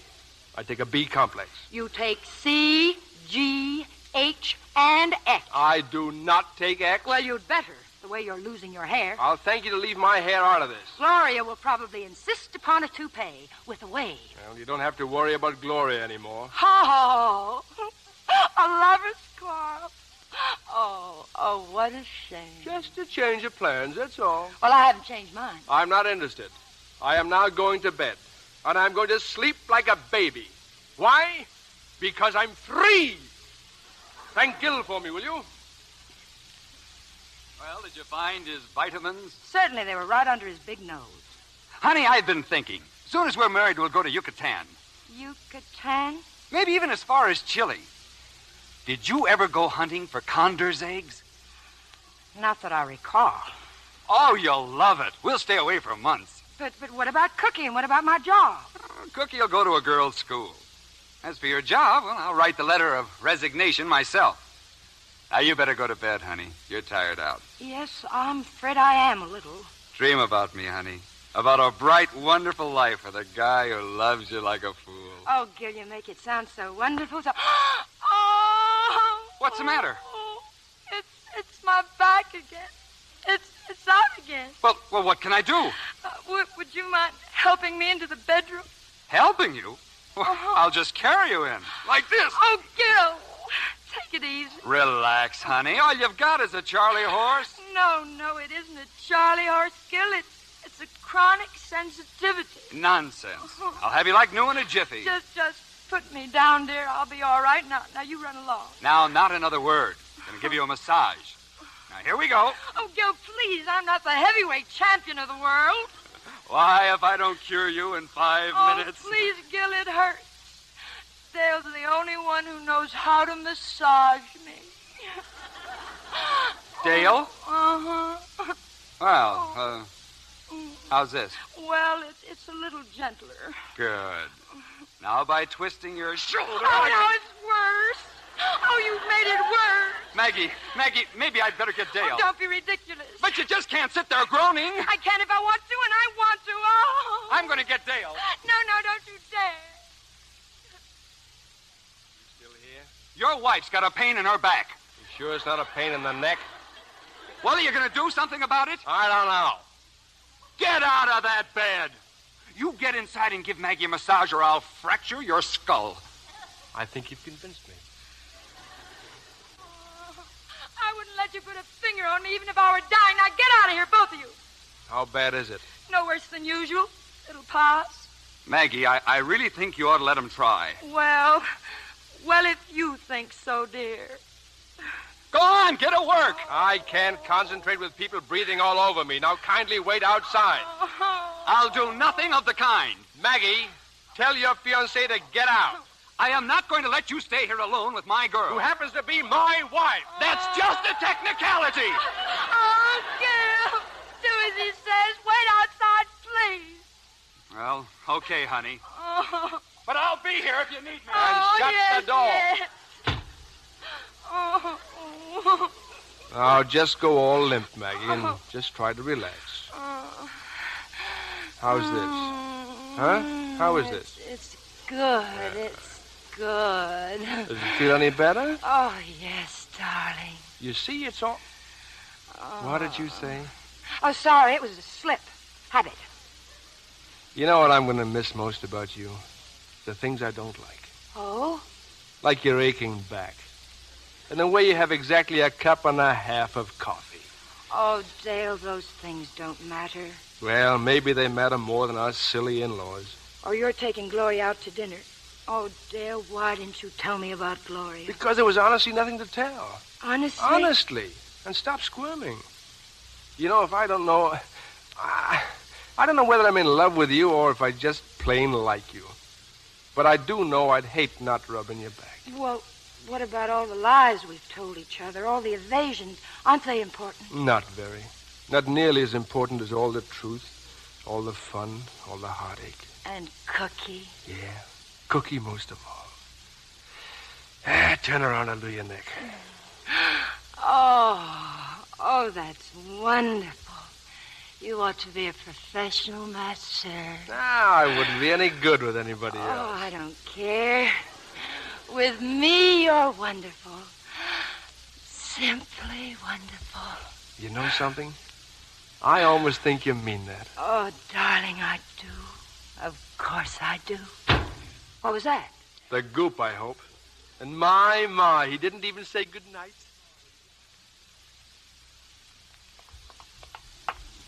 Hey, taxi. I want to go to the Biltmore Hotel. Oh, I beg your pardon. Hop in, son. Mr. Williams and Mr. Haggerty. Hello, Gil. Hey, Williams, look. The light. The light just went out up there. At last. Now we can all go home.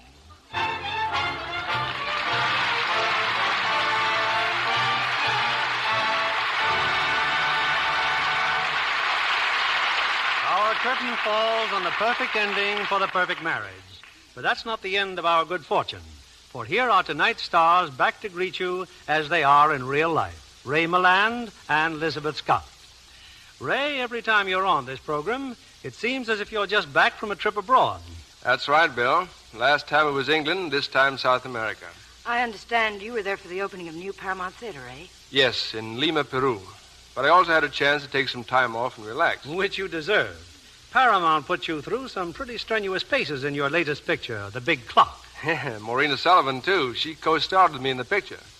Well, Maureen has a lovely face for it. And Charles Lawton gives you the work. Which just about winds things up. But seriously, it was quite a thriller, Ray.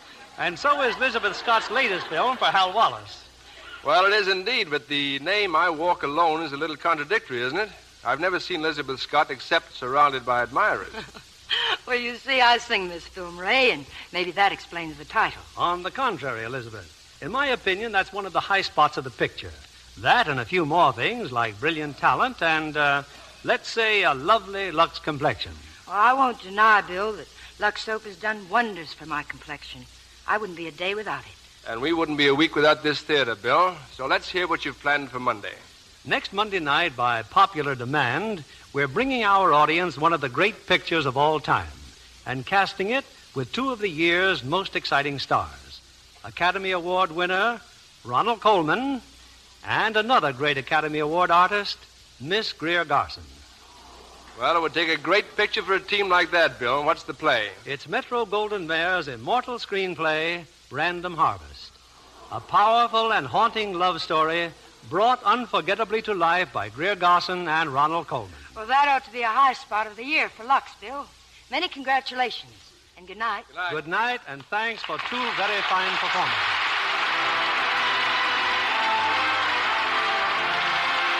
Lever Brothers Company, the makers of Lux Toilet Soap, join me in inviting you to be with us again next Monday evening when the Lux Radio Theater presents Ronald Colman and Greer Garson in Random Harvest. This is William Keeley saying good night to you from Hollywood.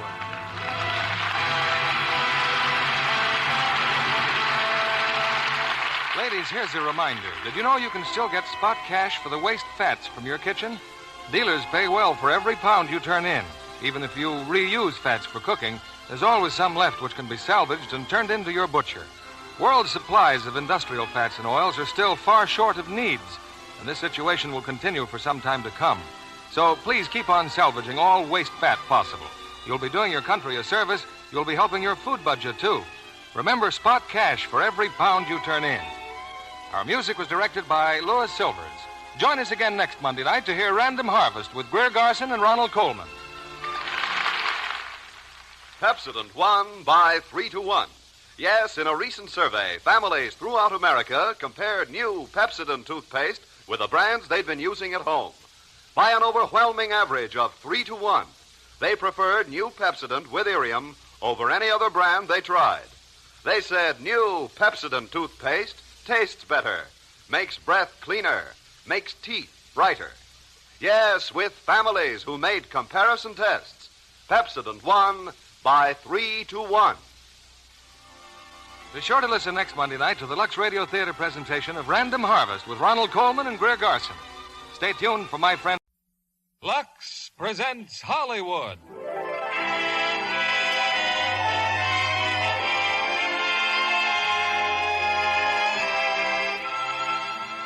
Lever Brothers Company, the makers of Lux Toilet Soap, bring you the Lux Radio Theater, starring Gregory Peck, Jane Wyman, and Claude Jarman Jr. in The Yearling. Ladies and gentlemen, your producer, Mr. William Keeley.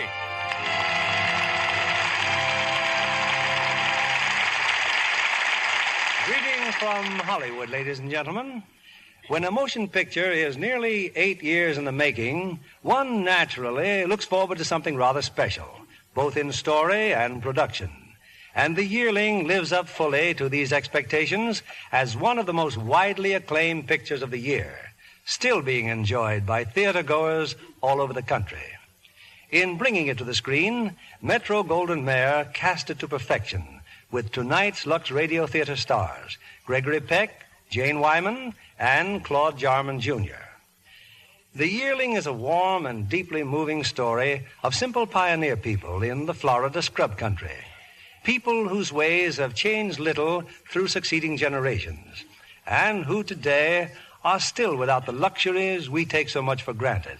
Luxuries like Lux toilet soap, for instance, which so many lovely women in America find indispensable. In the Yearling country, families still prepare their own crude soap cakes from palmetto roots, in striking contrast to the outside world, where one can step into the store and for a few cents buy a pure white cake of Lux. A contrast, I need hardly say, that we should all be very thankful for. And now, The Yearling, starring Gregory Peck as Penny Baxter, Jane Wyman as Ma, and Claude Jarman, Jr. as Jody. Our curtain rises on Act One.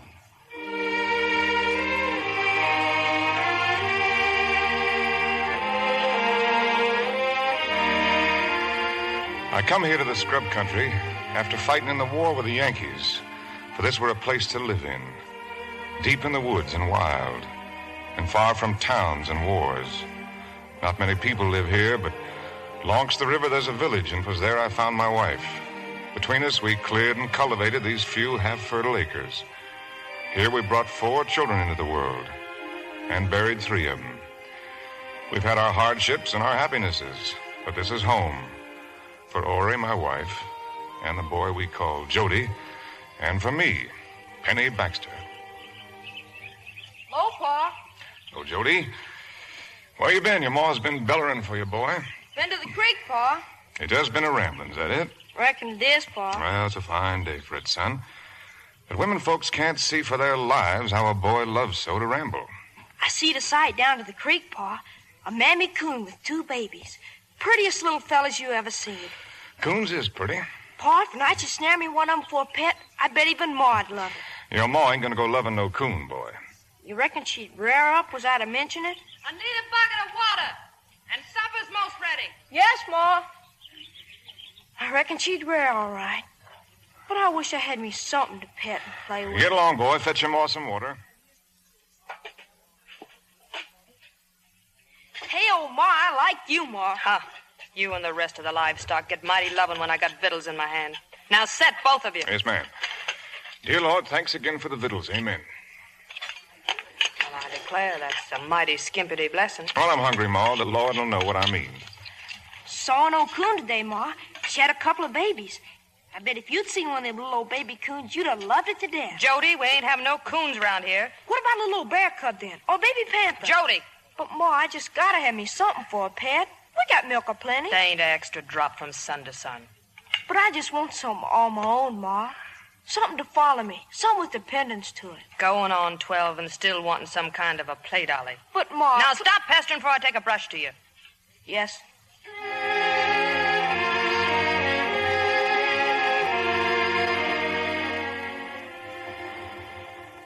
Boy's asleep, Penny.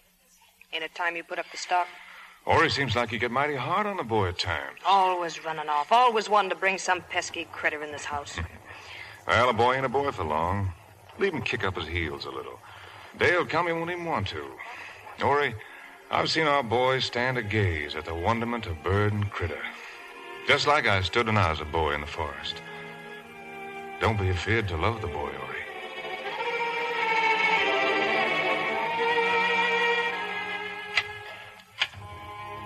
Pa, I ain't asleep. I didn't figure you was, son. I heard Ma go out, Pa. Where'd she go? Ellie Ma's walked down to the burying ground. Now, she still frets for her young'uns, Jody. She never talks about 'em, does she? Or Ezra, or David, or little Ori. No, she never talks. Are they part of Ma's rearing, Pa? You figured that out all by yourself, did you? I was just wondering. Your ma's a wonderful woman, Jody. Yes, Pa. When we first come out here, she was that pretty and full of the fun of life. She was a thing to see. She worked as hard as I did clearing this here place we got. A man couldn't have had a better wife. Then when we lost your sister and brothers, one right after the other, well, it ain't easy for a woman to have her young'uns taken like that. Make something inside of her close up tight. So as if 'twere to happen again, She ain't gonna let it hurt so much. I were lucky, weren't I, Pa? I'm 11 years old. I'm way past the age of dying. We're all lucky, son. Mighty lucky.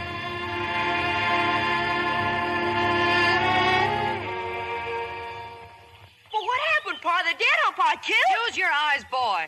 Our calf in the show. You come right here in the barn, Jody, a bear. You see them tracks old Slewfoot last night. That dad-ratted no-count varmint. And them dogs that sleep right out there in the clearing. Ain't a dog born as smart as that bear, Ma. Not even Julie. You aim to go after that bear? I aim to get after him right now. Pa, can I go, Pa? Can I? Hunting bears is man's work, We Jody. gotta learn sometime. Get the dogs, Jody. Get that new dog, too. Ma, you best fetch my gun and some rations.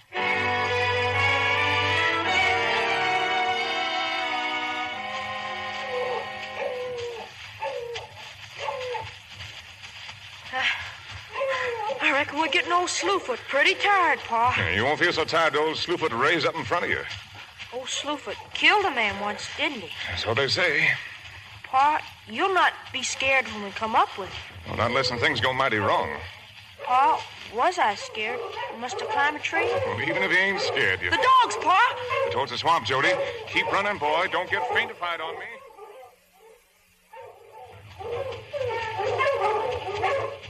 There's Julie, Pa, in the thicket. She and Rip. Bear's in there, all right. He's a-coming, boys, a-coming. No, he ain't, boy. He's a-going. You best wait here. Get him, Julie. Get him, Rip. Perk, you dog, Perk.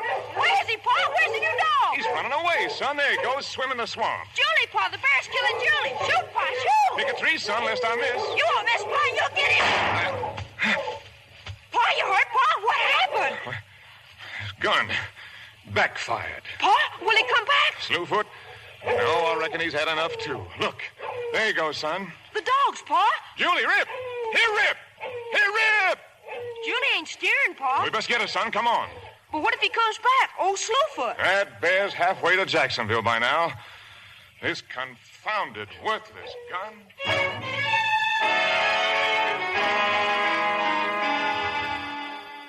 You'll do the dog no good setting up all night. Get to bed, Jody. Your ma's right, son. Poor old Julie doll. She'll live, won't you, Pa? Oh, I'm certain she will, son. Pa, I can't stop walking. Yeah, we went up for a piece. How you like going after bear? Well, I like thinking about it. But the fighting's right fearsome, ain't it? It's mighty fierce. Well, it's got to be. It's the law, boy. Kill or go hungry. I was right proud the way you come along with me, boy. Now get to bed. Good night, Pa. Night, Ma. Night, boy. Night. Or I just got to get me a new gun or court trouble. How are you going to get a new gun? Where's the money coming? Well, Ma, I aim to trade that there new dog of ours for one. You said that dog were no count. Well, he ain't much on a bear hunt. But Lem Foster's a fool for dogs. Jody and I aim to go visiting the Forsters. You go trading with them sinful Forsters, you do good to come home with your britches. Waterwing ain't sinful, Ma. He's my friend. A fine friend. He's crazy as a loon. I'll go visiting in the morning. Jody and me and that worthless dog. We'll be at the Foresters soon, Pa. You glad you're going to see Father Wing? I like Waterwing. He ain't crazy like Ma says he is at all, Pa. Ma and Pa Forster, they had 5 boys all growed up before Father Wing come along. He ain't to blame for hatching out peculiar, I guess. Get along, you dog. Shut up! You're worse than the dogs. If it weren't such a hot day, I'd trail every one of you myself. You hear what your pa said? Now shut your mouth. Then set your broom down, Ma. You about bust my face. Wish you had. Might make you look prettier. Hey, Pa, looks like we got visit. Well, Penny, Jody, set you down. Father will be right glad to see you, Jody. How's your old woman? Ain't complaining none, Buck. She's still driving you around? How's your corn coming? Oh, corn's right good, Millwheel. These good-for-nothing scapers don't know what farming is. There's Waterwing, Pa, up at the barn. Well, you get out and play with him, Jody. Go on. Waterwing! Waterwing! Hey, Jody. A new baby coon. A coon? He's sure pretty, Waterwing. My eagle died. He was too wild to pin. I'll never catch me nothing with wings again. Why? If you had wings, what would you do? Fly with them, wouldn't you? You would never come down again, would you? I reckon not. I tried once to fly. Nothing that his wings should ever come down again. You never did try to fly again, did you, Broadway? I tried too young, Jody. Hurt my leg. Except I don't mind much. If I should get me another coon, you can have it, Jody. I'd be proud to have one, but Ma won't let me keep nothing. Oliver Hutto said he'd bring me a monkey from the South Seas. Where's Oliver now, do you reckon? Still sailing the sea, Jody. I might go to sea someday, if I could go with Oliver Hutto. Oliver's my friend. I got 3 friends. Oliver, my pa, and you. I got lots of friends. Spaniards, too. Spaniards? They ride by on big black horses. They's tall and dark, and they shiny helmets. There ain't no Spaniards left around here, Father Wing. They all gone, like the Indians. They's here. You listen to me. The next time you go to your sinkhole for water, you know that big magnolia tree? Just you look behind it. There's always a Spaniard on a big black horse riding past that magnolia. Guess we'd better go in, Father Wing. If you fancy to, Jody. Sure glad you come visiting. Well, sir, that bear took off across the south scrub, through the thicket, and finally right to the edge of Juniper Creek where the dogs caught up with him. 'Twas old Slewfoot, all right. Tarnation, wished I'd been there. Rare enough, was he, Penny?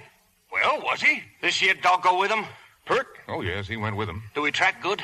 Do we hold that bear at bay? Lem, I tell you the truth, this here's the sorriest bear dog I ever followed. Got himself lame, did he? No, not as I know of. Well, get on with the story, Penny. Well, there's Slewfoot. Ran up on his hind legs. Well, I pulled the trigger, and that old muzzleloader, she backfires. Get on with it, man. Well, there I am. Old Julie's getting killed, and this here Perk dog no good, and my gun no good, and I'm in a pure fix.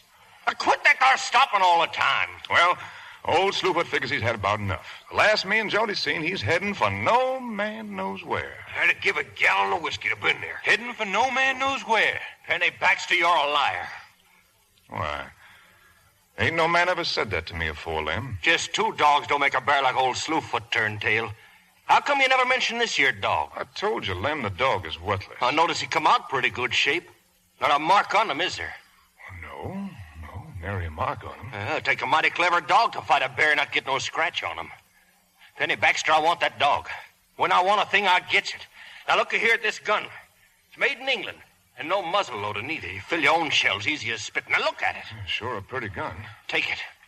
Take the gun for the dog, or by thunder, I don't figure to get myself murdered if that's the way it stands. That's the way it stands.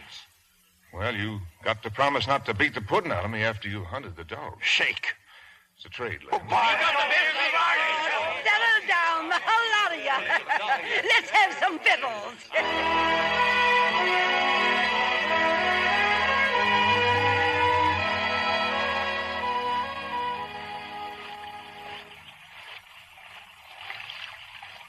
Fine day for clothes washing, Ori. Nothing wrong with the day.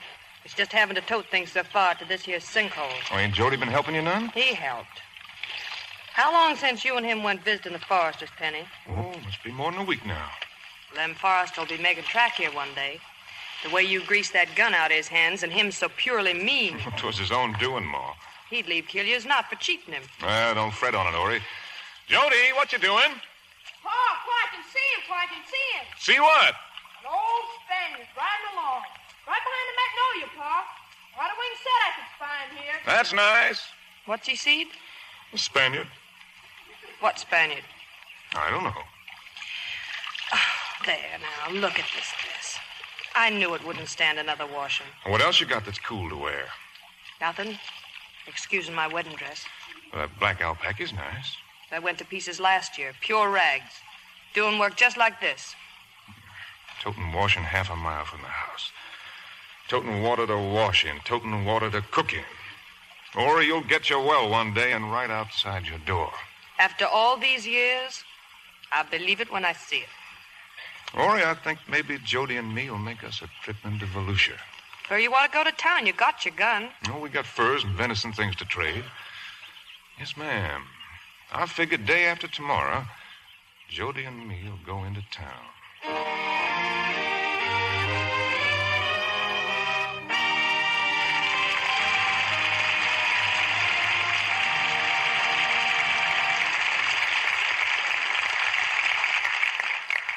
Before we return with Act Two of The Yearling, here's our Hollywood reporter, Libby Collins, with news about pictures and players. Good news, isn't it, Mr. Keeley, when a best-selling novel makes a picture voted the most outstanding by the New York Critics Poll? I presume you mean Darrell F. Zanuck's production of Gentleman's Agreement, Libby. Uh-huh. It's a picture with a compelling theme, the fight against intolerance. With Gregory Peck and Dorothy McGuire playing the leading roles. And the supporting roles are exceptionally cast, too. I was delighted to see Jane Wyatt on the screen again. So was I. You know, Jane divides her time between the New York stage and Hollywood. And while Gentleman's Agreement was being filmed, you might say she commuted across the country. Flying trips they were, literally. Sounds like a strenuous schedule. No, but you'd never suspect it to look at Jane Wyatt. Every time I visited her on the set, she was always so fresh and beautifully groomed. I imagine John Kennedy can suggest a reason for that lovely, fresh look Jane Wyatt has. I certainly can. 3 words will do it. Lux Soap Care. Isn't that so, Libby? You're right. Jane is an ardent Lux girl. Has been for a long time. She tells me she never travels without a supply of her favorite beauty soap. That's a good rule for any woman to follow who wants to be sure her skin gets gentle, protecting care. Beauty facials with Lux toilet soap are so quick and easy. But my, how effective. You know it's a beauty care that works when 9 out of 10 screen stars recommend it. Here's something women everywhere should know. Fragrant white Lux toilet soap is as fine a beauty soap as you can buy. For years, it's been Hollywood's own complexion soap, the beauty soap of the stars. So if you haven't tried this gentle white soap, why not get some tomorrow? Use Lux toilet soap regularly and be delighted with the fresh new loveliness, the softer, smoother look it gives your skin. We return you now to William Keeley. Act Two of The Yearling, starring Gregory Peck as Penny Baxter, Jane Wyman as Ma, and Claude Jarman, Jr. as Jody.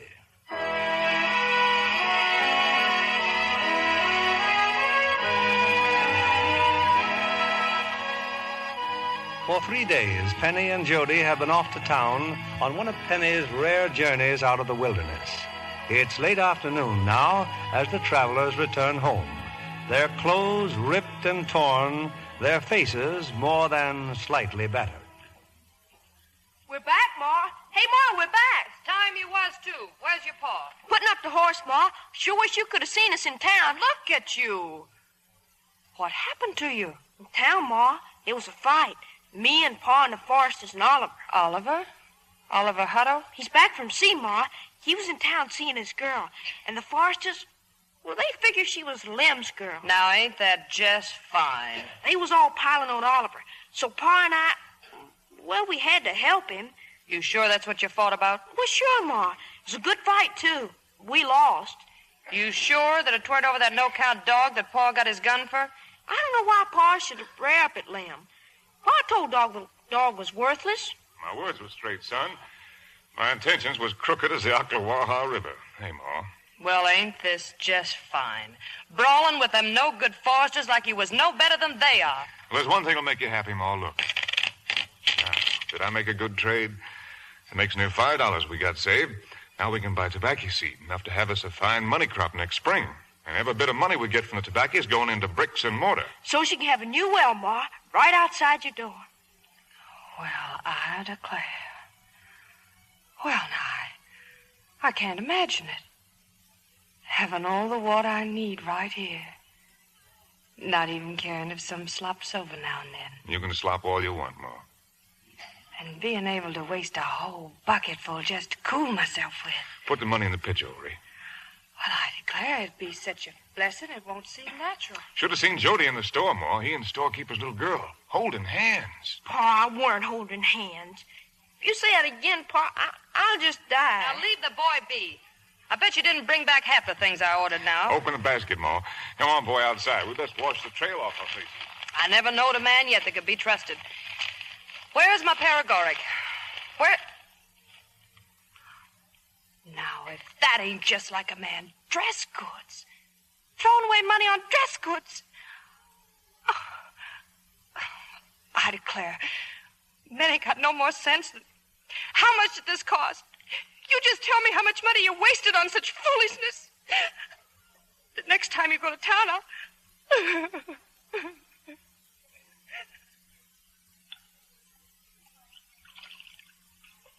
wearing, Pa? Don't she like the dress coat you brought for her? She likes it fine, boy. Then let's go in No, and... leave her be, Jody. We best take a look at our corn. We got ourselves a day's work tomorrow in the field.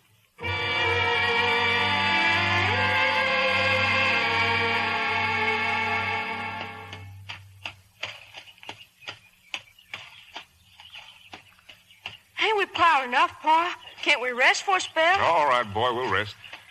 Pa, Father Wing claims he can talk to vultures. Don't know as if vultures have much I'd want to hear.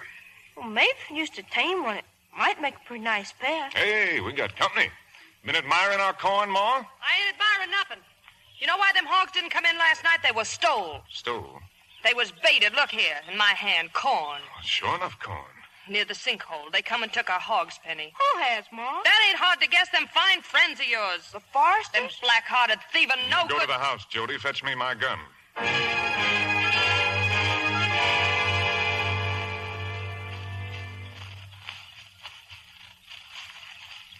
Your ma's right, boy. See them tracks? Dogged if I can understand cold out meanness. But, Pa, Town and them foresters said he'd shoot if we come around.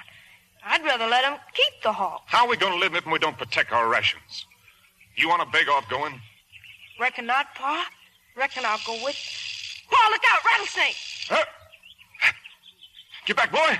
Pa! That's my arm, Jody. You got me, boy. There's a big one. There's a deer yonder. Now, mind what I tell you. Pa, toward door you shot. Yes, boy, yes. Now, you take your knife and open up the belly. Cut out the liver and the heart.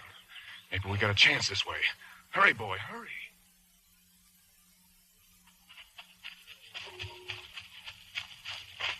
Here, Pa, done like you told me.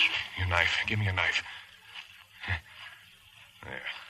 Boy, you'll bleed to death. Well, I'd rather that than swell. I've seen a man die from snake bite. Do it hurt, Pa? Like a hot knife.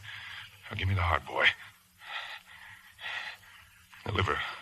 Pa, the dough's got to fall. Can't be helped, boy. Now, listen. I got to try to make it for home. I hate to ask it of you, but you get on to the Foresters. Get one of them to ride for Doc Wilson. It's my only chance. Can you do it? I can do it, Pa. I call out to them quick saying I'm snake bit. Before they chuck something or maybe start shooting. Yes, Pa. And you'll make it, Pa. You hear me? You're obliged to make it.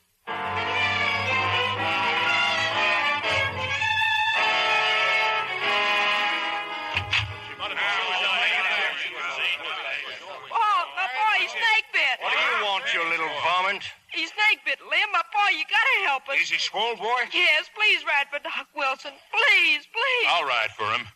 Thank you, Mill Will. Spare your thanks. I'd help a dog with snake bite. Where you going, Buck? I best ride after Penny. Walking's bad for a man snake bit.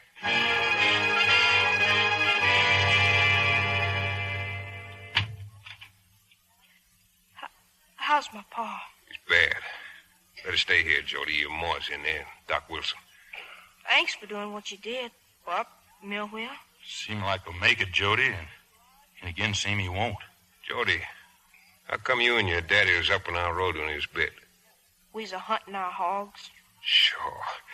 I wouldn't fret none over them hogs. I just got an idea they'll be home by sundown tomorrow. Yes, sir.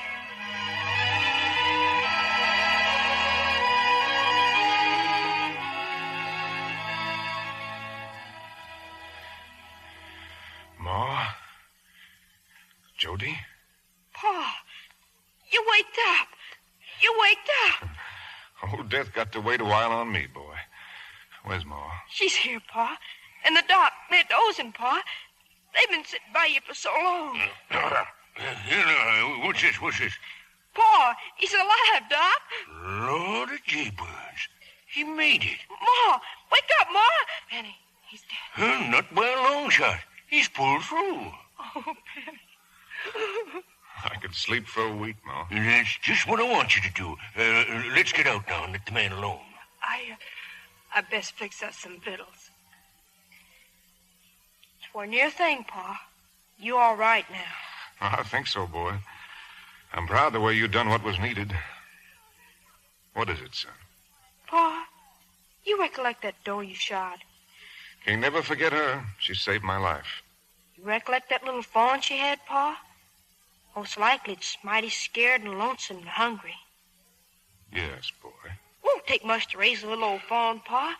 We taken its mammy, and it weren't no ways to blame. Don't seem grateful to let it starve, do it?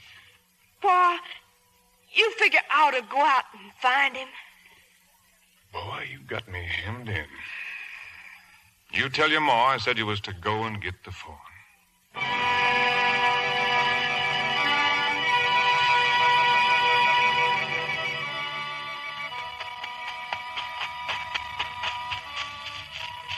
Hey, I found you.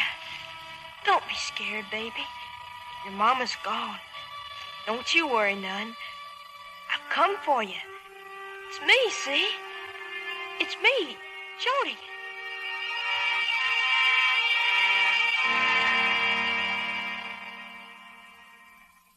And you weren't scared of me, Ma. He was laying right where his mammy made his bed. Look at him, Ma. Look. I see him. It'll take milk for a long while. Don't know as I'd give my consent if I'd have known he was so young. Ori, I got one thing to say. The little fawn's as welcome in this house as Jody. It's his'n. And we'll raise it without grudgment of milk or meal. I only said it was young, Penny. All right, so it is. Now, don't you bother about him at all, Ma. I tend to every little thing that needs attending to you. He won't me to bite a trouble to you. He won't even... What was you saying, boy, before he turned over his milk? He won't do it again, Ma. I'll teach him good. I'll learn him everything. Won't I, huh? Won't I?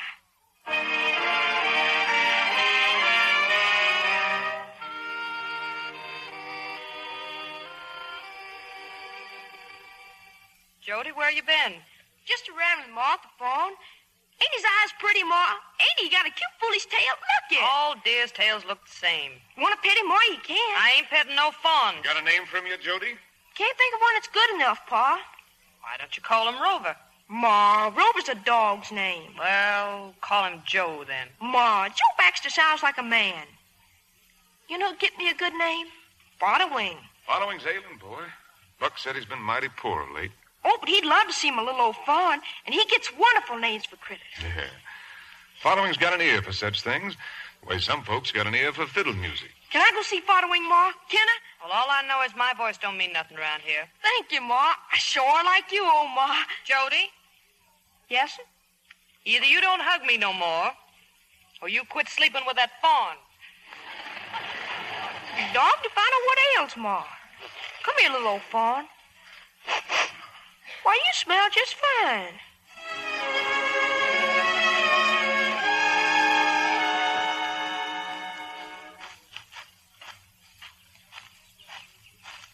Hey, Jody. Hey, Buck. We come to see Following, Buck. Me and my fawn. See him, Buck? Ain't he cute? Ain't he something? Jody, best you go home, boy. Following is dead. But I come to see him. You come too late, Jody. I'd have fetched you if there'd been time. Won't even time enough to fetch old Doc. 1 minute he was breathing. Next minute he just warned like as if you blowed out a candle. Come on up to the house, boy. You can look at him if you like.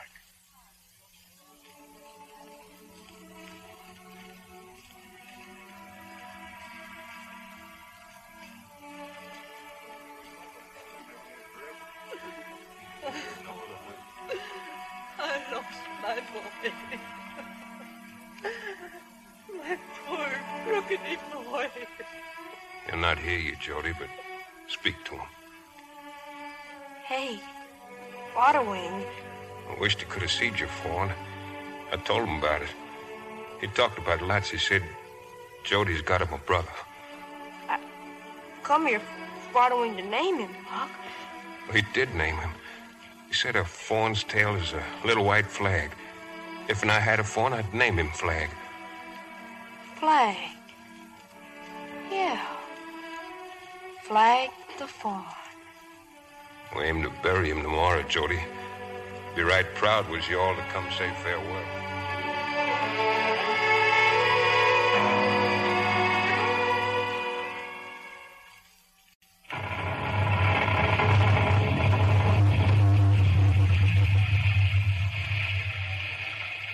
Flag, over to the fireplace. Get in there, dog. Get in. What's all this? You can't leave the critters out in a storm like this, Ma. 2 dogs and a deer. Why don't you let in the cow and old Caesar horse and have everything to suit you? Ain't it nice in here, Ma? Hearing the wind and the rain, us in here safe and cozy? Oh, get you dry now, both of you. Supper's waiting. Go on, Pa. What happened? Go off the tail. Well, sir, Uncle Miles looked at them 2 panther cubs, and he says, I'm going to catch me one of them. But he didn't have nothing to tote 'em home in. But Uncle Miles, being from Georgia, had on long underdrawers, so he taken them off, tied knots in the legs, and made him a sack. Hey, now. Now he putting the cub in it, and just as he's reaching for to put on his breeches again, here comes old Mammy Panther crashing out of the thicket. Jody, boy, fetch me my pipe. Oh, Pa, right in the middle of the tail. What you grinning at, Penny Baxter? Oh, nothing, Ma. I look all right? You look just dandy, sweetheart. Here, Pa. Thank you, boy. Well, sir, Uncle Miles, he lit out through that swamp and dropped the cub. And the old mammy, she gathered it up, drawers and all. But she's so close behind Uncle Miles, she stepped on a vine, and it tripped him and throwed him flat amongst the thorns and brambles. Oh, Pa. Now, Aunt Ma was a kind of muddle-minded woman, and she never could make out how Uncle Miles come home without his drawers on a cold day and his bottom scratched. But Uncle Miles always said that warn't nothing to the puzzling that Mammy Panther must have done over them drawers on her cub. Oh, Pa. You got all them tales in your mind and hardly ever tell them.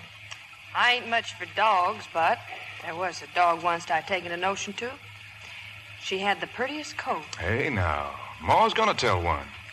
So I said to the feller owned her, when she finds pups, I'd like one. He said, well, you're welcome, but you ain't got no way of hunting. I weren't yet married to your pa, Jody. A hound'll die, he said, if it ain't hunted. Is she a hound, says I? He says, yes'm. I said, then I sure don't want one, for a hound'll suck eggs. Well, now, that's a mighty exciting tale, Ma. You got any more like that? I might, if I think on it a while.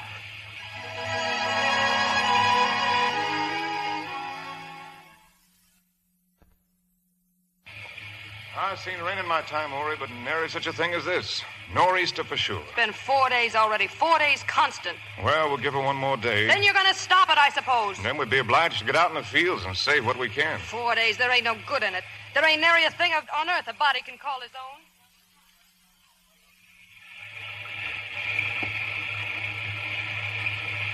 Here's the last of it, Ma.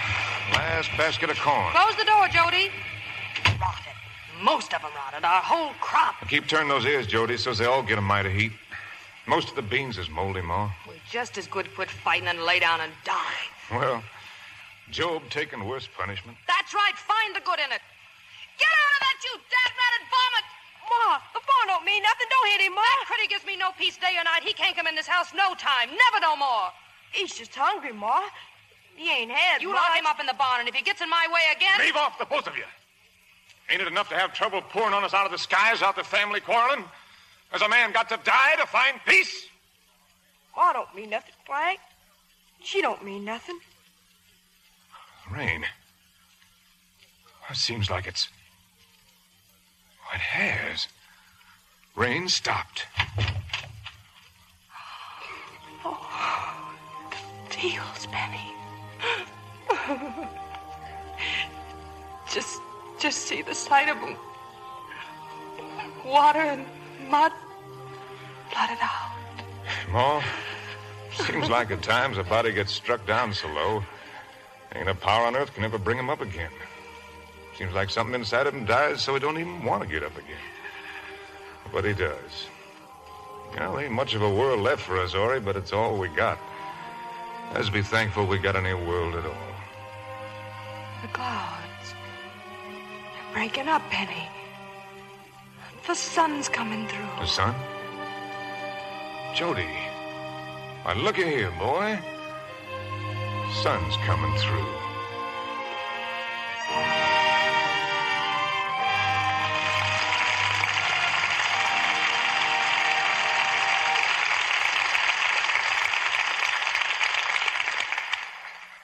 We pause now for station identification. This is CBS, the Columbia Broadcasting System.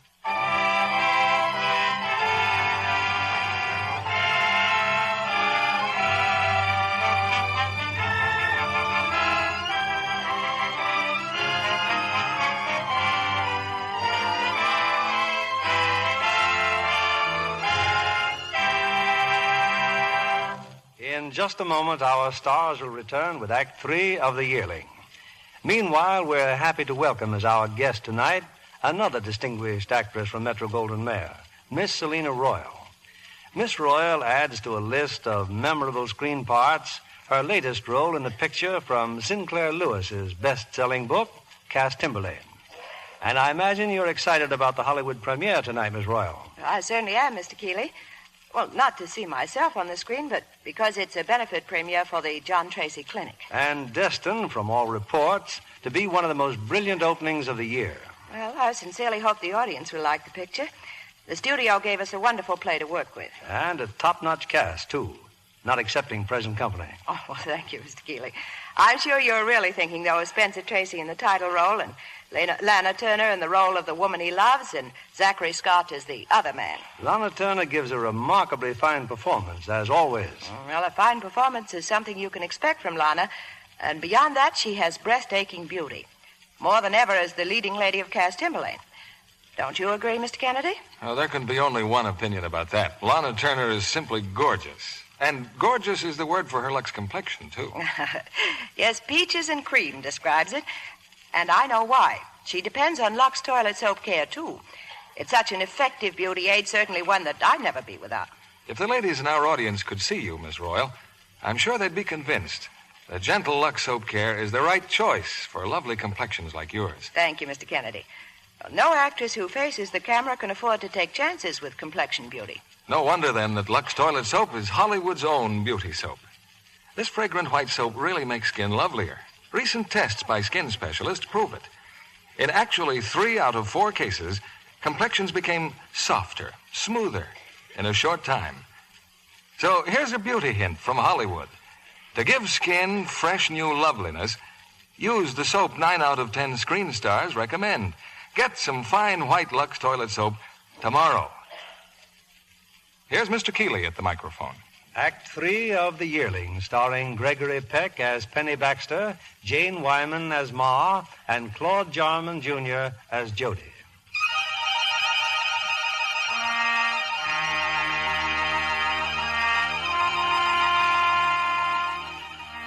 The deluge that swept away the Baxters' crops has been forgotten, for the fields again are flourishing, and there's even one patch that's going to mean a new well for Ma Baxter, the tobacco bed. For days now, Ma's been working the dress goods that Penny brought her from town, and Penny himself, in perspiring mortification, stands on the porch as Ma uses him as a dressmaker's model. Oh, a day like this, I ought to be out cultivating. Now, hush up! How am I to figure the sleeves whilst you squirm like that? Ma, the boy's coming. Him and the fawn. It's like poor little Fodwing said. Jody sure has got him a brother. Hey, Ma. Hey, Pa. Now stand still, Penny. You'll bust one of these seams. I done all the hoeing, Pa. All right, all right. And I got the tobacco plants watered, and I... Well, now, look at Pa. Sure looks mighty pretty in Ma's new dress, don't he, Flo? I'll putty you with a length of fat wood. You get out of here. How am I going to get this done in time for the wedding if you don't stand still? What wedding, Ma? Oliver Hutto's. He's getting married. Oliver? That girl in town, boy. That ain't the worst of it. They're going to live in Boston. You mean we ain't going to see Oliver no more? I'm afraid not, boy. When's the wedding? Tomorrow. We're going into town, all of us. Flag too, Ma? You crazy, boy? Well, you can see storekeeper's girl, Jody. Hold hands again, maybe. Oh, Pa. Come on, Flag. Let's sport. Let's ramble. I figured that'd get him going. Hand me my needle, man. And settle down. Now, settle down.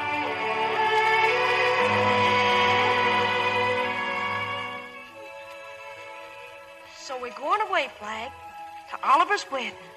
You gotta be good, see? Take care of yourself. Look at you. You're sure getting big. Me now, I don't never aim to get married. But when you get a little bigger, maybe you're gonna want a doe. So someday I'll get you a doe. We'll all live together down by the glen. You like that, huh? Me living with you? We're gonna take care of each other fine. Just fine, Flag. Fine.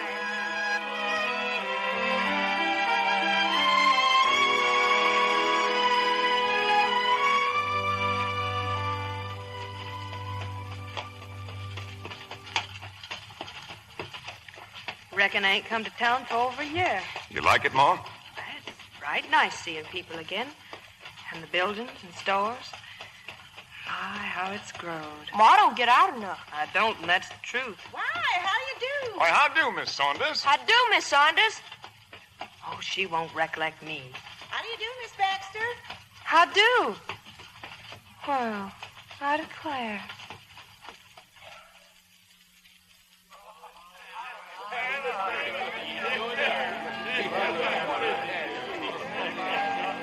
Steamboat's in the river, Oliver. She's a blowing. Goodbye, everybody. We best get going on our honeymoon. Bye, Penny. Jody and me will miss you, Oliver. Enough to come to Boston to visit us, Jody? I'll come visit you, Oliver. Thanks, Jody boy. And thanks for sticking by me in the fight with these worthless friends of mine. Now look who's here. Storekeeper's daughter. Hi, Eulalie. Goodbye, Oliver. Goodbye, Twig. Goodbye, honey. Be a good, sweet little girl and look after Jody, huh? I sure try. Shall I kiss you goodbye, too, Jody? Well, I guess it won't hurt nothing. Come on, you missed the boat.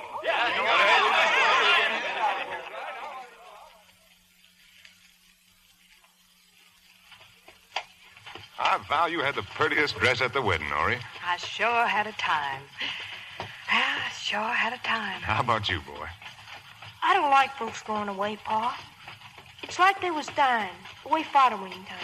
Well, that's life, boy. Getting and losing and getting. So you're going to Boston and visit Oliver? I don't reckon I will after all. I couldn't.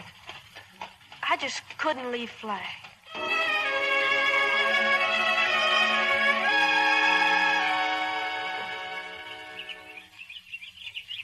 Look at Flag, Pa. Old Flag sure missed me yesterday. Look, Ma, he tagged after me just like a dog. Come here, Just boy. like- Yes, Pa? Look, our tobacco plants. Huh? The seed bed, son. Plumb ruined. Twerk Flag done it, Pa. Twerk Flag. But Flag didn't mean it, Ma. Ma, don't go away, Ma. Listen, Ma. Listen. Your ma figured at last she's going to get her well dug. That's why she don't feel like talking. Oh, I don't reckon the fawn done it malicious, boy. It was just something to jump on. Why, you keep looking at him, Pa. He's a yearling now, for sure. You're a pair of yearlings now. It grieves me. You Flag, what'd you do it for? You grown up. You just gotta be good. You gotta be. Pa, Yes, boy. there's a few tobacco plants you ain't trunked. Enough to get more well dug. No, I'm afraid not. We could clear that field down behind the pot garden. If we can get 'em out right soon, we might plant ourselves some cotton. Pa! A money crop, boy. So's your ma can still get her well. Hey, Pa, we can do it. I'll work harder than ever, Pa. I will, I promise.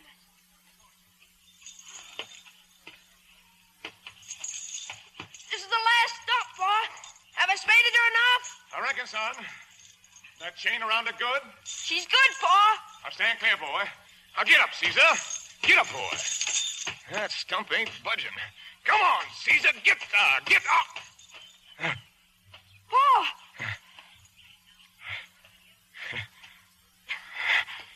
All right, son. I reckon I strained myself. I'll get more. No. I'll be all right. You want to hit Caesar? I best ride him in.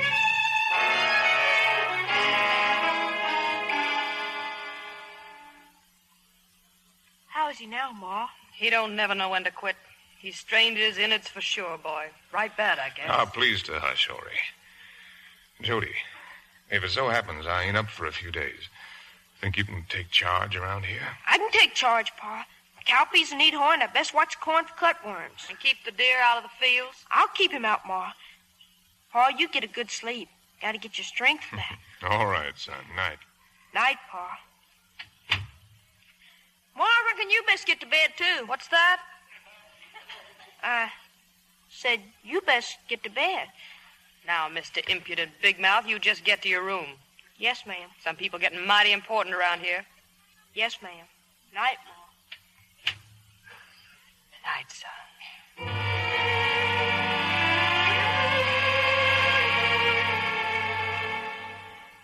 Look at Pa for yourself. supper. Well, now, there's 2 fine partridges I ever seen. And only wasted 2 shots on them. I'm taking charge all right, ain't I, Pa? Everything's come along just... Pa? When'd you last see the corn, Jody? Yesterday, it were fine, near 2 inches tall. Your ma here says something's at it. At the corn? Says nigh about the whole crop is gone. Ma, Flag ain't at it, Ma. I get it. Ma, he couldn't have. He's been being good. He wouldn't eat the corn. Get out there and see for yourself. And that settles it. That critter's got to go.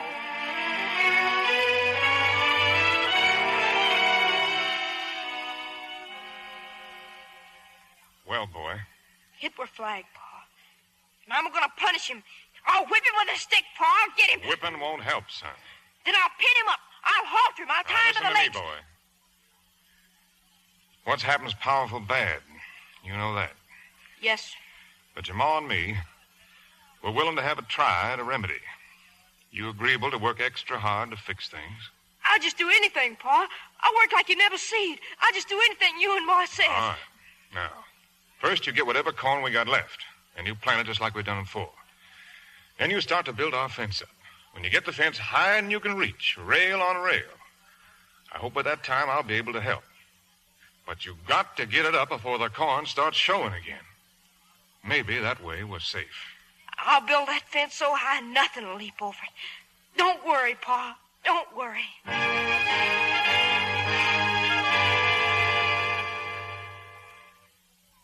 Last evening, Jody, when you and Ma come in and tell me you got the fence built, I was that joyful.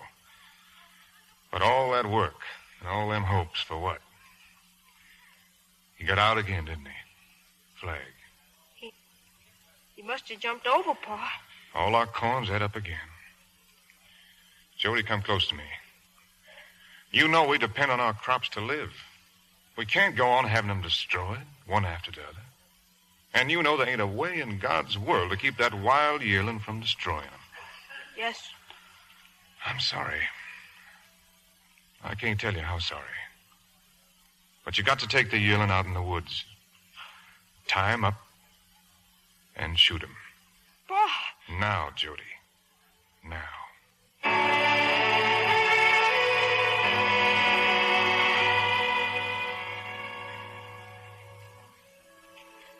It ain't no use, Flag. I done took you all the way to the forest. Figured Buck take care of you, maybe. Buck's gone horse trading to Georgia. So you gotta go away, Flag. Never come back. You can make out by yourself in the forest. Besides, I don't care for you no more. You ain't cute like you used to be. So get you here. Ain't nobody got any use for you anymore. Get off where to shoot you like Pa said. And don't you never come back. Never, never.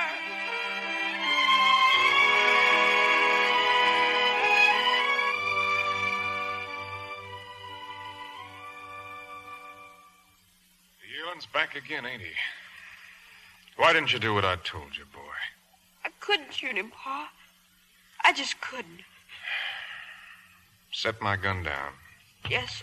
Tell your ma to come here, then go to your room and shut the door.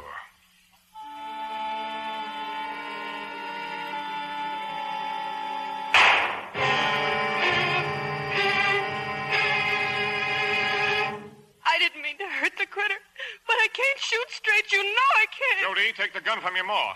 You got to finish him, boy. You got to put him out of his torment. You done it on purpose. You always hated him. You went back on me.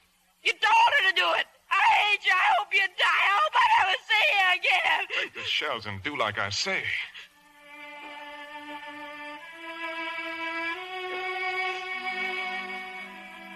It's me, Flag. It's me, Jody. Won't hurt no more. I gotta do it. I gotta. Flag. Now I'm gonna run away. I ain't never coming back. Ever.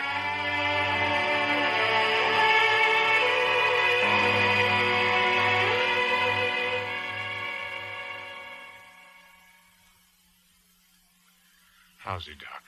The boy, will he? Yeah, most I can tell, Penny, he's took it out. Starved to death. Eaten up by swamp gnats. Where's Hunzy been? He run away. 8 days he was gone. Rivermen found him most 100 miles downstream. He'll be all right another week.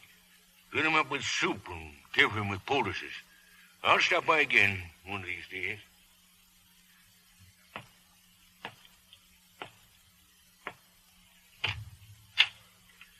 Jody? Hey, Pa. Boy, we near about give you out. But you're all right. I reckon, Pa. Glory be. I had to come home, Pa. Why, sure you did. I ain't meant what I said about hating you and Ma. Oh, sure you ain't. When I was a child, I spake as a child. Where's Ma? As you walk down to the graveyard, son, reckon she's praying her thanks. Ma searched for you day and night. She ain't done nothing else. Jody, I'd be proud to know where you've been. To the river, Pa. I aimed to go to Boston. Were you hungry? Didn't get nothing to eat for 4 days. I'm sorry you had to learn it that way. Now you know. Old starvation. He's got a face meaner than old Slewfoot. It's fearful, Pa. Boy, you figured I went back on you. That's why you run away. But 'twarn't only me. 'Twarn't only your yearling deer having to be destroyed. Life goes back on you, boy. Yes, sir. I reckon. I wanted life to be easy for you. Easier than 'twas for me. A man's heart aches seeing his young'un face the world, knowing he's got to get his insides tore out the way his was tore out. I wanted to spare you as long as I could. I wanted you to frolic with your yearling. But what's a man to do when he gets knocked down? Why, take his share and get up again. I'm ashamed I went off, Pa. You're near enough growed to do your own choosing, Jody. Maybe you crave to go to sea like Oliver. But I'd be proud did you choose to live here and farm the clearing. I'd be proud to see the day you got a well dug, so's no woman here'd be obliged to do a washing on a seepage hillside. You willing? I'm willing, Pa.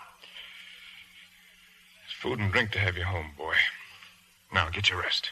I'll start the corn early in the morning, Pa. Yes, boy. We'll make it, Pa. We'll make out. Yes, boy. Come spring again, we'll even go hunting old Slewfoot. Yes, boy. Good night, Pa. Night, son.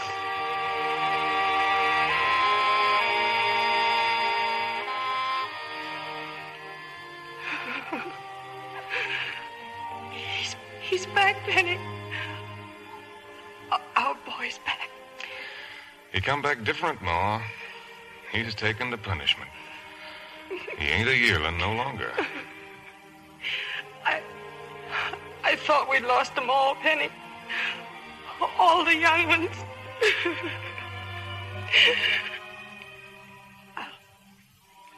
I'll go see him. Go on, Ma. Ma? That you? Jody. Jody boy. Oh, you get some sleep now. Night, Ma. Night, son.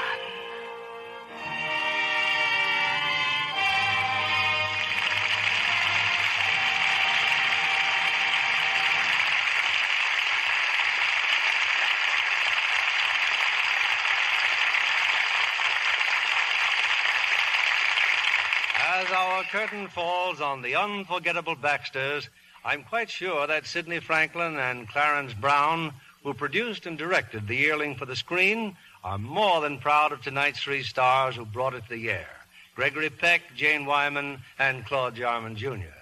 They've certainly given us a memorable evening with tonight's performance. Thank you, Bill. And I think we owe a vote of thanks to Claude for coming all the way from Nashville to be with us. Yes, indeed. And after tonight's performance, I can readily understand why Claude won a special Academy Award as Jody. What have you been doing, Claude, besides rehearsals, since you've been in Hollywood? Well, for one thing, I went to a preview of Robert Taylor's newest picture out at the MGM, The High Wall. And for another thing, I'm willing to bet you paid a very special visit to a very special friend. Who was this visit to, Claude? It wasn't by any chance to the missing member of tonight's cast. That's right. I went over to the Studio Zoo to see Flag. He sure has grown. And did he remember you? He did when I gave him a head of lettuce, but Jiminy, he's grown. Well, he could say the same about you. Jane, as one of the most frequent players on Lux, I hardly need to ask you If I use Lux soap. You know I do, Bill. It's a wonderful complexion care, and I use it faithfully. Can you tell us what you're presenting next week, Mr. Keeley? Yes, indeed, Claude. Next Monday night, we have another outstanding evening in this theater when we bring together two of the screen's most popular and famous stars, Ingrid Bergman and Joseph Cotton. What are they doing for you, Bill? They're appearing in Alfred Hitchcock's recent hit for RKO, Notorious, a mystery thriller strictly in the Hitchcock manner, charged with suspense and filled with tense romantic interest you'd expect from two such players. Sounds right in the Lux tradition, Bill. Congratulations, and good night. Good night. Good night, and thanks from all of us.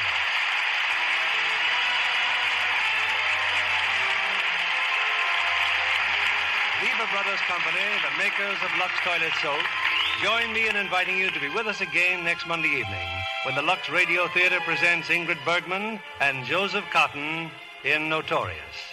This is William Keeley saying good night to you from Hollywood.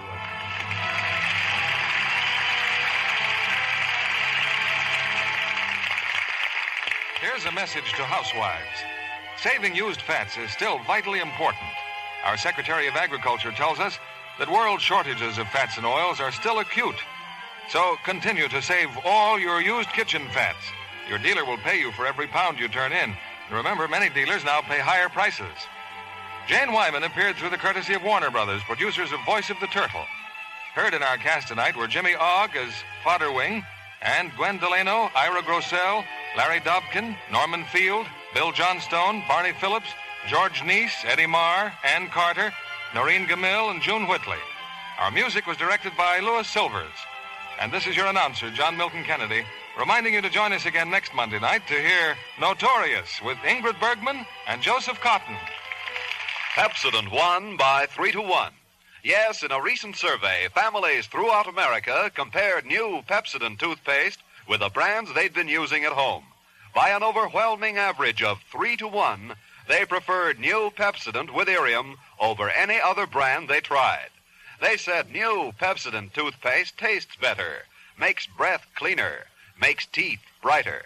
Yes, with families who made comparison tests, Pepsodent won by 3-1.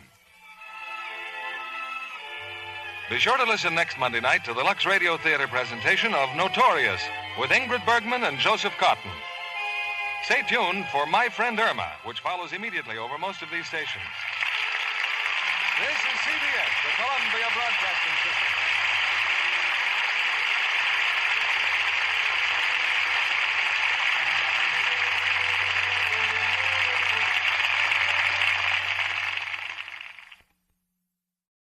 Lux presents Hollywood.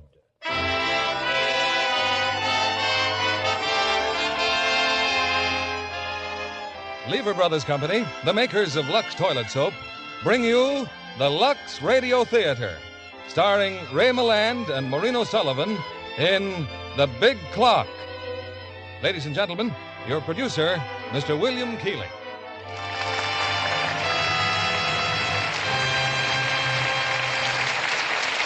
Greetings from Hollywood, ladies and gentlemen. Some time ago, I read a galley proof of a new book and was so impressed by its screen possibilities that I phoned an executive at Paramount to recommend its purchase, only to learn they had already bought it. That book became Paramount's outstanding example of motion picture suspense, The Big Clock. It's our play tonight, and we're fortunate enough to have two stars from the original cast, Ray Milland and Maureen O'Sullivan, with Ray playing a magazine editor with an uncanny genius for tracking down criminals, and Maureen O'Sullivan as his wife. This past week, Mrs. Keeley and I entertained two friends from Siam, who I discovered are enthusiastic users of Lux Toilet Soap. Even in Siam, or Thailand as it is now called, our product is famous as a beauty care. That was true in the quieter days before the war, when we visited this colorful land. And according to our friends, Lux Toilet Soap is still a favorite.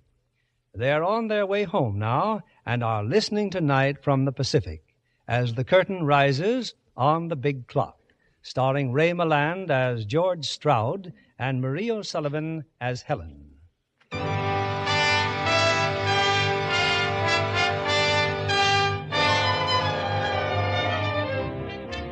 Midtown, New York City, towering 50 stories above the street, is the famous Janeth Building, world headquarters of the incredible business empire known as Janeth Publications. In the lobby of the Janeth Building is a tremendous clock. Its size and accuracy attract hundreds of sightseers daily to the Janeth Building. The most famous privately owned clock in the world, ladies and gentlemen. Its master mechanism, built at a cost of more than $500,000, is set so you can tell the time anywhere on the earth. London, Chicago, Honolulu, anywhere. This master mechanism also synchronizes every clock in this building with those in the other Janeth buildings in Kansas City, San Francisco, and the 43 foreign offices of the Janeth organization throughout the globe. Among the dozen different magazines owned by Mr. Janeth is one called Crime Ways, George Stroud, editor. And Mr. Janeth wanted me to tell you how delighted he is, George. Why, that's the 5th criminal Crime Ways magazine is found before the police. The 5th in 6 months. Yes, Sir George. We're proud of you.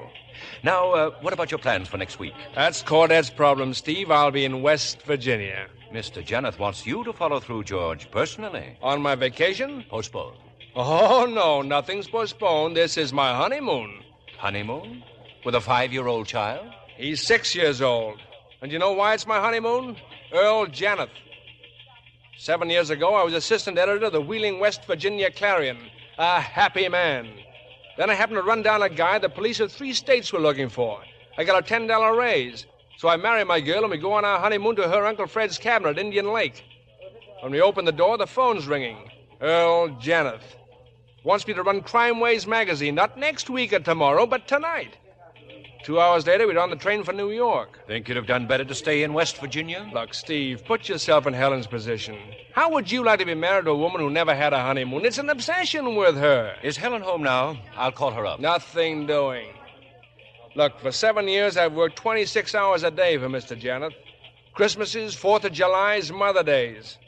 What does Janeth think I am? Another one of his clocks full of springs and gears instead of flesh and blood and ulcers? Where is Janeth? I'll tell him exactly what I think. Oh, come in, Earl. I like your office, darling. Pauline, how did you get in here? Oh, the tycoon's lair. The Berchtesgaden of the publishing world.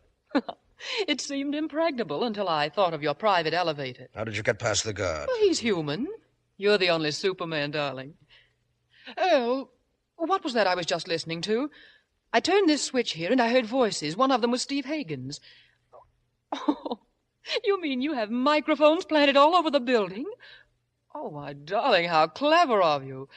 And obnoxious. Stop this nonsense. You don't expect me to approve of your being here? I came about my singing lessons. Hagen attended to that yesterday. He gave you a check. I told you $2,000, not one. Or perhaps you don't think my voice is worth cultivating. Your voice is worth exactly what that check reads. That's all, Pauline. I'm leaving. Immediately. I'm 6 minutes behind my schedule. I have to fly to Washington at 5:10. I'll see you tomorrow night at 10:55. Oh, of course, darling. And I like your office, Earl. Just think, to be able to listen to what everybody's talking about. Yes,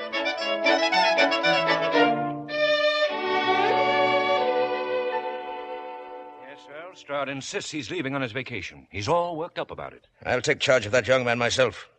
And Steve, on the 4th floor in the broom closet, an electric light's been burning for 2 days. Find the man responsible and dock his pay. Of course. About Stroud, he's meeting his wife at the Van Bath, 12:30. Let him have lunch. I'll get around to him later.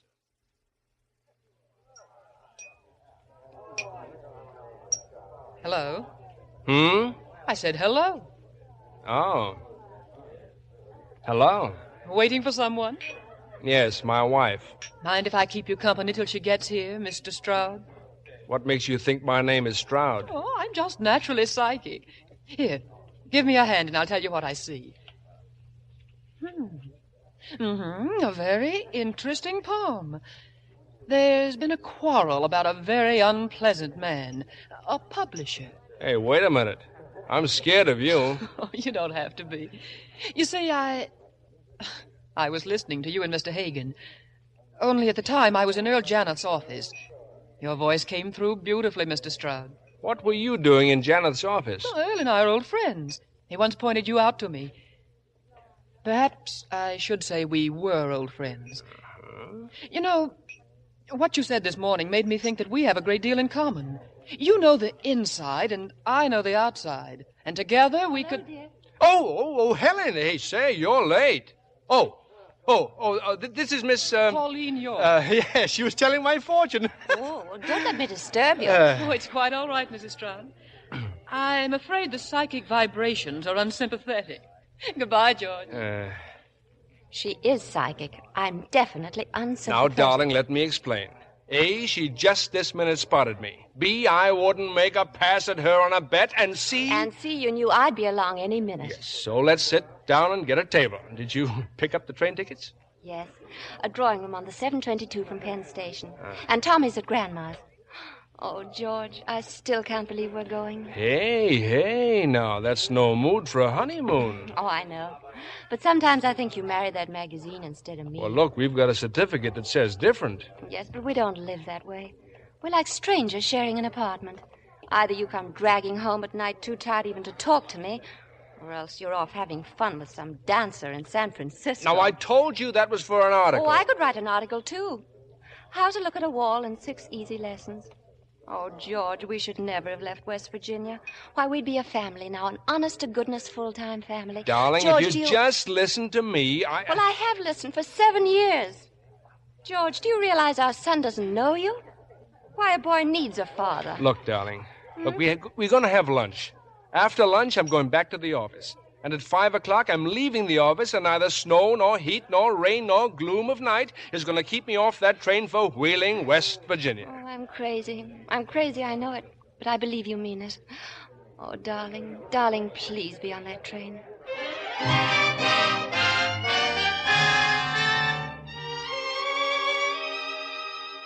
And, George, I just thought I'd drop into your office and see you. Yes, George, I'm curious. You are Mr. Janeth? Yes, this job you've been doing of finding people a step ahead of the police all the time. What's the method, George? Well, we call it the system of the irrelevant clue. Now, the police only look for the relevant clues. They haven't much time for anything else, not when a case just breaks, you see. But we assemble all the clues. We recreate the man, his character, his habits, his emotions. And when you have that pattern straightened out, it's easy enough to figure where to look for your missing man. Well, that's interesting. Most interesting. Now, this Fleming case, do you know how we found Fleming? Seashells. Seashells? Yes. Fleming was a fanatical collector of Paleozoic bivalves. I checked his index and found he had every variety except one. You see? It's up there on the blackboard. Now, the only specimen of that seashell in the United States is in a museum in Salt Lake City. So I assigned a man to watch it constantly. Fleming was going to steal it? Well, it wasn't for sale. Now, wouldn't you steal something if you wanted it badly enough? Yes, I might. George, you've done a fine job of work for me. Well, I think the real credit belongs to the Crime Wave staff, Mr. Janeth. That's another thing I like about you, George. You're modest. George, we worked together now for 6 years, haven't we? 7. Shoulder to shoulder, comrades in arms. Neither of us letting the other down. Now, George, this Fleming story, properly followed up, should boost circulation 10%. Oh, 15. That's the spirit. So I'm giving you carte blanche for the next 3 issues. The next 3 issues? Yes, carte blanche. And then a wonderful vacation, all expenses paid. South America. West Virginia, Mr. Janeth, and tonight. Now, George, listen to me. No, you really had me going there for a minute, Mr. Janeth. You're a great performer. Then I'll dispense with the performance, George. Either you see this thing through with us, or you're fired. That's okay with me. I'm fired. And I'll have you blacklisted all over the country. You'll never work on a magazine again. It's still okay. I'll give you exactly 4 minutes to think it over, George. Let Hagen know what you decide. I don't need 4 minutes or 4 seconds. Yes? Call for you, Mr. Stroud. A woman. Well, what woman? She wouldn't say. She keeps talking about reading your palm. Oh, put her on. Hello? Hello, George. And how are you? You want to make a bet? 5-1, your crystal ball hasn't given you the latest flash. I've just been fired. Blacklisted, never to work in the publishing business again. What are you going to do about it? Well, first, I'm going to get myself a good stiff drink. Good, I'll join you. I'm sorry, but I won't have time. This is business, George. You see, the great man thinks he's going to blacklist me, too. But I know enough about Mr. Janeth to make him change his mind about both of us. So, how about the Van Barth in, say, half an hour? Oh, but it's almost 5, and I promised my wife I think this is one time she'd forgive you, George. Okay, half an hour at the Van Barth. Call my home, will you, Miss Adams? Tell my wife I'll be home at 6 o'clock.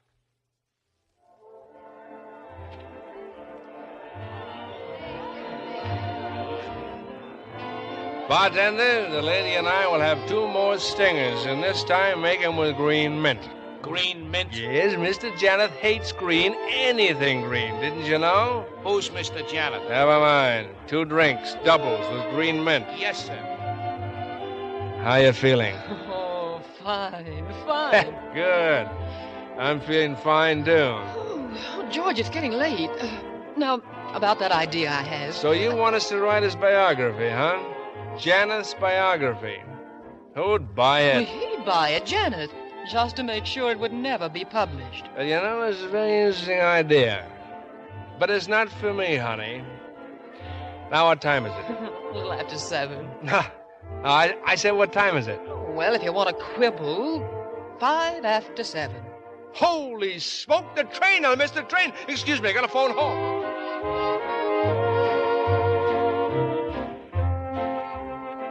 Well, how's everything at home? She's gone. She went without me. How do you like that? I give up my job, jeopardize my whole career for her sake, and she won't even wait a couple of minutes. Bartender, where are those drinks? Here, with the green mint. Well, now, shilly-shally, let's have 'em. Oh, dear, all over me. Oh, here, use my handkerchief. Then I've got an idea. Well? Well, you see, Janeth, he loves time. He's in love with clocks. Well, I despise time, so let's send him a clock, a green clock. Oh, that's a lovely idea. Oh, but who sells green clocks at this time of night? You just leave it to old Uncle George. You finish that drink there, hon, then leave it to good old Uncle George.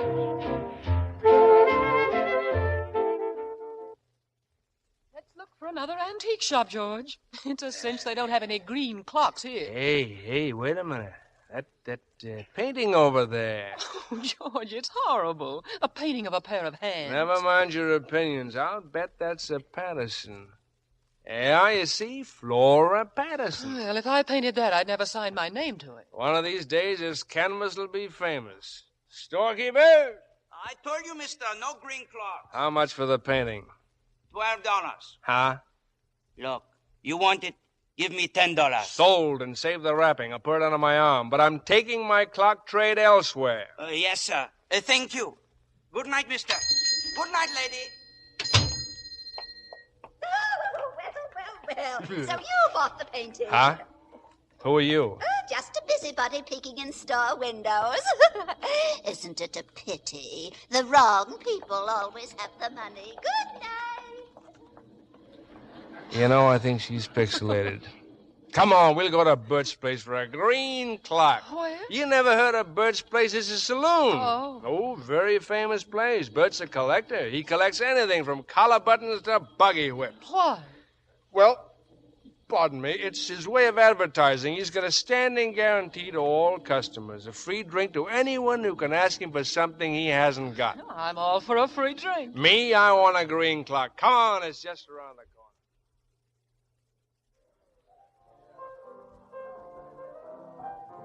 Oh, what a place. I've never seen such a collection of junk in my life. Hey, George, old boy. George, Well, you look who's here. President McKinley. Pauline, I want you to meet the 23rd President of the United States. The 25th, George. How do you do? It's a very great pleasure, man. Oh, thank you, President. I heard you were dead. He is also Colonel Jefferson Randolph of Randolph Farms, Georgia. How do you do, Colonel. We Randolphs, ma'am, will fight the Yankees till the last drop of bourbon's been shed. Also, Inspector Regan of the homicide detail. As an officer of the law, it's my duty to warn you that anything this fella says may be used against you. Be seeing you, George. Who in the world? Radio. He's a radio actor. Every Wednesday, he's Inspector Regan, and Fridays, he's Colonel Randolph, and Sundays, he's President McKinley. Hey, Bert, where's my green clock? I got it. I knew it. I knew I'd have a green clock somewhere. Thought you had me, didn't you, Mr. Stone? Here, how's this? A sundial? And a nice green ribbon from my dear old mother Shillelagh to tie around it. Well, is this a green clock or isn't it? I tell you, the guy that won it. Yeah!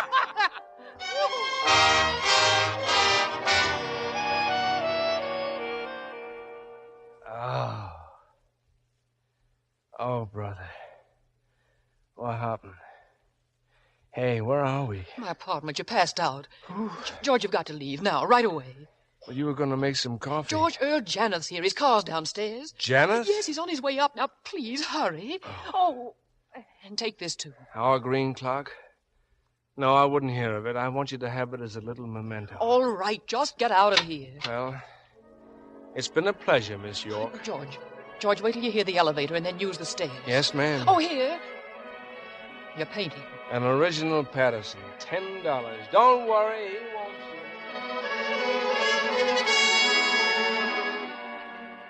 I decided to come back tonight, Pauline. Well, I'll only stay a moment. I was wondering if you had a pleasant evening. Marvelous. Started at the Van Barth and just kept going. Was he with you? The fellow who ran down the stairs as I got out of the elevator? Yes. Yes, he was. Who is he? Just a man. His name's Jefferson Randolph. What does he do? Nothing much, I'm afraid. Sort of a playboy. I'm getting a little tired of your friends. Now, that's a shame, isn't it? The army captain, the lifeguard last summer, the racetrack tout at Saratoga. How many others have there been? Shut up! You of all people, talking about my friends. What about you and that Artway's secretary, and that stenographer, and the girl from publicity? You think they'd look at you twice if you weren't the great Janet? Stop it. Have you lived this long without knowing that everybody laughs at you behind your back? Stop it. You'd be pathetic if you weren't so disgusting. I said stop it. You clammy, flabby, Stop it. Stop it. Stop it.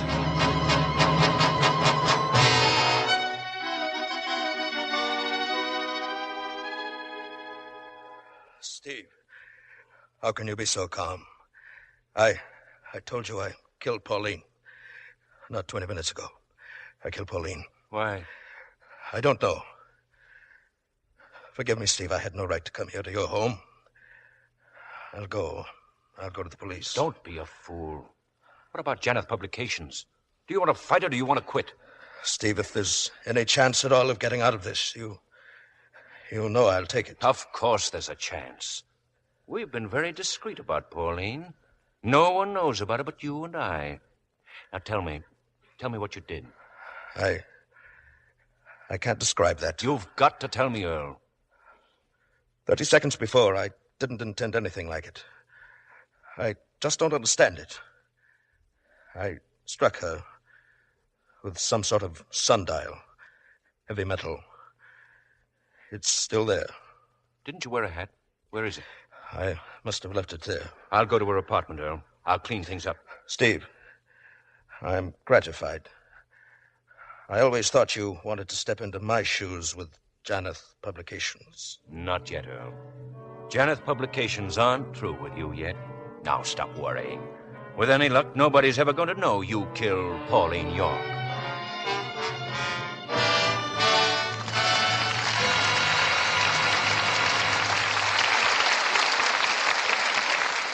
We'll return with the second act of The Big Clock in a few moments.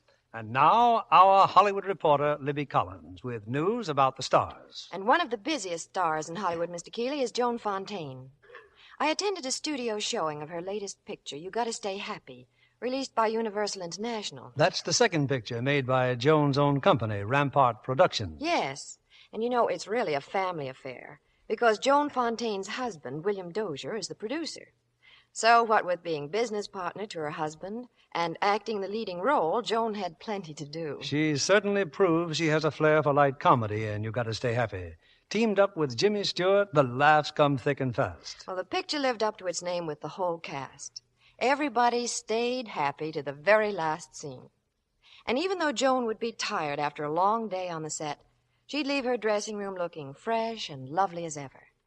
I'm sure John Kennedy could tell you the reason why. Oh, that's easy, Libby.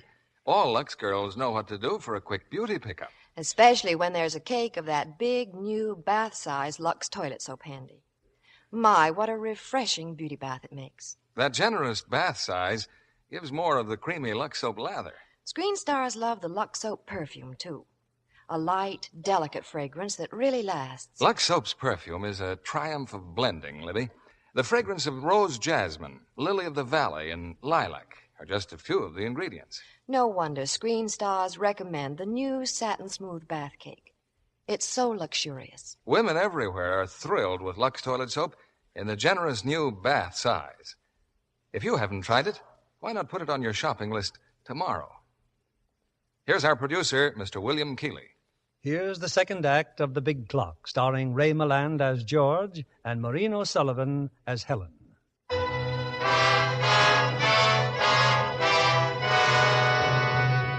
Earl Janeth made no mistake when he picked Steve Hagen as his second-in-command. Hagen's gone to Pauline's apartment. From her purse, he's removed a man's handkerchief and a check for $1,000. He set back the time on a broken clock, picked up Janeth's hat, and taken the sundial. Now, after a long talk with Janeth, he's telephoned George Stroud. But George isn't at home. George is in Wheeling, West Virginia. Don't you understand, Helen? I was detained. I took the first plane I could get. Oh, I was so angry when the train left without you. It was unforgivable, George. It was unforgivable you're leaving without me. Well, what was I supposed to do? Wait at the station till our golden wedding? That's exactly what Janeth wanted. Darling, I got news for you. I've quit. For good, forever, and for always, I quit. Oh, I don't believe it. We're unemployed and penniless. Oh, it's too good to be true. Blacklisted for life, never to work on a magazine again. Oh, George, how wonderful. Well, why didn't you phone me? Oh, darling, I had 18 million things to do. You just can't clean up 7 years in 5 minutes. Oh, I've been so miserable. Were you miserable, too? Miserable? I was desolate. I walked the streets like a zombie. You didn't meet any blonde fortune tellers on the way, did you? You're not serious. Yes, I am, George. I'm very serious. I can stand a lot, but that's one thing I just couldn't take. Well, darling, that's something you'll never have to take. You're the only blonde in my life.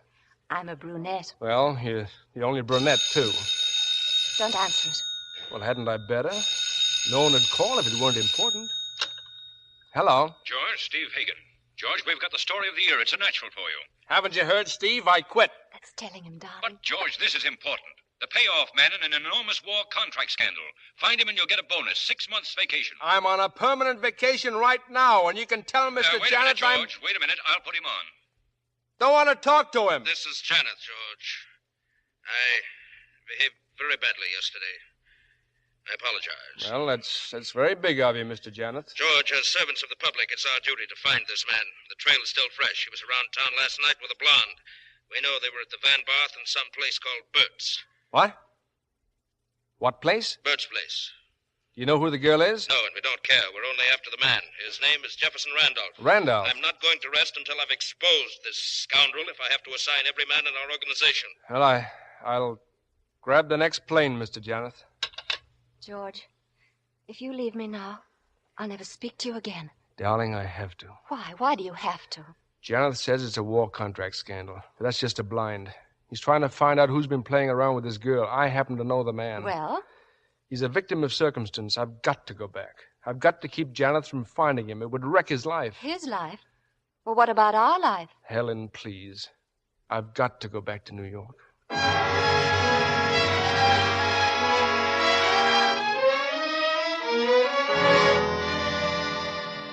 I just called the airport, Earl. Stroud will be here any minute. Steve, do you think he can do it? Find Jefferson Randolph? Yes, he's a wizard at finding people.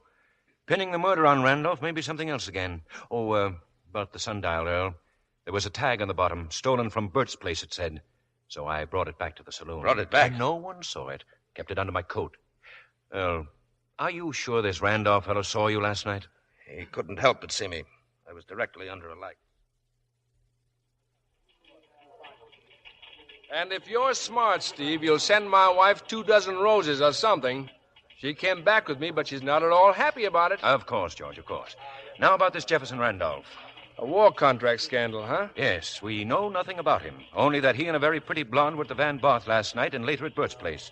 You can assign anybody you want to this case, spend all the money you think necessary. But we must get results, and quickly. Where did you get your information, Steve? A confidential source. Earl and I are pledged not to reveal it. Okay. I'll get the staff together, check back with you in an hour. George, remember, forget the blonde. All we want is Jefferson Randolph.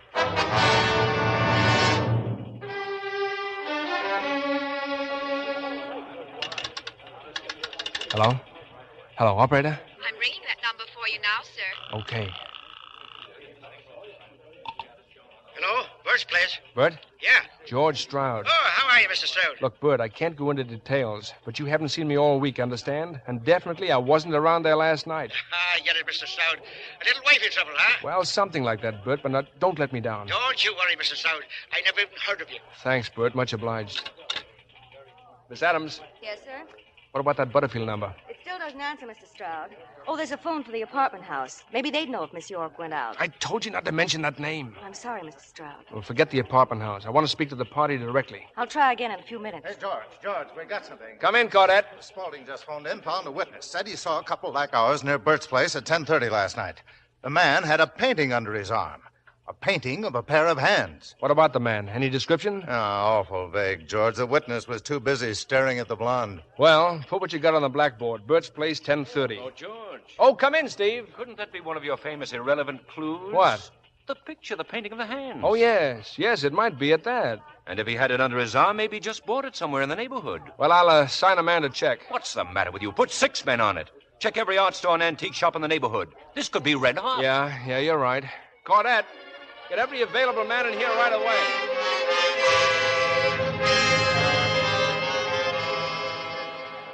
Blackboard's starting to look like something, George. As of exactly 12:17, here's where we stand. Name, Jefferson Randolph, tall, medium build, black hair. Was wearing single-breasted gray suit, well-tailored, blue tie. Frequents the Van Barth and Bert's place, collects paintings, character questionable. Mr. Stroud, Vincent's on the phone. They've located 5 Randolph. No, I'll get it, George. Hello? Look, put Vincent on Kislav's phone. Kislav, assign a man to each one of those Randolphs. Routine check with form AA. Okay, fine. That was Vince, George. Another break. That painting came from an antique store on 3rd Avenue, and the artist's name is Patterson. Well, sounds like our man may be a collector. Well, what do we do about it, George? Hadn't we better get on it? Hey, what's the name of the chief critic on Artways? Oh, a fellow named Klausmeyer. Yeah, I'll send him over to see Patterson. Patterson. Hey, of course, I've seen some of her paintings in your home. Look, why don't you interview Patterson? I can't leave here. The way we're going, we'll have Randolph inside of 3 hours. Look, you better grab a bite to eat, Caudette. You may not have a chance later. Yeah, thanks, George. I just tried the Butterfield number again, Mr. Stroud. Still no answer. Well, skip it. I'll try it myself later. Oh, Mr. Klausmeyer's on the phone. He said if you're busy, he'll call Mr. Hagen. Hagen? No. Klausmeyer, this is George Stroud. Have you seen Miss Patterson yet? I just this second left her. I think I've got something, Mr. Stroud. Well? The girl this Randolph was with, well, her name is Pauline York. She wants model for Stallways. Patterson recognized her. She was standing outside that antique shop last night when Randolph bought the painting, and the girl was with him. I'm going over to see Miss York right now. I'll call you back later. No. Hey, wait a minute. Hello. Miss Adams. Yes, sir? I'm going uptown. Find Caudette and tell him to take over.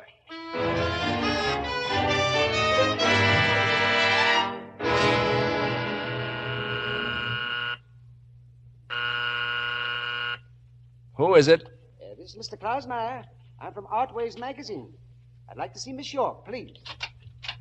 Why, Mr. Stroud. Hello, Klausmeyer. Looks like I got here first. Oh, well, yes, it does. You've seen Miss York, then? Yes, I've seen Miss York. Got all the information we need. Now, let's get out of here.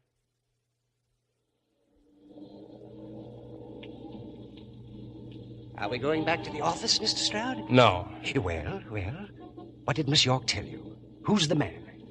Jefferson Randolph, manufactured from Pittsburgh. Klausmeyer, hop on a plane right away. Find out all you can about him. But Mr. Stroud, Pittsburgh? This is an order right from Mr. Janet. Oh, yes, of course. Call me the minute you arrive. I'll wire $1,000 expenses. Incidentally, Who have you spoken to since you saw Miss Patterson? Why, I phoned you right away. I haven't talked to a soul. Good. Now, there's a cab at the corner. Now, get to that airport. I don't even have a tooth. That's the spirit, Klaus Meyer. Hey, Mac. You the doorman here? Yes, sir. Well, look, for $10, would you happen to know a Mr. Janeth? Mr. Janeth, yes, sir. Did you see him around here last night? Not before midnight. I go off duty at 12, sir. Uh-huh. Well, tell me, does Miss York happen to have a maid? Sure, but you won't find her. She started a vacation last Monday. Oh. Well, where would you get a cab around here at, say, 1 o'clock in the morning? 2 blocks east. Oh, thank you, sir.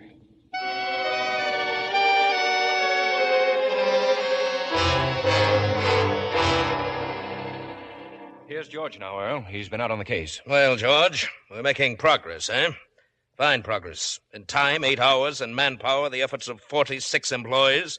In results, enough information about this man, his whimsicalities, his charming manners, his penchant for green mint stingers and modern paintings to write a biography. Just one thing, George. Where is this man? I don't know, Mr. Janeth. You don't know. But I've placed the blonde. Her name is Pauline York. How did you discover that? I just left her apartment. Did you talk to her? I couldn't very well on account of she was dead. Well, that doesn't seem to be much of a shocker to either of you. George, why do you think we've been conducting this frantic search? How'd you know she was dead? Her maid discovered the body this morning. She telephoned Steve. Steve? Yes. Miss York was a protege of Steve's, George. Well, why didn't she call the cops? Steve asked her not to. We want to trap Randolph ourselves. Big feather in our caps. But what makes you so sure that Randolph killed her? Who else could it be? Well, how about Steve here? She was his protege. It's a very strange suggestion, George. But I telephoned Steve at his home last night. I was speaking with him at exactly 12:32. Within 7 minutes of the time the murder took place. How do you know? Well, Miss York had a clock on the table. It was broken in the struggle. Oh, then you've been to her apartment. The maid reported it. What's the matter with you, George? Nothing. I just can't understand why you're both so sure that Randolph killed her. Suppose an investigation proves him innocent. What investigation? Well, an inquiry around the apartment house. Witnesses who saw somebody else enter or leave. You have such witnesses? No, but I'll sure look for them. Unless you decide to let the matter drop. Aren't you going to great lengths to protect this Randolph? I'm just trying to keep an open mind. It almost seems as if you had some inside knowledge of this matter, George. Hello. Yes, Caudette, he's here. You have? No. Excellent. Well, George, you can forget about your investigation. We have our man. He was seen entering this building not 2 minutes ago. Steve, I want emergency orders issued at once. Close the building and block all exits. Nobody is to leave unless identified. Identified? Identified by whom? Why, George, didn't you know? Oh, but how could you know? You just came in the building yourself. No, what? Your very efficient department has found the antique dealer who sold the painting to Randolph. They brought him in an hour ago. Take the dealer down to the lobby, Steve, immediately.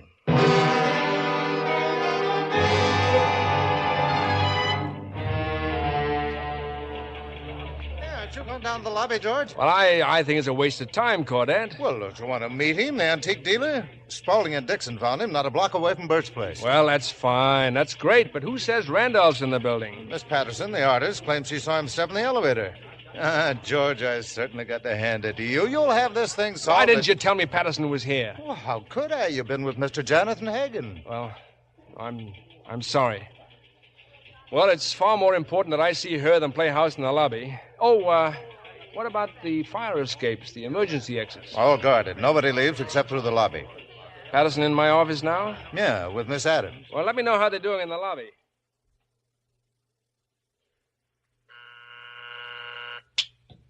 Yes, Miss Adams? Miss Patterson's still waiting, Mr. Stroud. Well, I'm on the phone. I'll be with her in a minute. Hello? Superior Cab Company? Look, I'm trying to locate one of your cab drivers, Casimir Kowalski. Oh? No phone. Well, how about his address? 16 East 31st Street? Thanks. Send her in, Miss Adams. This way, Miss Patterson. Oh, you! You're Mr. Stroud? Oh, it's very amusing, really. Pardon me while I laugh. Miss Adams, you better go down the hall and help Fraser on the blackboard. Yes, sir. Well, I'm pleased that somebody likes my work. I've admired your work for years. Well, what am I supposed to do now? That codfish, Mr. Klaus... Klausmeier. Yes. Well, he said I'd get $100 if I'd make a sketch of the man who bought my painting last night. And then somebody else called and said he'd give me another $50 if I came down here and identified him. Plus the cab fare. That's $151.55, plus a 10-cent tip. Well, I'll give you a cash voucher right now. Shall I start the sketch? That won't be necessary. Mr. Stroud, I've few enough collectors of my paintings without sending one to jail. Well, this'll take some explaining, believe me, but if you... Oh, nonsense. What did you do? Oh, never mind. With all that hue and cry downstairs, it must have been something terribly lurid. But I don't mind. I can't wait till I tell the children. Children? Yes, here's their photograph. Ugly little cherubs, aren't they? All these yours? More or less. Now, that one's Ralph's, my first husband. Drank himself to death. And these 3 are Frederick's, lost at sea. And these 2 are Willie's, whom I refuse to discuss. And the twins here are Mike's. Your present husband? Well, he would be if I could find the rat. Oh, my goodness, this voucher. It says $500. I said I was an admirer of yours. By the way, what did you do with my painting? Well, it's quite safe, Miss Patterson. I took it home. Now, look, about the sketch. Does it have to look like me? You know, I've been attracted lately more and more to surrealism, Mr. Stroud. Let me see now. An electric fan. Exactly. The man I saw last night was an electric fan. Bzz, bzz, bzz. Paper, please. Pencil, pencil. And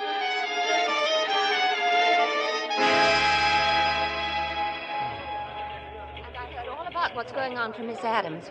My, that's quite a blackboard you have there, George. Oh, Helen, I knew you couldn't stay away. Not after what I found in our bedroom. Found in our bedroom? Yes, that terrible painting. Oh, darling, look, Liz, I can explain everything. Look, all I want to know is Look, what... let's go into my office. Oh, no, I can't. She's in there, Miss Patterson. Who's in there? Oh, never mind. Helen, if you'll only give me...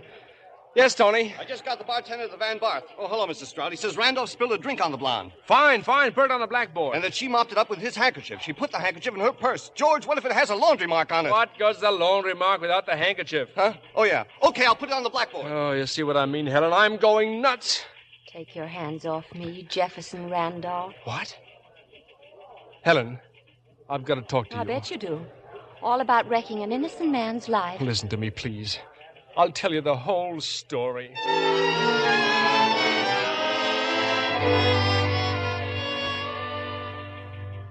But why didn't you go to the police when you found she was dead? And spend the next 90 years in jail? Janet can rig up a dozen alibis. He can sell his soul to him. So will a dozen others. Me? All I got is myself. What about the taxi driver? Or did you just invent him? Invent a guy named Casimir Kowalski? You could invent anything. Miserable, desolate, walk the streets like a zombie. And all the time, there you were with that... Darling, look. Listen to me. I know where Kowalski lives. Here's the address. But I can't get out of the building. Now, unless Kowalski comes here and identifies Janet, that antique dealer down in the lobby is going to identify me. George? Yeah, Tony. Mr. Janet just called. Wants you in his office right away. Okay.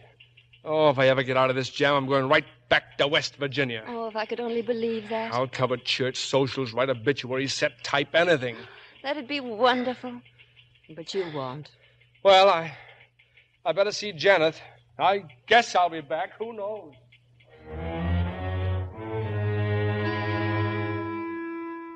There's no doubt about it, George. That man, Jefferson Randolph, is one of my own employees. Moreover, he's in this building this very minute. I want him smoked out, George. Use the guards. Mobilize everyone. Get that antique dealer and start a floor-by-floor search of the entire building. Yes, sir. I'll put O'Brien on it. He's your personal bodyguard. He ought to be... Not O'Brien, George. You and the antique dealer. Do you understand me? Yes, Mr. Janeth. I understand.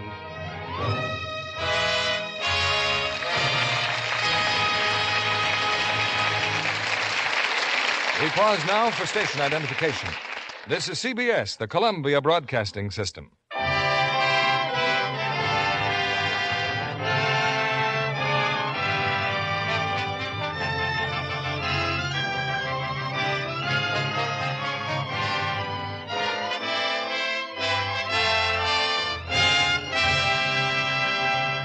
In a few moments, we'll bring you Act 3 of The Big Clock.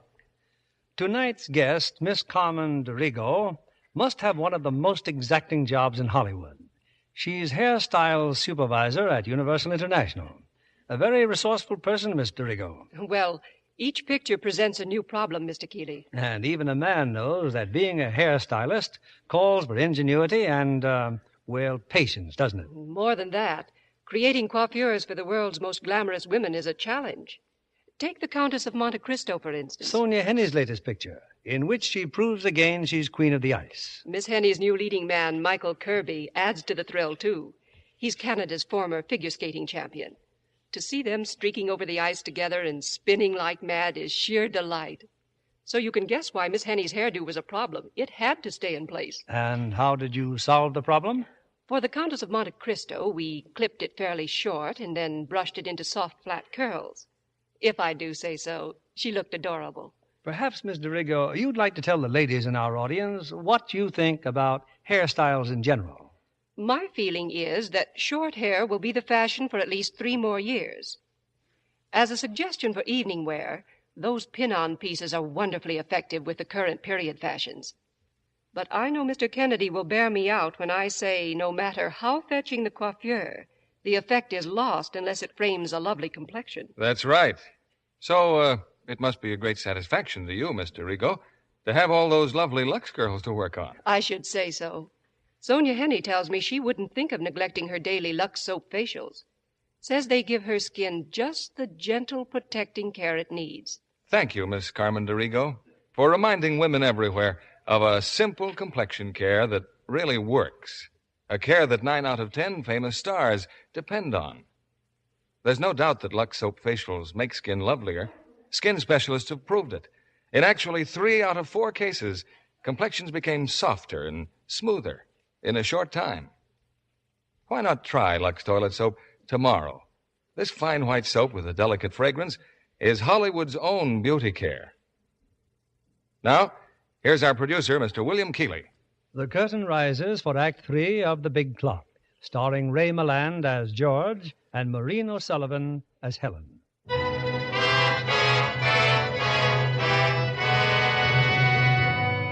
It's a few minutes later, in a private elevator that has just started up from the milling lobby of the Janeth Building, George Stroud faces a terrified antique dealer. But it is you? You are the man they're looking for. You bought that painting last night in my shop. Look, wait a minute. You gotta keep calm now. Take it easy. They said you were an official here. That you... Are you having a thing to worry about? It's just that someone was murdered, that's all. Murdered? Yeah, they think I did it. At least they're trying awfully hard to pin it on me. Murdered? What are you going to do to me? Well, what would you do in a spot like I'm in? You'd stall for time to get proof that you're innocent, even if it means having to sock a nice little guy like you smacking the button. I'm sorry, pal, but that's the only way out.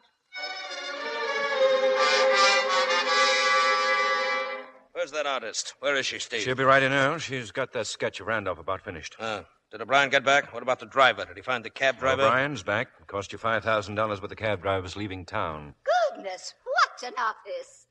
Now, which one of you is Mr. Janeth? Just sit down. Give me that sketch. I think I've captured his mood rather successfully, don't you think? Well, here, look. And just what is this supposed to be?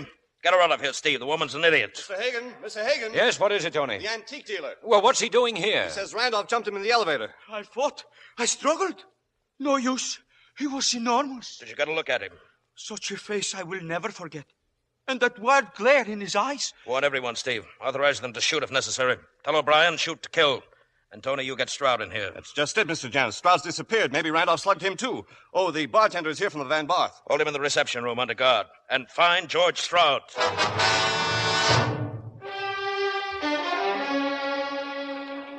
Helen, in here. What in the world? Where have you been? I've been going crazy. What are you doing in that broom closet? Is the corridor clear? Well, at the moment, yes. Look, they're all looking for me. That antique dealer, he saw me. I had to knock him out. Where did you go? Casimir Kowalski, the taxi driver. I went to his house. And? Gone. The neighbor said he came into a sudden legacy. Oh, sure. A sudden legacy from old Grandpa Janet. That's all I needed. Well, I'm going to call the police. And turn me in? Oh, it's better than having you shot. The guards are running around here with guns in their hands, and they've been ordered shoot to kill. Oh, come on. Hagen's office is empty. We'll go in there. Oh, why did you ever have to do anything with that woman? I told you I didn't have anything to do with her. There must be some way out of this mess. Oh, give me a cigarette. Well, I don't have any. Isn't that a cigarette box? Take one of Hagen's. Maybe I should go to Janet. Try to make some sort of a deal with him. Here's a cigarette. What's that? It's a handkerchief. What's it doing in a cigarette box? Let me see that. Well. What do you mean, well? It's my handkerchief, the one in Pauline's purse. There you go again, Pauline. How did Hagen get it? He claimed he was never up there. Why couldn't we pin this job on Hagen? We'll put him in such a hole he'll have to implicate Janet.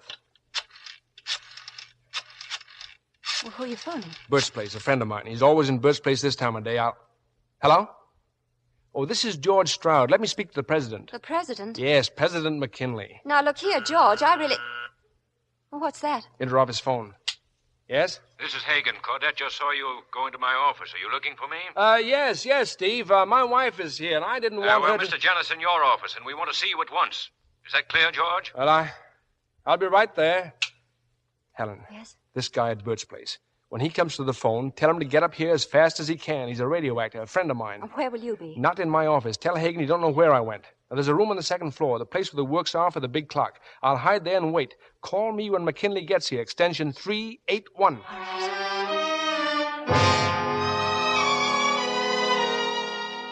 Stroud's disappeared again, Earl. His wife claims he left my office to come here. I don't get it. 250 people, 12 hours and 43 minutes, and we still haven't found Randolph. Right here, Steve, in our own building. Earl, look. What? The clock on the wall. It stopped. Mr. Hagen, the clock stopped in here. Well, why shouldn't it stop? What's the matter with that? But you issued orders never to stop the clock for anything. Why shouldn't it stop for once? It's a mechanical thing, isn't it? It can go wrong, can't it? It started again, see? Huh? The second hand's moving. Yes, that's strange that it should start again. O'Brien. Yes, Mr. Janet? Go down to the second floor, O'Brien. See if anybody's in the clock room.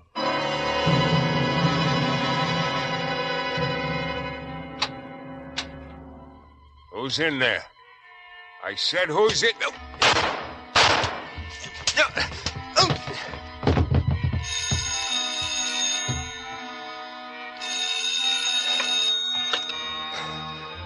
Hello? George? Did you get the president? Yes, he's here now. But George, are you all right? Oh, I'm fine. 2 shots, but he missed. What? Look, there's a conference room on the 16th floor. I'll get up there as soon as I can.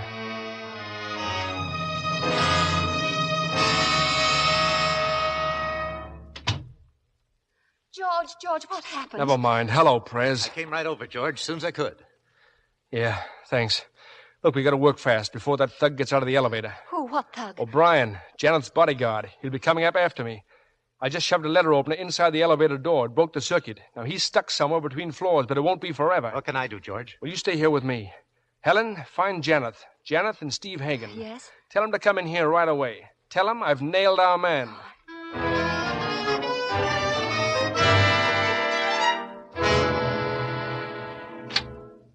This man, George? Is this the one? This is Jefferson Randolph? No. This is Inspector Regan of the Homicide Detail. Mr. Earl Janet, Mr. Steve Hagen. How do you do? But, George, you said that you had the man. Inspector, would you mind stepping outside for a moment? I give you my solemn word nothing irregular will occur. That Hagen fellow, George. I've seen him before somewhere. Look, he's editor-in-chief here. Now, stay in the corridor, Mac, till I call you, will you? Right. And, Inspector George, I thought I told you to keep away from the police. Yes, until we had the murderer. Well, I'm afraid this is going to be a shock. There's our man, Mr. Janet, Steve Hagen. What? Steve? George, this is a very serious charge. I wouldn't be making it if I didn't have the evidence. Evidence? Why, the witnesses have all seen me. The antique dealer, the bartender, Miss Patterson. Why, they talked to me. Oh, I'm not saying you're Jefferson Randolph, Steve. But I am saying you murdered Pauline York. Why? Why would I kill her? Blackmail. He's been giving her money by check, Mr. Janet. The bank will verify that. Absurd. Is it? Cigarette? Not now. Go ahead, Steve. Open the box. You need a smoke. Thank you, no. You're afraid to open the box. Why? Because this handkerchief was in there. Isn't that so, Mr. Hagen? How about it, Steve? The handkerchief that Miss York got from Randolph at the Van Barth. Here. Notice the green stains. And where would Steve get this handkerchief, Mr. Janet, except from the purse in Miss York's apartment? Did it occur to you, George, that the maid might have brought it to me? The maid's been away on her vacation, Steve. Gone since last Monday, and that's not all. There's a cab driver who took you from Pauline's apartment. I don't seem to see him around, that cab driver. Because he was bribed to go away. But I've got the address he took from you. Got it by phone from the cab company's files. Here it is, Mr. Janet. 323 Sutton Place. That's Steve's address. There's your evidence, and it'll stand up in court. George, you've had a brainstorm. Anybody could have taken a cab to my address or planted that handkerchief in my cigarette box. As for the maid, I think I can produce her if necessary. Earl saw her this morning. Didn't you, Earl? Yes, of course I did. Well, let's see what they say about it at headquarters. Helen, would you ask Inspector Regan to step in? I'm sorry to have had to do this, Steve. Come in, Inspector. Well, Mr. Stroud? There he is, Inspector. Hagen. Police inspector, eh? What sort of a gag is this? I've seen this man, Earl, half a dozen times in Bert's place. A broken-down radio actor. George, I'm beginning to get an idea. Maybe some of the witnesses should get a look at you. Well, haven't they? No, only that crackpot, Miss Patterson. As a matter of fact, George hasn't seen one of the others. Only the antique dealer, just before he was slugged. Hey, just a minute, Hagen. Bert's place, huh, Hagen? Did you see me there last night, late last night, when you sneaked that sundial back into Bert's collection? Sundial? Yes, he didn't think anybody saw it. He had it under his coat. The murder weapon, and a witness who saw him try to get rid of it. Well, I guess that just about wraps it up, Mr. Janeth. Now suppose we phone for a real cop. George, in a minute. Well, Earl? Steve, I know how you feel about me, Steve. You're the most loyal employee I've ever had. I'm not going to let you down, Steve. I'll put every resource we have at your disposal. We'll fight this through for you, no matter how long it takes or how much it costs. You're not going to be alone, Steve. Every bit of influence Hagen. That you, Claudette? What is it? Oh, George. Well, we've searched every office now except Steve's and Mr. Jonas. No sign of anyone. The search is off, Claudette. Send everyone home. Oh, but Jefferson Randolph. Who is he? We're not interested. Just do what you're told. Yes, Mr. Hagen. But I'm not going to jail, Earl. You insufferable egomaniac. You thought you inspired such adulation that I'd do anything for you. George, Janeth killed Pauline. You'll swear to that in court? Of course I will. I can prove that he... Stay there, all of you. I'll kill anyone else who tries to come after me. George, no, you heard what he said. Janeth, don't be a fool! Janeth!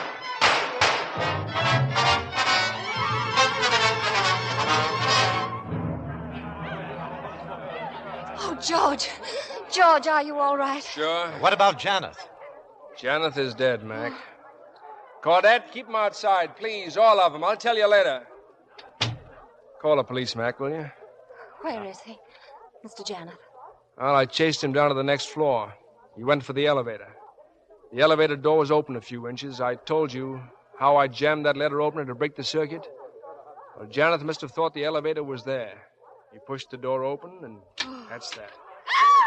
It's him! Miss Patterson, what are you talking about? That's George Stroud. I know, but that other man. Jefferson Randolph? No, he's my fourth husband, Mike Darling. No. Well, darling, Huh? I guess you'd better call the police. President McKinley is all tied up.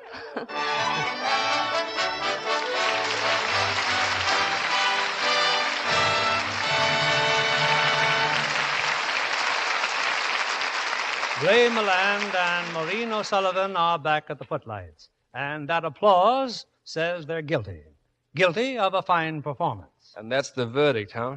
That's the verdict, Ray. Then I guess Paramount would never forgive me if I failed to pick up the cue and mention that the title of the next Paramount picture in which I act, and I use the word loosely, is The Sealed Verdict. Paramount has forgiven you.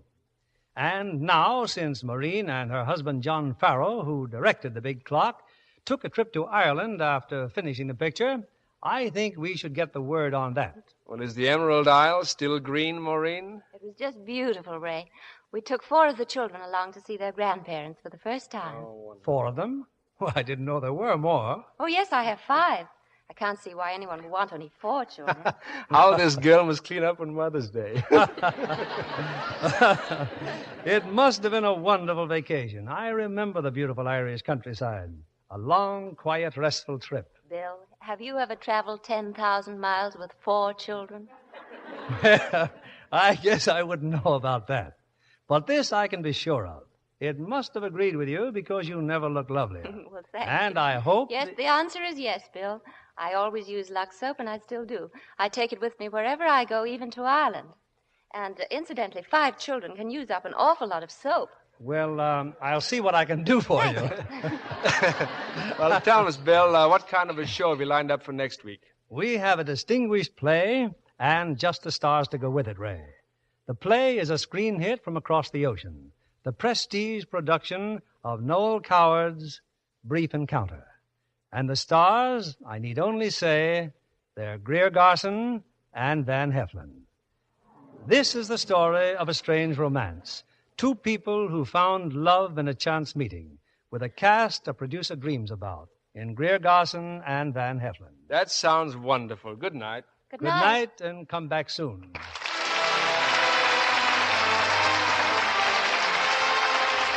Lever Brothers Company, the makers of Lux Toilet Soap, join me in inviting you to be with us again next Monday evening when the Lux Radio Theater presents Greer Garson and Van Heflin in Brief Encounter. This is William Keeley saying good night to you from Hollywood.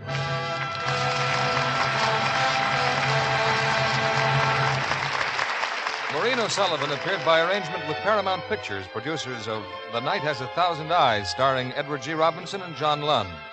Heard in our cast tonight were William Conrad as Janeth and Bill Johnstone as Hagen. Our music was directed by Louis Silvers. And this is your announcer, John Milton Kennedy, reminding you to join us again next Monday night to hear Greer Garson and Van Heflin in Brief Encounter.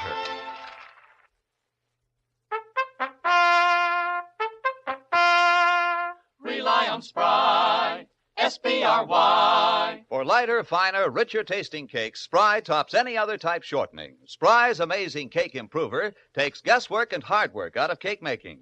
Try Spry's one bowl method for glorious cakes. For all you bake and fry, Rely on Spry, S-P-R-Y.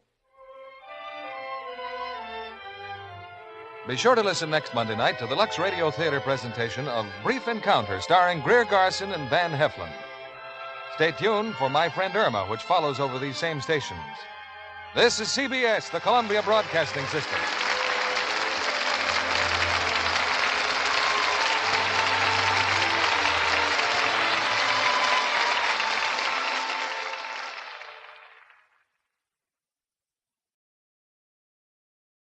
Lux presents Hollywood.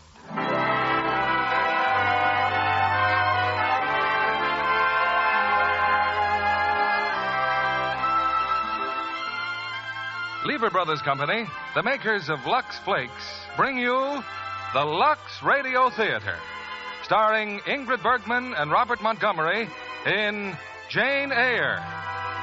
Ladies and gentlemen, your producer, Mr. William Keeley.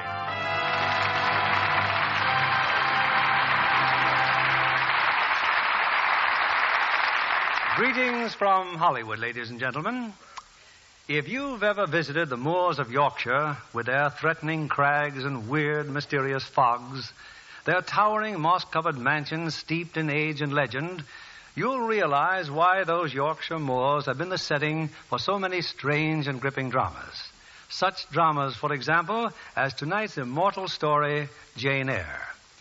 Filmed by 20th Century Fox from Charlotte Bronte's famous novel, Jane Eyre is truly a screen classic, calling for great actors to interpret it. And such are the players whom we have tonight. Robert Montgomery co-starred with Ingrid Bergman in the title role. A biographer of the fabulous Bronte sisters, perhaps literature's most gifted family, describes them as being plainly and unfashionably dressed, with the exception of Charlotte, who had a taste for delicate lace shawls and mantles. Although how she cared for her fine fabrics without Lux Flakes, the writer fails to mention. If Charlotte were alive today and doing her own housework as she did in Yorkshire, I'm sure those new tiny diamonds of Lux would prove a helpful blessing to this family of geniuses. But back to 19th century England with Act One of tonight's play, starring Ingrid Bergman as Jane Eyre and Robert Montgomery as Edward Rochester.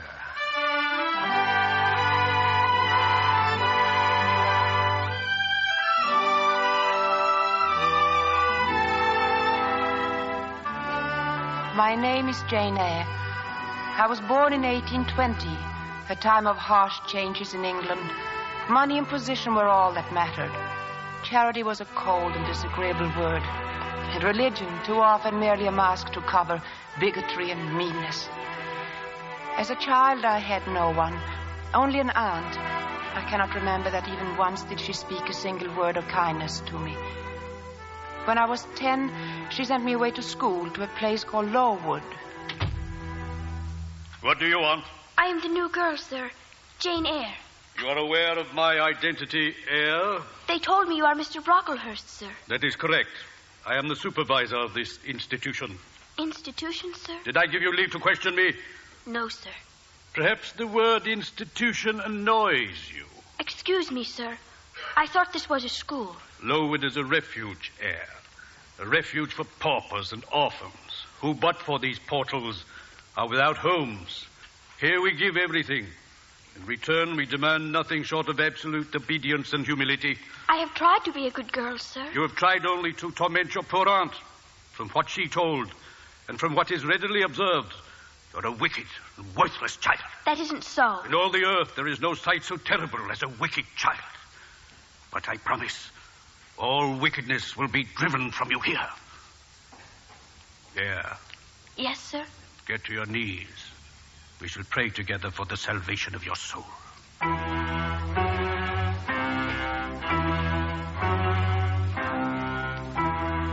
That was my introduction to Lowood. It was like a prison, dark and cold, but never so dark nor cold as Mr. Brocklehurst. His hand reached everywhere through those somber walls, and in the guise of Christian charity tormented body and soul alike. 2 weeks after my arrival, he found cause to assemble all the children and ordered me to stand before them on a stool. Pupils, observe this child. Be on guard against her. Shun her example and avoid her company. And you, the teachers, watch her well.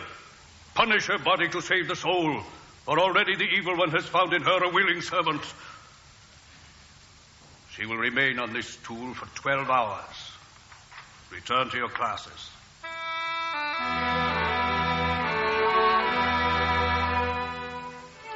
If we who were children at Lowood did not flourish, at least we survived. True, we had nothing to cling to, save each other. But the very anguish that was Lowood bound us together still more closely. Life was bearable. I know because I was there for 10 years. Shortly after my 20th birthday, Mr. Brocklehurst sent for me. This is a solemn moment, dear. Little did I imagine that the unregenerate child I received unto this institution would in 10 short years become one of its teachers. A teacher, sir? The trustees have seen fit to bestow that honor upon you. But I cannot accept the offer, sir. And why not, pray? I do not wish to stay at Lowood. This is unheard of. The ingratitude. I've had 10 years of harshness and drudgery, sir. For that I can have no gratitude. Willful, stiff-necked as ever. I see we've been sadly deceived in you. And where do you intend to go? Into the world, sir. I have never seen it. And you know how the world treats young paupers, friendless, without connections? I intend to find a position as a governess. I have advertised in a newspaper. Doubtless you have been overwhelmed with demands for your services. No, sir. This is ridiculous. You have no talents. Your appearance is insignificant. I warn you, Eyre, if you persist in this folly, this haven will never again be open to you. I am leaving Lowood, sir.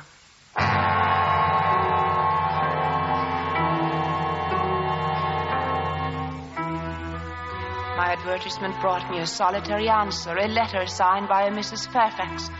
It bore the crest of Thornfield Hall. I was a whole day in reaching the estate. At the nearest village, a coachman met me, and for 2 hours we rode through the desolate moorlands.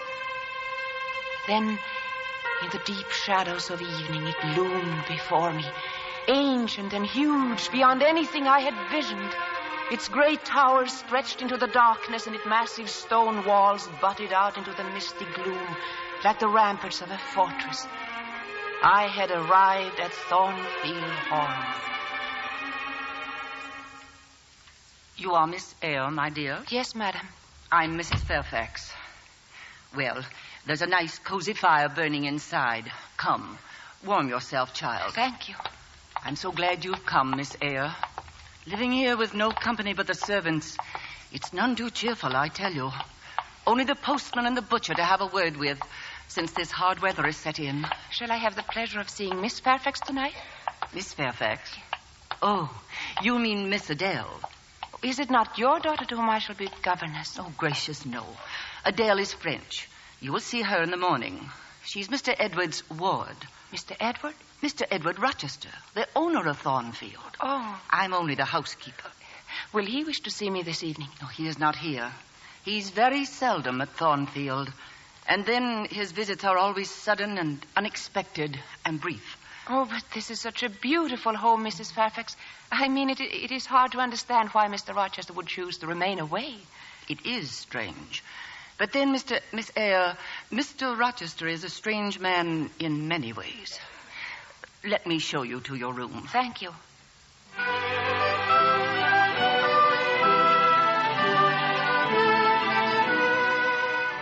I spent all the next day with Adele, a beautiful and charming child. Like myself, she too was an orphan. She won me over so quickly. That night, as I was making her ready for bed, she showed me one of her dolls. This is Mimi, mademoiselle. Such a beautiful dress she has, Adele. Mama had it dressed like that. It is a dancing dress, mademoiselle. Mama was a beautiful dancer. I also can dance. Do you wish me to dance for you? Now, Adele? This very moment? Now you speak like Monsieur Rochester. For him, it is never the right moment. Does that make you sad, Adele? Sometimes, mademoiselle. I love dancing. I should like it, too. A great many gentlemen and ladies came to see Mama dance. Where? Where was that? In Paris. But when Mama had to go to heaven, then Mr. Rochester came and brought me here. Mademoiselle, do you like Monsieur Rochester? I have not yet met him. That big, huge chair downstairs. That is his chair. He sits in it and stares into the fire and frowns. But I'm sure he's very kind to you. Oh, sometimes he brings me beautiful presents. But when he is angry, that is terrible. Oh. But do not be concerned, mademoiselle. Tonight, I shall pray to God to make him be polite to you, so you will stay with me forever. Thank you, Adele. Thank you.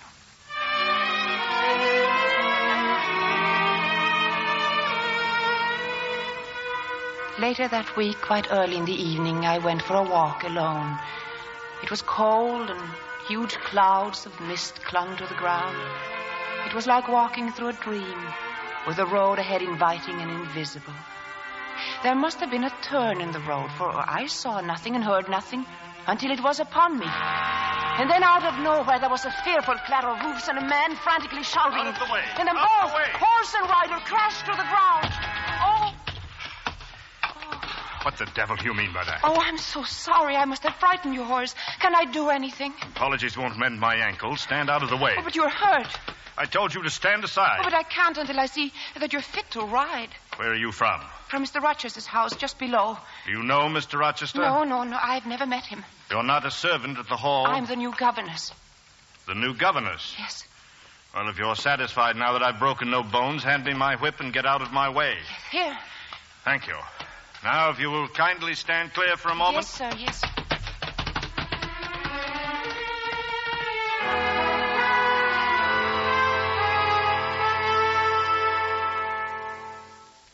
Jane. Yes, Mrs. Fairfax? Quickly, dear. He's been asking to see the new governess. Who? Mr. Rochester, of course. Oh. Rode in on us without warning and in such vile humor. Where is he? Inside before the fire. In his chair. Thank you.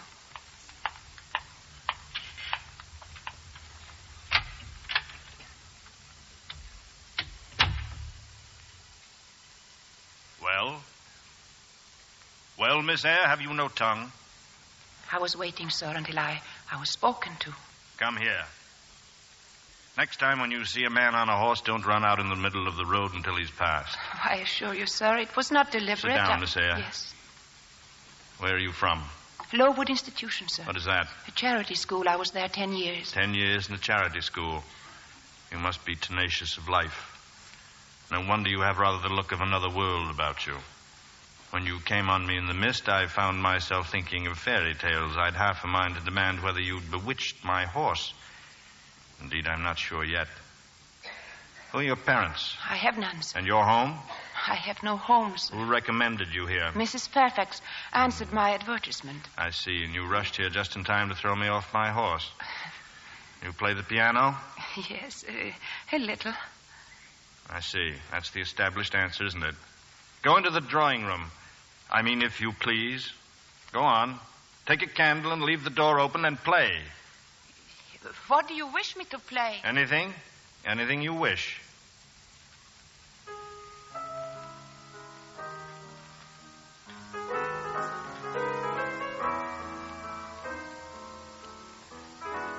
That's enough. That's enough. You play a little, I see, like any other girl. Perhaps better than some, but not well. Good night, Miss Eyre. Good night, sir. What sort of man was this master of Thornfield? So proud, so cynical, so unmannerly. Instinctively, I felt that his harsh mood had its source in some cruel cross of fate. I was soon to learn that this indeed was true. After he said good night, I went to my room. I had scarcely fallen asleep when I heard it. Like a voice in a nightmare. A wild, insane laughter, a woman's laughter that seemed to come from somewhere in the tower of Thornfield Hall. I opened my door. At the end of the long hall, in front of the stone steps leading to the tower, I saw Mrs. Fairfax. She was talking to someone. You must be careful. I've told you time and time again. It can be heard all over the house. I know. Yes. Good night.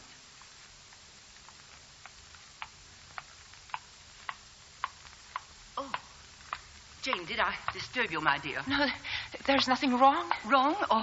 Oh, dear, no. I was talking to Grace Poole. She's a person we have to do the sewing. She does excellent work, but she's a little peculiar. Well, how did you get on with Mr. Rochester, my dear? Is he always so changeful and so abrupt? Well, he has his moods. But then allowances should be made. Why, for him more than anyone else? Partly because that's his nature, and partly because he has painful thoughts. Mrs. Fairfax, I don't mean to be curious, but... Family troubles, Jane. I think that's why he so seldom comes here to Thornfield. It has unpleasant associations for him. Good night, my dear. Good night.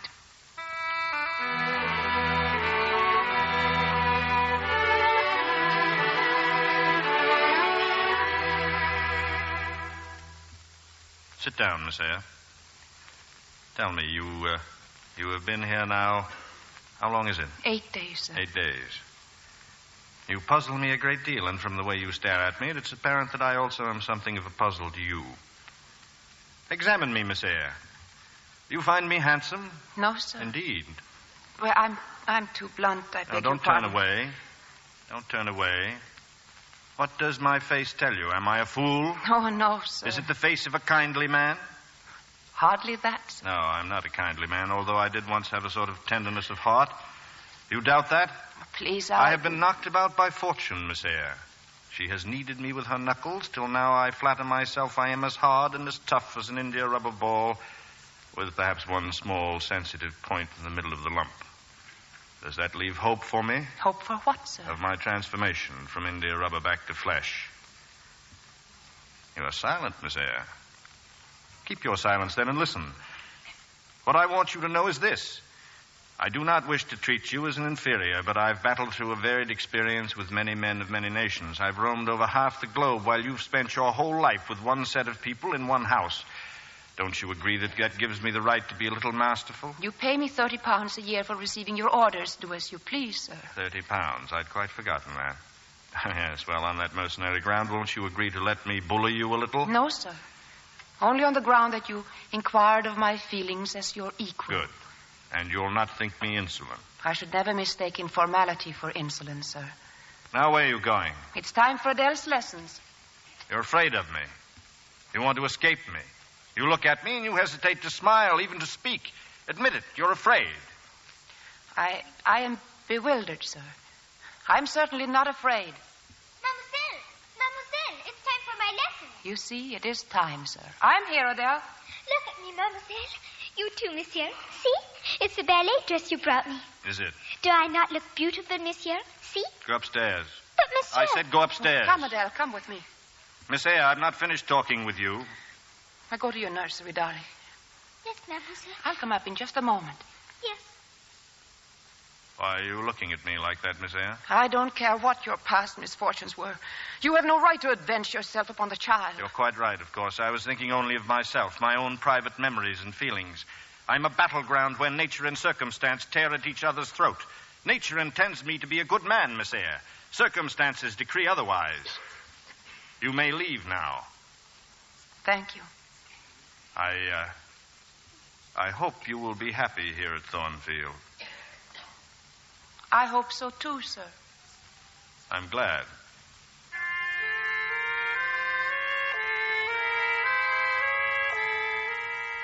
Three nights later, I was again awakened by that awful laughter and a noise in the hall like the padding of running feet. I threw a robe over me, lit a candle, and opened my door. I could see no one in the hall, but faintly I heard a sort of crackling noise. It seemed to come from his room, Mr. Rochester's. As I drew near his door, I saw it was partly opened, just a crack, but through it came a strange light, and then suddenly I could see it. Smoke and fire. Mr. Rochester! Mr. Rochester!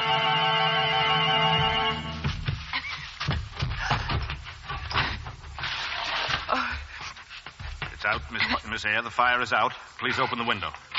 Look, the fire seems only to have been at my bed, the bed curtains and the sheets. I'll get Mrs. Fairfax. What the devil do you want to call her for? Let her sleep. Someone started that fire. You stay here. I heard footsteps. Stay here. Why? Where are you going? I won't be long. Stay here and be as quiet as you can.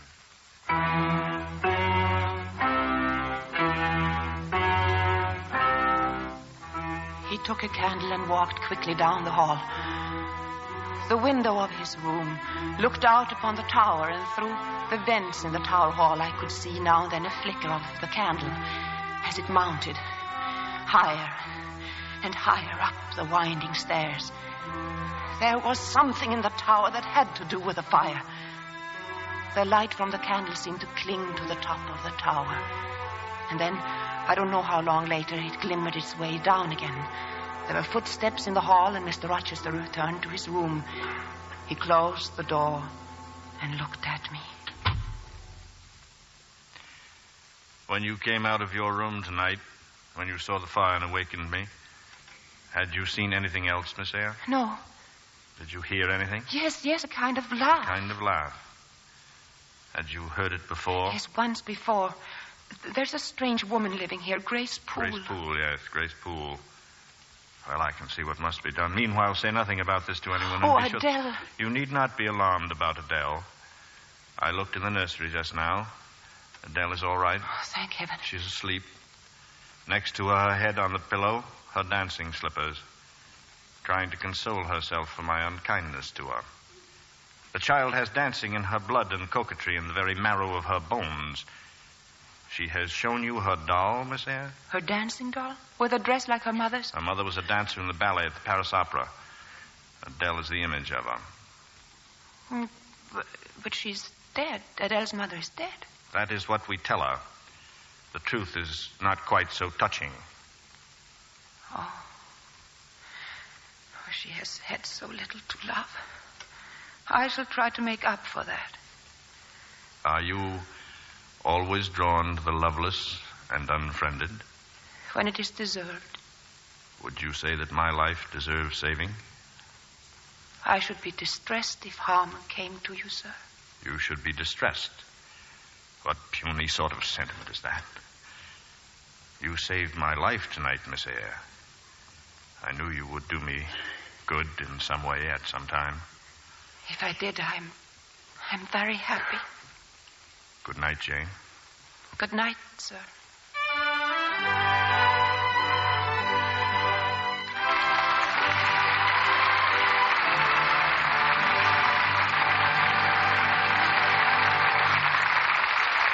Act 2 of Jane Eyre will continue in a moment. Say, Libby, have you seen any real thrillers lately? I'd like one with plenty of gunplay, fist fights, and a few chases thrown in. Then Columbia Pictures has just what the doctor ordered, Coroner Creek. In fact, Randolph Scott is in a fight sequence which is one of the greatest ever filmed. And besides, the picture has some of the most beautiful Western scenery in Technicolor. I hope there's a girl in it, too. Oh, well, naturally. She's Marguerite Chapman, as the owner of the Coroner City Hotel. Marguerite has some elegant costumes, including ruffled petticoats that gave the wardrobe department quite a headache. Sounds like a story. Well, in one scene in front of the hotel, some horses were tied to a horse trough. Several riders jumped on the horses and dashed off. But one forgot to untie his horse and overturned the trough. And poor Marguerite was the recipient of a very nice mud bath. I'll bet Lux came to the rescue. That's right. Those tiny diamonds of Lux freshened the ruffled petticoats just as quickly as they do the modern ones. Lux diamonds have certainly made a great hit with women. Well, why shouldn't they? There's nothing in the world just like them. They're so much faster and richer.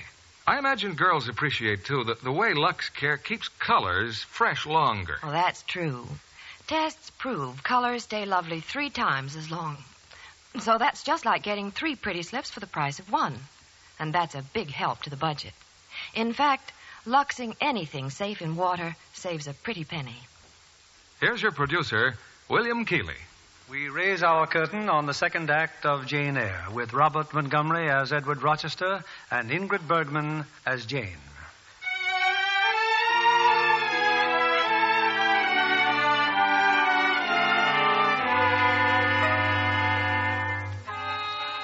There was no sleep for me the balance of that night. The insane laughter, the fire, the story of poor little Adele. Each was a fragment of a tormenting and frightening puzzle. But most bewildering of all was the master of Thornfield Hall. This brooding, melancholy man, bitter and unpredictable, as the winds that raced across the neighboring moors. And, like the winds, searching and longing endlessly. I was up early the next morning, but not early enough. Mr. Rochester was gone. At breakfast, Mrs. Fairfax told me where.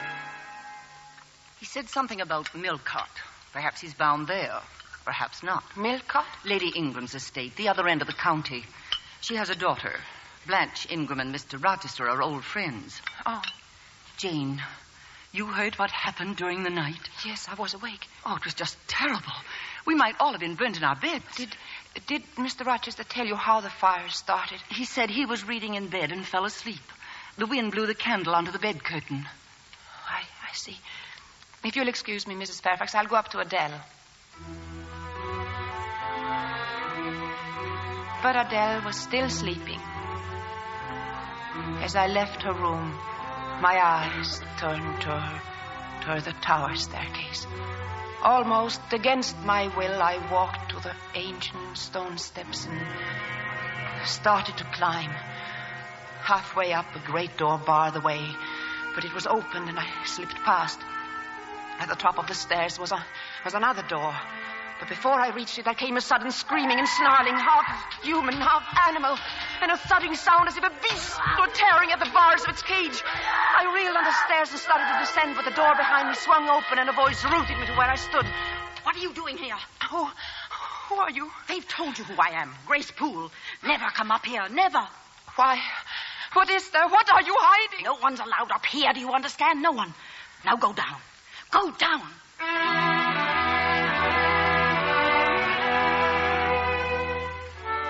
And so, for me, the mystery of the tower continued, unsolved. Edward Rochester remained away, and the winter weeks dragged by. I found a measure of contentment in Adele's apparent fondness for me. And then, early in the spring, he returned.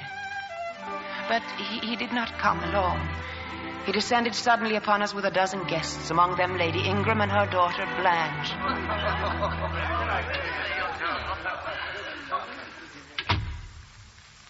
Well, come in, Jane. Let me look at you.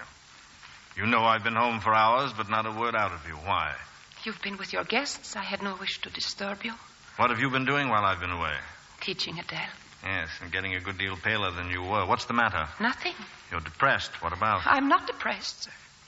So depressed that a few words more and there will be tears in your eyes.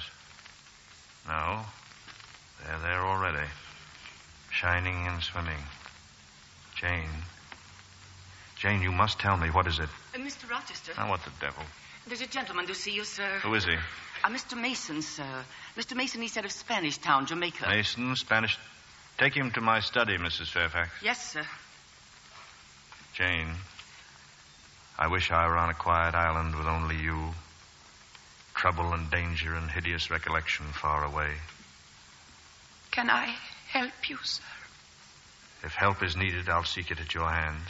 I promise you that. Jane. Yes? If all the people gathered in that other room and came and spat on me, what would you do? I'd turn them away if I could. Or if I were to go to them and they turned away and left me alone, what then? Would you go with them?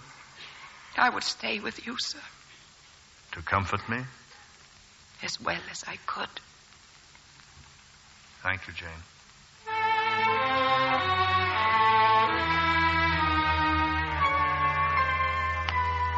I was to learn a little more of Mr. Mason later that night.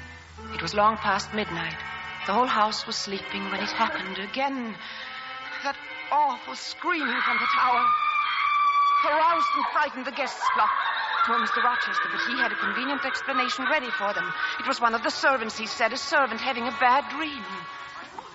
That's all it was, a bad dream. And now, since these halls are inclined to be draughty, I suggest you all return to your rooms. Lady Ingram, you set the good example. Good night to you all again. Come, Blanche. Oh, but I'm quite disappointed in you, Edward. I was so looking forward to seeing you shoot a robber. Weren't you, Mother? Oh, less of your levity, Blanche, and get back to bed. Goodness, it's almost morning. Good night, Edward. And good morning. Sweet dreams, my courageous Blanche. There will be no more disturbances, I promise you.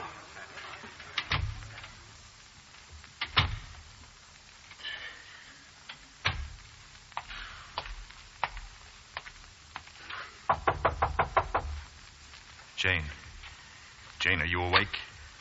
Yes. Come with me quickly. We're going up there to the tower? Yes. You don't turn sick at the sight of blood, do you? I've never been tried. I don't think so. Give me your hand. It won't do to risk a faint. Your hand is warm and steady. Jane, what you see may shock and frighten and confuse you. I beg you not to seek an explanation, only to trust me. Can you do that? I can do that.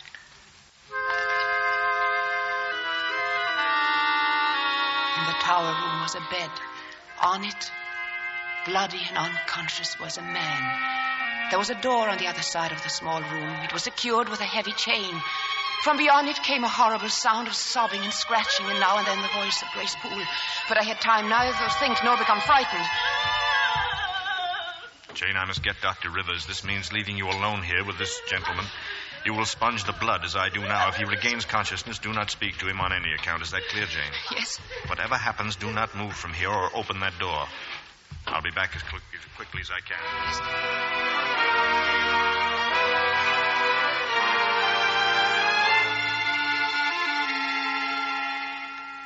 There's your patient, Dr. Rivers. Jane, are you all right? I'm all right. He has regained consciousness. You have 20 minutes, Doctor, for dressing the wound and getting the patient out of here. Yes, so you told me. Wait a minute. Mason. I'm done for, Edward. That's nonsense. You've lost a little blood, that's all. She sank her teeth into me like a tigress. It will be better if you don't talk and let me get to work. She said she'd drain my heart. Be silent, Mason. Jane. Yes? Go downstairs quietly. Unbolt the side passage door. You'll find Dr. Rivers' carriage down there. See that the driver is ready to leave the moment we come down. Yes, sir. Can I help you, Doctor? No. This will be painful, Mason. It can't be helped. I told you not to come here, Mason. I thought I could do some good. You thought. Lie still, please. I tried so long to avoid exposure. I shall make very certain it doesn't come now. Dr. Rivers will take you to his home. You'll remain there until you're well. Edward. Yes? Let her be taken care of. Please let her be treated as tenderly as may be. I'll do my best. And I have done it and will do it. Yet would to God there were an end to all this.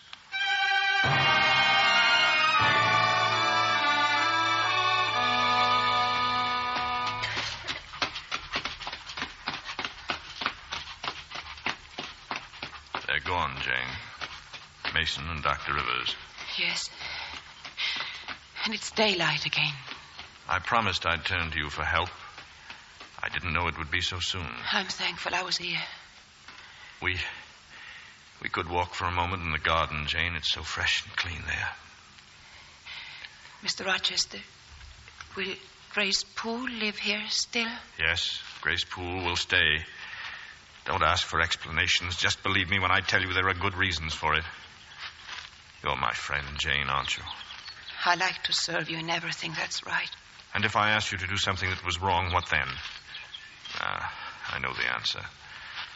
Very quietly, you'd say, "Oh, no, sir. That's impossible." Would I?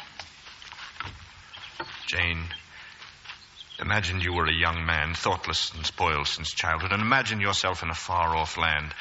Conceive that you there commit a capital error, one that cuts you off from all possibility of human joys.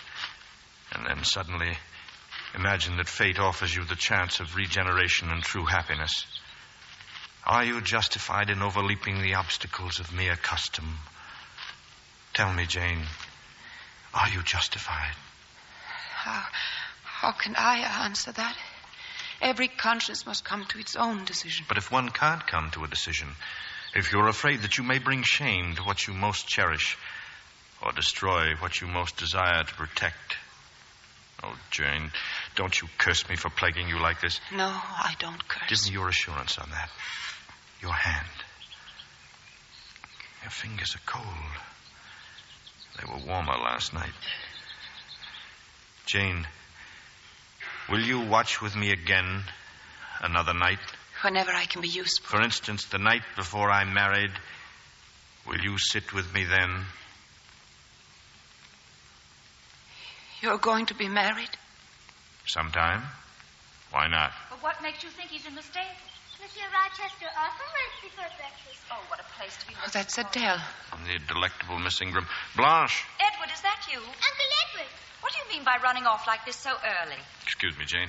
And what do you mean by rising so early? A correct host entertains his guests. My dear Blanche, when will you learn I was never correct and never will be? Come along.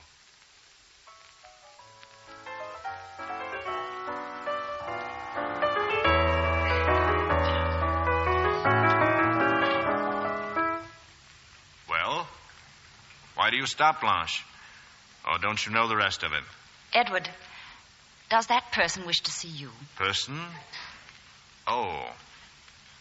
Come in, Miss Eyre. I'm sorry, sir. I did not know you were occupied. I'm sure Miss Ingram will excuse me for a moment. Certainly. But don't forget, Edward, you promised to show me the estate. Well, Jane? I overheard some of the guests after luncheon. They mentioned you were leaving with them in the morning. I wish to ask for a reference, sir. Reference? What the deuce do you want a reference for? So I might look for a new place. You as much as told me you are going to be married. Well? In which case Adele would likely go off somewhere to school. I see. Adele must go off to school and you must go to the devil. Is that it? I hope not, sir. When the time comes for you to get a new situation, I'll get one for you. Do you hear? Very well. I may not see you again before you leave. Goodbye, Mr. Rochester. Goodbye, Miss Eyre. Jane. Jane, is that all? It seems so dry and stingy. Won't you do more than say goodbye? Oh, your hand. You'll shake my hand. Goodbye, Jane.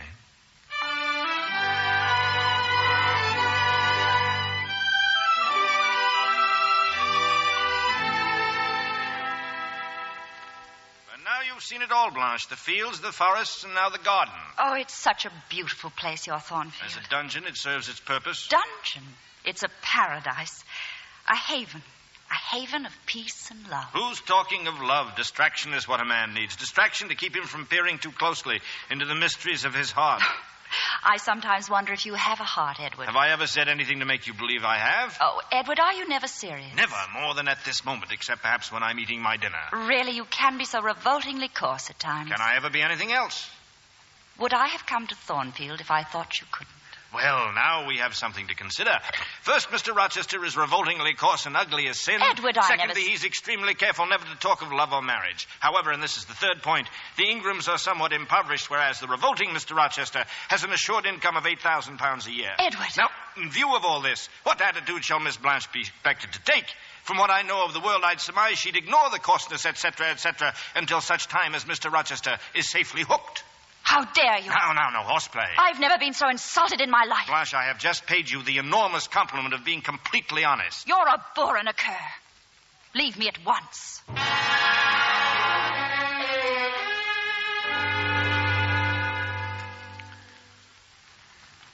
My guests have gone, Jane. All gone. And we are alone again. I will be leaving too, Mr. Rochester. Soon to forget me. I will never forget you. You know that. But I see the necessity of going. It's like looking on the necessity of death. Where do you see that necessity? In your bride. My bride? I have no bride. But you will have. Yes, I will. I will. So you think I could stay here to become nothing to you? Do you think because I'm poor and obscure and plain that I'm soulless and heartless? I have as much soul as you and fully as much heart. And if God had gifted me with wealth and beauty, I shouldn't have made it as difficult for you to leave me as it is now for me to leave you. Oh, there. I've spoken my heart. Now let me go. Jane, you strange, you almost unearthly thing. You that I love as my own flesh. Don't mock. I have no love for Blanche. It's you I want. Answer me, Jane, quickly. Say, Edward, I'll marry you. Say it. Say it, Jane. Say, Edward, I'll marry you. Edward, I'll marry you. God forgive me. Edward. God forgive me.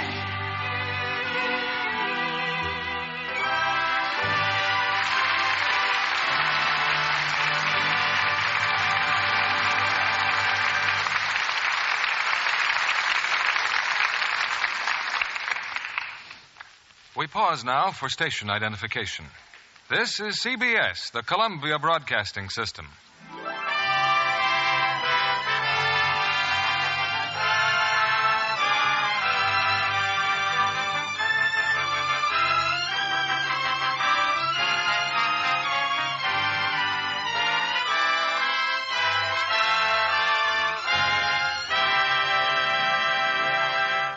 Our stars will return with Act 3 of Jane Eyre in a moment. The last time I saw tonight's charming guest, Randy Stewart, was at 20th Century Fox, where she gave a fine performance in my new picture, The Street with No Name, a film based on incidents in the files of the FBI. It was a privilege to work with you, Mr. Keeley, and especially to work on such an important story. The Federal Bureau of Investigation certainly gave us splendid cooperation. And it was a great satisfaction to me that their director, Mr. Hoover, was so happy with the picture. Well, I hope Mr. Hoover will forgive me if I say that Mark Stevens is still my favorite G-man. Well, he agreed that Mark gave a natural and thoroughly convincing performance. And I think that Richard Widmark does the finest acting job of his career. You know, Mr. Keeley, I didn't mind being killed off in that nightclub hold-up scene in The Street with No Name, but all those trial falls on the floor were rough on my stockings. As I recall, the wardrobe department was standing by with the replacements. Yes, but I didn't need them. Those stockings took the falls better than I did. The wardrobe girl said she was sure it was Lux Care that made those stockings last. But, isn't John Kennedy always saying something like that? Indeed I am, Randy, because it's true. The new tiny diamonds of Lux practically work miracles with stockings. Actual tests prove that these new tiny diamonds make stockings last twice as long. Well, I've laid down the law at home. From now on, it's Lux for all my stockings. Women everywhere are really thrilled about these new tiny diamonds of Lux. They're so much faster and richer. The suds last and last.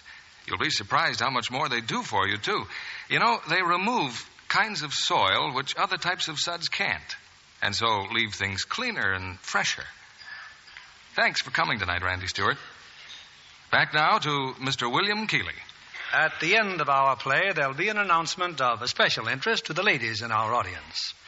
Here's Act 3 of Jane Eyre, starring Ingrid Bergman in the title role and Robert Montgomery as Edward Rochester.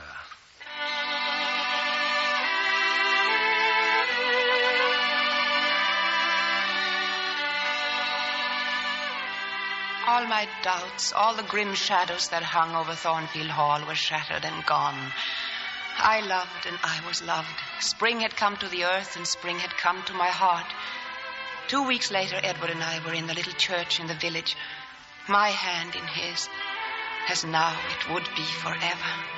The minister had started the marriage ceremony. Be assured that if any persons are joined together otherwise than as the word of God allows, then are they not joined by God. Therefore, Edward Rochester and you, Jane Eyre, if either of you know any impediment why you may not lawfully be joined in matrimony, you do now confess it. Edward Rochester, wilt thou have this woman to be thy wedded wife? Wait! I declare the existence of an impediment. Proceed with the ceremony. You cannot proceed. Mr. Rochester has a wife now living. Who are you? My name is Mason. On the 20th of October, 1824, Edward Rochester was married to my sister, Bertha Mason, at St. Mary's Church, Spanish Town, Jamaica. The record of the marriage will be found in the register of that church. You swear you're speaking the truth? I swear it. My sister's living now at Thornfield Hall. I've seen her there myself. Parson, close your book. There will be no wedding today. Instead, I invite you to my house to meet Grace Poole's patient, my wife.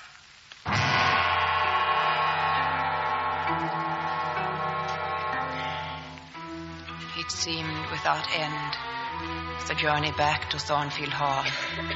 On the way, we stopped to get Dr. Rivers. Edward insisted he come back with us. That is all I remember of the ride back. If words were spoken, I did not hear them. And then at length I found myself with Grace Poole and the others, standing again in the tower room. There was a rattle and unlocking of chains, and the door opened. And the wife of Edward Rochester stood before him. Screaming, she flung herself upon him. Her eager hands clawed for his throat. But she had no time to do him harm. Grace Poole and the doctor sprang upon her. When they returned, and the door was shut again, and the chains fastened, only then did Edward speak to us. The woman you have seen is my wife. Mad. The mad offspring of a mad family to whom the church and law bind me forever without hope of divorce. And this is what I wish to have. This young girl who stands among you now, so grave and quiet at the mouth of hell. Look at the difference and then judge me.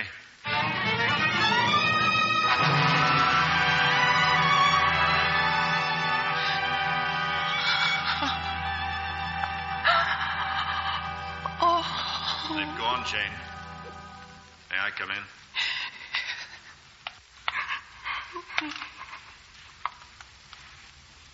Jane, I did not even know her.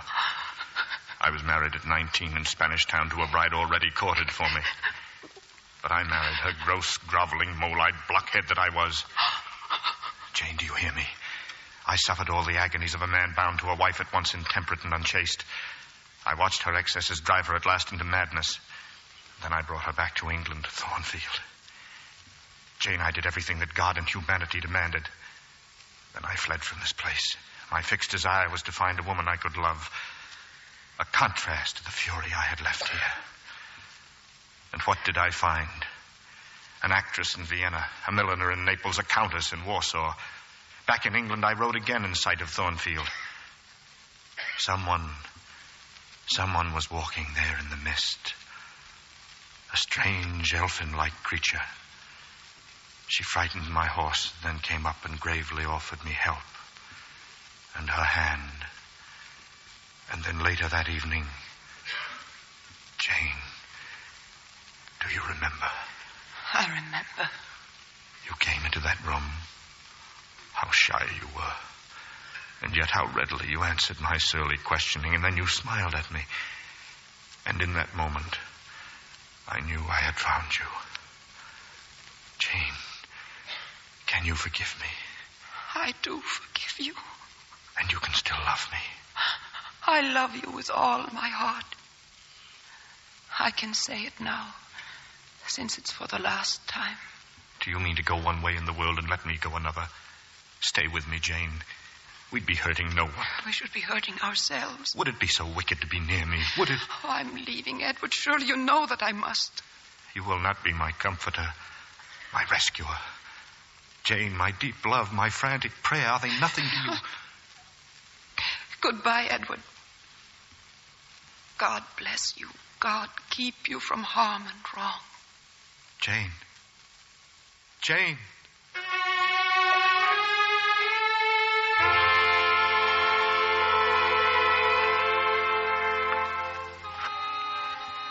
I had only one place to go. Away from him. Anywhere that would be away from him. But without references, it was impossible to find employment. I soon intimately knew hunger and unsheltered nights. At last, without help or hope, I turned like a beaten dog back to Lowood. Mr. Brocklehurst forgot his word never to open its doors to me again. So you're back, Eyre. Penitent and humble, I suppose. Pleading for mercy and prepared as ever, I dare say, to return our favors with your accustomed deceit. If there's a place for me here, I'm ready to beg for it. You would like to become a teacher, Eyre? Yes, sir. We need no teachers. We have need of a girl in the scullery. Do you want it or not? Yes, I'll stay. Get in the kitchen, then. Yes, sir. Wait. Some months ago, I had repeated inquiries as to your whereabouts from a Mr. Edward Rochester. Obviously, I was unable to assist him. I know no Edward Rochester. I didn't ask you. Makes little difference if you do or not. In his last letter, thanking me for my kindness, he said he was leaving England forever.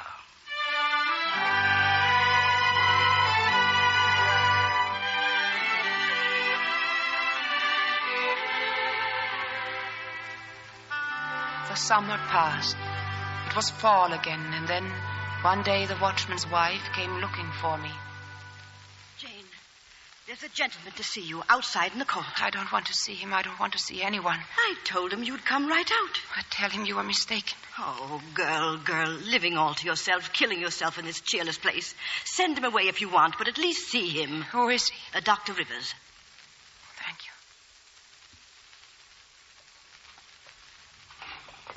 Jane, it is you. Yes, Dr. Rivers. What you look... Oh, forgive me. Have you been ill? I mean no rudeness, but you're not here to inquire about my health. No, Jane.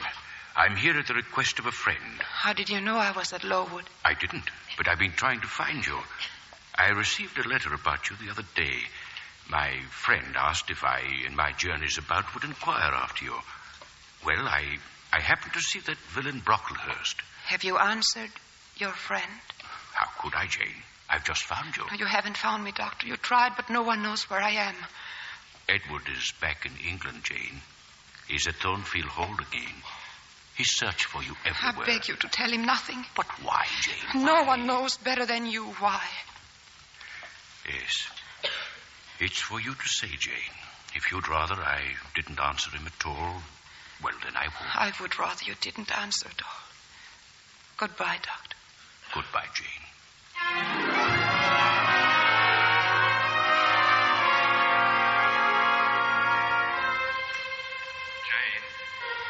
Jane. Oh, his voice. Night after night, I started to hear it. Jane. Oh, I struggled to shut my ears from it, but I could not. Jane. It was like a soul in pain. A wild and urgent cry. Jane. More than I could bear. I would see him once again, speak with him again, and after that, I neither knew nor cared what happened to me. All I knew was that I must go, and go quickly.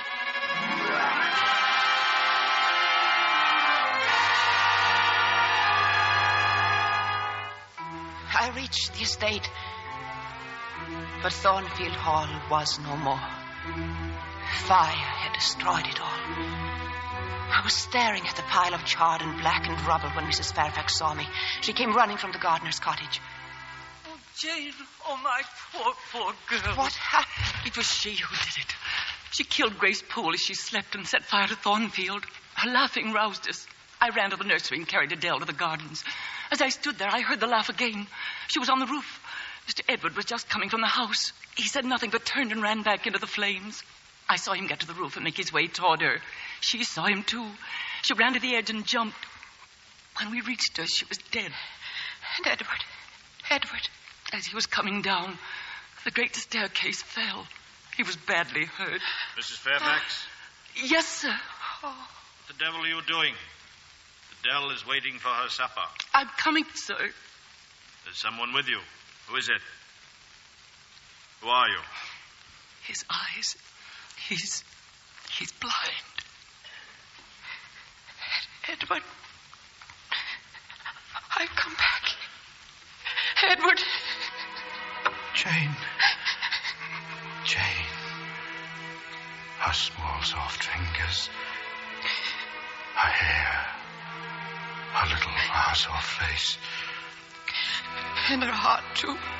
Jane, all you can feel now is pity. I won't have your pity. Oh, Edward. You can't spend your life with the ruins of a man.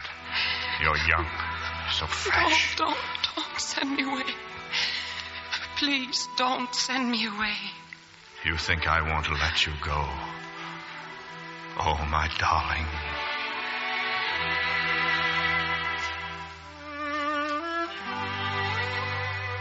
As the months went by, he came to see the heavens once more.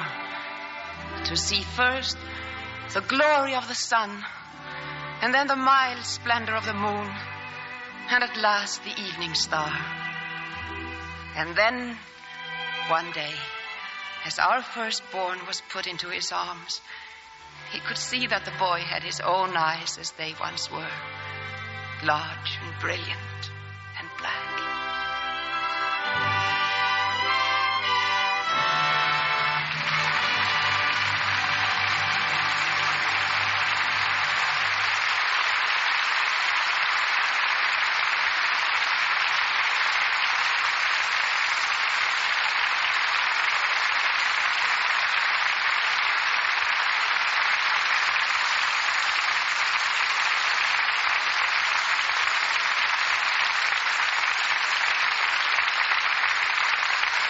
Before our stars return for their curtain calls, here's Libby Collins with news for the ladies. Here's your chance to get more of the handsome silver-plated teaspoons Lux offered before the war.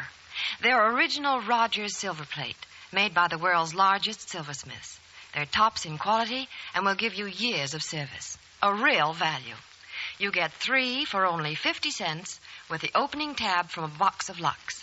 They're the exclusive Allure pattern, especially designed for Lux.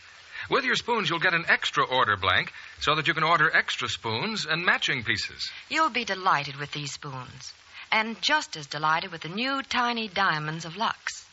Wonderful as Lux has always been, it's now better than ever. Richer, faster, perfect for stockings, lingerie, all nice washables. Your Lux dealer has order blanks and complete details for getting these spoons. Or mail the opening tab from a box of Lux, together with 50 cents in coin and your name and address to Lux, Wallingford, Connecticut. Order as many teaspoons as you like. Just send 50 cents and the opening tab from a box of Lux for every set of 3. This offer is good only in the continental United States, including Alaska and Hawaii, and is subject to all state and local regulations. I'll repeat. Send 50 cents and the opening tab from a Lux box for each set of 3 spoons to Lux, Wallingford, Connecticut. Send for them tomorrow, sure. Here's your producer, William Keeley. It's always a producer's dream to combine a great play with 2 such stars as Ingrid Bergman and Robert Montgomery, whom we bring back to the footlights for a curtain call.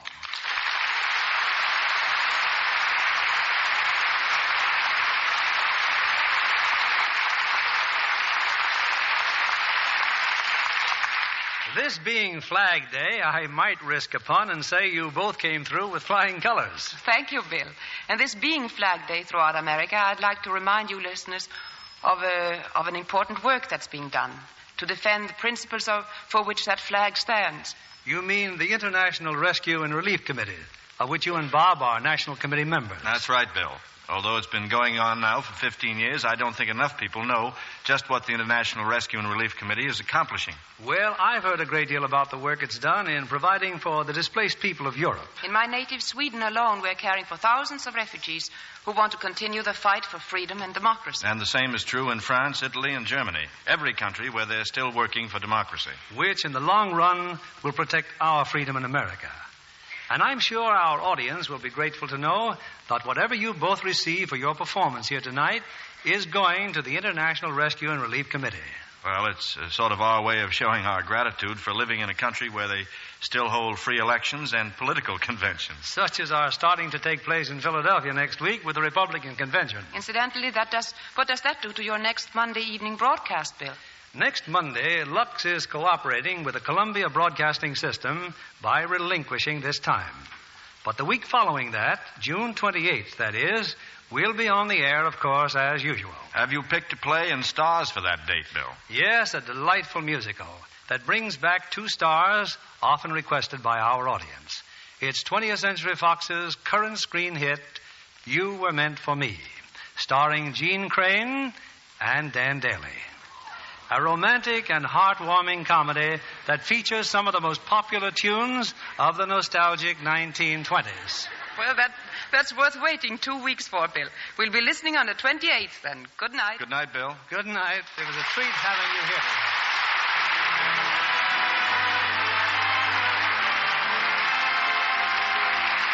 Lever Brothers Company, the makers of Lux Flakes, join me in inviting you to be with us again June the 28th, when the Lux Radio Theater presents Dan Daly and Gene Crane in You Were Meant for Me. This is William Keeley saying good night to you from Hollywood.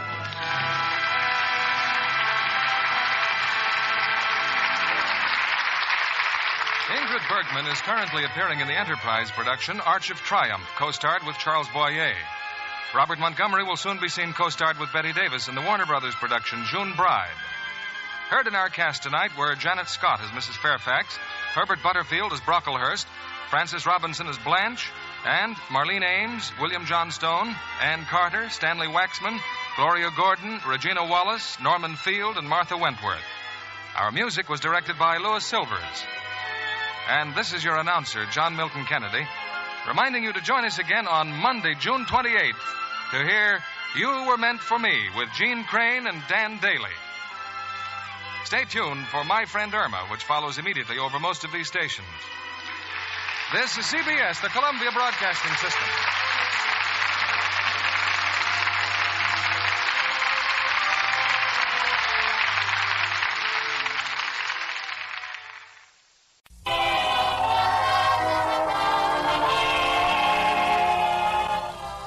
Lever Brothers Company, the makers of Lux Toilet Soap, bring you the Lux Radio Theater, starring Ronald Colman and Greer Garson in Random Harvest. Ladies and gentlemen, your producer, Mr. William Keeley.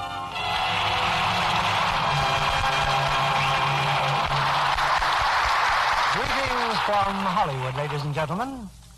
It seems only yesterday that I was at the Ambassador Hotel applauding a great actress who had just received that year's Academy Award, Miss Greer Garson. It was a similar thrill that I enjoyed again this year when the same high honor was bestowed on Ronald Colman. And it's a double thrill to have them here tonight, co-starred in a play that we present by popular demand, Metro-Goldwyn-Mayer's Random Harvest. Among my impressions of this year's Academy Award proceedings was the pageant of lovely women who attended it, including, of course, the screen's most stunning beauties. And it made me proud to be identified with Lux Soap on this program, for I'm sure that most of those lovely complexions owed allegiance to Lux Toilet Soap. And that's the highest tribute I can think of, as I'm sure you will agree. It's time for our play, Act One of Random Harvest, starring Ronald Colman as Charles and Greer Garson as Paula.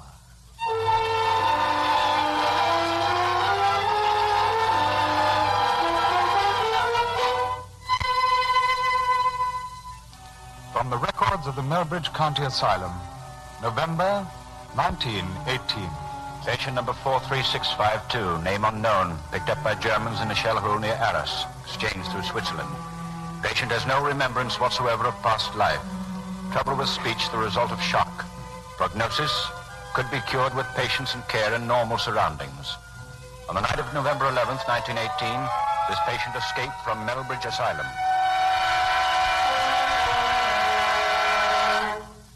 He hadn't escaped. Not really.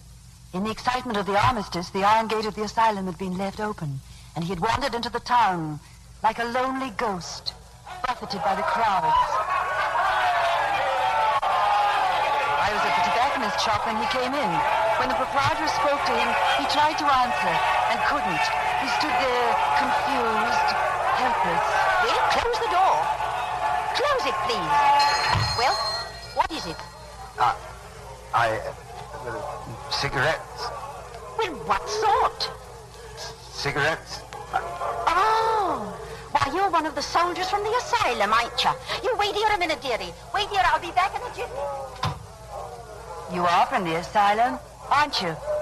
Aren't you? Yes, but I'm all right, really. Well, if you had given them the slip, I wouldn't stay here. She's telephoning them to come for you. You better run along. Go on. Yes, Hurry. On a sudden impulse, I followed him. He'd stopped to rest in an archway. He was exhausted, his hands held over his face. Can I help you? I thought you weren't feeling too fit, so I followed you. Oh, you look tired out. Yes, tired. Well, what you need's a brandy and soda. Should we go over to the home pub?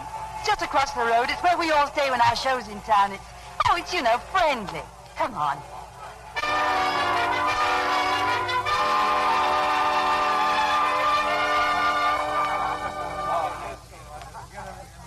Will you have another? Will you? No, thank you. Well, I have to get back to the theater. Now, what are you going to do? Oh, dear, will you be all right? What am I going to do with you? I'll be all right. You sure? Listen, how'd you like to see the show? You can sit in my dressing room. We'll have a nice little chat. Hey? Just you and me. Good? Good.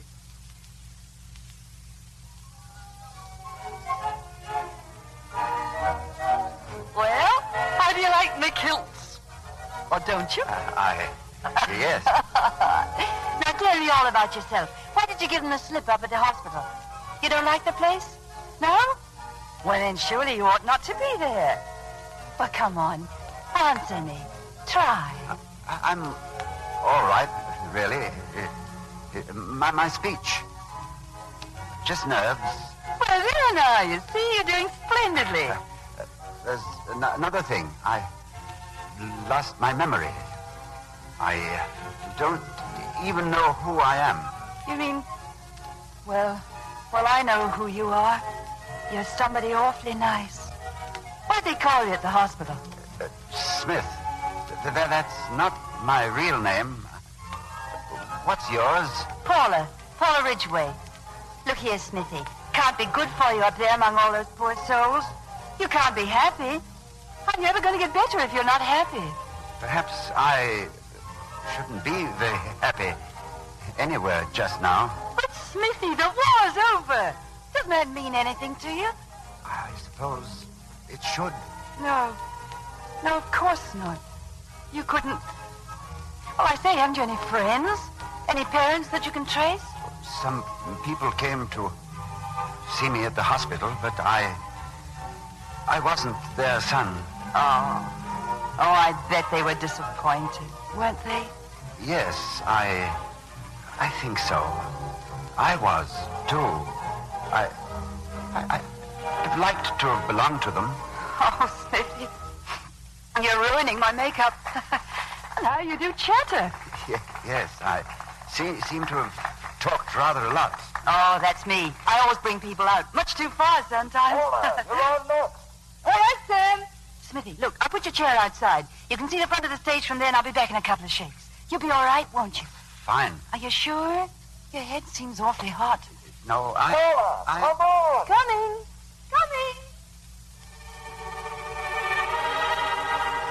I'd left him sitting outside my dressing room. When I came off stage, I saw him on the floor. He'd fallen, unconscious.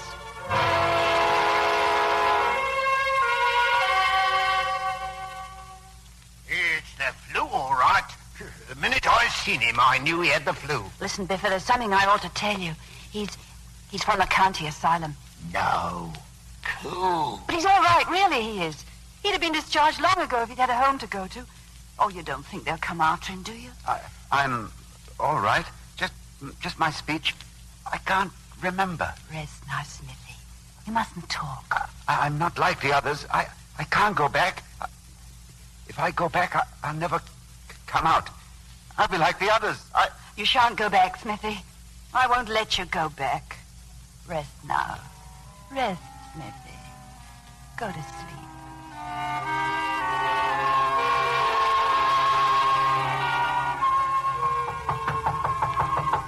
Smithy!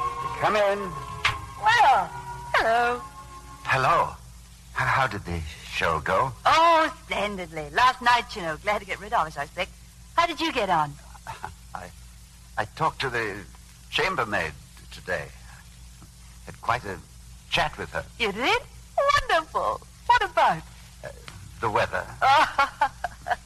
Paula, you're sure I can be useful? Your manager isn't just taking me on because... Oh, you don't know Sam. What, the whole thing was his idea. I can't tell you what it means, Paula, to be someone again, to be wanted. It's all you're doing. Oh, nonsense. Come on, you've got to eat your supper now. I'll be up again in time for the train. I didn't know, but they were downstairs then, the men from the asylum. When I came back to Smithy's room, he was sitting on the edge of the bed, waiting for me.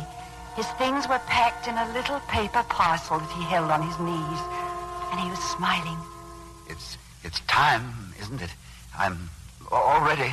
Smithy, I've got to talk to you.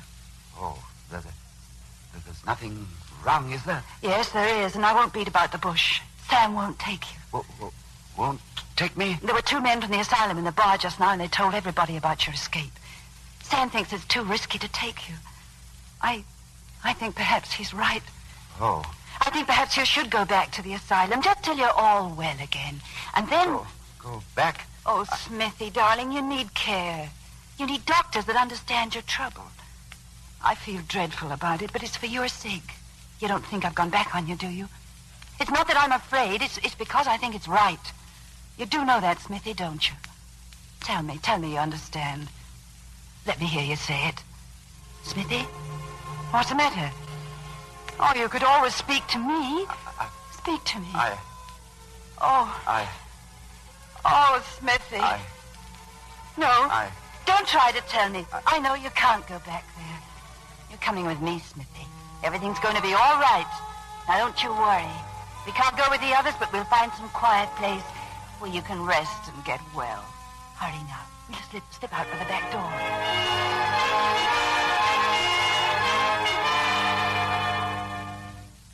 We took the train that night from Melbridge to Cornwall, and near the town we found a little inn beside a lake. It was like the end of the world, quiet and lonely and lovely. Oh, Smithy, isn't it wonderful? Now all you have to do is to get well. You will get well, won't you? Say it. Oh, let me hear you say it. I will. There's the spirit. Oh, I had to tell a woman here that we were engaged. You don't mind, do you? No.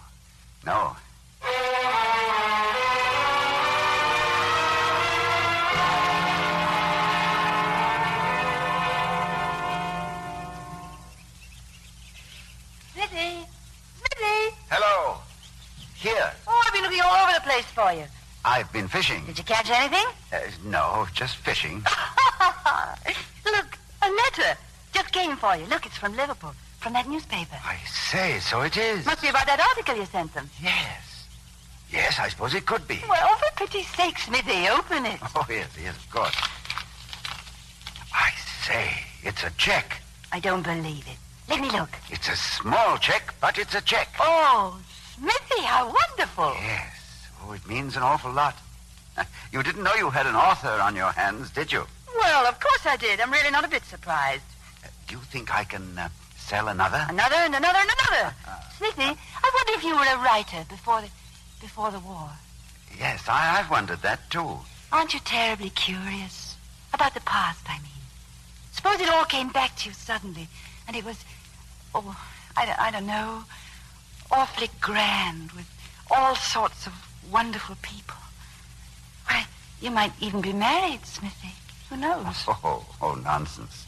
Well, how can you be so sure? Well, because... Paula. Mm-hmm. Paula, I wonder if I could make a living at writing. Well, why not? Well, of course you could. Paula, it's a lot of nerve, but I've fallen in love with you. Oh, no, you haven't. No, you're just being a little gentleman. No, I'm nothing of the sort. I'm asking you to marry me on a check for 2 guineas. Smithy, don't ask me, please. I might take you up on it. I'm just that shameless. Oh, Paula. Oh, I've run after you from the very beginning. You know I have. I never let you out of my sight since I first saw you in that little shop. Never do it, Paula. What? Never leave me out of your sight. Never again. Oh, Smithy, you do mean it. You do want it, really? More than anything else in the world. My life began with you. I can't imagine a future without you. Oh, I'd better say yes quickly before you change your mind. It's yes, darling.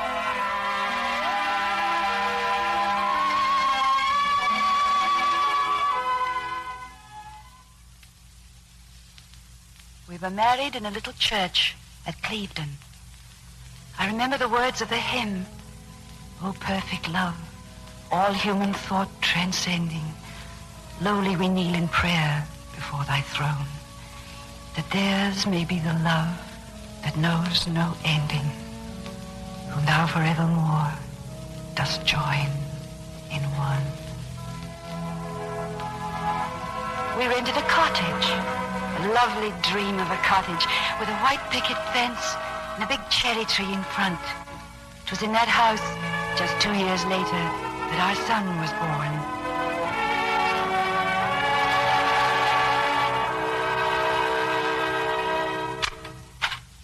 Good morning.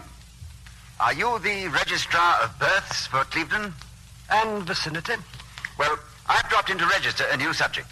Name of child? Smith. We're calling him John. After me. My wife thinks he's the image of me. Really? And the date?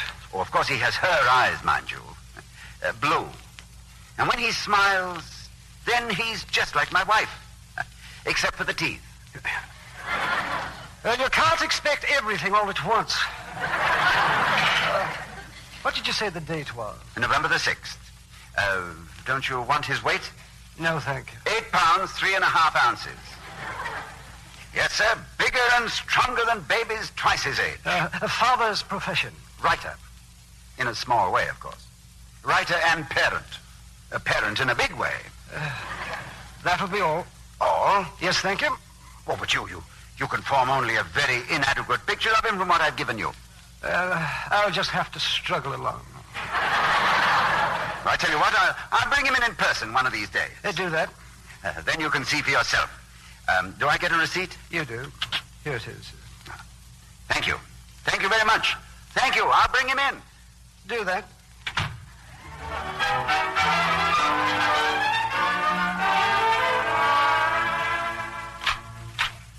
Hello. Smithy. Oh, did I wake him? No. I've brought him a present. Here, young man. Will he know it's a cat? What's so wonderful about that fella? He just eats and sleeps. Much of the time he's not even friendly. Never occurred to you to buy me a present, did it? Never. Except these. Oh, Smithy. Just a string of beads. Very ordinary. Oh, I adore them, darling. Just the color of your eyes. You're an awfully nice color scheme, darling. Your hair is just like a bright new penny. Are Mr. and Mrs. Smith here? Yes, sir. I'll tell them. Oh, that must be the vicar. May I go in? Hello, vicar. Come in. Oh, good morning. Well, how's the air? Take a look. Yes, he's quite a size, isn't he? Bigger and stronger than babies twice his age. Oh, I'm sure. Oh, I was at the post office just now. There's been an extraordinary event. telegram. Oh, thrilling. Now, who got it? You did. Here. For me? For Smithy?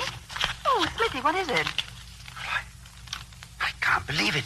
It's fantastic. Oh, darling, please. I can't stand it another second. It's from Liverpool. Can you appear at Mercury office at 10 o'clock tomorrow morning regarding permanent position on paper? Samuel C. Henson, editor. Oh, darling. Oh, Smithy, you're marvelous.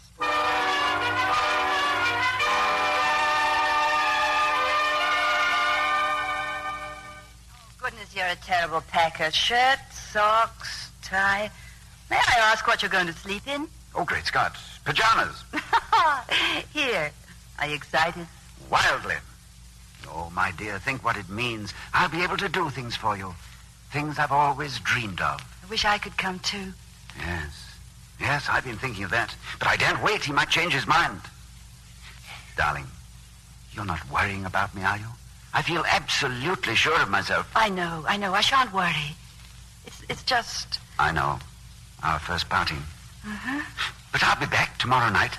Where will you stay? Oh, I hadn't thought. The Great Northern isn't bad. It's near the station. All right. Well, goodbye, my darling. Goodbye. Say goodbye to your son. Goodbye, young fellow. Goodbye, darling. Goodbye. See you tomorrow night. Tomorrow night, darling. Good luck, Smithy.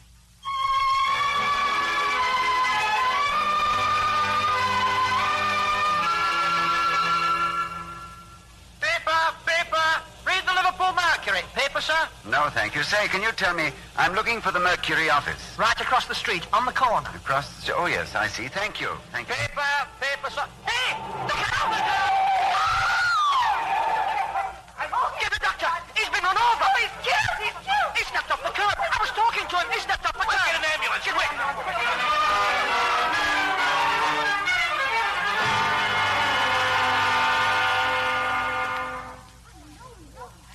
He's coming around now. Feeling better?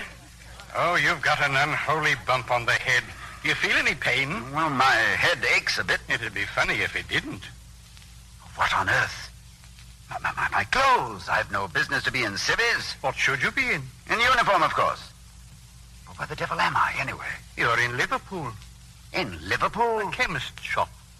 Yes, but in Liverpool, You've had a nasty shock. Is this the party had the accident? Yes, Constable. It wasn't my fault, Constable. He slipped in front of my cab. Is that the right of it, sir? That's the truth, ain't it, Governor? I think so. I'm not sure. Name, please. Rainier, Charles Rainier. Rainier. Profession, sir? Captain in the Wessex Regiment. Address? The trenches, Arras. Huh? Well, Random Hall, then. North Random, Surrey. Thank you, sir.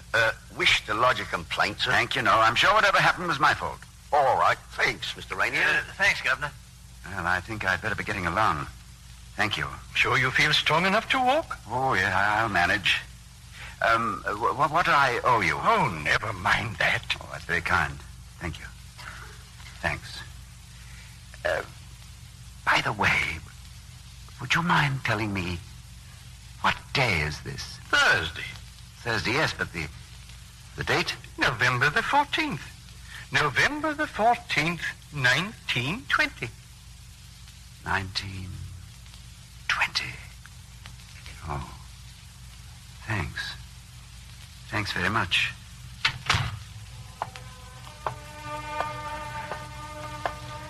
$1920. 3 years gone. 3 years. France. I remember distinctly. Vincent was killed, young Davidson. But what after that? Liverpool. What am I doing here? Better go home. Yes, make clear things up. Go back to Random Hall. The family. Better go home.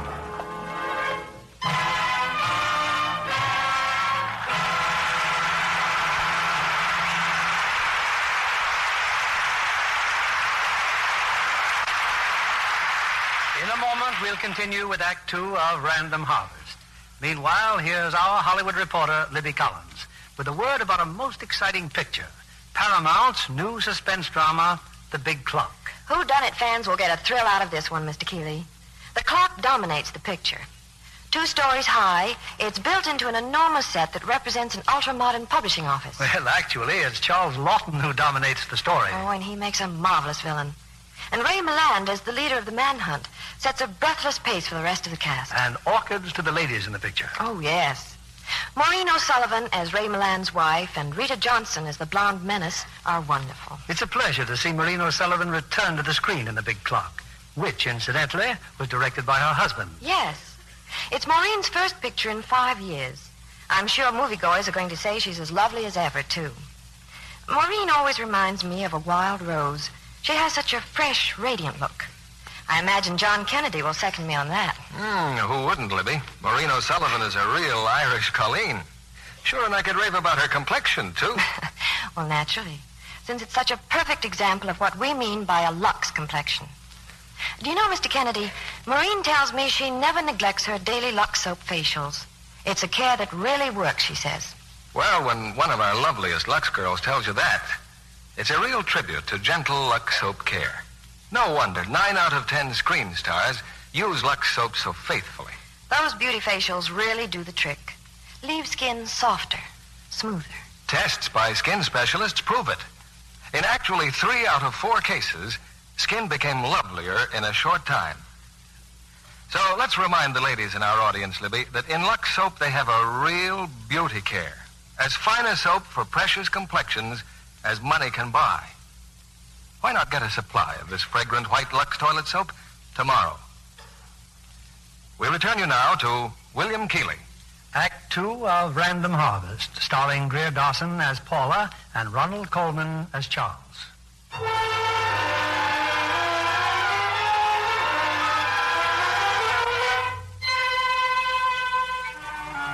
I waited for Smithy in our cottage in Clevedon for days and weeks. Then I knew he would never return. I went to Liverpool to the hotel where he had stayed. His grip was there, but there was no trace of him. Then I went to Melbridge to consult Dr. Benet at the county asylum. I can guess what has happened, Mrs. Smith. In some way, perhaps by shock, your husband's memory has returned. He's taken up his former life again. But his life with me. We were married. We have a child. Those years are a blank. His life with you is forgotten.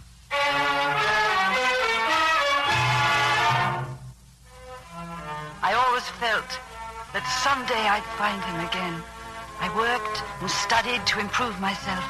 I found a position as a secretary in Liverpool, and then I moved on to other jobs, to other cities, searching for him. It was later that I saw a picture in a London newspaper. Charles Rainier, it said, head of Rainier Incorporated, one of England's industrial magnates. It was a picture of my husband.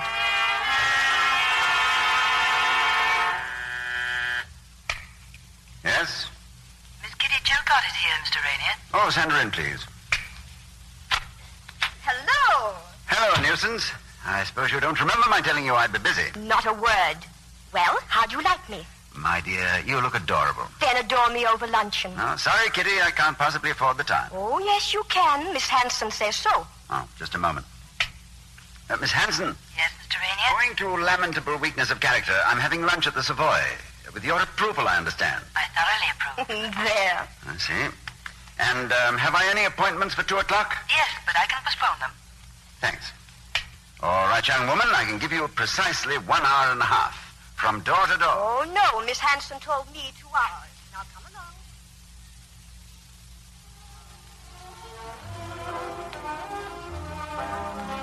You're being very charming today, Charles. You haven't looked at your watch once. That reminds me. Oh, good heavens, it's 3 o'clock. You used to say you hated business. Did I? You were just going to whip things into shape and then get out. You were going to write. Yes, so I was. You know, I always had the idea that Charles, what is it? Was that man over there? Do you know him? No, but I thought I did for a moment. You know, that happens sometimes. I see a face or hear a voice.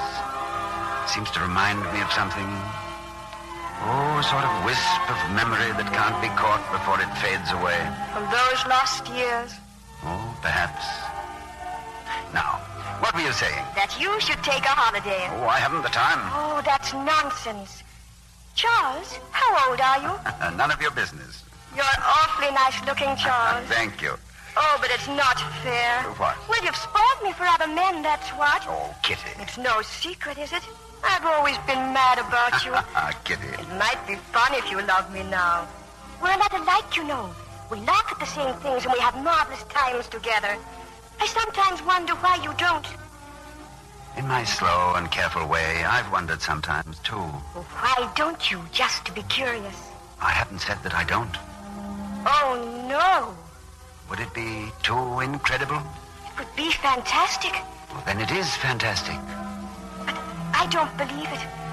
I don't believe that you mean it. It's just a dream. No. You do want me. I'm not just a schoolgirl to you. Darling, you're very sweet and dear to me. I'm building a great hope on you, Kitty. I'll come to the office tomorrow and find you've forgotten all about it. Oh, no. Then I'll have Miss Hanson remind me. Oh, Charles, darling, take me out of here. Take me somewhere and kiss me.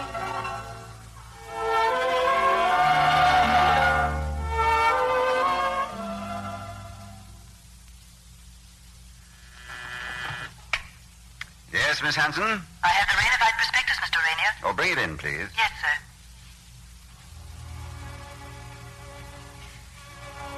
Miss Hanson. She was Mr. Rainier's private secretary. She'd been with him 3 years. He used to say jokingly that he couldn't get along without her. I wanted to tell him so many times that I was Miss Hanson. I went again to Dr. Benet, the only one who knew. I pleaded with him to let me tell Charles. You must wait, Paula, until he recognizes you. I believe that somewhere in his mind there's a phantom memory of you that will always stand between him and any other woman. But he can't give you reality. You're just a fugitive shadow in a dream. That isn't much help to me, is it, Doctor? I'm real. These are real tears. And my jealousy is real. And my need for him. But if you tell him and he doesn't remember, I'm warning you. There's only disaster for you both. At best, he'd resent you. And the shock could leave him far worse than he ever was. Yes. Yes, I understand. I can offer only the slight hope that someday a miracle will happen and he'll come back to you.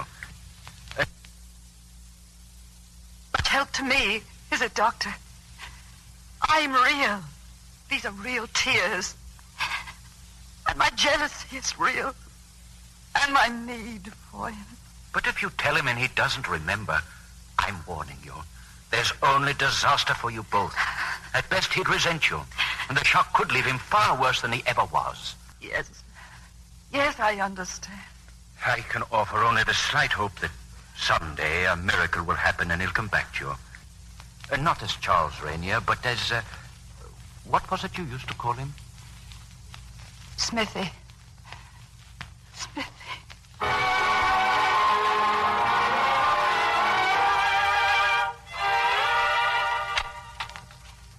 The prospectus, Mr. Rainier. It's all here, I believe. Hmm? Oh, yes. I'm sorry, Miss Hanson. Daydreaming. You saw this offer from Harwood and Williams? Yes, Mr. Rainier. You worked for them once, I believe. Do you think they're bluffing? I think not. I used to know Mr. Williams pretty well. Oh, yes, I remember. He was quite annoyed when you came to me. He called me a pirate. Oh, well, that wasn't fair. It was really all my doing. Oh, indeed? How? Well, I'd come across a picture of you in a newspaper. Underneath it said, one of England's industrial magnates. Oh, dear me. Yes. I was impressed.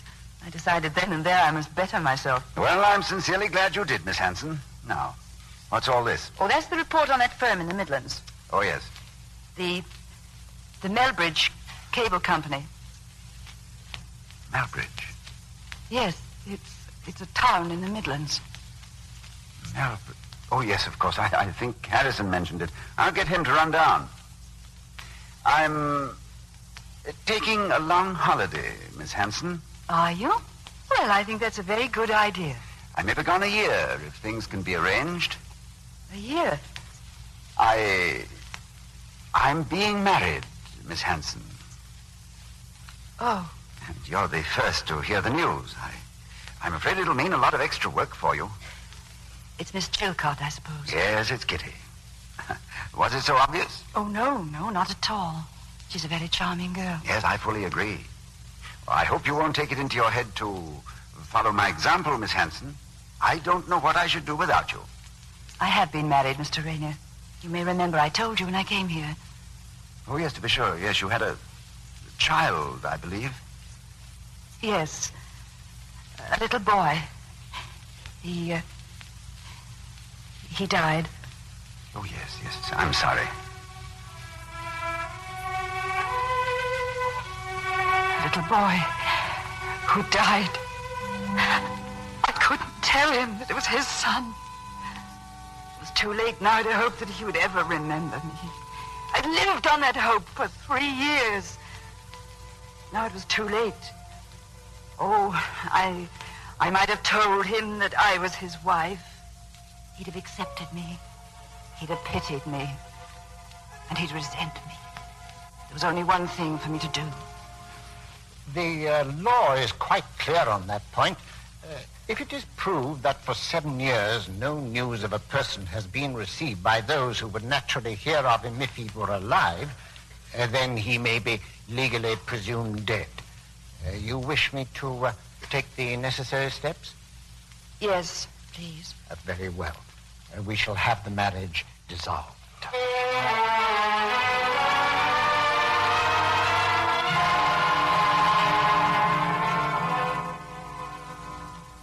What do you think, Charles? Have you any choice? About what, Kitty? About the hymns to be sung at the wedding. It's your wedding, too, you know. Oh, I'd like anything you pick out. Do you care for this one, Mr. Rainier? I play it quite often. The voice that breathed o'er Eden, that earliest wedding day. Oh, yes. But there's another lovely one, nearly always used. This, perhaps. Oh, perfect love.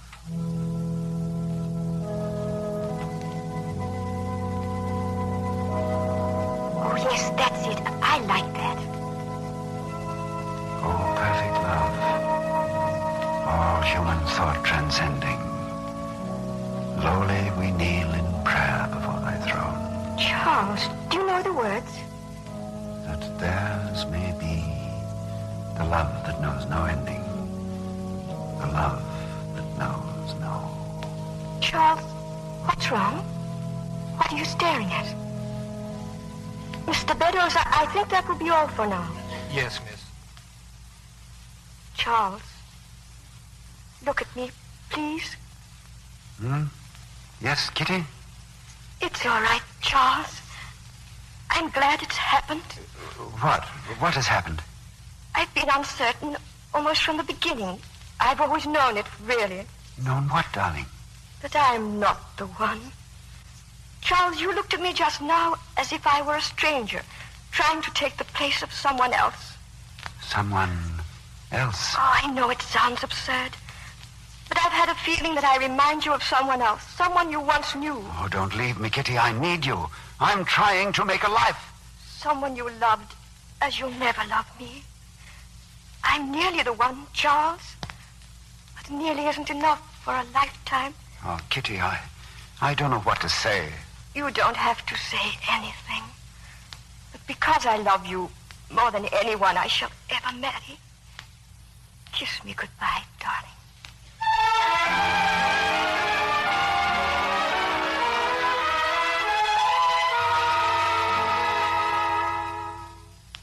But Sheldon, where did Mr. Rainier go? I don't know, Miss Hanson. He just left. I don't quite know why, miss, but I sort of think he may have gone to Liverpool. Liverpool? It was from Liverpool that he came, that night that he came back from the dead, you might say. Sheldon, about that night, please try to remember. What did he tell you had happened to him? Well, miss, it was a wet night. He'd been knocked down by a taxi and carried into a chemist shop. He knew that much. But why he was in Liverpool or where he'd been before, he couldn't remember.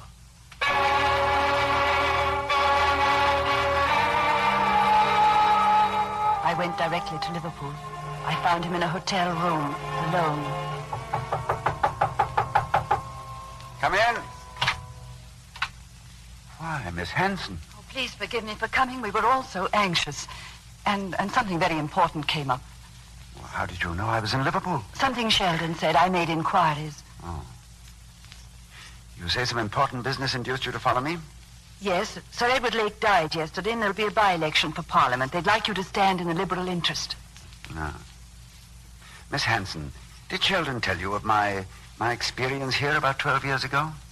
Yes, he did, Mr. Rainier.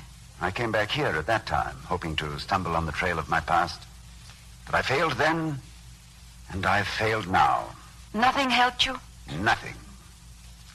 Why should I feel a sense of loss so acute that... That it's spoiling your life? Oh, I'm not being honest with myself. My life's not complete. And I've hurt others. I don't know why I bore you with my affairs, Miss Hanson. You feel perhaps that you lived in Liverpool? It seems possible. But not certain. You mean I might have been visiting? From a nearby town or from the country, perhaps on business. Yes, perhaps. And stayed at some hotel. Do you know in what direction you were walking when the accident occurred? Yes, I was walking down Mason Street. It was wet. Well, there are two hotels north of Mason Street. There's the Old Olympic and the Great Northern. The Great Northern? Yes. It's quite a distance from the Olympic, so if it was wet and you were walking, the chances are that you were coming from the Great Northern. Yes, presuming I was staying at a hotel at all. But under what name was I registered? Well, there's just one chance to find out. If you were at a hotel, you walked out leaving unclaimed luggage. Would they keep it so long? Oh, surely it's worth investigating. Yes. Yes, you've given me fresh hope, Miss Hanson. We'll start with the Great Northern.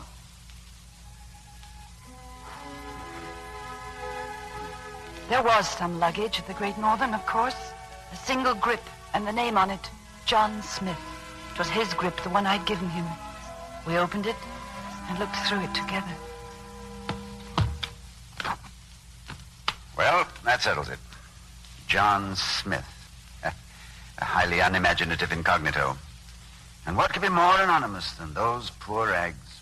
Nothing seemed familiar to you? No. There's a finality about that most unrewarding find, like a door slammed and bolted.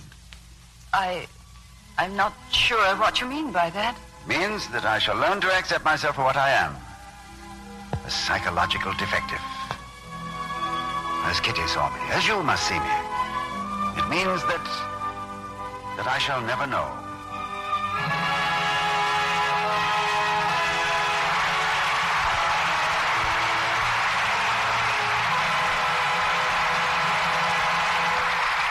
We pause now for station identification. This is CBS, the Columbia Broadcasting System.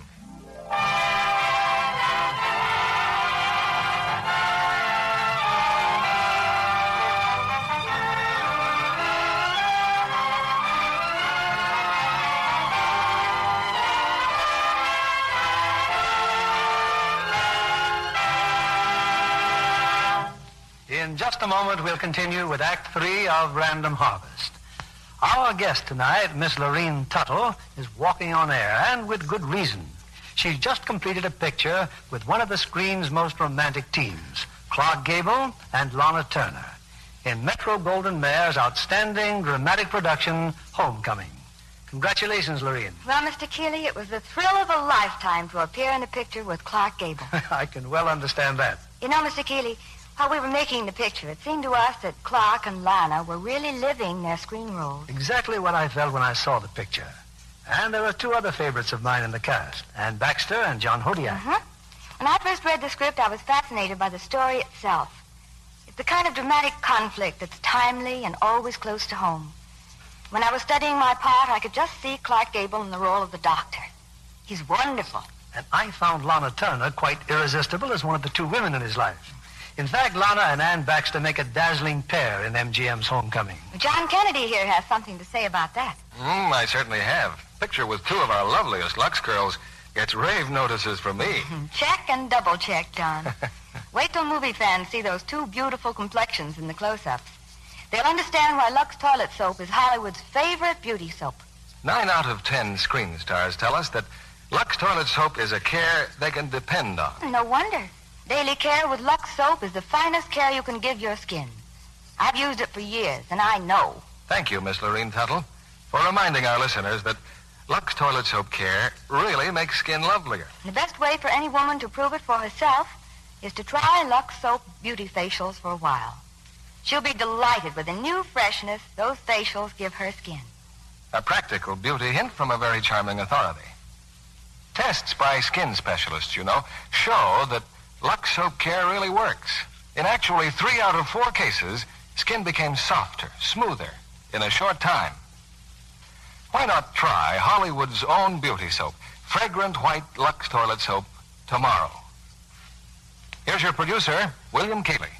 Act 3 of Random Harvest, starring Ronald Colman as Charles and Greer Garson as Paula.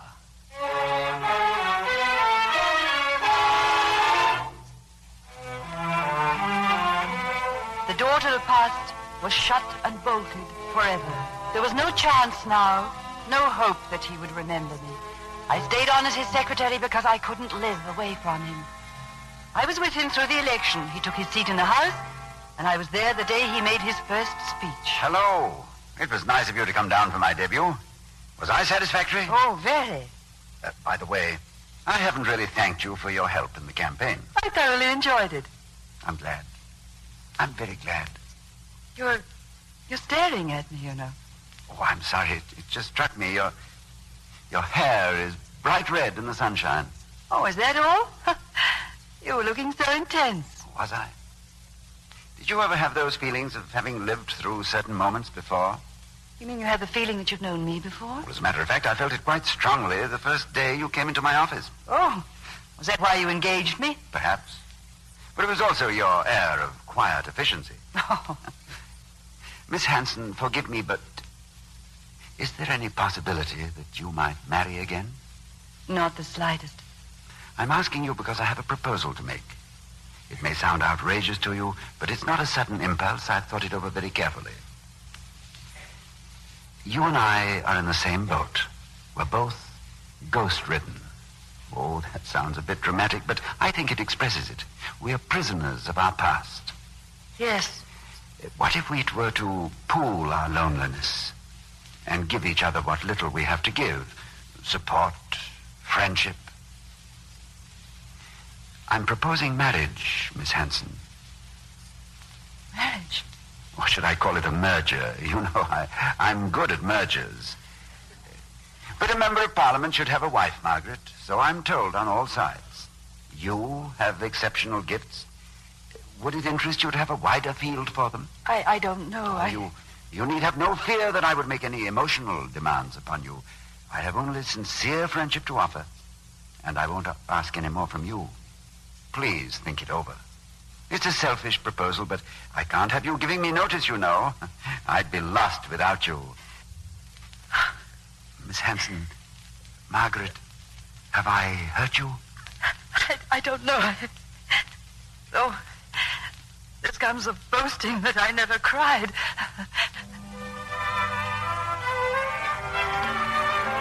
I married Charles Rainier. I don't know what I expected. Perhaps that he would someday fall in love with me. But I kept to the terms, and Charles did too. It was Sir Charles now, Sir Charles and Lady Rainier, who appeared together at the opera, who gave dinners at Random Hall for the Prime Minister. Sir Charles and Lady Rainier. A very devoted couple, people said. Good night. Good night. Good night. Well, that's over with. You certainly mellowed the Prime Minister. He was positively purring. Oh, good heavens, it's nearly 3:00. You have 2 committee meetings tomorrow, you know. Today, it's morning. The morning of May the 25th. Does that suggest something to you? The anniversary of our wedding. Our 3rd anniversary. I thought you'd like this. What is it, Charles? Your anniversary gift. A necklace? Oh, Charles. All my gratitude goes with it, Margaret. Oh, it's too beautiful, really. Oh, you spoil me. You put it on for me? Of course. There. Yeah. How do you like it? Lovely. You know, you're a very beautiful woman. Thank you. I rather hoped you thought that. Margaret, are you happy? Why do you ask? Oh, twinge of conscience. If I hadn't interfered in your life... I should never have been Lady Rainier and entertained the Prime Minister and worn these emeralds. Is it enough? Perhaps not. Is there anyone else? No. Charles, why are you asking me? Well, if there were, I've often wanted to say this, I wouldn't hold you to our bargain. I haven't the right.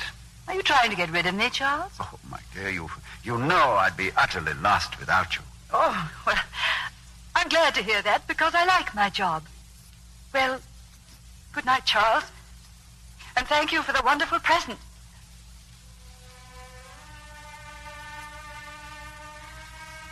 I cried that night. I sat at my dressing table and cried.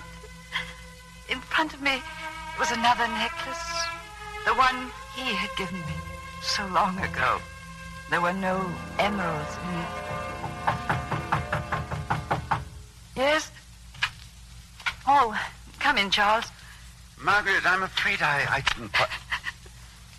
Why, you're crying. Did I say something to hurt you? No, it's nothing, really.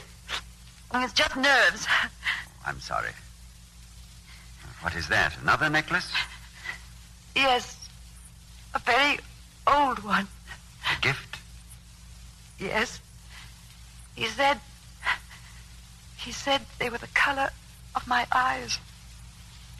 They are, aren't they? Oh, Margaret, isn't there something morbid in burying one's heart with the dead? That's a strange thing for you to say. Is it? You haven't even a memory. No.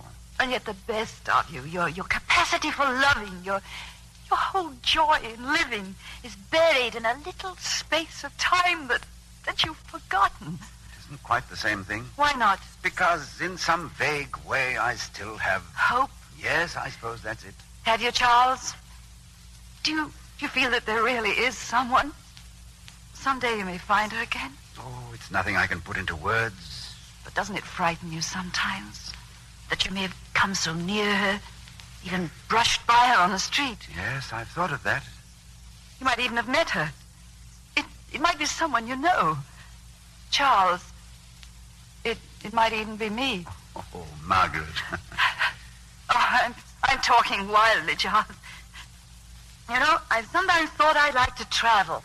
I think I need a holiday. Well, perhaps when the house adjourns... Oh, I don't want to drag you away. I'll take a maid or a friend, perhaps. Margaret, I believe you want to get away from me. Oh, no. It's just that it's been rather a strain. It's been harder than I thought, being the wife of Charles Rainier. If you wish, of course. Shall we talk about it in the morning? In the morning, yes. Good night, Charles. Good night, Margaret.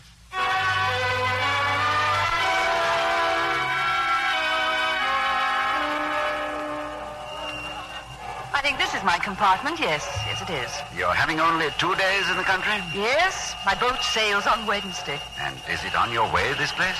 No, it isn't really. It's just a quiet little country village with a delightful old inn and a cottage that I want to see again. A cottage? I was once very happy there. Well, goodbye, Charles. Margaret, I wish you weren't going. Will you let me hear from you? Oh, of course. Goodbye. Are you going to the house now? No, to the office. There's some trouble. Oh? It'll seem strange not to talk it over with you, Margaret. Well, goodbye, Charles. Goodbye.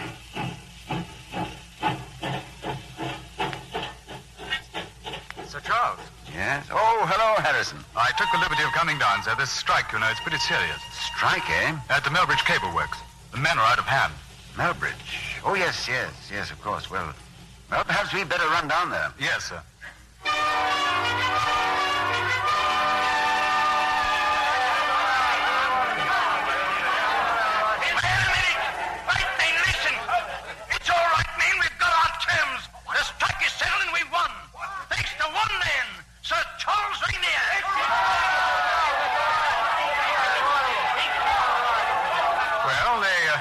Happy, sir? Yes. Well, there's nothing more we can do here. Melbridge. Not exactly the place I'd choose to live in. Shall I get a cab, sir? Oh, no. Let's walk. It's not far to the station. Very well, sir. The fog's getting thicker. Yes, beastly. You got a cigarette? No, I'm sorry. Oh, never mind. There's a little tobacconist just around the corner. Yes. I thought you'd said that you'd never been in Melbridge. I haven't. But you said there's a little tobacconist just around the corner. Oh, so there is, you see. Over there. Yes, but that shop is off the main street. You couldn't have seen it on the way from the station. Oh, no, that's true. Well, then, how did you know of it? I don't know. You came straight to it. Yes. I was sure. But I don't know how. Melbridge. What's the matter? Melbridge. Are you ill, sir? Let me get a cab. No. Let me think. There's something that shop. The streets. Crowds. Well, there's a taxi. I'll get it. Taxi! Crowd. Now, why? Yes, sir? Here, Wazir, get in. Driver, where is the hospital? Hospital? You mean the old one or the new one, sir? The old one, I think. Big gates, a high wall all around it. Well, you wouldn't be meaning the asylum, would you, sir? The asylum. Take us there.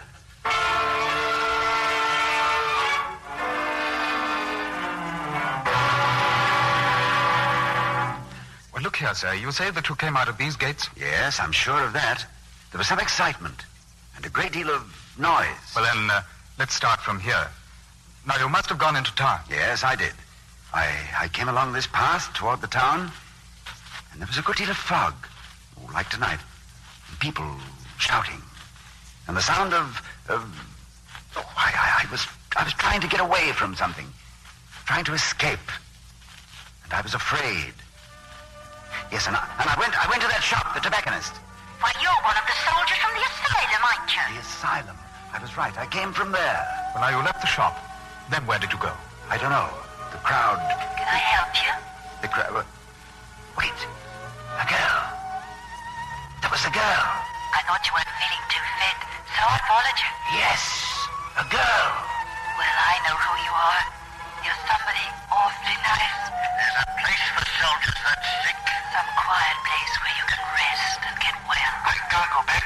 If I go back, I'll be just like the others. Oh, Smithy. Never leave me out of your sight. I better say yes quickly. It's yes, darling. It's yes, darling. It's yes, darling.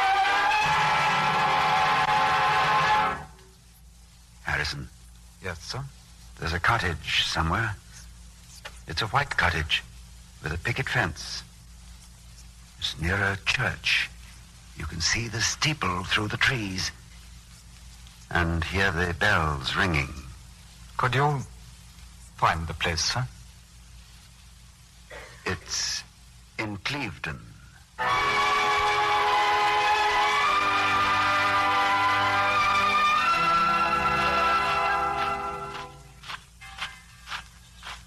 Charles! Paula! How did you know? Oh, I've been looking for you for such a long time. Smithy! Such a long, long time, Paula. Smithy! Oh, Smithy! I've found you, Paula. I've found you. Paula, oh, darling, I've found you.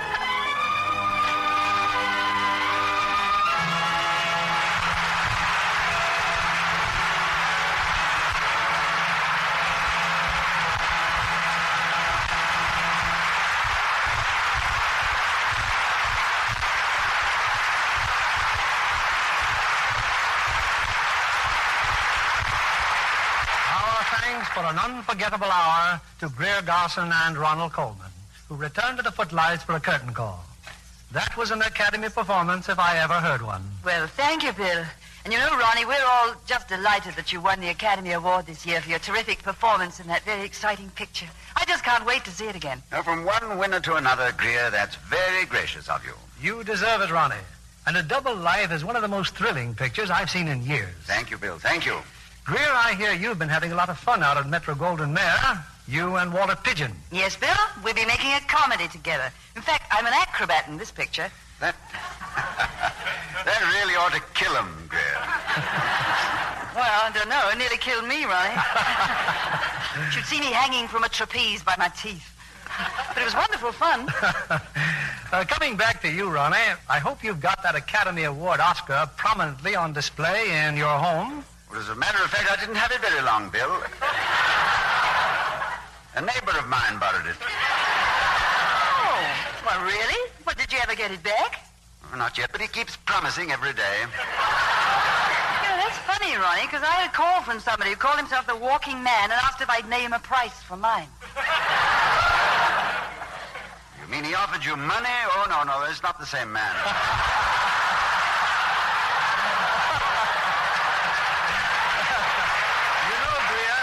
Seeing how ravishing you looked at the opera the other night, May I say there's another award that you deserve? This one from us, for that lovely Lux complexion. Well, thank you kindly, Bill. It's true, I am a Lux fan. And from one with your beauty, that makes us very proud indeed. What's the play for next week in this theater, Bill? It's Paramount's great comedy success, Dear Ruth. The story of a boy and girl who become unwittingly entangled in romance through the mischievous wiles of a young sister. And we're fortunate in having the original stars, Joan Caulfield, William Holden, and Billy DeWolf. Dear Ruth is a most amusing play, Bill. Your listeners should love it. Good night. Good night, and congratulations to you both.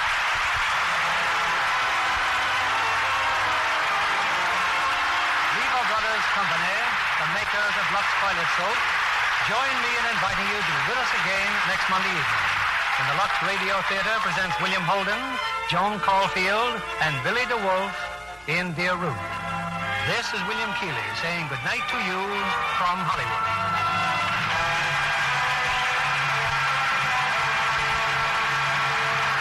Greer Garson appeared by arrangement with Metro-Goldwyn-Mayer, currently releasing Frank Capra's production of State of the Union. Tonight's Lux Radio Theater presentation was adapted from the MGM screenplay, Random Harvest. Our music was directed by Louis Silvers.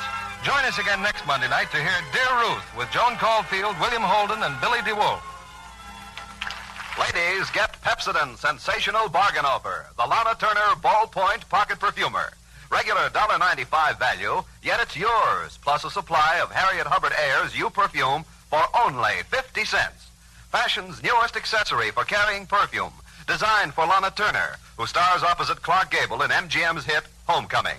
Send 50 cents with both blue and flaps from any Pepsodent carton to Pepsodent, Box 776, Chicago, Illinois. Offer good United States and Territories only. Send tonight. Be sure to listen next Monday night to the Lux Radio Theater presentation of Dear Ruth with William Holden, Joan Caulfield, and Billy DeWolf. Stay tuned for My Friend Irma, which follows immediately over most of these stations. This is CBS, the Columbia Broadcasting System.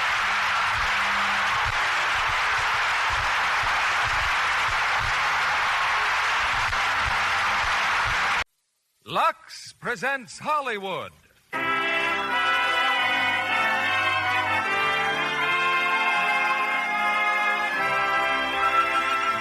Lever Brothers Company, the makers of Lux Flakes, bring you the Lux Radio Theater, starring Ingrid Bergman and Robert Montgomery in The Seventh Veil. Ladies and gentlemen, your producer, Mr. William Keighley.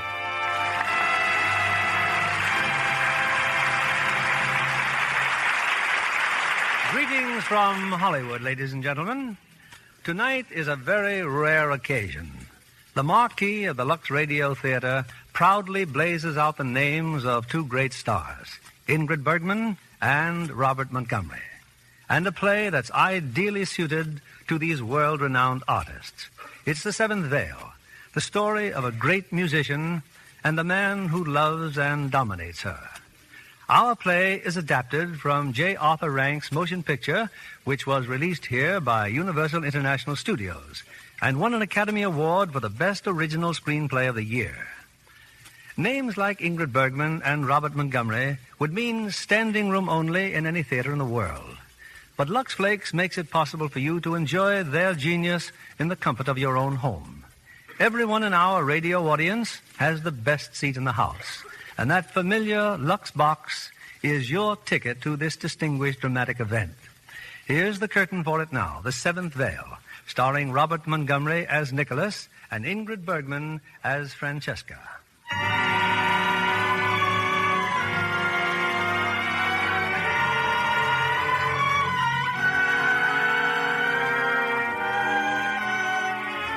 The Kendall Sanitarium, London.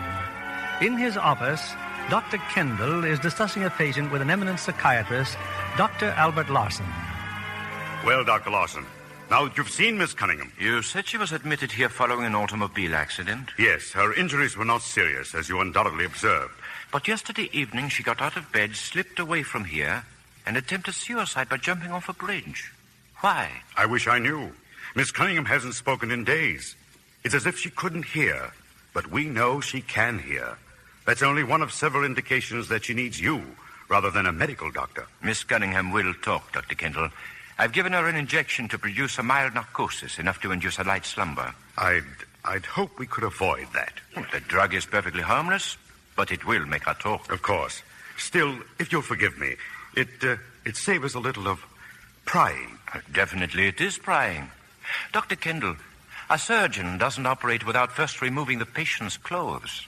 Nor do we with the mind. The mind is like Salome at the beginning of her dance. She conceals herself beneath 7 veils. People, too, have veils. Veils of reserve, shyness, fear, shame. Some they can be persuaded to cast off. But the 7th veil, that shields the innermost secrets of the mind, very rarely is that voluntarily removed. That is why I say narcosis. With it, we can really be of help. I think our patient is ready for us, Doctor.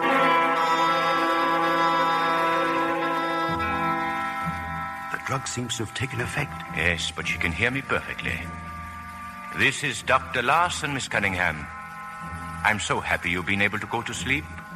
How wonderful it is to relax, to rest. You do hear me, don't you? Nod your head, Miss Cunningham. Then I'll know for sure. Thank you. Now you can do whatever you please. What would you like to do? Would you like to go back to school? You were happy when you were a little girl, weren't you? Wouldn't you like to be happy again? Back to school? Back to school? School? Tell me about school. You are 14 years of age now.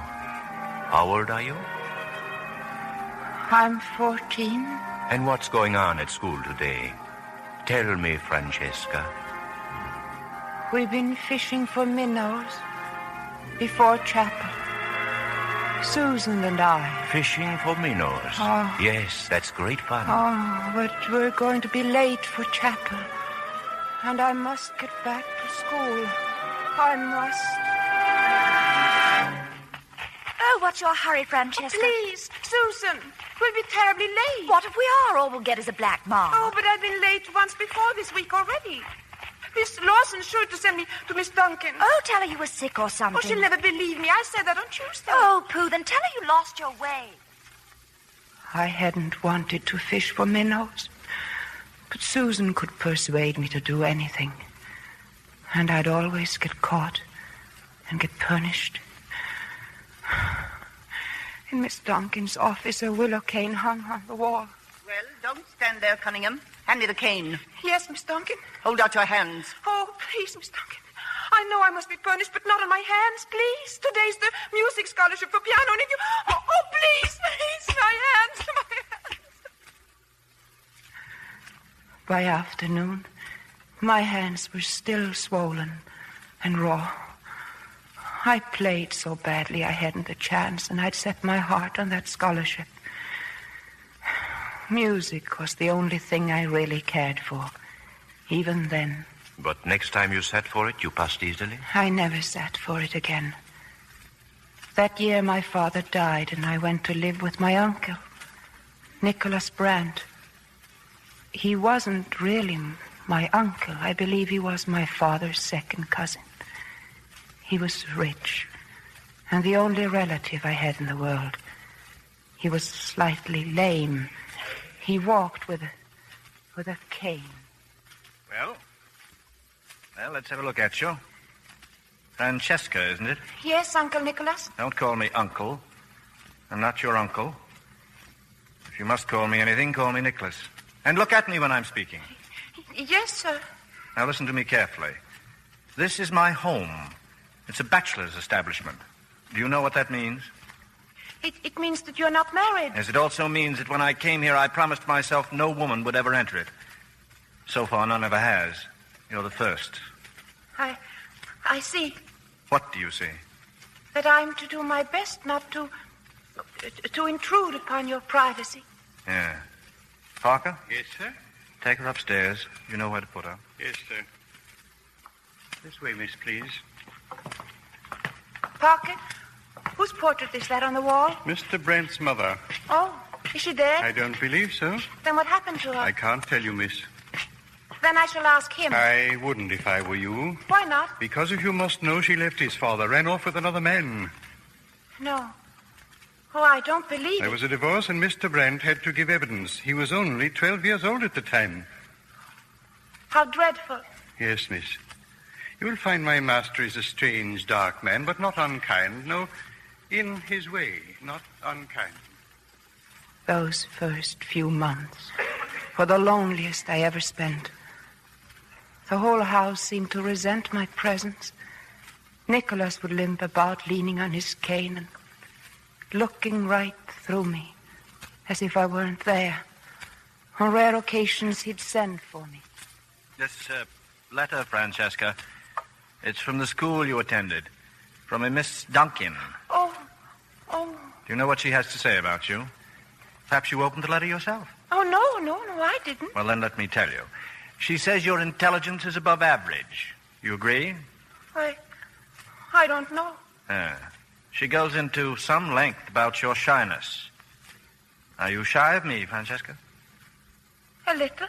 Why? I won't eat you. I know, but I... But what?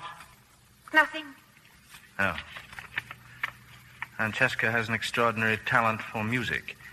She plays the piano extremely well and has an appreciation of music far beyond her years.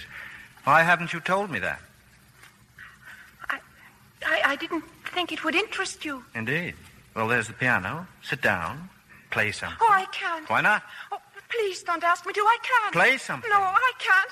I won't. Very well. I'll play for you.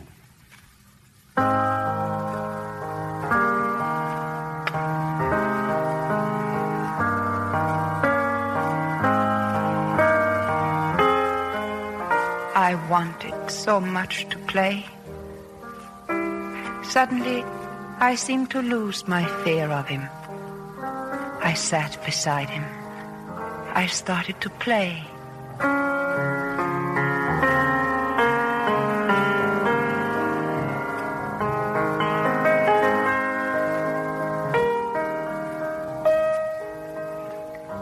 As I played, I thought I saw Nicholas smile. Then he walked from the room and I could hear the tap of his cane even above the music.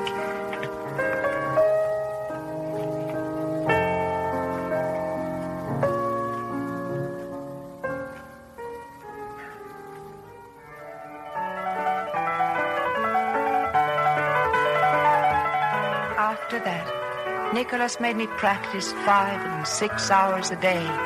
He was always beside me now, listening to everything I did.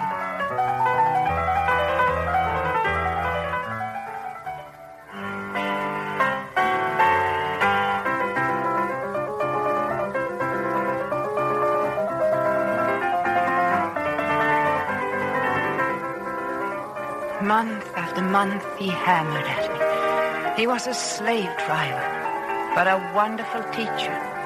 He knew instinctively how to get the best out of me, and he knew more of the spirit of music than anyone I'd ever met. For 2 years, he taught me. One night after dinner... All right. That's enough. Yes, Nicholas. It's time you had some proper training.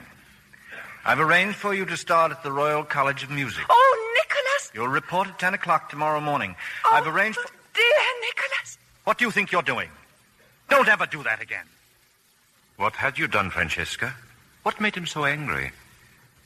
In my gratitude, I'd put my arms around him. Oh, Dr. Larson, why am I telling you this? Because you feel better having said it. Yes. You went to college the next morning? But even before I left the house, Nicholas had gone. Parker said it was a business trip. He would be away for months. I was far too busy at college to worry about Nicholas. I met Peter. Who was Peter? Where did you meet him? At a little Italian cafe where most of us went for lunch. I had just finished eating when I felt someone staring at me. You know, you're working much too hard. I like work. I like ravioli, but I don't eat it all the time. Now, come on, put that book away, and we'll go for a walk. Oh, no, thank you. Come on. Peter was like that. He was an American working his way through college by playing with a dance band at night. The next evening, he took me to the nightclub. I sat at the table, and whenever he could get away, he would come over to me. You know, Francesca, there's practically nothing wrong with you. Thank you. You're a bit of a prig, but that's just the way you've been brought up. Oh, you're extremely rude. I suppose that's the way you've been brought up. I was dragged up. I know it. I think I better go, Peter. I can get a cab. Do you always run away? Well, it's late, and I have some important things to do. Now, how often do you take the evening off and go to the movies? Oh, never. I don't like films. Oh, but you should. They take you out of yourself. For instance, a movie about a poor, struggling musician. That's me. He meets a rich girl. Snooty. That's you. You know what happens? What? She's cold, unattainable. But underneath it all, she's really falling for him, see? No. No? Oh, well, that's because you never go to the movies. You know what happens next? No. He just leans forward and kisses her. Why did you do that? You know what she does? She walks right out of the place, leaving him looking like a dummy. Well, that's exactly but what that's only in the movies. In real life, it's different. He just leans forward and kisses you like this. Oh. Do you know what you do? I certainly do. Good night. But you saw Peter again, Francesca? Yes, of course. I avoided him for a week. And then in the same little Italian cafe. You know, this happens in the movies, too. Peter? After the rich girl walks out and the poor musician, they're both awfully unhappy. And after a few days, they both take to haunting the spot where they first met. Why? Because by now they're getting pretty hungry. Mariani, hey, 2 ravioli. Oh, but I am not hungry. The raviolis are for me. Don't you realize I've been so miserable I haven't eaten for days? Oh, I wish I could be angry with you. I wish I could. You can smile. Why, it's a beautiful smile, Francesca. We saw a great deal of each other. He took me to so many wonderful places. I forgot about Nicholas. He was still away. I was quite unprepared for his sudden return home. Good evening, Francesca. Oh, Nicholas. Why should you be surprised to see me? I just didn't know you were back. Parker says you dined out this evening. Yes, I did. You look pale. Perhaps if you stayed at home more often, you'd have better color. Have you been working too hard? No, I don't think so. Well, aren't you going to play for me? Yes, of course. If you'd like.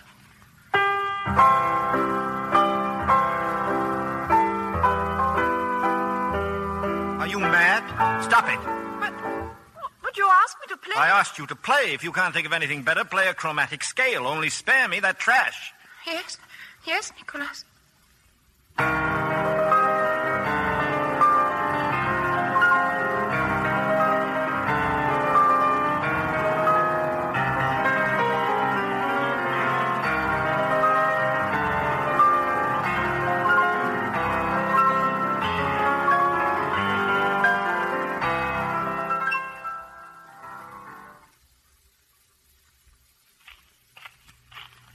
Why did you want me to meet you here in the park, Francesca?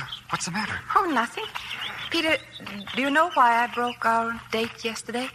Uncle Nicholas again? No, I went to the movies. Who with? By myself. Oh. It was very interesting, Peter. It's all about a girl who knew that a boy loved her, but hadn't the courage to ask her to marry him, so she decided... Are you listening? Well, sure, I'm listening. Well, she decided she would have to ask him herself. And did she? No. At the last minute, her courage failed her. Peter. My courage hasn't failed me. I want you to marry me. Francesca. Well, what do you know? Well, Francesca, what happened? That night, Dr. Larson, as I waited for Nicholas to come home, I told myself there's nothing to be frightened of. He cannot do anything. And then I heard the click of the latch and the tapping of his cane. Mr. Still up, Francesca? Isn't it rather late? Nicholas, I must talk to you. Can't wait till morning, hmm? It's important. Well? I don't know how to start. Nicholas, I'm engaged to be married. Oh? Well? Good night, Francesca. Did you hear what I said? Perfectly. And now, if you'll excuse me, I'll look at my mail. Oh, but you don't understand. I've found a man I love, and I'm going to marry him. Go to bed. Huh? Wait. Pack your bags. We're leaving for Paris in the morning. Paris? But no, I can't go. I won't go. What could I do in Paris? Carry on with your studies? I don't care whether I ever play again or not. Do you hear? I won't ever play again. Why can't you be nice to me? Why must you always treat me as if I were a child? Because you are. I am not. I'm grown up. I know what I want, and you're just trying to take it away from me. Do you understand? I'm in love. How old are you? I won't go. I tell you, I won't. I won't. I said, how old are you? 70. And until you're 21, I'm your legal guardian. Do you understand what that means? No. It means that you can't marry without my consent. You can't leave this house without my consent. If you do, I can have you brought back by the police. Now stop crying. It's my duty to see that you behave yourself properly and don't make a fool of yourself. Is that clear? Is that clear? Yes. Yes. And get upstairs.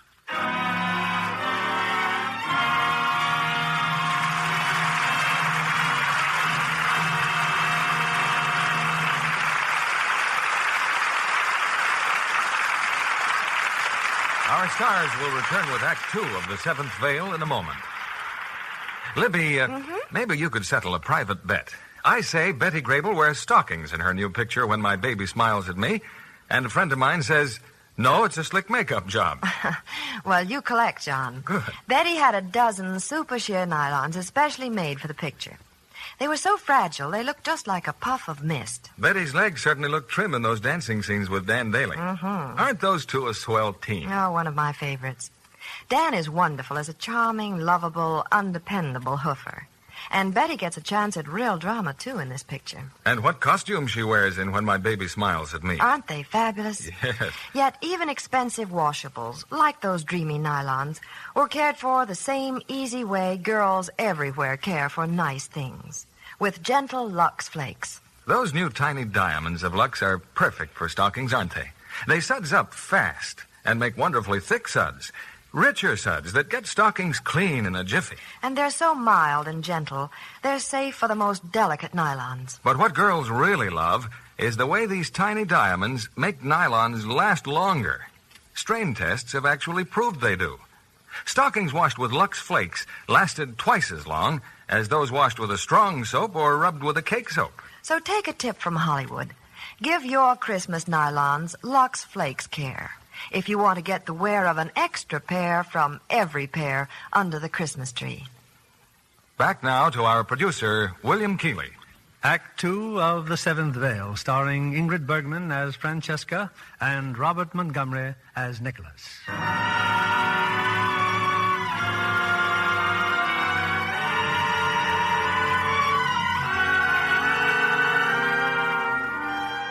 "24 hours ago, Francesca Cunningham attempted to take her own life. Now, under the influence of a drug, she continues to bear the secrets of her much-troubled mind." So Nicholas took you to Paris? Yes, Dr. Larson. It was 7 years before I saw Peter again. 7 years of music. Paris, Vienna, Rome. 7 years of Nicholas planning my life, turning me into his dream of a concert pianist. Wherever we went, we were always alone. When I longed for some sort of diversion, No, of course you can't play tennis. It would ruin your hands. he was always reminding me, my hands. You're not careful enough, Francesca. Just remember, your hands are your only real asset. My hands. Never risk harming your hands. Take care of them. My precious hands. Take care of your hands. Your hands. Your hands.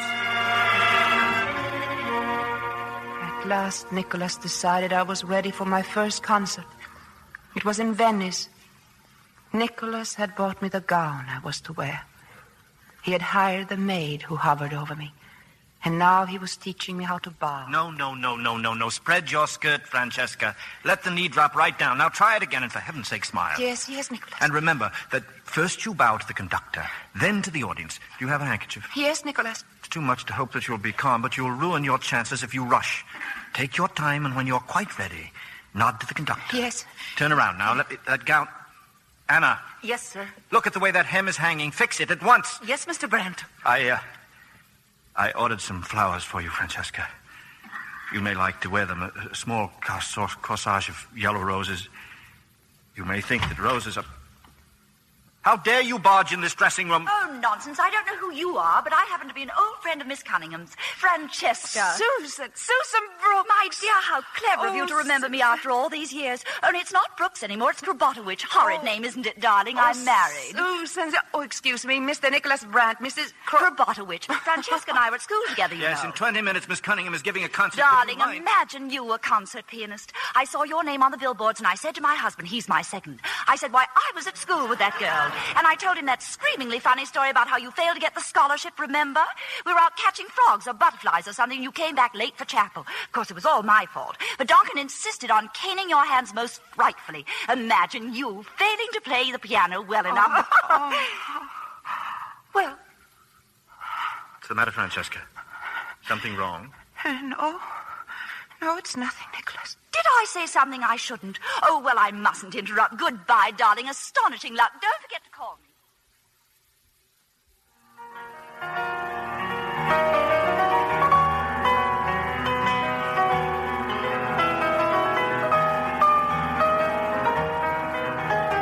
The concert that night terrified me. Seeing Susan again, reminded again of that day in school. And my hands, how raw and clumsy they were. I wondered how I could possibly get through my final number. My hands, I could almost feel my fingers swelling as I played, and Nicholas staring at me from the wings.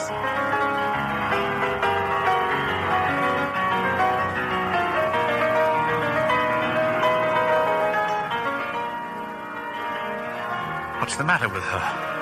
That look on her face, Perhaps she is a little nervous, Mr. Brandt. That's ridiculous. She's been playing beautifully. She is crying. Look, tears on her face. She must be ill. It's her final number. We'll forego the encores, but she must finish. She must be a success.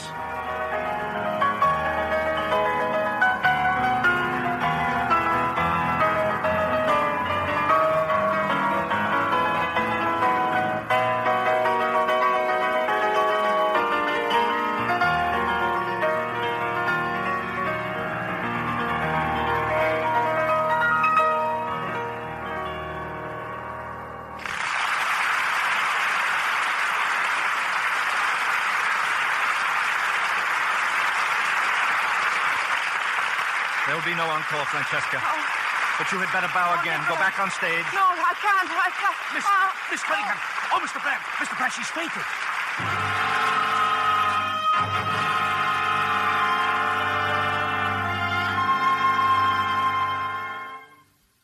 The concert was a success, Dr. Larson.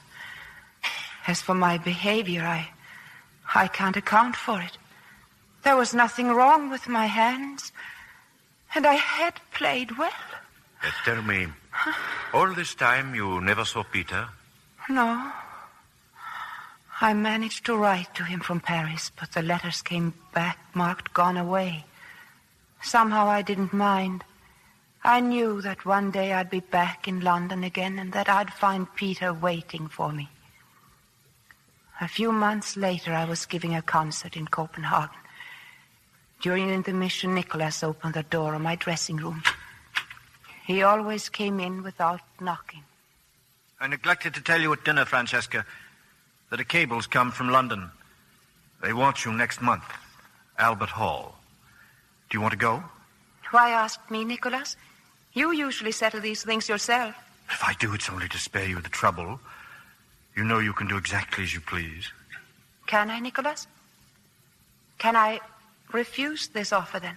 If you wish, certainly. No. I think I should like to go. Then I'll let them know you've accepted. That same night, after the concert, when Nicholas came for me, he knocked at my door. It was the first time I ever remember his doing so. It was a magnificent performance, Francesca. Magnificent. Now, if you're ready, we could have some supper at the Viking. If you like, Nicholas. We could go to the Rotunda if you prefer. No, the Viking will be fine. Francesca, you told me before I never consulted you on anything. Oh, it doesn't matter. Oh, yes, it does. It does. If I haven't done so, it's only because I've wanted your life to be as smooth and as easy as possible. Nicholas, Let me finish, please. I've devoted years to converting a very ordinary girl in pigtails into a first-class artist. I've given up everything to help your career, and yet I make no demands on you at all. Yes, Nicholas. You're completely free to come and go as you please. Yes, Nicholas. That's understood, then? Good. Now, I've invited the Baron von Ullman to dine with us. He'll meet us at the Viking. Oh, tomorrow after luncheon. There'll be a little reception at the Burgomaster's. I've told them you will play one selection and no encores. Yes, Nicholas. We'll leave for London on Saturday.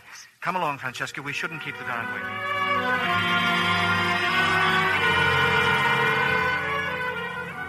London again. Peter.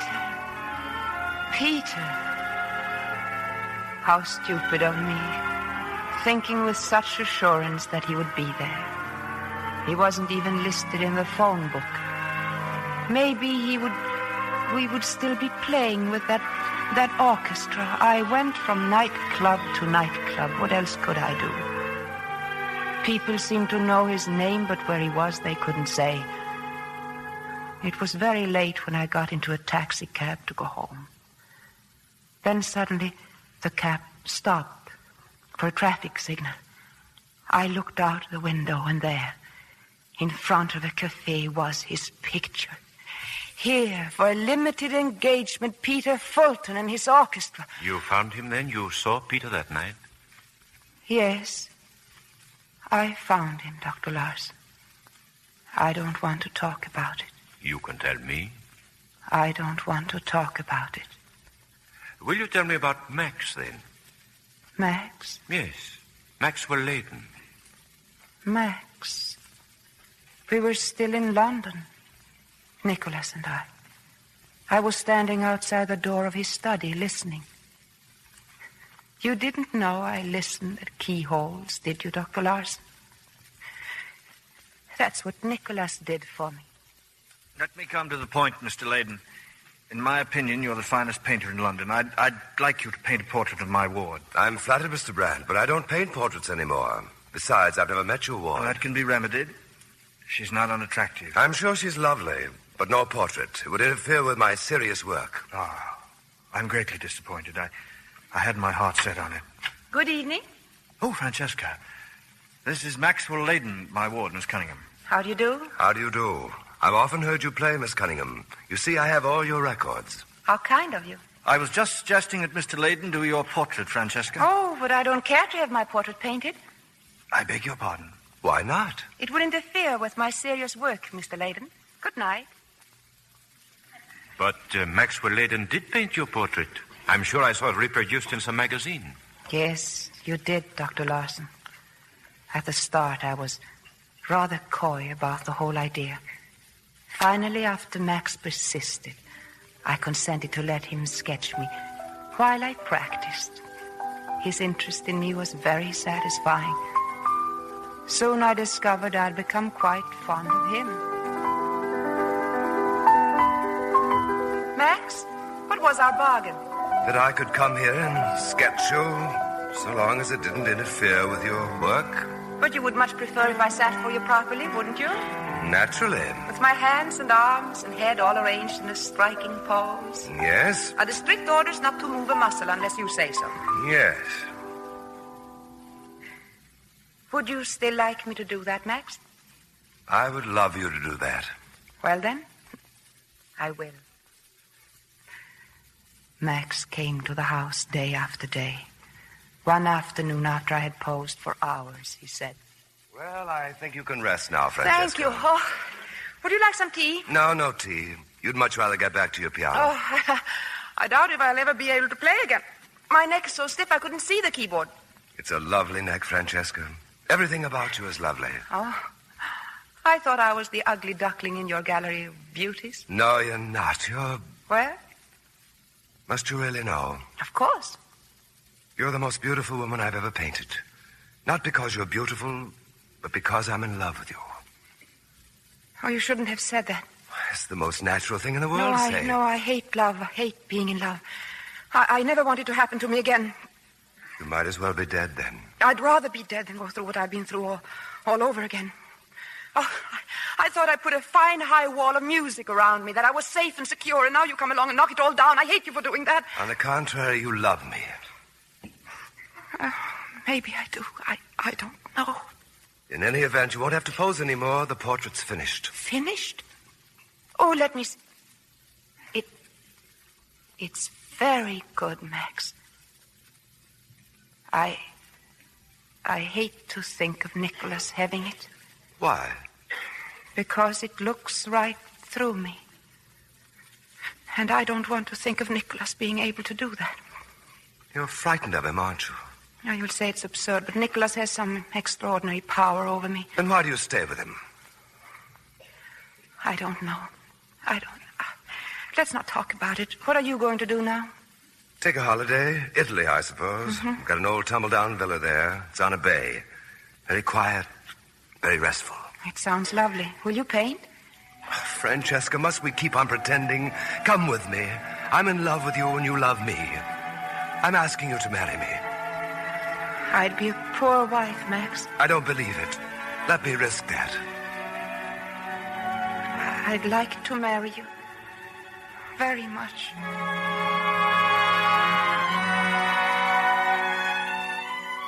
So, for the second time, Francesca, you went to Nicholas? You told him you were going to be married? Yes, Dr. Larson. But how can you think of such a thing? I won't listen to another word. I don't care if you listen or not, Nicholas. I don't care what you say or what you do. Francesca! It's no use.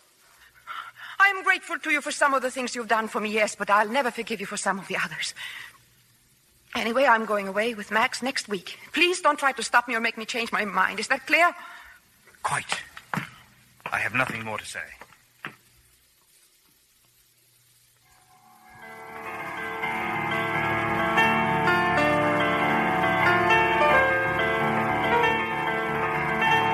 What is it, Nicholas? Your bags are packed. You're leaving soon? With him? Yes? Stop playing honest, don't. No, I don't want to listen. Francesca, I haven't deserved this of you. I've given you everything I have, my love and sympathy. My life hasn't been a happy one. You are the one beautiful thing that has come into it. Please listen, Francesca. Please stop playing. You're a great artist. You're my life's work, and now you want to throw it all away. Listen to me. You'll do as I say. And I demand you give this man up, Francesca. This happened once before, remember. You didn't love that boy, and you don't love Leighton, and I'll tell you why. You belong to me. We must always be together. Promise you'll stay with me always. Promise me. I'm leaving this house tonight. Very well, if that's the way you want it. Very well. But if you won't play for me, you'll never play for anyone else ever again.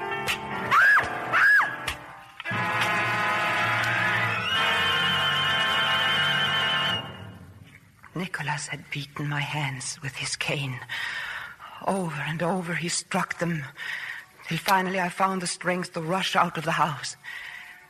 Max had just driven up. I got in his car.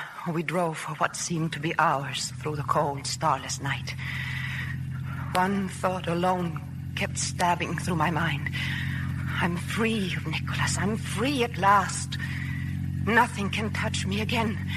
Nothing. And then, suddenly in the road, there was a man on a bicycle. We were going too fast. All Max could do was swing over into the ditch.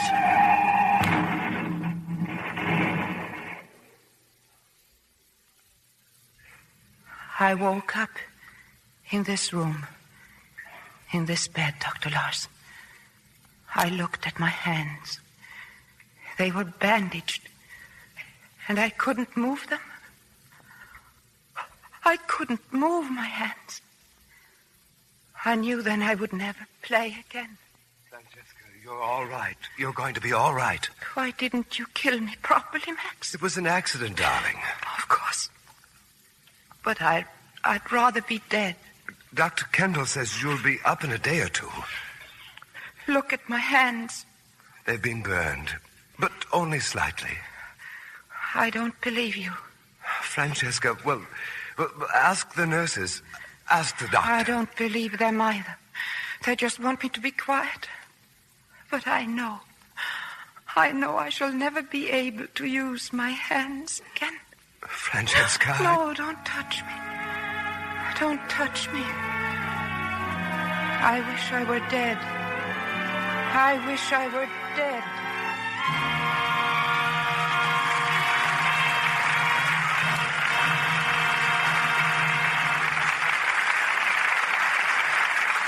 We pause now for station identification. This is CBS, the Columbia Broadcasting System.